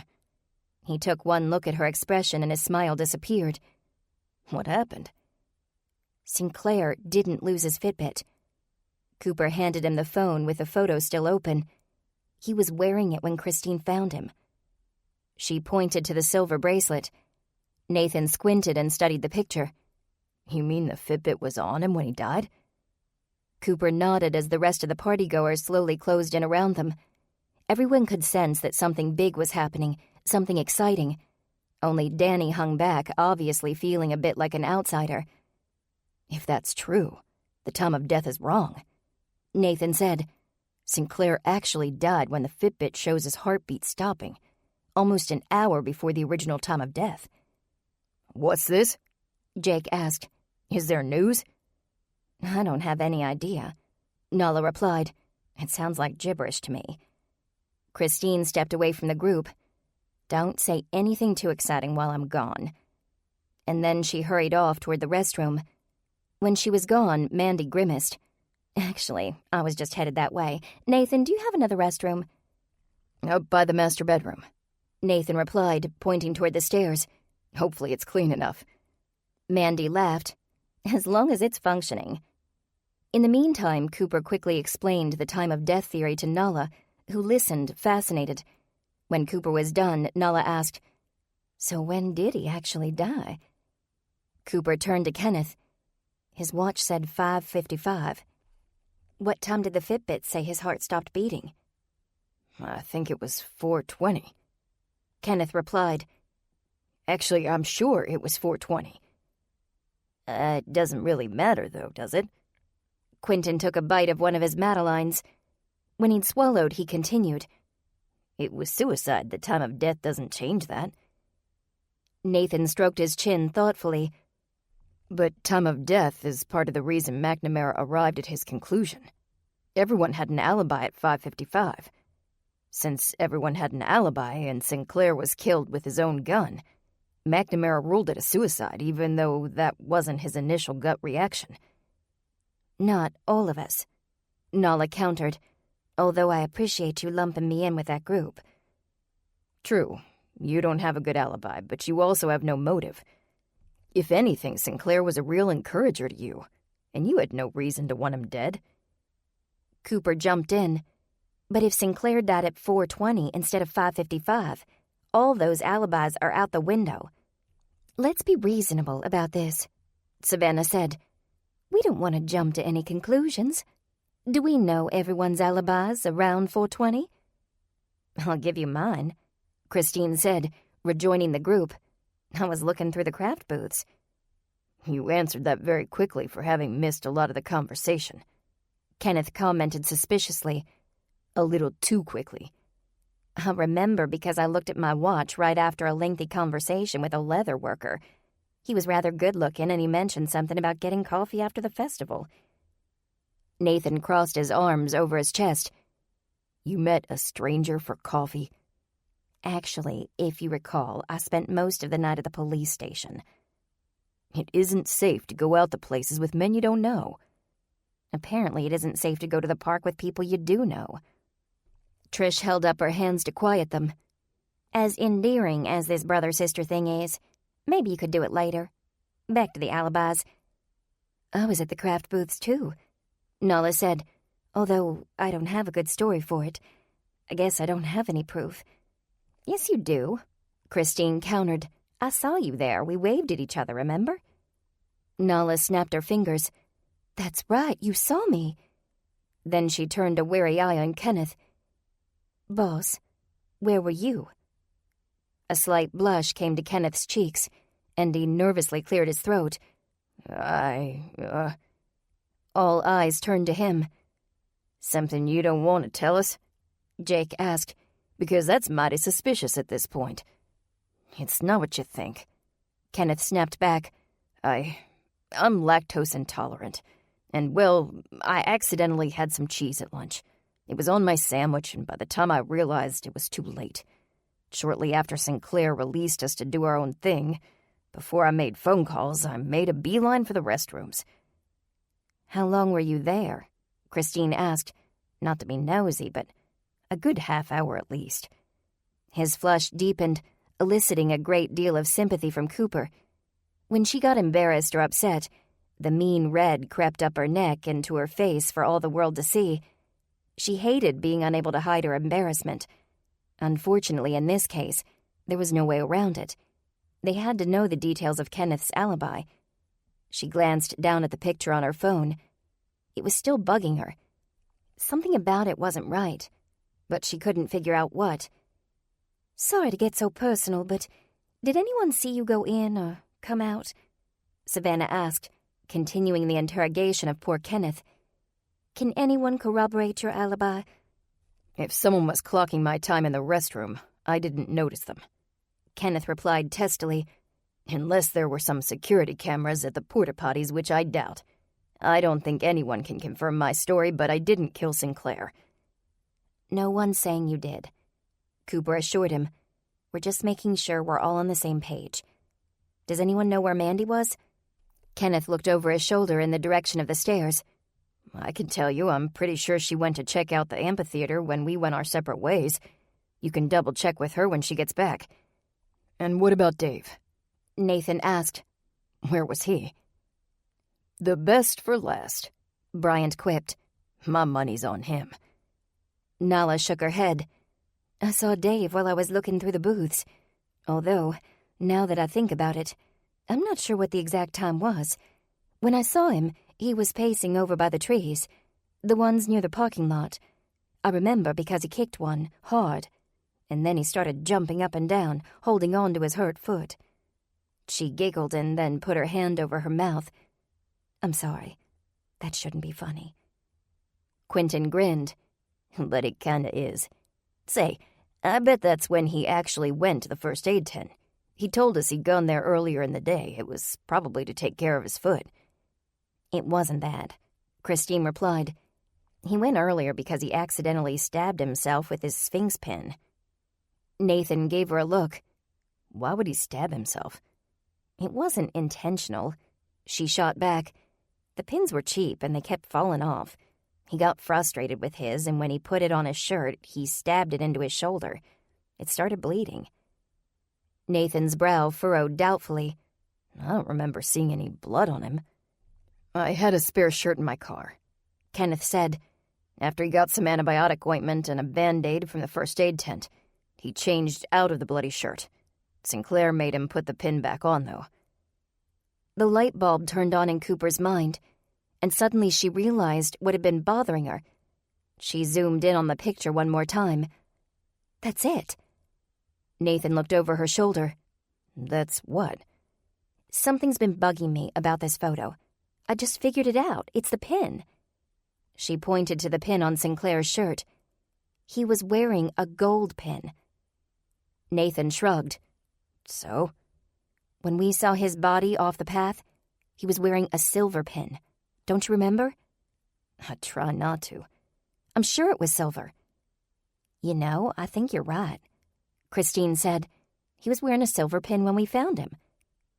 What does that mean? Nala asked. It means that someone switched their pin with Sinclair's. At the beginning of all this, McNamara theorized there was a struggle. If that's true, then both Sinclair's pin and the attacker's might have fallen off. The killer shot Sinclair and then replaced the pins. But it was dark, Trish said, continuing the line of thought. The killer couldn't see which pin was which.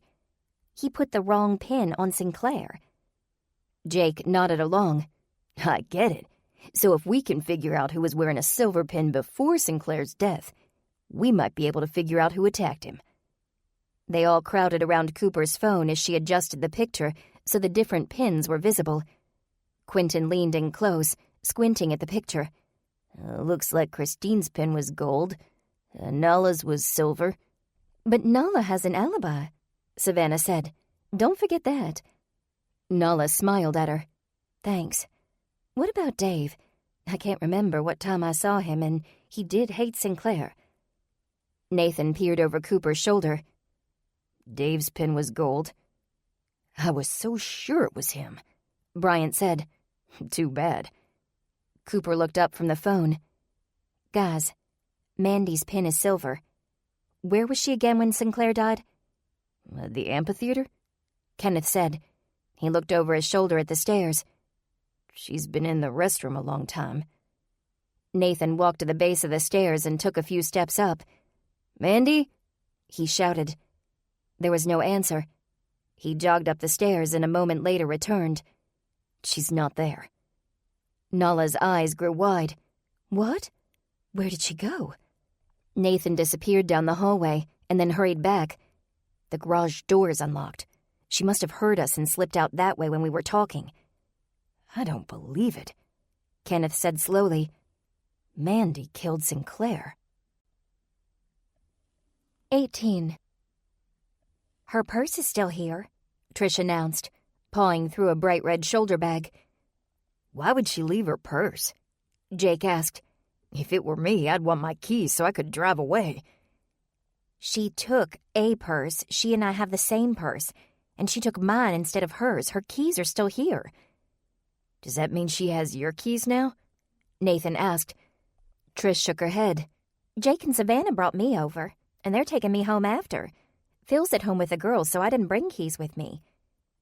Danny was already at the front door.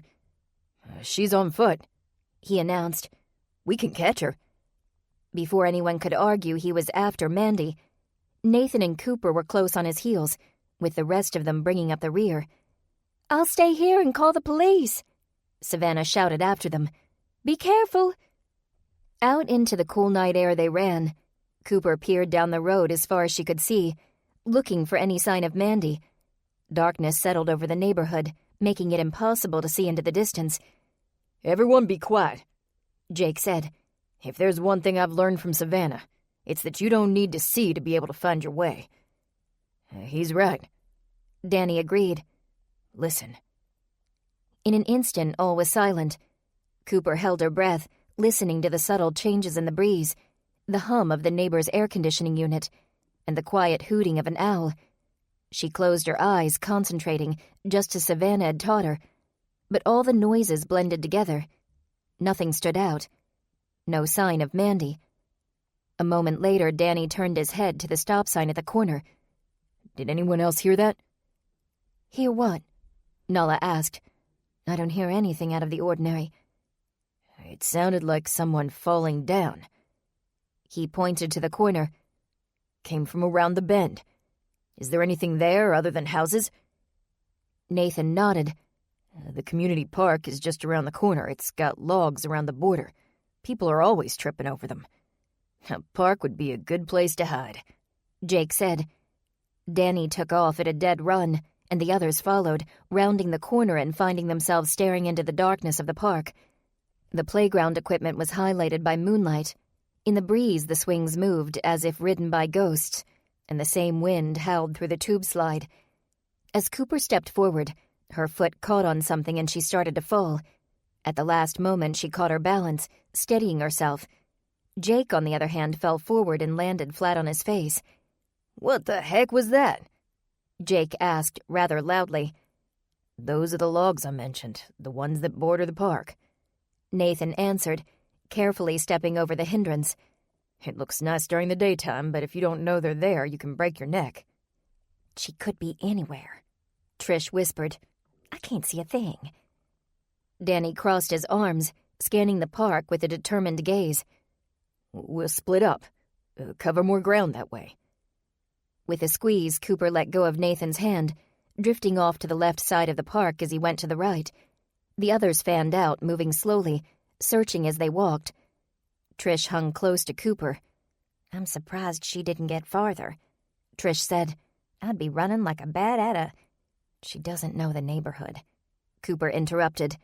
"I've spent a lot of time here, and I'd still have to stop and get my bearings before running away. Besides, she's probably walking instead of running." "You think?" "Sure. If someone saw her running, they'd take notice." "I hadn't thought of that." A third set of footsteps joined them, and Cooper looked over to see Nala on the other side of Trish. So much for splitting up. "Do you think we can sneak up on her?" Nala asked, her voice low. Trish shook her head. "Jake ruined any chance of that when he fell over." "Do you think she can see us now?"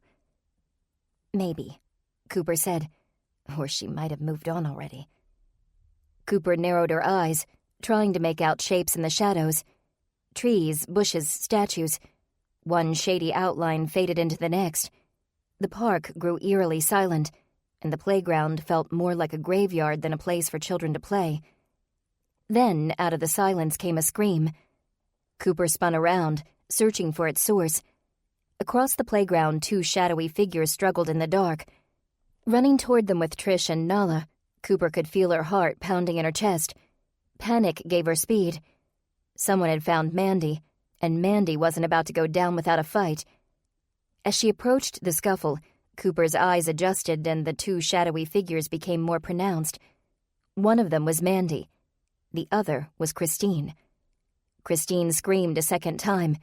Nathan's feet pounded against the playground lawn, full speed toward them. "Stay back!" Mandy yelled, "or I'll cut her!" Only then did Cooper see the glint of metal against Christine's throat. With one hand, Mandy held Christine's hair tightly. With the other, she pressed the blade of a Swiss Army knife to the soft flesh over Christine's carotid. Christine's eyes were wide with panic. Her breathing was quick and shallow. The more she tried to pull away from Mandy, the more vice-like Mandy's grip became. Keeping his distance for Christine's sake, Nathan stood directly in Mandy's line of sight. "Please, don't hurt her," he pleaded. "Please, Mandy, don't." "I will if you come any closer," Mandy replied. Okay, what do you want? What can I do to make sure that my sister doesn't get hurt?" "Get me my keys. Let me get to my car. I'll take your sister with me to make sure you don't follow. When I'm sure I'm safe, I'll let her go." "How can I trust that you'll do what you say?" Mandy stared at him coolly. "Can you afford to not trust me?" A subtle movement behind Mandy caught Cooper's eye. From the shadow of the bushes crept none other than Danny. Slowly, methodically, he plotted his path toward Mandy. "I'll get the keys," Trish volunteered, taking a small step forward. Mandy jerked her head to look at Trish. "Stay back." Danny gestured to Nathan, whose expression never changed, not even the slightest bit. From her vantage point, Cooper couldn't tell exactly what Danny was trying to convey, but she did get the general idea. They were to keep Mandy occupied. "We'll do this your way," Nathan said, drawing Mandy's attention back from Trish. "Whatever you want, we'll make it happen, all right?" He nodded to Trish, who slowly backed away toward the sidewalk. "She'll get your keys, and then this'll all be over." Mandy smiled. "Glad to see we're on the same page. Christine and I will wait right here for you, Trish. Hurry back." She looked again at Trish, allowing Nathan the chance to close some distance between them and him. He took 3 quick steps forward before Mandy glanced his way. "I will hurry," Trish assured her. The more she talked and distracted Mandy, the closer Danny was able to come. I'll go get your keys. Wait, do you want the purse or just the keys out of the purse? Just bring me the whole bag now. Trish nodded, still moving toward the sidewalk under Mandy's watchful eye. Nathan took one more step, another, then a third. Behind Mandy, Danny was only 2 yards away. By the time Trish had reached the sidewalk, Danny was in striking distance. Nathan swallowed hard, his body tensing. Mandy must have seen it because her expression darkened. She pressed the knife harder into Christine's flesh. Nathan, whatever you're thinking, don't do it. No sooner had she finished the statement than Danny jumped into action. He grabbed Mandy's knife hand and pulled it away from Christine as Nathan ran at them from the front. But Mandy broke her knife hand free and cut the air wildly, striking at anything she could reach. With her other hand, she kept a firm grip on Christine's hair. Danny tried to keep a hold of Mandy while reaching for her flailing arm. His grip was tight, but somehow he wasn't hurting her. A former Marine, he probably could have killed Mandy if he'd wanted to, or easily broken her bones. Instead, he just tried to wrestle her arms away from Christine. He was doing his best not to do any permanent damage. Nathan tried to get a hold of the knife, but Mandy was too quick. Finally, Danny put his arms around her waist, hoisting her up an inch off the ground. Mandy retaliated by swinging her head back into his face, smashing his nose. The blow stunned Danny, but only momentarily. He stumbled back, wiping the blood from his face. Then he lunged back into the fray. But Christine couldn't get away from Mandy's iron grip. Before she knew what she was doing, Cooper ran toward them. She grabbed Mandy's hand, and one by one peeled back her fingertips from Christine's scalp. Mandy snarled and struggled. Jake grabbed Christine and pulled her away as Mandy twisted, lashing out with her knife. Cooper felt the cold blade cut across her lower back. The shock caused her to stumble away, hand on the cut, but she kept moving until she was with Christine and Nala, a safe distance from the fight. Bryant grabbed a hold of Mandy's knees, tipping her off balance. Nathan twisted Mandy's hand until at last she dropped the knife. Danny tackled her to the ground. And finally, sirens blared, and the flashing red and blue of approaching police cars cut through the darkness. Within half an hour, Mandy was in handcuffs, sitting on one of the logs bordering the playground. McNamara stood over her, writing in his notebook, while the Bible study group and the Sphinx employees looked on. Cooper sat in the back of an ambulance, with Nathan by her side holding her hand. The cut in her back wasn't deep enough for stitches, so the paramedic closed it with butterfly band-aids. When he was finished, Cooper and Nathan joined the rest of the onlookers. McNamara ambled toward them, Mandy in cuffs at his side and another officer behind her. "You've had quite the evening," he said. "Miss Lee, how's your back?" "All right," Cooper replied. The cut wasn't too deep. "Good. Now then, I've been getting stories from the different officers who took your statements. I'd like to hear from all of you how you put the pieces together." "It was Kenneth," Cooper said before anyone else could speak. He knew something wasn't right. He knew that Sinclair didn't commit suicide. That's where Nathan came in. "What did Nathan do?" Kenneth continued the story. "We thought maybe the time of death was incorrect, and Nathan thought to check Sinclair's Fitbit for when his heart stopped beating." "When was that?" McNamara asked. "An hour and a half before the original time of death," Jake replied. Then Cooper realized that when Sinclair's body was found, he had on a different color pin than he had in the photo Quentin took earlier that day in the park. Mandy rolled her eyes. That stupid picture. "Quiet," McNamara snapped. He turned back to Jake. "Please continue." Jake did as the inspector said. "We were able to figure out who swapped pins with Sinclair. It was Mandy." "Those stupid pins," Mandy muttered, shaking her head. McNamara sighed. "Something you want to add?" "That idiotic pin. I didn't want a pin to begin with because they were cheap and tacky. But still, I had to wear the dumb little Sphinx, and you..." She directed her venom at Cooper. "You just had to find a picture from the park, didn't you? After all I went through to get rid of it, you just had to find it again." "What do you mean?" Trish asked. Mandy, what did you do to get rid of the photo?" Mandy glanced at Danny. It was the most fleeting of looks, but it was enough. "My stolen camera," Cooper said. "You broke into my truck and stole the camera, and when Danny came at you, you cut him with your pocket knife. Then you ran him over." McNamara looked from Mandy to Cooper. "Miss Lee, are you saying that this woman was responsible for the attack on Danny?" Cooper nodded. "She attacked him at the hospital, too. My guess is that she was afraid Danny saw her face in the parking lot and could ID her." Christine drew in a sharp breath. "That's right. Mandy used to work at a florist shop. She told me so during our getting-to-know-you questions at the park." "So she'd know how to get her hands on a delivery uniform," McNamara concluded. "What about the money in Sinclair's safe?" Kenneth crossed his arms. "I'm probably to blame for that. I asked Mandy and Christine to help me clear out Sinclair's office. Mandy's the one who found the evidence in the safe. She'd probably just planted it there. Say, what about that psychiatrist's business card that fell into Sinclair's printer? Did Mandy plant it there?" Mandy looked at him blankly. "What psychiatrist?" "I think it's more likely that Sinclair accidentally dropped the card there himself," Cooper said. "That's not a place anyone was guaranteed to look for planted evidence. I imagine he needed to talk to someone about everything going on at work. You know, since one of his employees thought he was an adulterer, and another one was stealing from him." "You can't prove any of this," Mandy insisted. "All you have are guesses and theories. My lawyer won't even let this get past an arraignment." "Not so fast," McNamara said. "I have a feeling we'll find blood on that pocket knife of yours. And I'm not just talking about Miss Lee's. Mr. Gordon was cut, and so was Mr. Alice. Danny. That's all the evidence I'll need to get you sent to county without bail until your court date. No judge in Virginia would rule otherwise." McNamara nodded to the other officer, who pulled a still belligerent Mandy away to one of the squad cars. The inspector turned back to the group, his expression grim. "You people really don't know how to stay out of police business, do you?"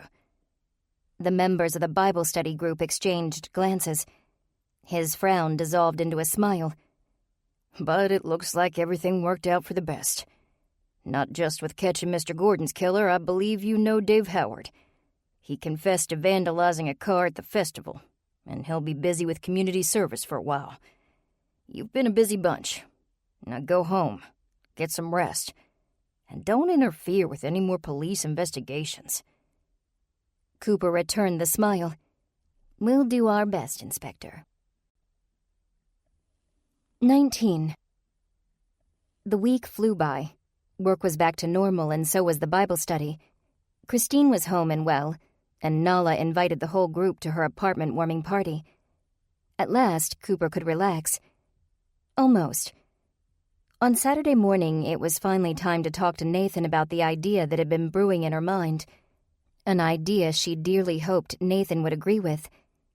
Nathan arrived at the Lee home early, just as Maggie and Earl were cleaning up from breakfast, and he and Cooper sat on the front porch swing, in the beautiful clear air. The warm sun beat down on them, tempered by a cool breeze. The bird feeders at the edge of the porch were a flurry of activity. After a few minutes of silence, just enjoying nature, Nathan said, "You sounded so serious when you called last night. You scared me." "It is serious," Cooper began slowly. "I have an idea I want to share with you. It's about the job in L.A." Nathan drew in a deep breath. "You don't want me to take it, do you?" "That's not it at all. I actually think you have to take it. You need to have this experience. If you don't, you'll always regret it, and you'll wonder what could have happened, but I'm not ready to go to California." Nathan began to panic. "Wait, what are you saying?" "It's okay," Cooper assured him. "I'm not saying I don't want to be with you. I'm just saying I'm not ready to go to California." He sighed with relief. She continued, "Here's the thing. I've been looking at this situation as if we have two options. Either I leave with you to go to California in a couple weeks, or you don't take the job. What if there's a third option?" "I'm listening." "You said that the trial period will last a few months, And you won't really know until it's over whether or not you have the job on a permanent basis. That's right. If you think about it, it'd be a really bad idea for us to pick up and move to L.A. without the job being a sure thing. Nathan thought for a moment. I hadn't considered that. I guess we could wait to sell my house until after the trial period. Exactly. And maybe I could keep my job until the trial period's over, too. Nathan let it all sink in. You mean you'd stay here, while I go to L.A.? We'd be on opposite coasts. Cooper said nothing. It wasn't a perfect plan, not by a long shot. It would require them to be apart, an idea she hated. However, it was a compromise that would allow them both what they needed. She was carefully considering what to say next when Nathan took her hand.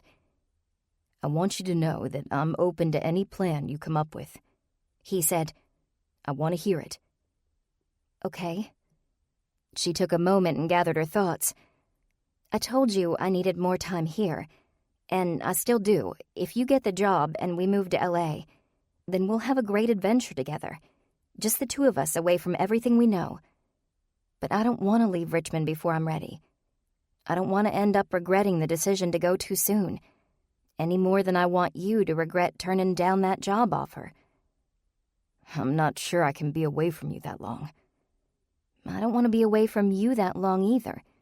But you can fly back to visit me, and I'll come to visit you.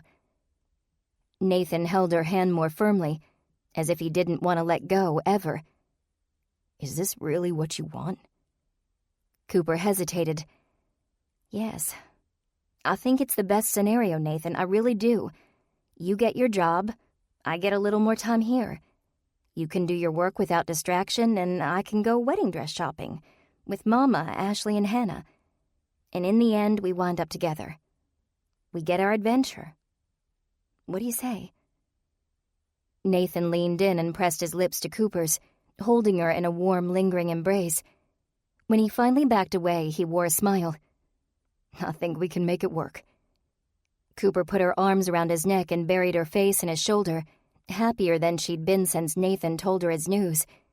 The anxiety was gone, the worry disappeared, and the peace she'd thought was fleeting consumed her. As they embraced, the front door swung open and Grammy came out of the house. Cooper hadn't even noticed the old Caprice pulled up at the curb. "Have fun, kids," Grammy said, glancing in their direction. "But not too much fun." "You too, Grammy. Where are you going?" "Out." And without another word, she was gone. She stepped into the Caprice, and the car pulled away. Cooper turned to Nathan. "How would you feel about tackling one more mystery?" The Caprice kept a steady speed on the highway, making it easy for Cooper to follow at a distance. Traffic was light, so she settled in behind a semi to remain undetected as she explained to Nathan exactly what they were doing. When she finished, Nathan asked, "So she's been disappearing every Saturday? All day?" Cooper nodded. "Did you ask her about it?" "Of course I asked her. She didn't want to tell me."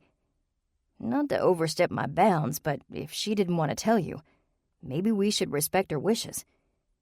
Cooper waved off his concern. "You sound just like my folks. They don't understand the relationship I have with Grammy. She's always kept an eye out for me, even when I didn't want her to. She sticks her nose into my business because she loves me and she wants to take care of me. Well, now it's time to return the favor." Nathan laughed. "Are you sure this isn't just idle curiosity talking?" "I admit, in the beginning, I was just feeling a little nosy," Cooper admitted. "But she's so reluctant to talk about Frank and what they're doing that I'm honestly worried. She usually wears her opinions on her sleeve, and her laugh is an open book. The more she refuses to talk about what's going on, the more it makes me wonder about this Frank character. And if Mom and Daddy aren't going to butt into Grammy's affairs to make sure everything is all right, then I'll have to be the one to do it. Would you mind checking on the Caprice for me?" Nathan rolled down his window and leaned out for a better view. They're getting into the exit lane." Cooper pulled out from behind the semi and changed lanes, separating her truck from Frank's car by slowing to allow a motorcycle and an SUV between them. She slid down in her seat as much as she could, until she was just able to peek out over the steering wheel. just in case Grammy turned around and looked in her direction. Nathan poked his head out the window once again. "He's signaling right." Cooper did the same.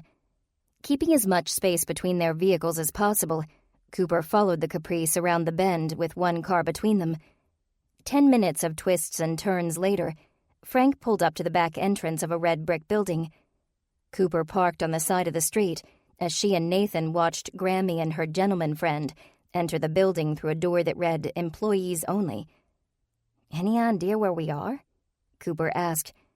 Nathan shook his head. "Not a part of town I'm in a lot. You want to follow them in, don't you?" "We came all this way, might as well see what's at the end of the rabbit hole." They hurried to the employee entrance and slipped inside. Once Cooper's eyes adjusted, she could see a dimly lit hallway with a bright light at the end. The air smelled of cleanser, and a muffled ruckus emanated from the bright end of the hallway. "What is this place?" Cooper asked quietly. "I don't know, but it almost seems familiar, doesn't it?" "Like we should know where we are." "Exactly." Tiptoeing down the hallway, Cooper watched carefully for any sign of Grammy, or anyone else for that matter. But there was no one. With every step nearer the light, the disinfectant smell grew stronger and the noise louder. The sound became more distinct. Cooper paused. "That's barking." Finally, they turned the corner into the light, and they looked around the room. The walls were lined with cages, and in the cages were dogs, barking and howling. In the center of the room, beside a metal table, stood Grammy, brushing the matted fur of a little gray mutt that licked her hand. When Cooper and Nathan entered, Grammy glanced up. She sighed. "I thought I saw you creeping up behind us on the road. Wasn't sure, though." Cooper looked around her. "Where are we?" "The Fifth Avenue Animal Shelter," Grammy replied. She picked up the little gray dog, cradling it in her arms. "You mentioned I might enjoy working with animals, and I thought I'd give it a try." Cooper moved toward Grammy, but the dog in her arms growled. Grammy laughed. "It's all right, Cupcake. She's my granddaughter." She looked at Cooper. "Cupcake here can be a tad bit protective." Slowly, Cooper reached out her hand to Cupcake. The dog sniffed her fingers for a few seconds, and then returned to licking Grammy. Cooper petted the dog's back. "Grammy, why didn't you tell me?" "Several reasons. Mostly it's because, believe it or not, I do like to have my own privacy. You young people may not understand that, what with your twittering and face spacing, or whatever you call it. And I could see how much it was driving you crazy, not knowing." Grammy's lips curled back in a mischievous grin. "Did you seriously keep this secret because you knew it drove me nuts?" Grammy cackled. "I have to get my kicks somewhere." The door at the other end of the room opened, and Grammy's white-haired friend entered, a mini pincher under one arm and an ill-groomed Yorkie under the other. "Frank," Grammy said, getting his attention. "Frank, this is my granddaughter, Cooper, and her fiancé, Nathan. They decided to spy on me." Frank's laugh was deep and full. "It's nice to meet you both." Nathan shook his hand. "It's always nice to meet a friend of Cooper's family." "Yes, it is," Cooper agreed, giving Grammy the eye. "Very nice." Frank beamed. "Your grandmother is quite a woman." "I agree," Cooper replied. She looked Frank up and down. He was tall and broad-shouldered and more muscular than Cooper had imagined he'd be. He had a white beard and mustache, which gave him a striking resemblance to Sean Connery. Grammy had done all right for herself. "So, Frank, how do you know Grammy?" "I met her at church." Frank set the Yorkie on the metal table and traded Grammy the mini pincher for the gray mutt. "We got to talking one evening after a potluck, and she mentioned she liked animals. I've been volunteering here for the past few years, so I told her she ought to come and give it a try. Funny thing is, she told me you just suggested she should volunteer at the animal shelter." He put his hand on the small of Grammy's back, and Grammy met his gaze with a look of utter contentment. Frank gave her a little hug. "If you'll excuse me, I left the nail clippers in the other room. I'll be right back." He hurried away, and Cooper looked at Grammy as though she were seeing her for the first time. Go Grammy? He's quite the catch. Ah, pish-posh, Grammy said. He's just a very nice man. And I'll bet he's the real reason you didn't want to tell anyone what you were up to. You didn't want the rest of us commenting on your boyfriend Frank. Grammy moved back to the metal table, a hand on each of the dogs there. She shrugged. I guess you just reach a certain age when you don't particularly want a lot of input when it comes to who you're friendly with. Folks treat you like you're a child again, and I don't need that kind of supervision, thank you very much. Cooper felt a twinge of guilt. Here she was, thinking she needed to supervise Grammy and take care of her, when that was precisely what Grammy had wanted to avoid. Cooper took Nathan's hand. Well, we're very happy for you. And now your mama and daddy'll be happy for me, and sooner or later folks at church will find out, and they'll all be happy for me. She shook her head. I guess it was naive to think I'd get some time with just me and Frank. It was nice while it lasted. Feeling even more guilty, Cooper rushed to her Grammy, putting her arms around her. It doesn't have to end. No? Cooper pulled away. No. Nathan and I won't tell anybody, we promise. She looked to Nathan, who nodded. Sure, we promise. Do you mean it? Grammy asked gratefully. I do enjoy my little secrets every now and again. They keep me young. And Frank really is a good man, you'll see. We won't get in the way of it, Cooper said. At least, not again. Grammy sighed contentedly and smiled. Then let me introduce you to our two newest residents. The mini pincher's Sassy, and the Yorkie is Tangled. Are these residents of the shelter or residents of the Lee household? Grammy's smile widened. We'll just see what happens. The next morning at Bible study, Savannah waited until everyone was seated, enjoying hot coffee and slices of red velvet cake. Then she held up her hands for silence. This has been a busy few weeks for all of us, she began. Praise the Lord, we were able to free an innocent woman from prison and help catch a murderer. And I just have to say that I am so proud to be a part of this group. Hear, hear, Jake exclaimed, raising his coffee cup. And ditto. Bryant was already through his first slice of cake and had started on a second when he took a brief respite from chewing to speak. What's happening to Mandy? I talked to Kenneth, Quentin replied. He said he spoke with McNamara. Apparently, once Mandy was faced with all the evidence, she caved and confessed to the whole thing. Embezzlement, Sinclair's murder, the hit and run, and the attempted murder of Danny. Apparently, Sinclair figured out she was embezzling from his company.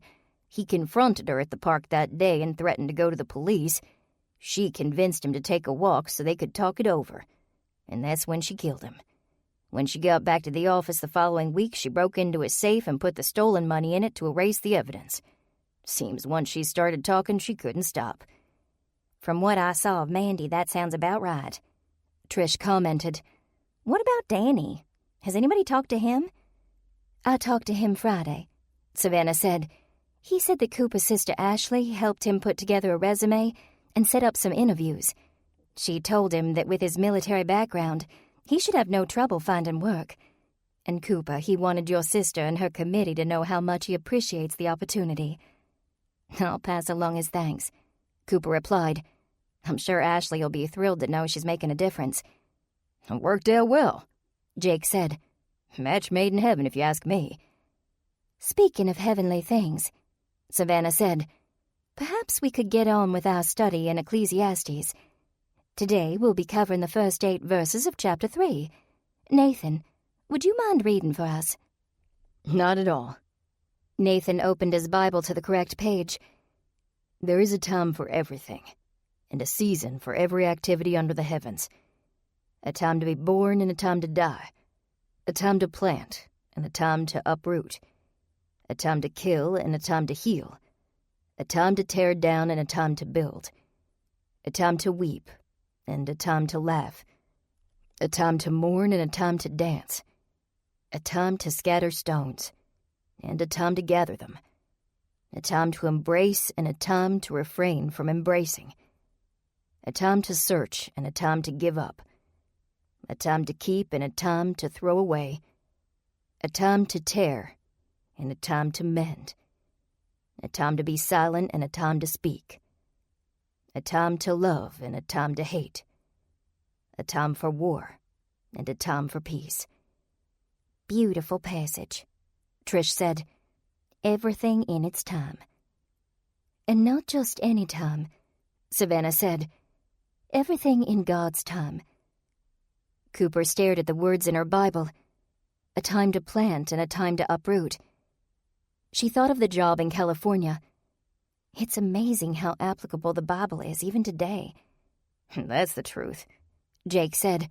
Every time I read it, it's like it's talking right to me. I like the bit about a time to mourn and a time to dance, Quentin said, although I do wish there was something about a time to bake. As she laughed, Cooper said a quiet prayer for the Sunrise Bible Study group, that no matter what season it was, whether members were mourning or laughing, speaking or uprooting, they would always have each other. She prayed they would always be a family. And deep down, in a very peaceful place in her heart, she knew they would. This concludes Fate of the Fallen by Ellery Adams and Elizabeth Lockhart, narrated by Chris Dukehart. Copyright 2016 by Jennifer Stanley and Elizabeth Lockhart. This unabridged audiobook is published by arrangement with Beyond the Page Publishing and was produced in the year 2016 by Tantor Media Incorporated, a division of Recorded Books, which holds the copyright thereto. Please visit tantor.com for more information on our growing library of unabridged audiobooks and to take advantage of special offers.